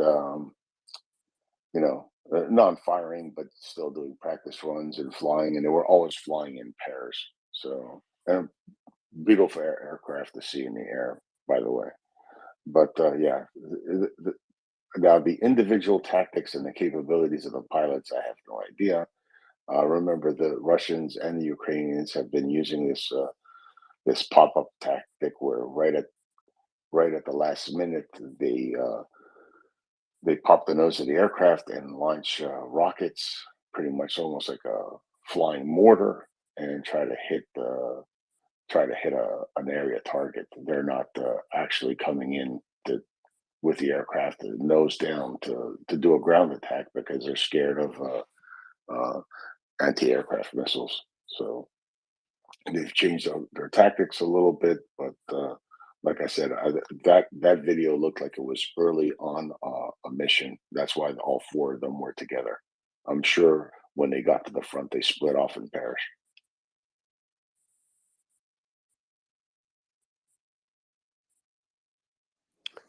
Okay, thank you. Big Papa is back.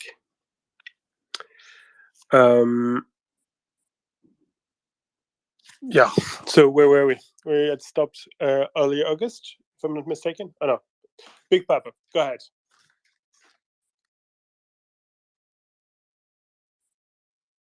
Big Papa, it's your turn to shine.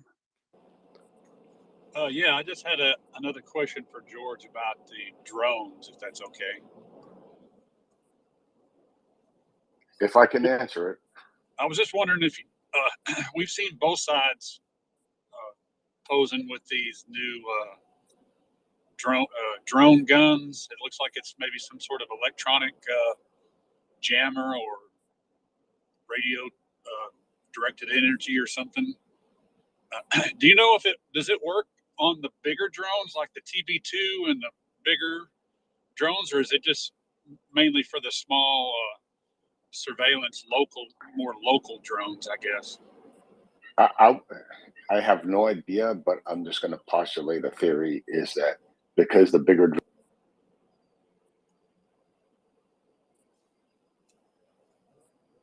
Did we lost him again? Uh-oh. Man, I'm ruining it today. I keep knocking George down.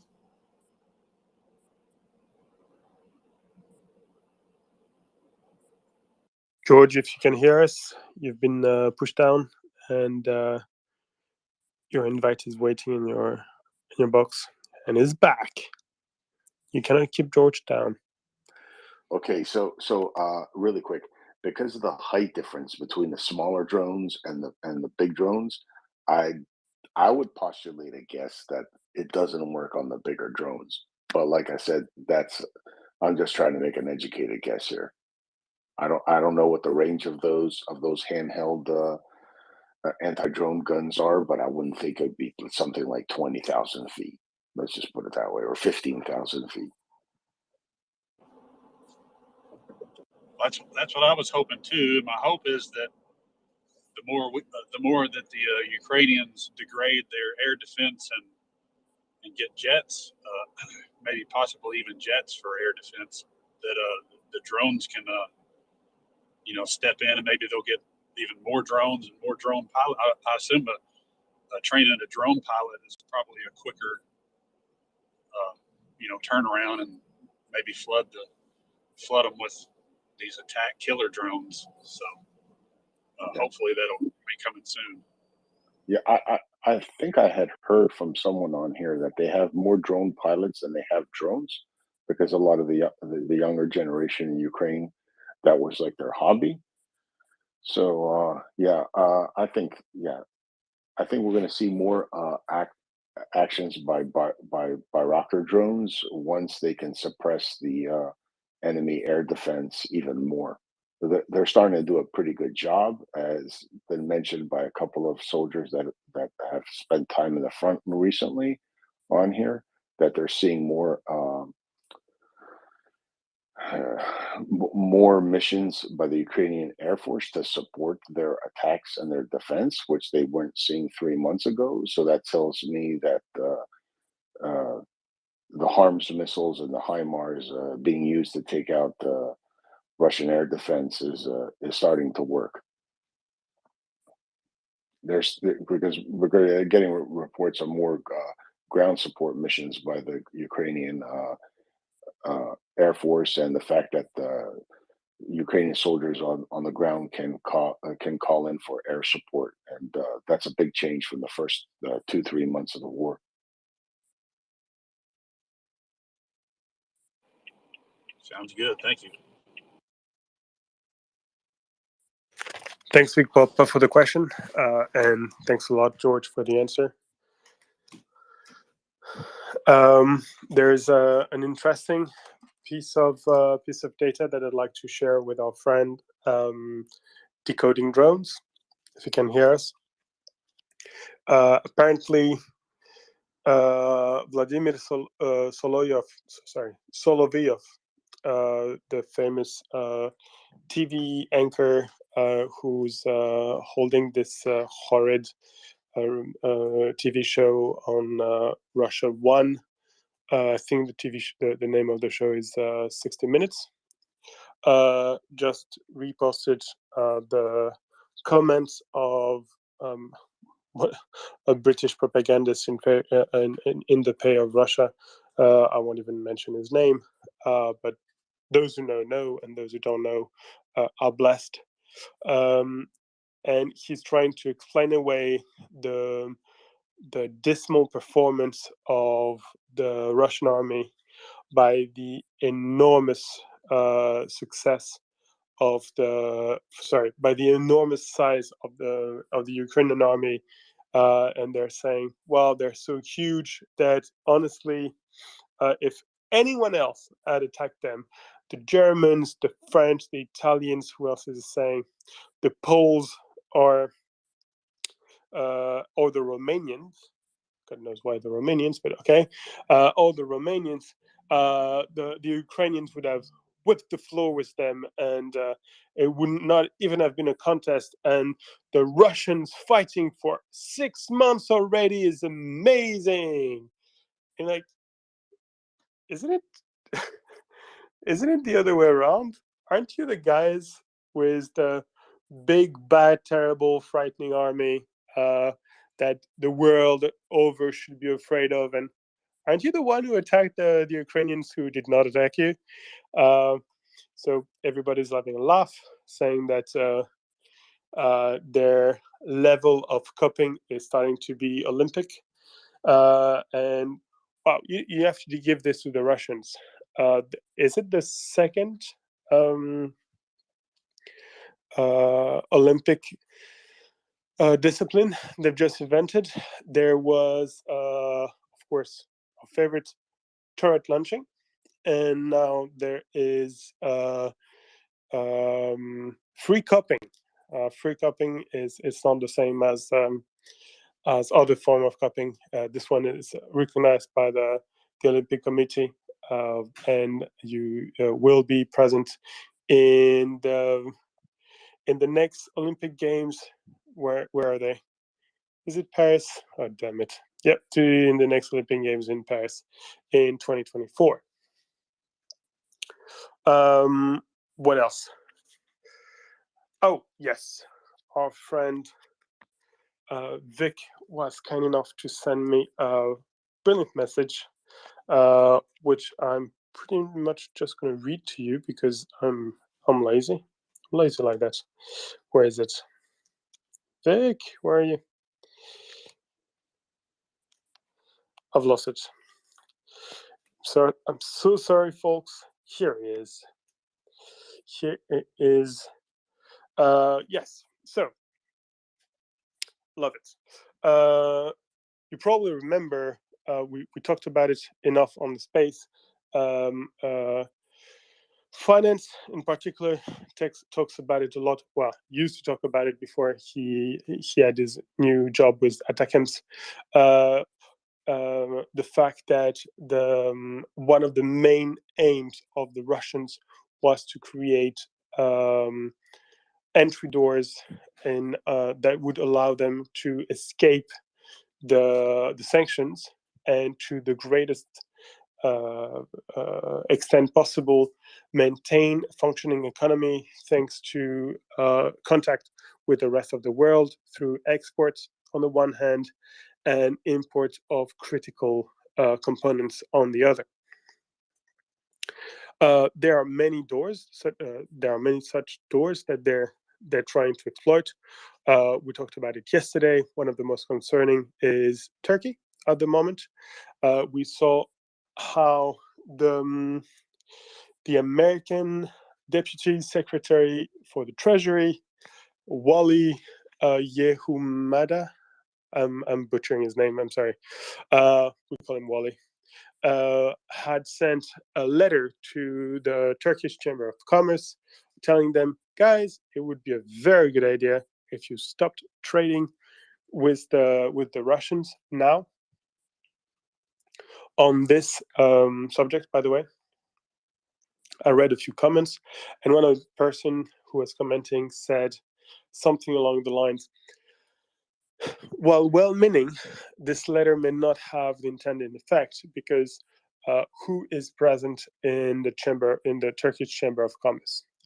The large traders, very large traders, the well-established players who have the money to spend in order to participate to this sort of organizations.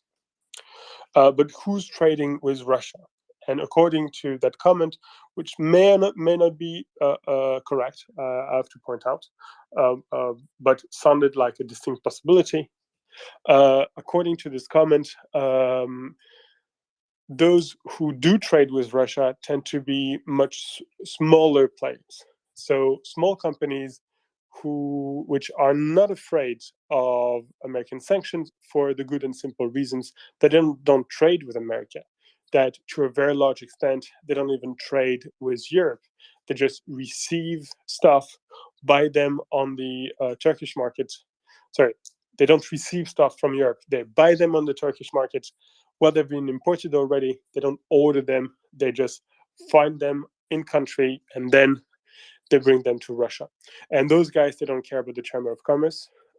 They're not as easily pressured, and it may have to take other path, and in particular, convincing the Turkish government to stop trading with Russia as soon as possible. But so there's Turkey as an entry door, as a way of skirting the sanction. There's of course China. China, unlike Turkey, is potentially mostly exporting Chinese goods, either the one that it has always exported, or that at least it was exported before 2014 and definitely before 2022 into Russia. One of the examples I talked to you about it this morning. It's the nails. Nails tend to Russia. According to the articles I could read, Russia is so messy. The incentives in place are so screwed that they're not in a position of producing their own nails, despite the fact that it is one of the countries in the world, not the country in the world, with the largest iron and steel production. So despite the production of the raw material, they're unable to manufacture it and turn it into something that can be used and sold. So China is mostly exporting its own production to Russia, as I said, things that it was exporting before, as well probably as a number of alternatives for technology that is not available from Germany, the US, Britain, whatever, all the Western countries that are now preventing Russia from accessing their gears. China is very important. However, China has several issues. One of them is they have to be very, very careful not to anger the United States too much. They also have to be very careful because where their own interest lies in this story is less than clear. I'm pretty certain there's an intense debate right now in Beijing, in the corridors of power, wondering whether victorious Russia is good news or bad news, and whether a defeated and humiliated and potentially impoverished Russia could be the best of both worlds for China, because after all, Russia is a traditional adversary of China, and no amount of converging interest in the fight against the United States will be able to change that. And B, because China is in a bit of an economic pickle at the moment, and if it could have access to extremely cheap Russian commodities, it will allow it to have a bit of an edge against whatever competition could come its way. If you think about Vietnam, for instance, Vietnam, which has moved into several of the sectors that over the past 40 years now have been the growth sectors for China, including plastic and textile, and the assembly of a number of computers and telephones and things like that. Well, Vietnam does not have access to Russian commodities, does not have access to Russian metal, does not have access to Russian gas and energy at the sort of stupidly cheap price that China is trying to get for itself. So it would give an edge to Chinese production, and it would also give an opportunity for Chinese capital to expand and reach more interesting investments. Now to what Vic sent me. A third and very important entry door that the Russians were trying to exploit in order to skirt the Western sanctions was the UAE, the United Arab Emirates, which was very important, I guess, for a number of reasons. One of them is that it's a very developed economy. It's an economy with a lot of know-how. It's also a crucial place for a number of sectors. I'm thinking of diamonds and gold at the moment, but there's probably others. There's large markets over there. There's also the fact that it's a traditional ally of Western countries, be it the US or France or Britain, and it has received quite a lot of Western material for its army, which is now engaged in an absolutely atrocious war in Yemen. And this material and these imports could be important in the sense that they could cover some Russian re-export. In practice, that would mean that some Emirati, I don't know, either oil producer or defense supplier or something like that would order something from, say, a supplier in Germany or in Britain, and those assets would then be brought into the UAE in Dubai and then re-exported to Russia without anyone being the smarter about it. Sorry, the wiser about it.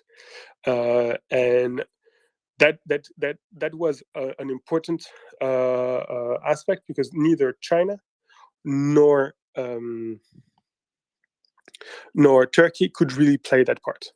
First of all, because they don't have enough oil to be believable as an important importer of oil technology, and secondly, because they don't really have the sort of demand in terms of defense and the sort of relationship with the Western defense companies that could cover for this. Anyway, what am I telling you this? Well, it turns out that the airport hub, the aerial hub that is the UAE, that is mostly Dubai, has declared that it was going to sever its relationship with Moscow, and flights would either end or at the very least transport flights. So not those with people, but those with things in it. The cargo flights were going to be interrupted. So that solution is pretty much going to be closed. Again, very important, probable big defeat for the Moscow authorities, for whomever is the poor bastard who's at the moment in charge of keeping the Russian economy on float. And big success, I would say, for the United States, who probably are the ones who pressured their Arab friends for them to move away, as far away as possible from Russia, and making them understand that, yes, Russian money is good, but you really, really don't want to get into the crosshair of the United States, Europe, Japan, and South Korea together, not to mention Australia and New Zealand. That's quite a large bit of your business at the moment, and no amount of Russian money will be able to counter that. So hopefully more negotiations like this are going to happen. So yeah, so one more victory. I'm going to say it's Wally behind it. One more victory for Wally, and hopefully the very same thing will soon happen with Turkey. Turkey is going to finally understand that that Russia is not its friend. That for all its faults, the true friends of Turkey lie across the Bosphorus in Europe, and that's where the future and the future development of the country lies, and that's the direction they should go for.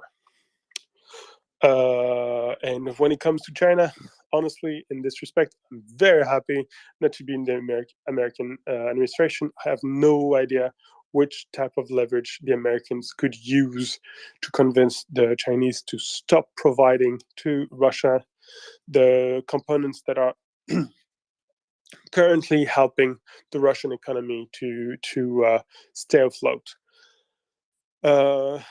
Although it's always worth remembering that the useful bit of China, the one that is producing the most of the products that can be used by Russia, is actually quite far from Russia. So if you imagine a chip produced nowadays in, say, Shenzhen or somewhere somewhere on there, it has to travel all the way up to the Russian border. So now Chinese logistics are famously quite good, so that's not too much of a problem. But that's still what, 2,000-3,000 kilometers to reach the border. And once they reach the border, when they're in the region of the, what's the name of this region again? Pacific something. The easternmost part of the Russian Federation, they need to take a very slow train, a very long train, and cover the 7,000 kilometers that separates this part of the country from Moscow. And then from Moscow, be probably sent to a factory, and then from this factory to the front line. It could take them, I don't want to say years, but very likely months before anything that has crossed the border is usable on the front lines by the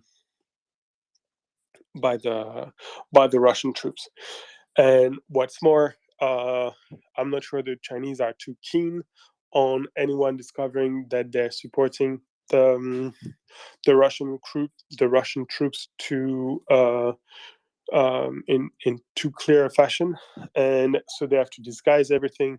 It's quite a big mess, and while I'm not saying it's impossible for it to happen, it's very unlikely that it is either efficient, efficacious, nor fast or in large scale. Russia is probably not going to be able to rely heavily on China in order to rebuild its military industry. Tim, did I say something more stupid than usual during my rant? No, I mean, it wasn't a rant at all. It was a very clear explanation. I mean, I think part of one of the many things that Western observers of this situation forget is that China is not a monolith, particularly the Chinese Communist Party. You know, this is essentially a fairly politically diverse organization that does have wings, and the leadership, particularly Xi, I think we will reach a point where patience runs out with him. You know, as a general observation of Chinese politics, and this makes me wish that we had Jingu with us to talk us through this. But as a general observation of Chinese politics might be that Xi has a hell of a lot riding on a policy that's been resoundingly unsuccessful, and that is zero COVID. And they will reach a point where his party runs out of patience, and so he has to. It makes me wonder just how many more pressures his administration in China can take, right? Because he's already got a lot riding on a colossal fuck up, which is China's COVID policy.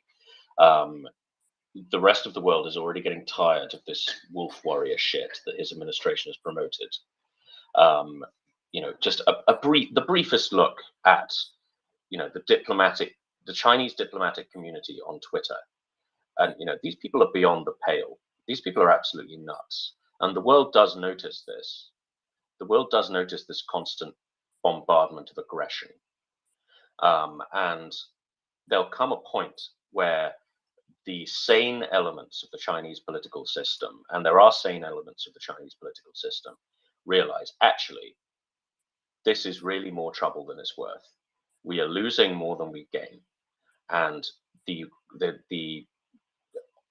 ostensible support for Russia coming from Peking over this is costing them a lot more goodwill than they're gaining. It's costing them a lot more international goodwill than they are gaining in domestic support, if indeed they're gaining any domestic support by this. So yeah, I mean, my view is, I mean, I'm not well versed on the technicalities of Russia-China relations, particularly regards trade, and particularly regarding military materiel, if there is any. But certainly, I think from a political perspective, Xi and his buddies, they have to trade. They have to trade fairly carefully. Wilfred, if you'd like to speak, please put your hand up. Please put your hand up, Wilfred.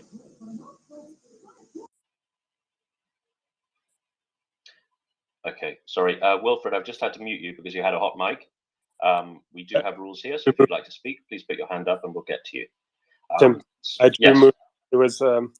I wasn't aware if I could not distinguish whether he was just not very good at Twitter, or if he was a total troll and turned out to be a total troll. I'm sorry. Okay, no worries. So yeah, my view on China is that it is politically diverse. Xi is but one element of this diverse political establishment, and that if he continues down this road, then the people upon whom his people whose support he relies on to maintain his power will start to fall away. I'm sorry, that's a very general answer, but you were going into such specifics that I was really beyond my knowledge there. Oh, I wasn't. I was really just looking at basic trade statistics. But I do have a question for you. I know that it's not exactly the sort of things you think about every morning, but you're also a smart fellow, so I'm sure you can come up with something. What do you think? I think Xi is potentially in a situation where is in a bit in a lose-lose position at the moment, because if he doesn't help Russia, he's going to look weak. But if he does help Russia, he's going to create mayhem. So, what do you think? What do you think is his next move? I mean, I think it depends who you're saying he looks weak to, right? Because to my observation, if Xi or perhaps his successor came out and said, look, this is no longer a tenable situation. It's become clear that the situation in Ukraine caused by the Russian invasion is an unacceptable slight on the basic rules of humanity, and we can no longer stay silent on this. Then I think a lot. I think a lot of Western observers would, in fact, view that as a sign of strength, right? I think it's the old phrase, but the biblical phrase, likewise joy shall be in heaven over one sinner who repenteth. It's coming back into the fold of humanity. It takes humility, and it takes moral fortitude, and ultimately it is redemptive, and it looks good, right? It looks good when you do that, when you realize a position you previously had a lot running on is untenable, and you come back to a reasonable position that a human being would hold. Then I think that's a sign of strength. That's a sign of moral courage. And I think if Peking got the messaging right, they could come over to that position, right? I think that would be. I know this is kind of pie in the sky stuff. I think it's very unlikely to happen. But I think there is a route back. There is a route back to normality for the regime in Peking that does not make them look weak, and actually makes them look strong in the eyes of the civilized world. On the other hand, I don't really understand internally how that messaging would look. I mean, I think you'd have to have an appreciation of Chinese culture that I don't have to understand how that would look. But certainly from a Western perspective, it would be, likewise joy shall be in heaven stuff. I mean, I think it would make them look extremely grown up and extremely statesmanlike. They missed their first opportunity, right? They missed their first opportunity to, for statesmanship, and that would have been a swift condemnation of this aggression, essentially joining in but not appearing to be dictated to by Western sanctions, and sticking with what the rest of the civilized world thinks. They've missed that opportunity, but I think there is an opportunity for redemption here. I think they can come back, they can condemn this aggression, and they can end up looking like the big boys in the room. But again, internally, I don't know what that would look like. Perhaps, I mean, you're more of a China watcher than I am, Ben. So what do you think? Well, I have to say that I would 100% agree with you if it was any other country than China. Unfortunately, there is one dramatic precedent for a Chinese leader telling everyone, guys, I think I've made a mistake. Let's think over it and let's do something else. And that's Mao after the Great Leap Forward. He said, oh, I may have made a mistake. He ruminated for a couple of months on his side and then launched the Cultural Revolution. The day when Mr. Xi says sorry is the day I start worrying a lot. I think I would say to that, sorry to cut in, I would say to that, it doesn't have to be framed as an apology. It can be, they can do, I would say they could do two things. They could pick a particular event that triggers it. And there are events like this all day, every day in Ukraine.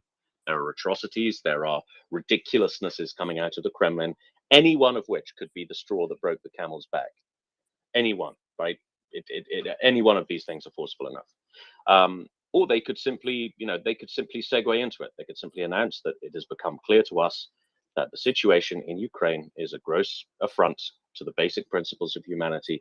Therefore, we can no longer stay silent or blah, blah, blah, blah, blah. I mean, I'm not Peter Mandelson. I don't know, wouldn't want to tell them exactly how to frame it. But I think they can, they can do this in a way that is not an apology, and is not a, oh, I'm sorry, we were wrong. Because, oh, I'm sorry, we were wrong is a very, very Western way of doing things, right? It's a kind of cathartic thing. Because fundamentally, we have a culture that's based on, guilt and atonement, and they have a culture that's based on honor and shame, right? So the way a Western country would do this is different from the way a Chinese country, the way China would do it, or say an Arab country would do it. But I think that if I can generalize horribly about other people's cultures, if that's all right, but I think it doesn't have to be framed as a kind of, we were wrong, I'm sorry, this is our new position, we atone. It can just be simply, well, the facts have changed, so we changed our mind. Yeah, that goes a little bit against the whole foresight, and also the sort of like one of the main arguments in favor of Shiism, if you see what I mean, of the Chinese brand of authoritarian dictatorship, is that they can follow up on a policy in a way that democracies can't, because they're in the election cycle and because every once in a while they need to change their leaders, blah blah blah. Whereas China, one guy, no pressure. If he decides on something day one, he can be exactly on the same line after 10 years because nothing will change these guys' minds. That's part of their brand. So, I mean, that being said, what could be the case is that instead of joining the West, China does its own thing. I don't know if it would be sanction or if it would be, the way they have to give a name to their policies, like the 100 Flowers or the Belt and Road or something like this. It would be maybe the wide ear and cold shoulder, something like that. Like, we're listening to the Russians, but we're not helping them, as a policy, or something along those lines. that I would say. But indeed, I'd not thought about it initially, but it's true that had China joined the West from the very, very beginning, had the sanction been Chinese Western sanctions, that would have been completely different. That would have been grand. And I hope you're right. I hope that they can go, oh, well, they've said something that goes against what we consider as the very basics of international politics, or they've done something that force us to change course. But changing courses is not great over there. Maybe. I mean, I'm as I said, I'm not a China expert, so I'd be happy to defer to you on that. I just can't help thinking that by changing the messaging at this point, they would lose absolutely nothing in their relationship with the West, and they would gain an enormous amount in their relationship with the West. With a you know, if you're a Chinaman with his foreign policy hat on, you know, regardless of any cultural barriers there may be and any internal political barriers there may be, you know, they gain so much by doing this. You know, they return to what is basically the politically normal line globally, and they, you know, everybody sits down, has a glass of mutai, and you know, everybody celebrates and welcomes the fact that they've done this. As I said, it takes moral courage. It takes moral courage to do this, and you don't have to, you know, you don't have to admit that you made a mistake. You simply just have to say that in your view situations have become untenable and you know the facts have changed. You know, it's the it's the Keynes thing, you know, the facts have changed. When the facts change, I change my mind. You know, what do you do? So I don't know. I don't know. I mean, I think I don't know enough about China to have a firm opinion on how realistic that is. I've got one of our listeners reminding me about the Chinese concept of face. I totally get that. But in terms of the messaging to the West, I mean, this could be an extremely positive step for China, and it would win them a lot of respect, and it would win them a lot of goodwill among the Western powers, when frankly their relationship is a little wobbly.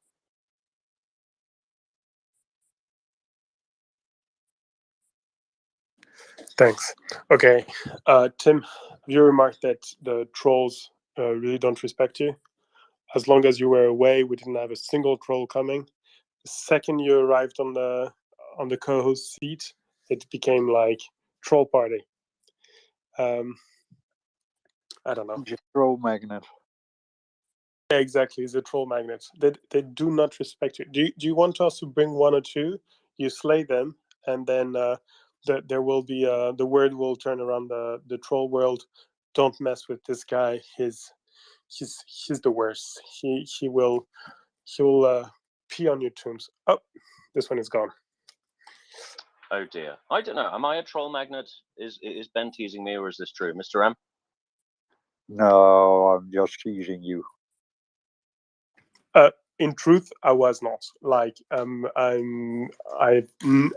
have not seen so many trolls popping up over the past as over the past 15 minutes in several days, and they just showed up when you arrived. They don't know you. That's interesting. Maybe they know that I'm like a secret right-wing lunatic. Maybe that's it. Maybe they imagine some ideological synergy with me, and so they target when I'm on. I don't know. I can't get inside the mind of a troll, so I'm not. You know, I'm not really sure I have a theory.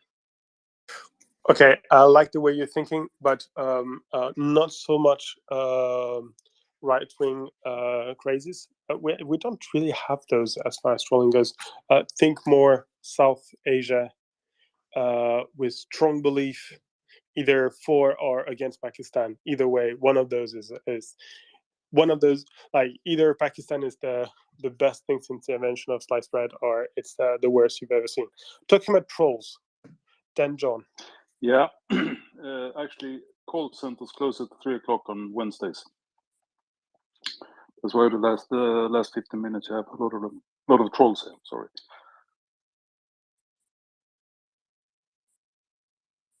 That's an interesting theory. Though while we've got a Swede here, have you seen the film Troll Hunter? Actually, not. You haven't. No, It's a it wonderful could, film. I believe it it's. could be. It's called something else. It has a Swedish name, but I don't know who's playing. I'm not really sure. Some Norwegian guys. I mean, I'm kind of assuming Sweden and Norway is broadly the same thing. Same place. Yeah, exactly. They're all just fake Germans. Yeah, it's like the U.S. and Canada, same thing. Exactly. Whoa. Slow down there, you two. Slow down. Yehuda, welcome back up. Good morning. Welcome back up. A very Good afternoon. Good morning to you. Thank you. Good morning, good afternoon. Yes, I think the world is an interesting place today. Honey, I'm not going to complain. It's Ukraine's birthday. And we're looking I'm just going to see if I got any more info on yesterday's fun stuff. But it isn't all doom and gloom. A lot of air raid signs are going off early in the morning, Kiev time, about 9 hours ago. I'm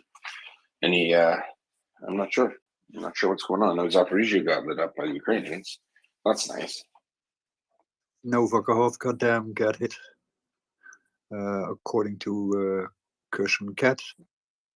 Yeah, that was probably expected.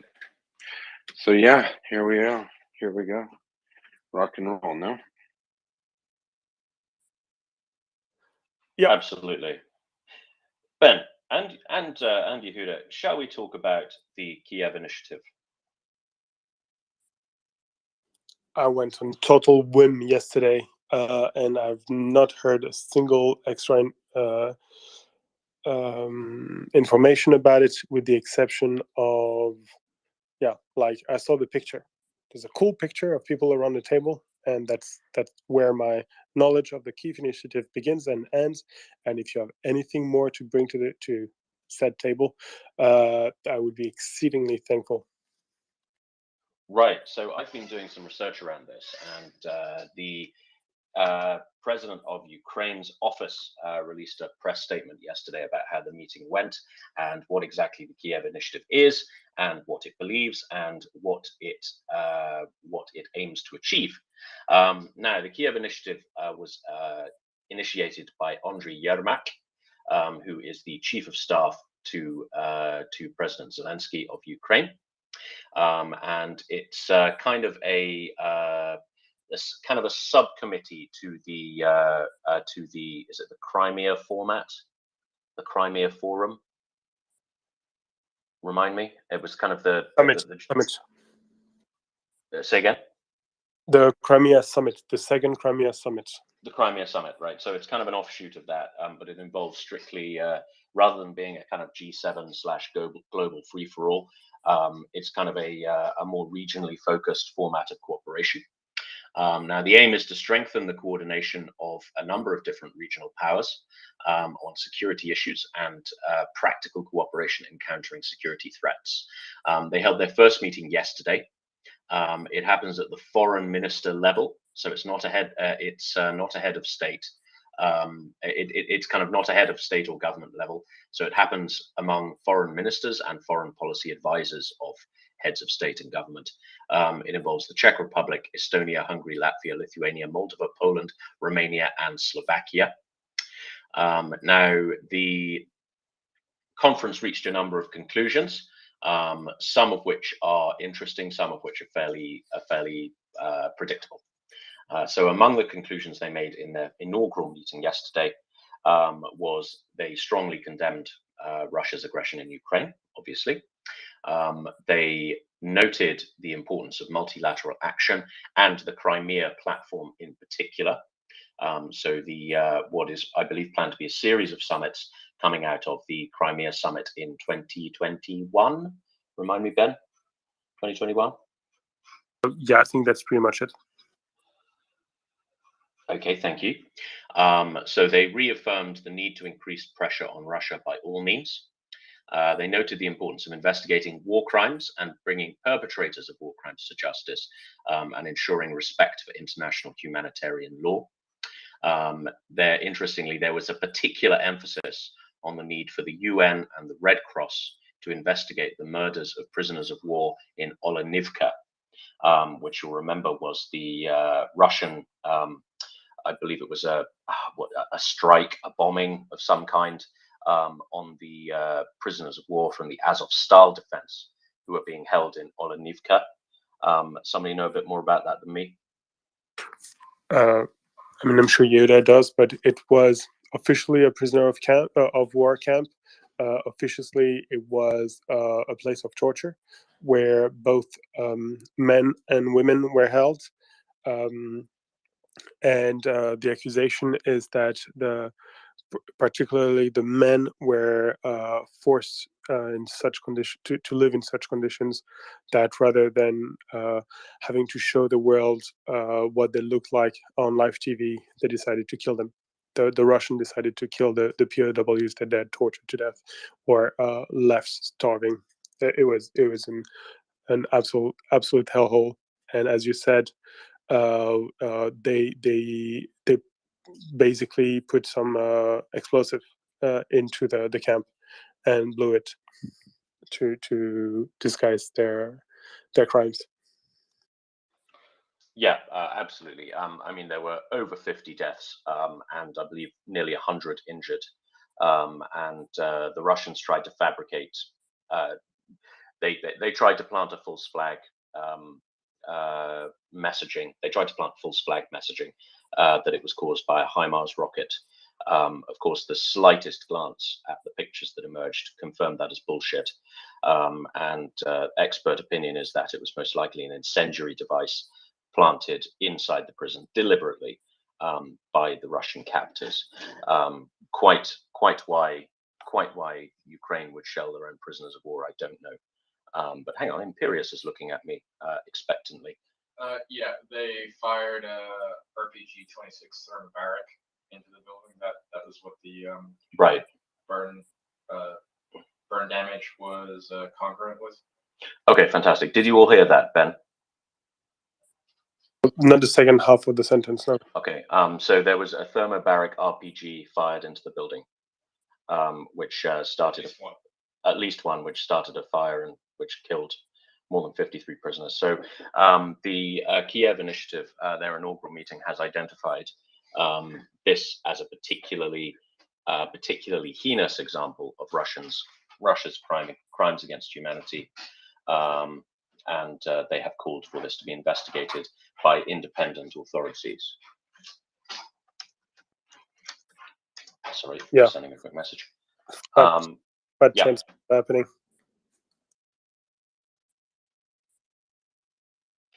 Yeah, I mean, these are statements of policy positions, right? I mean, I fear we are going to have to wait until the end of the war until these things are properly investigated. But again, this is a statement of policy positions by 1, 2, 3, 4, 5, 6, 7, 8, 9, 10 countries who are, regionally significant powers. Yeah, I mean, I think this is that they singled this out in particular in a very, very busy market of war crimes. I think is fairly significant, and it shows a particular policy direction that they're going in there.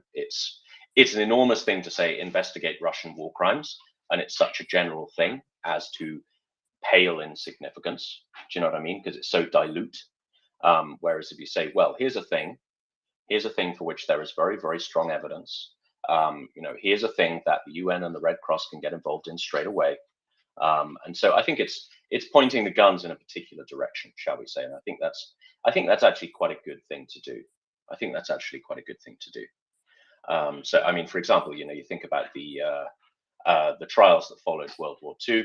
I mean, some relatively junior people in the SS were charged and executed for war crimes by both the British and the French authorities for specific things they did in a military context that were, that went against the rules and usages of war. And I think rather than taking the enormity of the savagery and simply boiling it down to a specific event that definitely has a very clear chain of responsibility and saying, look, we need to look at this. I think that's a fairly worthy way of doing things. So I think they're on the right track there. So the Kiev Initiative, they also emphasized the need to provide political and practical support with to Ukraine and intensify cooperation with Ukraine in regional and global security. The conference welcomed the efforts of Ukraine, the UN, and Turkey specifically, in ensuring grain shipments. Now, I'm thinking perhaps this might have been a reaction to President Erdogan's press conference. I believe it was yesterday morning, in which he seemed to, it sounded a lot like somebody had laid down the law to him. Ben, you tend to be on top of these things. Can you give us more on that? Regarding Erdogan, yes. Regarding the relationship with the European foreign ministers, no, because as I told you, I haven't read anything about it. But what Erdogan said was a restatement of what essentially has been Turkish policy since 2014, which is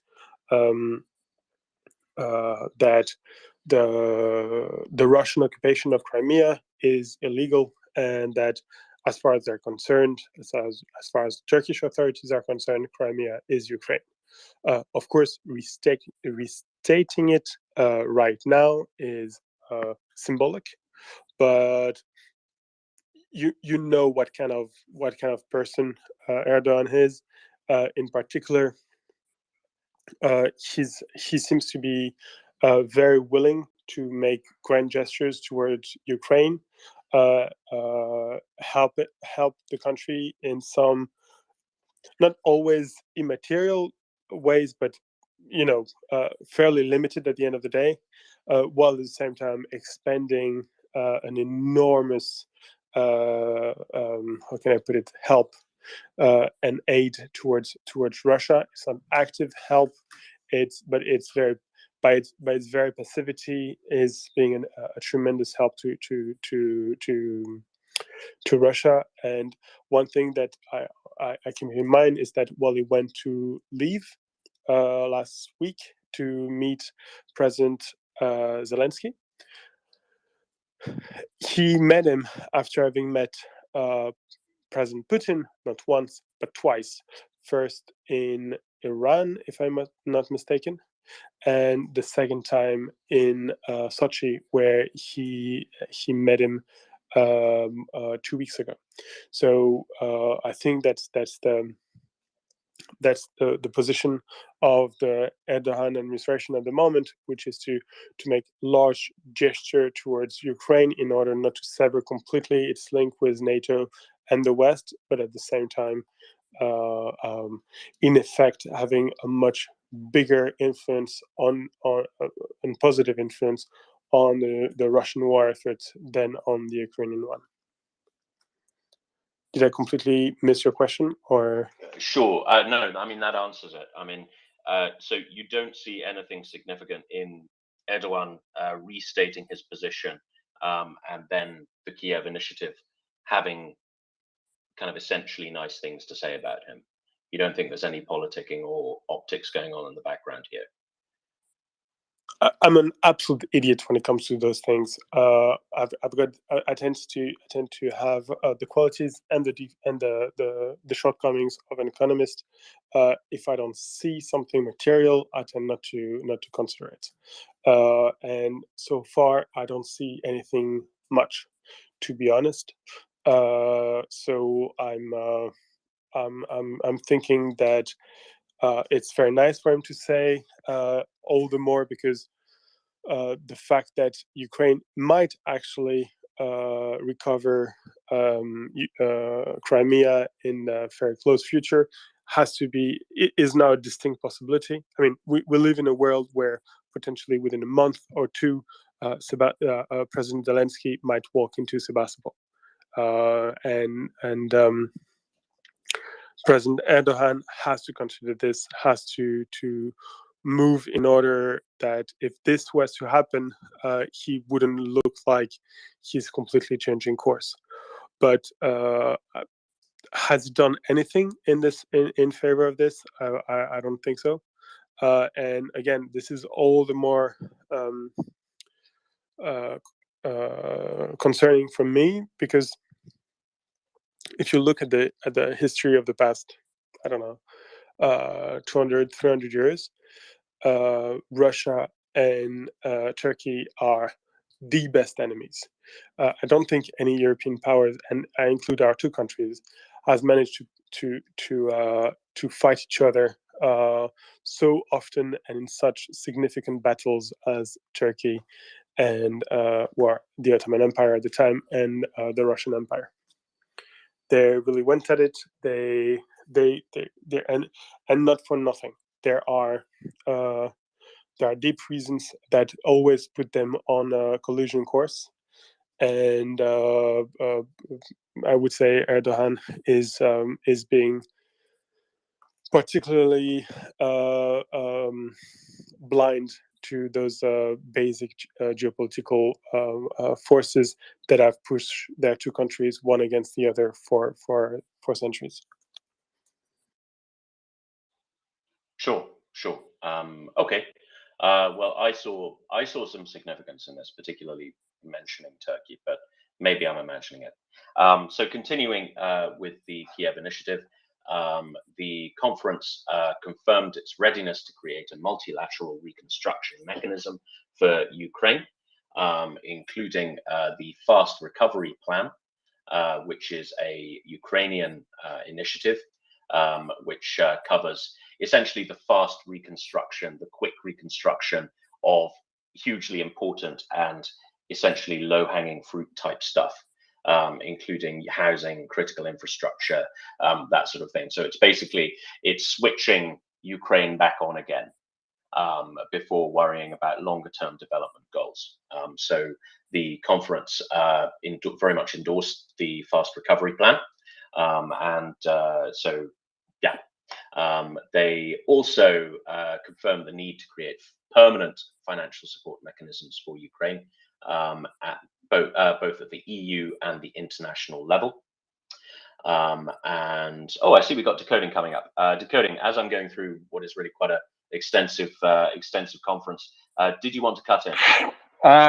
Yeah, just quickly while I'm in the middle of my shopping. I do see a lot of significance yesterday in the timing and the explicit nature of, I'm going to get the pronunciation wrong now, of Erdogan's statement. And I'll explain why, because as far as I can work out, Putin's own, or Muscovy's only hope was that they would persuade the West, including Turkey, to force Ukraine to the negotiation table. And we saw Erdogan in Lviv make the same trip that Macron and Scholz had been making before. And clearly he came away empty-handed. Zelensky didn't even refer to this peace initiative and negotiations, and nor did we hear any voices from the West telling Ukraine, talking about peace. And then a few days later, Erdogan, having operated as Putin's agent, then basically in concert, as we saw all those statements yesterday, coordinated, I think, Canada, Germany, Poland, Britain, America, and probably others that are Sweden that I didn't pick up, all basically with different words saying the same thing: we support Ukraine. Basically, what that Erdogan statement, I believe, is it's the final nail in the coffin of Muscovy's only hope, which was that it would force Ukraine to the negotiation table and that it would leave Ukraine with some territory conquered since 2014. And so I see a lot of significance in that. He's knifed Muscovy's only hopes in the heart on that big game. So all these missiles, everything that's been going on for the past few months has all been about creating pressure in the West to put pressure on Ukraine to bring them to the negotiation table and to agree some peace where Muscovy keeps, at worst, Crimea. And I don't see any pressure on want to talk Zelensky now on that. about something important. Would you mind giving me a chance? Yes, we do mind. Kafir Tula, if you would like to speak, thank you for coming up. But if you would like to speak, you need to put your hand up. You also cannot interrupt people who are already speaking. So if you look down at the bottom of your screen, there's a little heart. If you press the heart, and on the right, there's a little hand up sign, then use that, and we promise we will get to you. Okay, but please don't interrupt our guests. Please don't just jump in. We have a very particular way of doing things here. So if you'd like to speak, please use the hands up. Thank you very much. I'm sorry, Decoding Trolls, you were saying. So that's why I think it was particularly the timing and everything else for Erdogan yesterday, a knife through the heart of Muscovy's hopes. So perhaps someone has, but yeah, that's my view anyway. Thank you. Yeah, I mean, I thought it was quite significant as well, because it felt like, it felt like a kind of a prodigal son returning. Not exactly. I mean, I know he's just restating a position, but I think the fact that he restated it was itself significant. And judging by the messaging, the Kiev initiative in thanking Turkey personally by name for the success of the Black Sea embargo lifting, essentially, then I think that was fairly significant. Thank you, Decoding, for your view. It's always appreciated. So the Kiev initiative also they welcomed the 23rd of June decision of the European Council to give Ukraine EU candidate status. Furthermore, they emphasized the role of the NUC, which is the NATO-Ukraine Commission, deepening Ukraine's commitment to Euro-Atlanticism. Now, this is Euro-Atlanticism. Has anybody heard that phrase before? Because I've heard the phrase Atlanticism. Obviously, I'm familiar with Europeanism. This seems to be a new phrase. Am I attaching way too much significance to the fact that they've used these words? Or is this a fairly normal thing? I don't know, maybe Decoding has a view, but Jens, you have your hand up. I just heard, like, I didn't hear it clearly, but Decoding, did you say adverse keep occupying Crimea?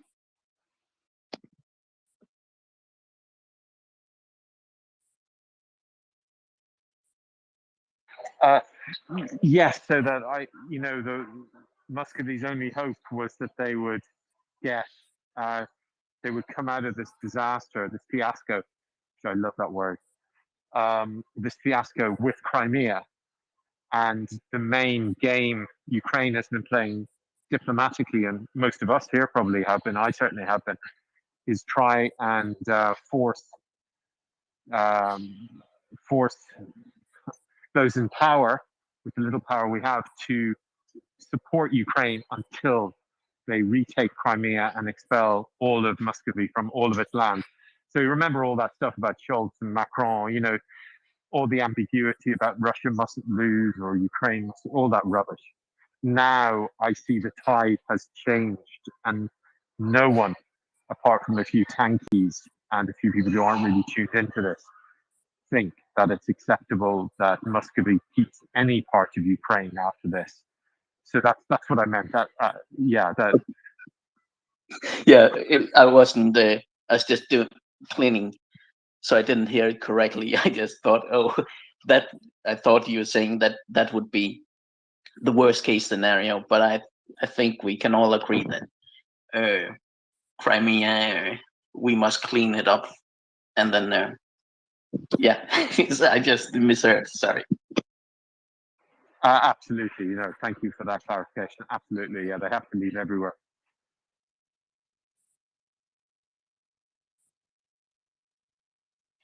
Thank you, Jens and Decoding.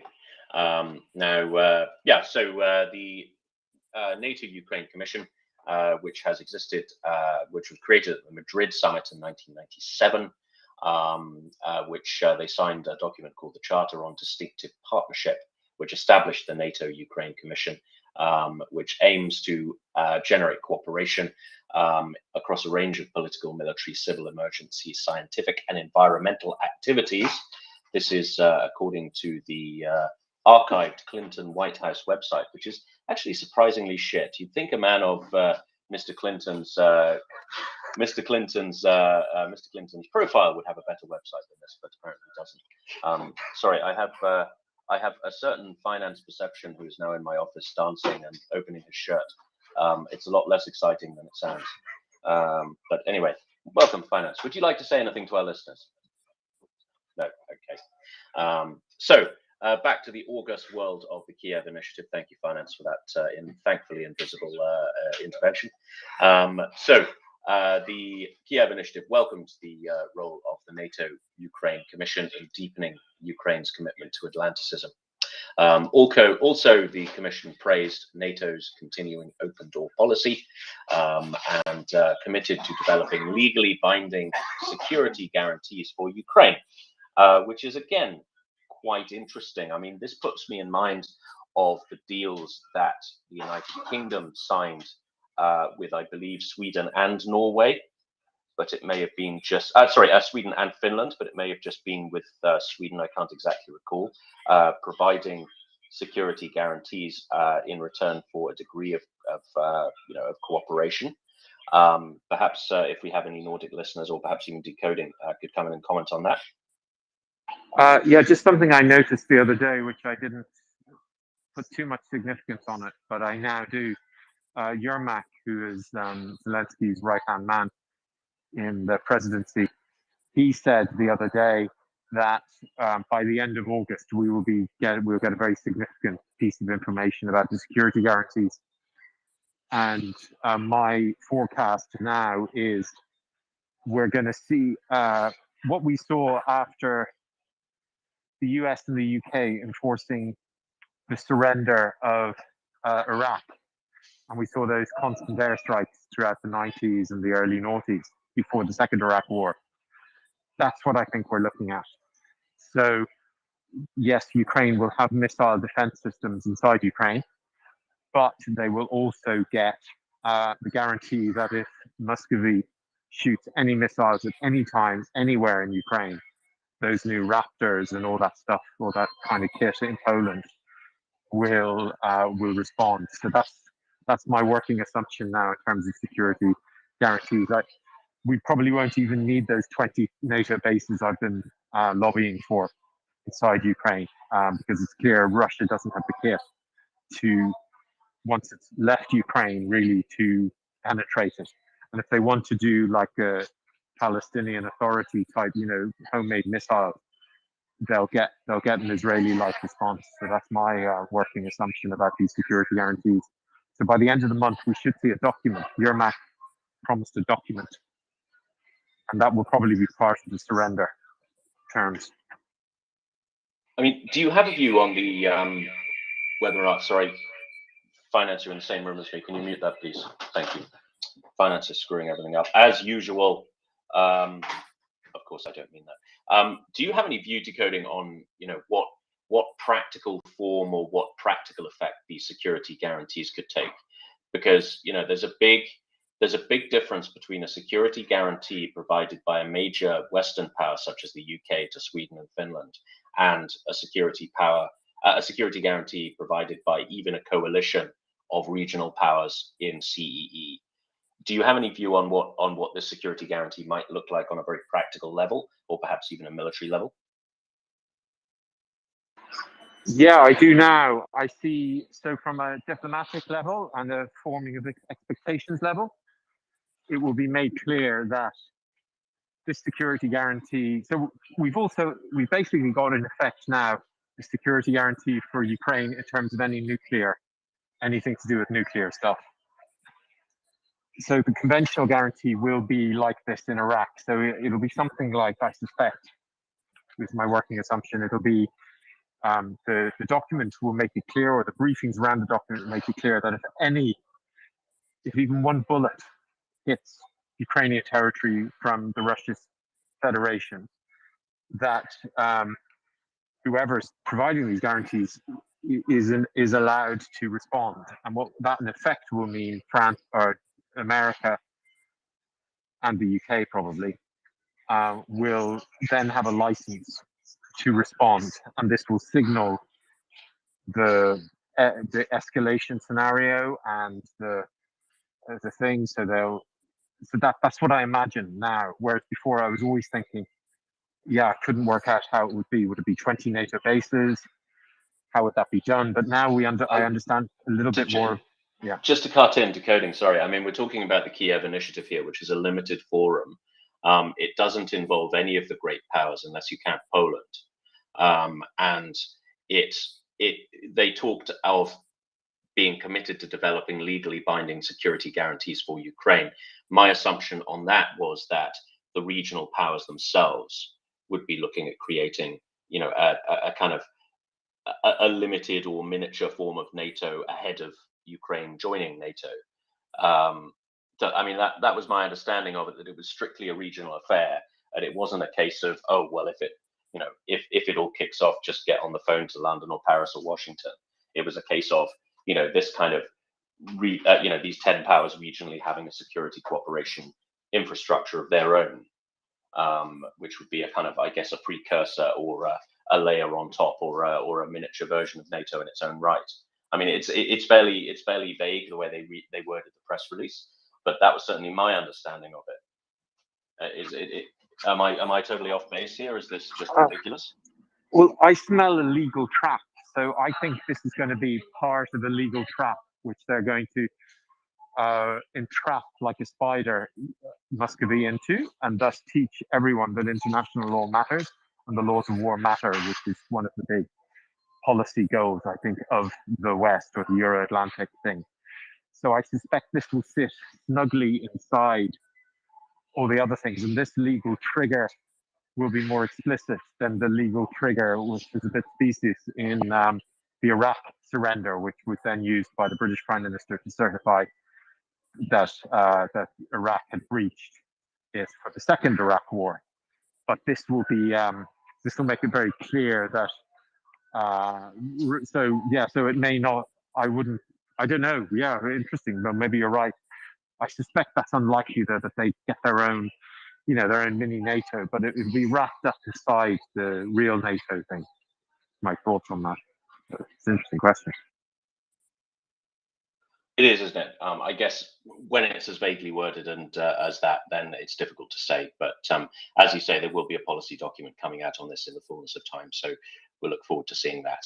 And finally, on the Kiev Initiative, the conference expressed hope for regular dialogue on regional security and declared the Kiev Initiative to be the top forum thereof. So that just about summarizes it. A lot of it's very, very general. A lot of it didn't say anything that we didn't know before. A lot of it expresses the very clear position of the overwhelming majority of the civilized world. But there were some slight surprises in there. There were some curveballs. There were some interesting commitments towards regionalism, especially in the political and security space.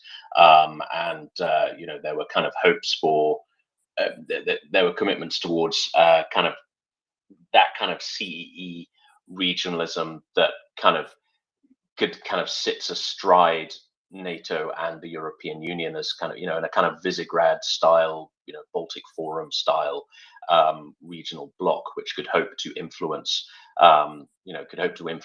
Western geopolitics in favor of the region.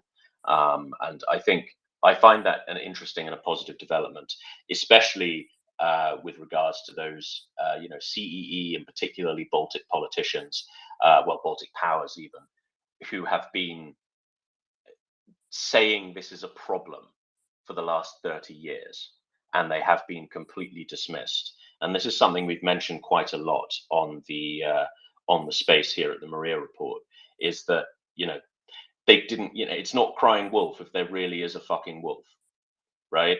It's the people, especially people like Thomas Hendrik Ilves, the former president of Estonia. These people have been saying that Russia is a problem and that the Soviet Union may have gone away, communism may have died a death, but Russia is still a problem. It is still a security threat to Europe in general and the world in general. Not just, this isn't just a load of tin pot countries in Eastern Europe, as they're often viewed in the West, making a fuss about their former colonial master. No, this is a real threat to the rules-based global order. This is a real threat to international law, and this is a real threat to the security of Europe. And to the shame of the West, to the shame of the great powers, they were broadly not listened to. And now things have come to a head. And I think forums like the Kiev Initiative can be a very, very powerful block force in reminding Western powers that, yes, this is an issue. The security of Eastern Europe is everybody's business. I mean, we might say that horse has bolted, as it were, because the consequences of this negligence have become, been brought into extremely sharp relief. But I think miniature forums like this, they do have a role to play in ensuring that geopolitical problems and threats to geopolitical order are kept at the top of the foreign policy menu, and we don't declare the end of history, as was famously declared in the early 90s by Fukuyama. Remind me, Ben? Any ideas? Student of geopolitics.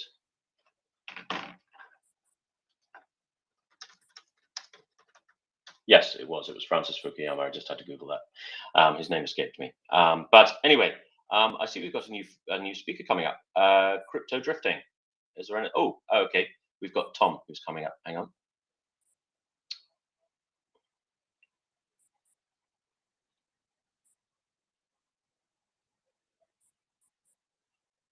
Tom, welcome up to the panel. Did you have anything you wanted to say?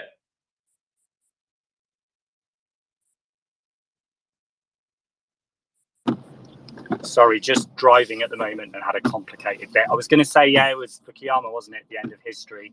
And it seemed like maybe he was right for a little bit, and then 9/11 happened, and yeah, we realised that it wasn't.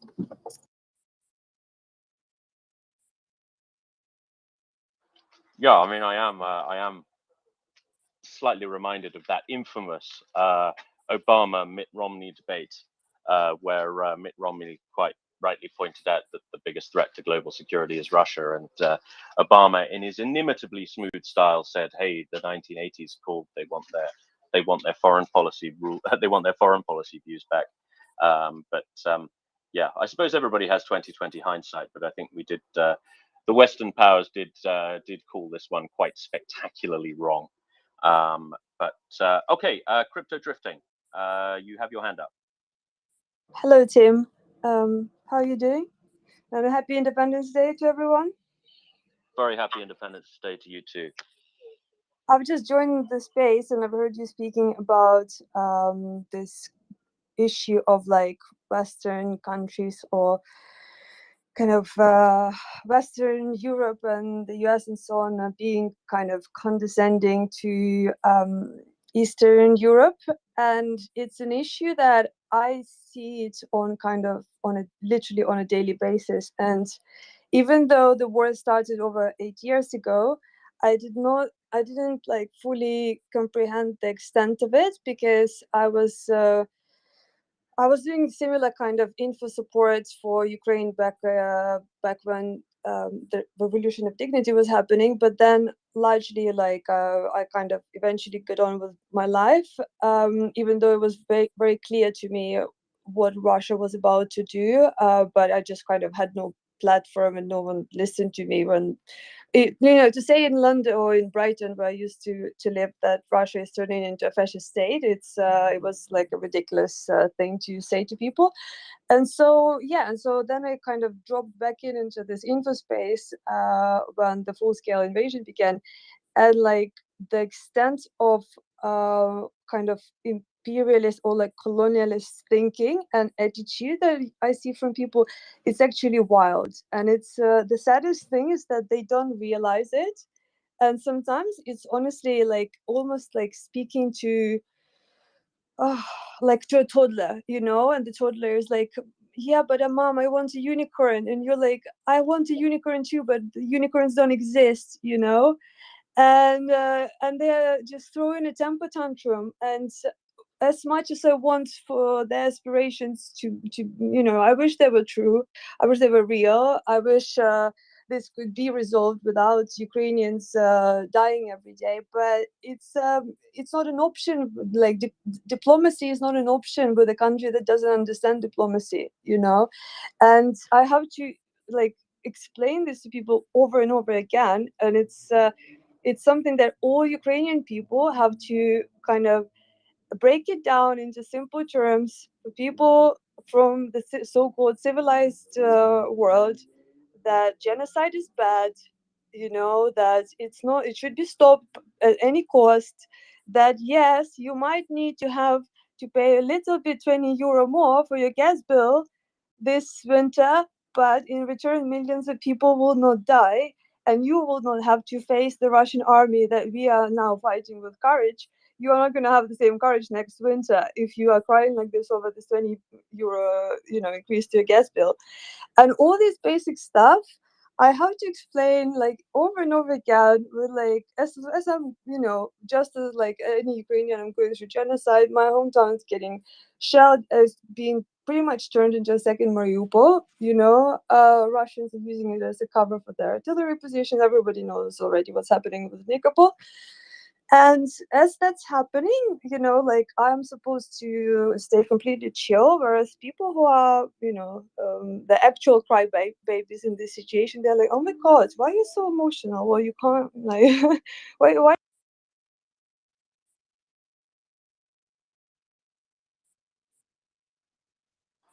Oh dear, have we just lost our guest?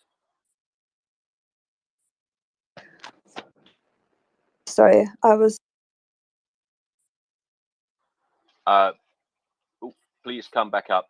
I'm just moving you back up now. Please continue your point. This is very interesting.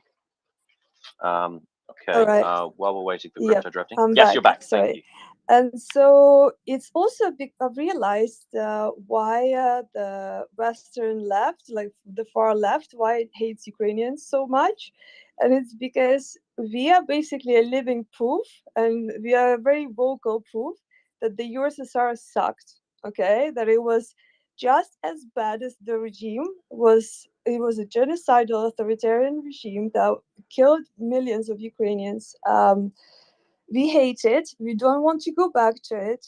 And for them to hear it, it's like it kind of ruins the whole kind of la la land that they live in, you know. And we have to deal with this. And by the way, everyone who doesn't agree with that is a Nazi, because a Nazi is like, it's a term that is used very loosely these days, except for when it comes to the actual Nazis, which for some reason everyone chooses to ignore. This Nazi elephant in the room, I've just come up with this term.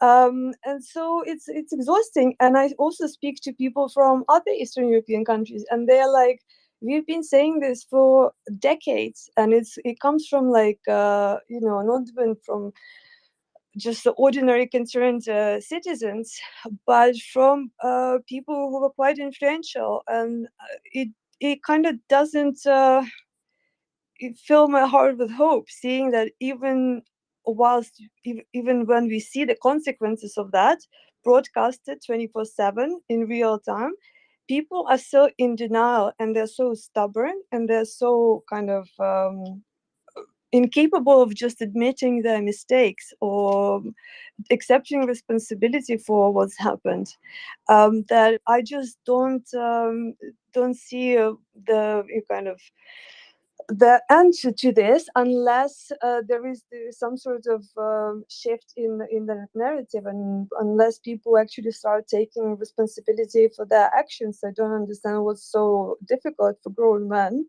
and women to just accept faults. Like there is nothing wrong with it. You know, everyone makes mistakes, but if you could not acknowledge what was wrong, what was the mistake that was made, you are never going to come up with a proper solution. And so, yeah.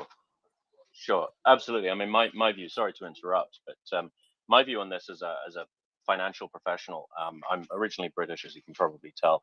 In fact, I am British, not originally British. I am British. I suppose you never really shake it off. And I've lived in Estonia for some time. And as a financial professional working here, something I found when channeling investment into the Baltic states, in particular the CEE region, is you get an awful lot of kind of hostility, not exactly hostility, but a lot of kind of raised eyebrows. And I think this comes from this comes from a fundamentally outdated narrative about our region that is basically, here be dragons, right? You can't read a news article about Estonia, for example, without the reporter, and it doesn't matter which paper they're reporting in, it can be a high quality paper or a low quality paper, they will always at some point mention that Estonia is a post-Soviet republic. And you just think, oh, fuck off. Estonia is a member of the European Union, a member of NATO, a member of the Eurozone, a member of the OECD. It has a AA- credit rating. It's one of the best governed democratic countries in the fucking world, right? And you're saying it's a post-Soviet republic. Just what an utterly preposterous narrative. And I put this to one of my friends who's local and works in finance here in Tallinn at one of the big Swedish banks. And I said, look, why is there all this kind of hostility from the Western investment community towards us? And he put it quite nicely. He said, oh yeah, they think we're all cannibals here. That was his term. He said, yeah, we're in Estonia, we're all cannibals, which I think was interesting. So yeah, there is an outdated view, both on the nature of our region and how our region is governed and how the people of our region behave, and levels of all sorts of things, including corruption, law and order. Some of these reputations are better founded than others, but I think there needs to be, and to an extent there has been, a step change in this view in light of the Russian aggression in Ukraine. I'd hesitate to call it a silver lining, but I think that the Russian aggression will lead to a step change in how this region is treated in the eyes of the West, and I think that's already happening to an extent. Let's go to Raver, please. Hey, good morning. So, in celebration of Ukraine's 31st year of independence, I would once again urge everyone to donate $31 to MryiaReport. It'll help buy a tourniquet, which will help Ukrainians see the 32nd year of independence. And then on to Tim, you said we're British and then are British. Well, British are the most mutable people in history. As an American who lives below Canada, who has friends in Australia and New Zealand, you're a pretty mutable people. Yes, we never really go away. What is it? The French refer to us as, Ben? It's l'Albion perfidie. Le perfidie. Yeah, that's the one. Perfidious Albion. Yeah, we're always there. A thorn in the side of the latest global good idea. And that's what we aim to be. Bill.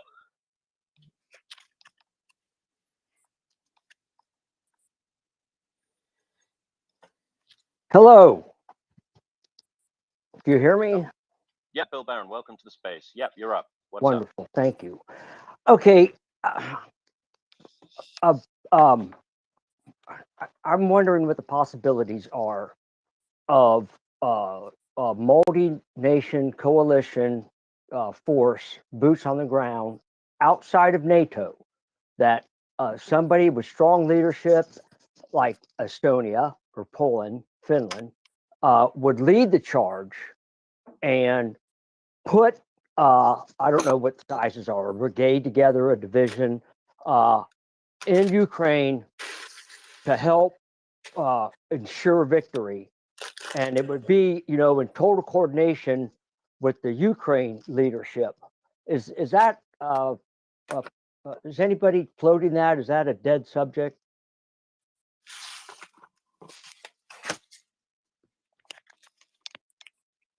Ben, you've got a hot mic, mate. Yep. Sorry. Yep. Bill, I mean, this is an idea that comes up quite a lot. It's not an insane idea, but what I would stress is that it's not really necessary, right? Ukraine is more than capable of winning this conflict without allied boots on the ground. What Ukraine really needs is equipment. It needs equipment. Ukraine has a modern, highly motivated Western-style military that is very, very good at fighting and is aggressively well organized and is people defending their homes against genocide, right? So they're the ones with the motivation, they're the ones with the competence, they're the ones with the experience, they're the ones who have they're the ones who have all the reasons in the world to be fighting. I don't believe they need Western boots on the ground. What they do need is Western equipment. And this cannot be stressed enough. The Western help is happening, but it's not happening anywhere near fast enough. Some nations have been more proactive in this than others. And I think it's a case of putting, the things we can do as citizens of great powers is we can put pressure on our elected representatives to do more. They can always do more. It means getting equipment to the Ukrainians, training Ukrainians on that equipment, and doing so quickly and doing so at scale. That's what needs to happen. Okay. I mean, Very I think good. we You do make a risk point. we do run the risk of descending into fantasy when we talk about, well, could somebody put together a division or a corps or whatever and send it into Ukraine? Sure, maybe, but ultimately, it's not needed. Okay. Ukraine Very is good. hugely competent, and Ukraine is winning. We just need to assist them in that fight. Okay, I was just thinking that the main part of Ukraine looks doable, but Sevastopol, that city has a history of holding out, and I just thought that that's going to be a big bite, that's going to be another hard battle. But I had heard of all that, and that's very good. I have contacted my congressman multiple times, and I have seen how well I tweeted, the ding dang Ukrainians are so smart and crafty, because that is what I think of them. So very good. Thank you for the time. Well, I mean, it's funny you mentioned Sevastopol. Thank you very much, Bill, for your contribution. We really appreciate it. And thank you for your support at the political level. What I will say about Sevastopol is that it has a history of not holding out. You think of the last siege of Sevastopol, when was it, 1853? I mean, they lasted 10 months. Well, and the Germans held out against the Russians, and vice versa. That I thought in World War II that was hotly contested, and I believe it took the Russians a long time to dislodge the Germans from Sevastopol. I believe it was actually the other way around. It took the Germans a long time to dislodge the Russians from Sevastopol. This was 1941-42. So Okay, yes. World War II. I I'm had it sorry to backwards. interrupt. Yes. So Okay. World War II was not actually. It wasn't the Russian army. I just want to point it out. It wasn't the Russians fighting the Germans. The Soviet army actually included. It was a very multinational army, and every fourth soldier that died was actually Ukrainian. So all these heroic achievements, they should know. We need to stop associating any military successes that so-called Russians may have had in the past. This is this kind of terminology is another example of Russian colonialism. And so when we speak about World War II, in the 40th, it would have been the Soviets against the Nazi Germans. So it wouldn't be Russians against Germans. Because essentially this kind of narrative then feeds into this German guilt that for some reason they have this guilt before Russians, that they're guilty because they hurt them. They actually killed millions, well, not millions of Ukrainians were actually killed by Russians, but hundreds of thousands of Ukrainians died. And so that needs to be acknowledged as well. Yes. Thank you for correcting me. I am a lover of history and military and engineering history, and I did have it backwards, that it was the Ukrainians that held out, and the Soviets that held out. Very good. Thank you. I think just to add to what Alona said previously, I think there is a danger of making false comparisons with the past. Russia is not the Soviet Union; it's not even the Russian Empire, right? What Russia is now is a shadow of everything it ever has been. You look at the Russian forces in the Crimean War were technologically backwards, were completely incompetent, were completely corrupt. What we have now from Russia is even worse, right? And it's not only that, it's monstrous from a humanitarian perspective. So I think we have to we shouldn't credit the Russians with more competence than we should, right? So sorry, I also have a question here. Like, the USSR was not any more competent, so why would we not kind of see Russia as a continuation, the modern Russian Federation as the continuation of the same colonialist past that it came from? It wasn't. It may look better in the in the hindsight, but it wasn't actually better in any way. It was just crap, just like today. Right. Exactly. I'm not saying better. I'm saying militarily more competent, which I'm not sure is disputable. Do you agree? Do you disagree, Alona? No. I mean, they were treating soldiers like, мясорубки, we call it in Russian, that I no longer speak, right? So they were not super considerate of their soldiers back then, the Soviets, and Russians are treating them the same way now. So I don't know, maybe I'm ignorant on something. So Mari's just joined, maybe you'll have a more competent opinion on this. I'm not an expert on all this stuff, but I'm just telling you guys what I learned at high school in Ukraine. Sure.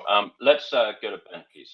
Oh yeah, very quickly. I think that we're not talking about a difference in terms of moral or even people, or that's not exactly the point.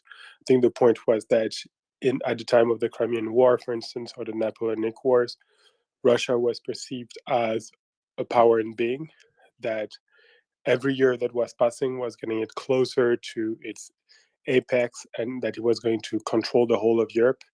Whereas now, I think it's plain to see for everyone that Russia is a power in decline, resting on its inheritance from the Soviet Union, and in that regard, it's a complete different beast technically, rather than in terms of ethnic mix or ideology. I think that's what Tim was going to. Sure. Yeah, I wasn't making a moral judgment at all. I was merely making a judgment about relative military effectiveness. So I think it's beyond dispute that the Soviet Union was a greater power than Russia is today. Muddy. Yeah, that last statement, no. I'm sorry, it was not. The only reason the Soviet Union held out so well against the German military might back in World War II is twofold. Well, not the only reason. There are two reasons. First off, there was a significant industrialization of the Soviet Union that was aided by the United States back in the 1930s and 1920s, something that is not acknowledged in modern day Russia, that is not acknowledged by the Western scholars, but it was there.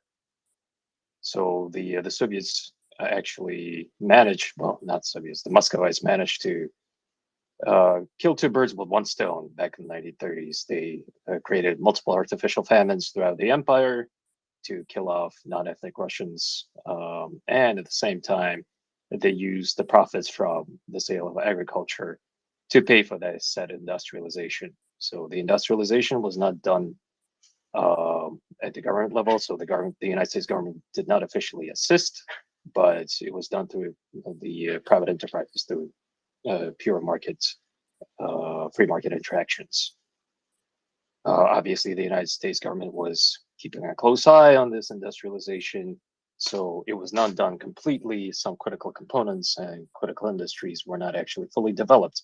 That is why the Soviet Union was failing so badly in the early stages of World War II. Well, the early stages of World War II for the Soviet Union, otherwise known as the Eastern Front, or what the Russians call the Great Patriotic War, which is a made-up term that they came up with on their own, because they were missing a lot of stuff. And when the missing stuff started arriving from the UK and from the United States through the Lend-Lease program in insanely huge volumes, something that the Russians simply refuse to acknowledge right now. Only then the Soviet Union started winning. So going back to this Russians and non-Russians talk, I'm not Russian. Neither of my grandfathers were Russian. Neither of my grandfathers were Ukrainian, but they both fought in World War II. One of them told me that throughout the war, and he was in the war starting from the very first day in 1941. Throughout the war, they ate American canned meat. So that should give you an idea how well the Soviet army was equipped. And no, the Soviet army was not efficient even on the tactical or operational level. Just look up the Battle of Rozhev. It was a huge meat grinder where the Soviets just threw in a lot of bodies in the outskirts of Moscow just to make sure that the Germans could be halted. When that trope is used, the so-called Russian winter, stopping the Germans, that is a grain of truth to it.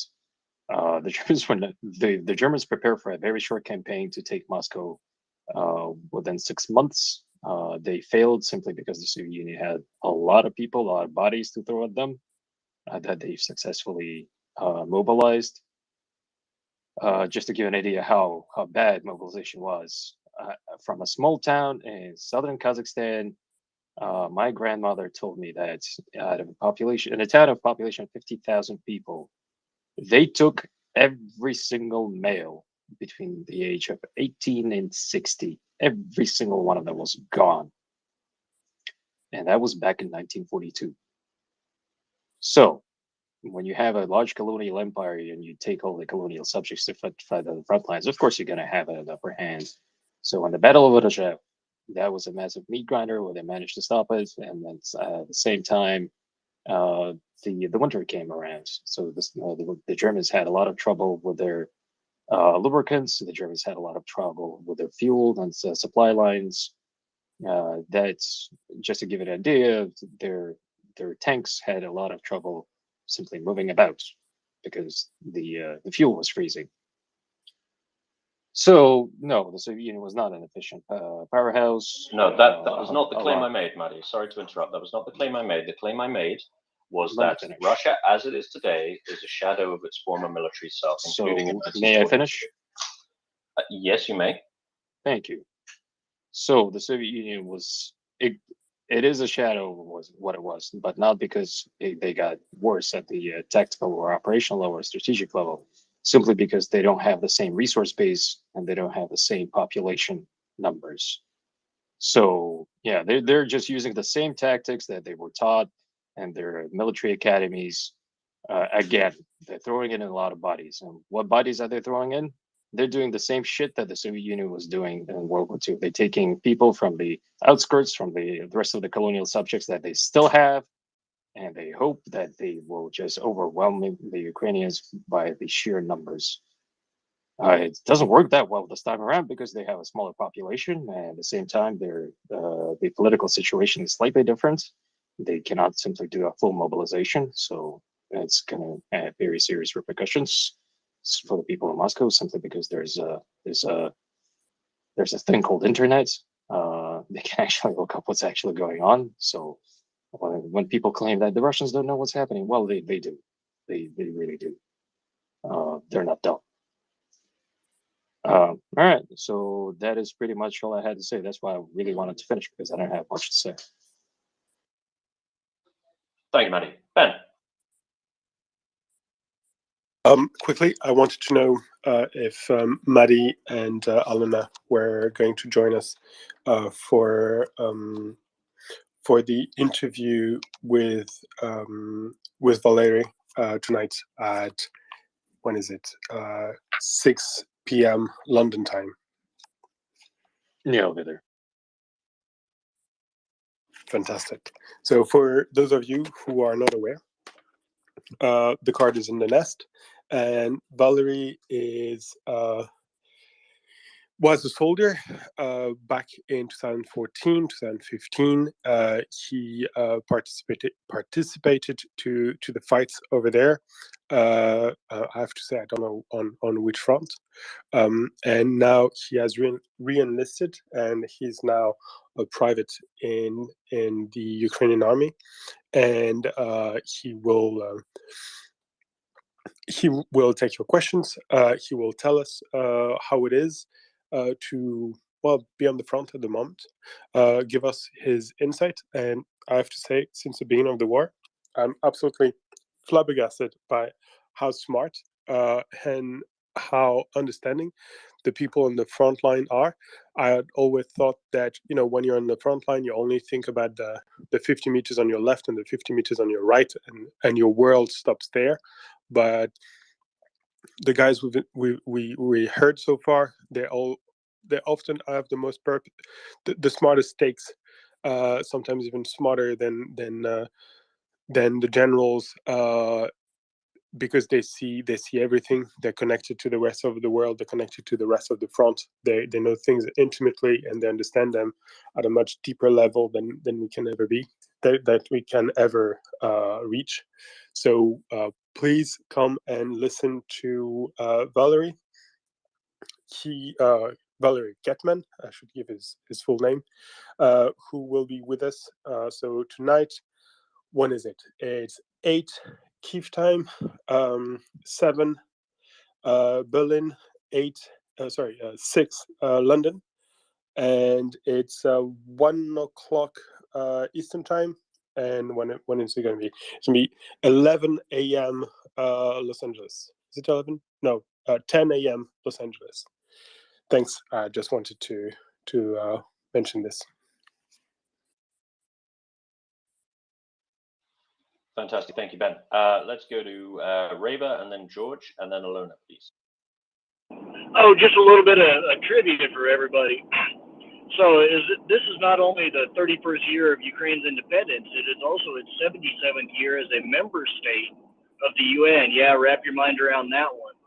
Russia has never been formally admitted to the UN. She is simply a successor state to the USSR.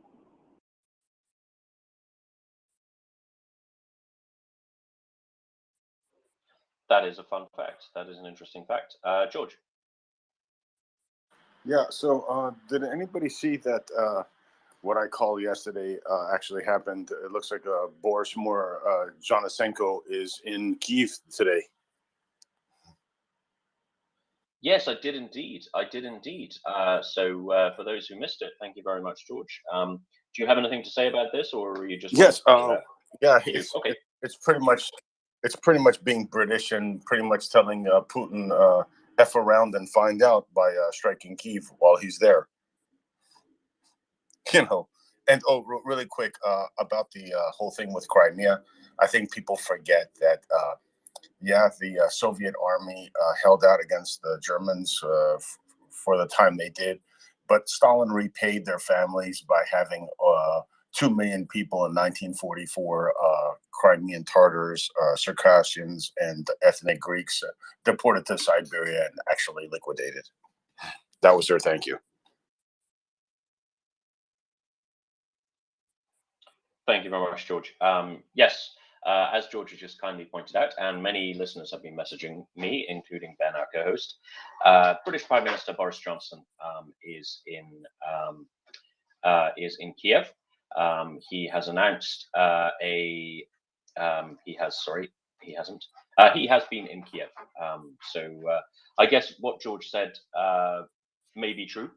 It's to kind of fuck around and find out. If the Prime Minister of the United Kingdom is in Kiev, the Russians probably can't do very much to Kiev for the time that he's there. Maybe Ben has some more color on this. I mean, do we know if there have been any major strikes in Kiev today? Unfortunately, I have not followed the strikes. I have not seen anything popping up on my timeline, so hopefully it's not the case, but I cannot rule it out. Fantastic, thank you. Alona.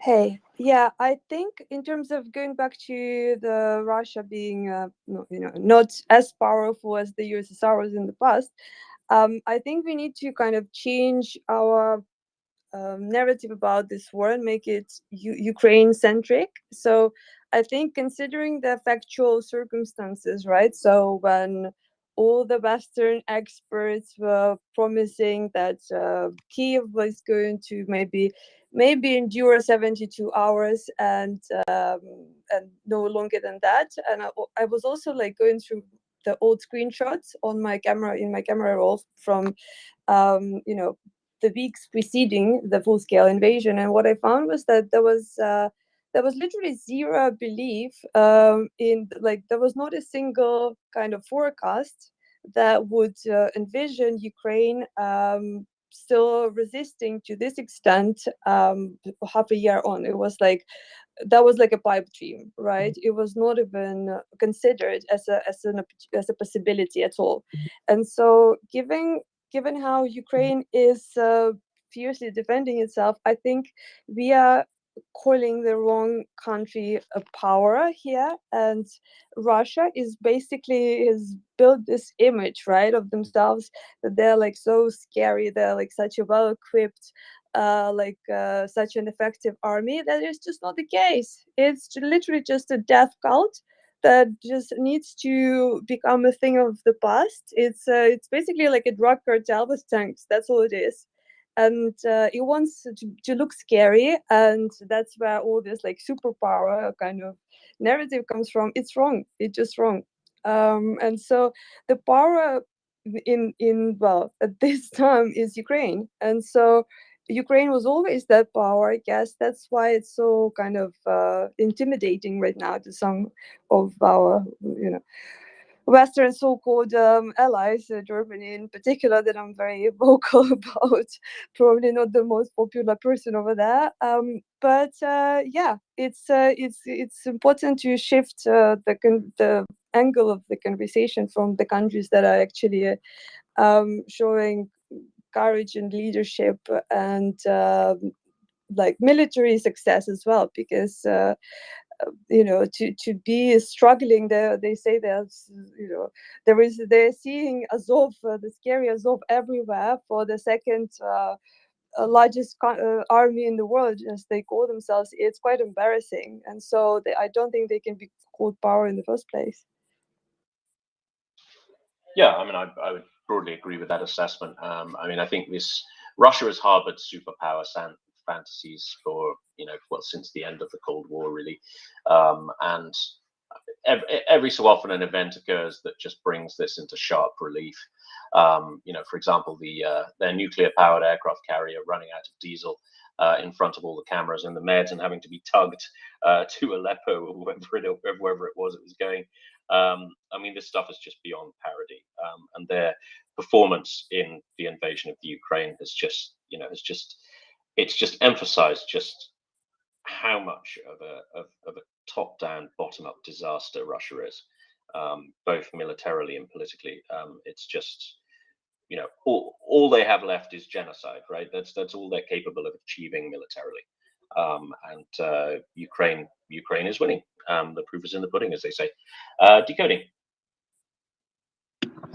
In fairness, many of us as Westerners, anyone who knew Ukraine well and in a granular way, who understood decentralization, who understood the history of the past 8 years, who understood how Ukraine had beaten Russia in September 2014, before a massive push, and again in February 2015, a lot of us knew Ukraine would never submit, and I wrote endless memos inside my organization along these lines, and everyone I briefed, ambassadors for the past 5-6 years, were alert to this, and people like Andreas Umland and there's a whole vast number of people, the American U.S. ambassadors, loads of people knew Ukraine would never be defeated and would never be surrendered.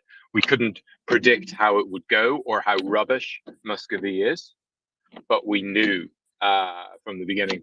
And so there are some people, some voices, sure, who didn't know, but I don't think there's very many experts who knew Ukraine and understood Ukraine and have watched it closely who thought for 1 second Russia would ever win. Never. It was just never.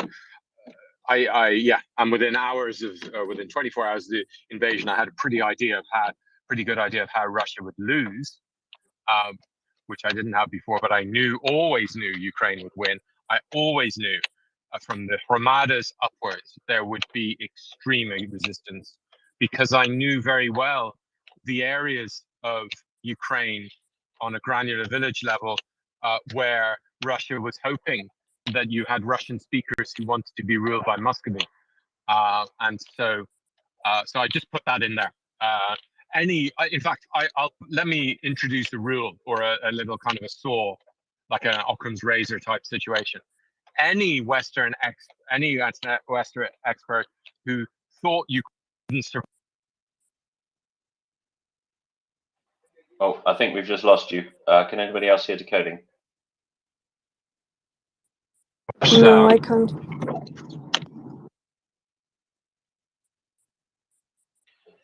Decoding, you're unworkable. We'll come back to you when you're out of your Faraday tunnel. Raver. Hey, so I think you said Raver. So one of the slapstick parts of this is the Soviet Union and Russia spent decades yelling, "Oh, look at us, we're so scary."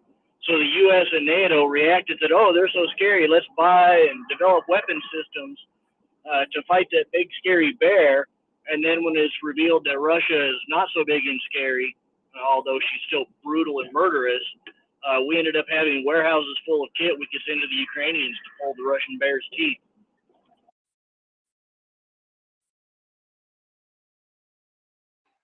Yeah, absolutely. I mean, I would certainly emphasize that, and also what Decoding said. Like, it came as absolutely no shock to me, and I'm by no means a military sage. It came as absolutely no shock to me that the Russian advance on Kiev was an absolute disaster. I just didn't see how it could militarily succeed, and it comes as no surprise to me their relative lack of progress since then as well, in both, particularly in the north. Muddy. Well, with the Russian Federation, you have to understand that their Ministry of Defense is excellent at doing PR campaigns. That's probably the only thing that they're excellent. Well, the other thing is probably corruption. There's a reason why Shoigu managed to survive in the political structure for such a long time. He was during the Yeltsin administration. He showed up. He survived throughout the years of Putin, and now he gets to lead the Russian MOD. He's got no military background. He was a minister of emergencies in the past, but he's an excellent PR campaign manager. He managed to pump up Putin's macho image within Russia. So if you've ever seen pictures of Putin riding with a naked torso on top of a horse, that's part of Shoigu's PR campaign for Putin. So as a reward, he got to be a minister of defense. So whenever the Russians come up with a new weapon system or whatever, they actually promote it heavily through all of their channels. One of the main channels is it's actually a TV channel called Zvezda or Star. That's closely affiliated with that belongs to the MOD pretty much. It was done under the initiative of Shoigu. There are a lot of online platforms that promotes the Russian military heavily within Russia and in the Russian language. And unfortunately, a lot of Western analysts tend to rely on those for their analysis of the Russian military, air quotes, might. One of the channels is, one of the websites is called Top War. So if you look at Top War, they've been promoting their military might quite extensively. Part of their PR campaigns were also related to their military efforts or their intervention in Syria, which is kind of, well, I shouldn't say kind of, but it's extremely vicious because they've extensively used their so-called PMC, the Wagner Group. If you follow that specific group, you'll know that they have their own PR campaign that is just absolutely vile. And if you know what Wagner did, you'll know that they've brutally murdered and tortured and executed a Syrian civilian using a sledgehammer. And that sledgehammer symbol is now extensively used throughout Telegram and throughout other Russian social media platforms to promote that paramilitary group. I refuse to call it a PMC because it's pretty much part of the Russian military. They operate under the auspices of the Kremlin. They act somewhat independently from the MOD, but they are pretty much part of the MOD, the Russian MOD. So whenever you have new weapon systems that the Russians are advertising, I'm almost certain to say that those new weapon systems are just nothing more than a rebrand of an old Soviet weapon system. They do have a platform that is somewhat modern, the Su-57, but to be honest, we haven't seen it in action that much, so I don't know what that is. Most of the new Su modifications that they have are just rehashes of the old Soviet platform of the Su-27, and that is why they're so inadequate in the modern day battlefield. I'm not a military expert, but at least that's what the Russians are that are disagreeing with the war saying themselves. And when I say disagreeing with the war, they're just they're all for war, but they're bitching and moaning that their weapons platforms are inefficient and they're complaining about corruption. Absolutely. Thank you very much, Muddy. CJ.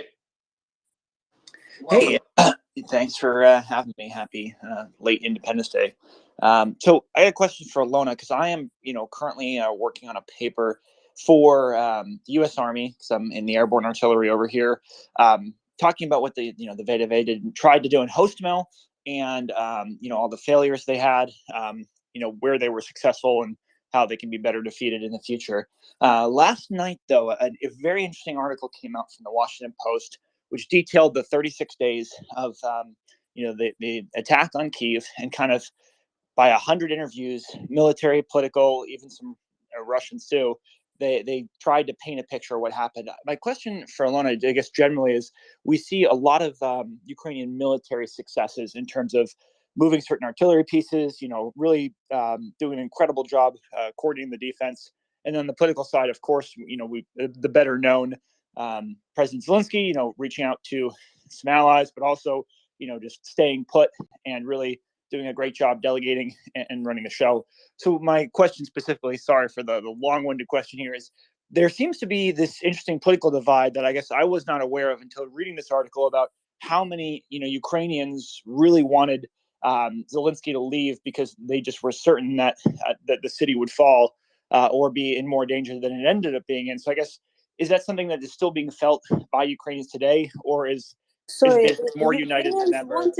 Just to clarify, Ukrainians wanted Zelensky to leave Kyiv.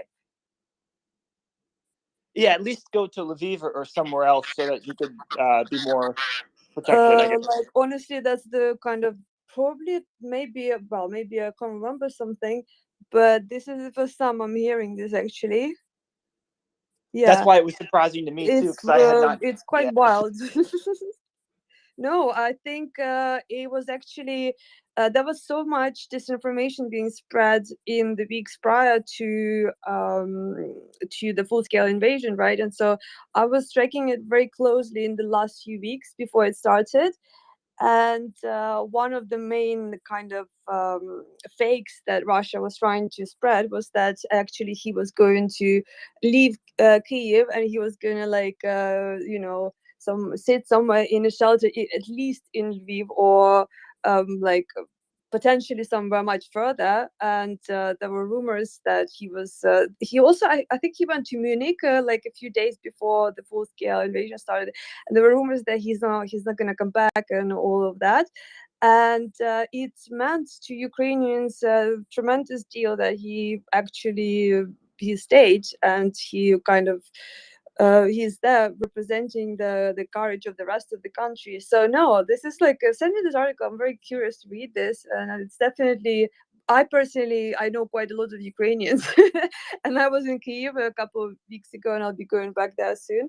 I've never heard this before, to be honest. But yeah, to be yeah. fair, the Washington Post could have maybe mistook these advisors' words. Of course, they quote Arestovich, who, as we all know, is maybe not the, Okay, that makes sense. but also Zaluzny and a lot of other I think more well-respected people. So I'll send you the article, and if you could take a look, I'd be very interested in your thoughts.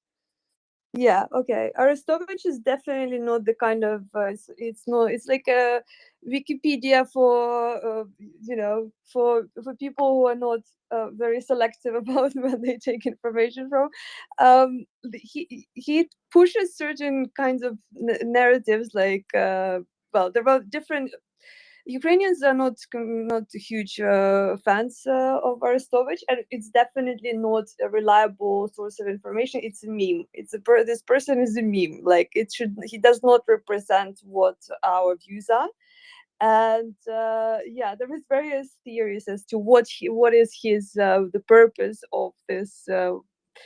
Well, it's not really credible. Let me put it this way. There are different views on whether it's helpful what he's doing. I think I can see what he's trying to do, but it just kind of pissing everyone off at the same time. So yeah, Arestovich, whatever he says, basically just see it as a like you see a meme online, you don't take it seriously. So same with Arestovich. It's all this like 2-3 тижні максимум місяць, he was saying in the beginning.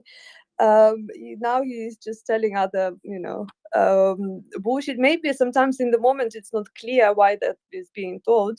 Like I wasn't telling my parents as well everything that I knew, because I thought it would stress them out. So maybe it was good that he was telling everyone in the beginning that, guys, it's gonna last 2 weeks, because otherwise if someone told me half a year ago that I would still be here 6 months later, I'd probably go nuts. So yeah, Arestovich is definitely not someone who should be quoted in Washington Post, basically. No, thank you for that. Because I think, what I was curious is when you got me thinking when you were talking about sort of how strong the, Ukraine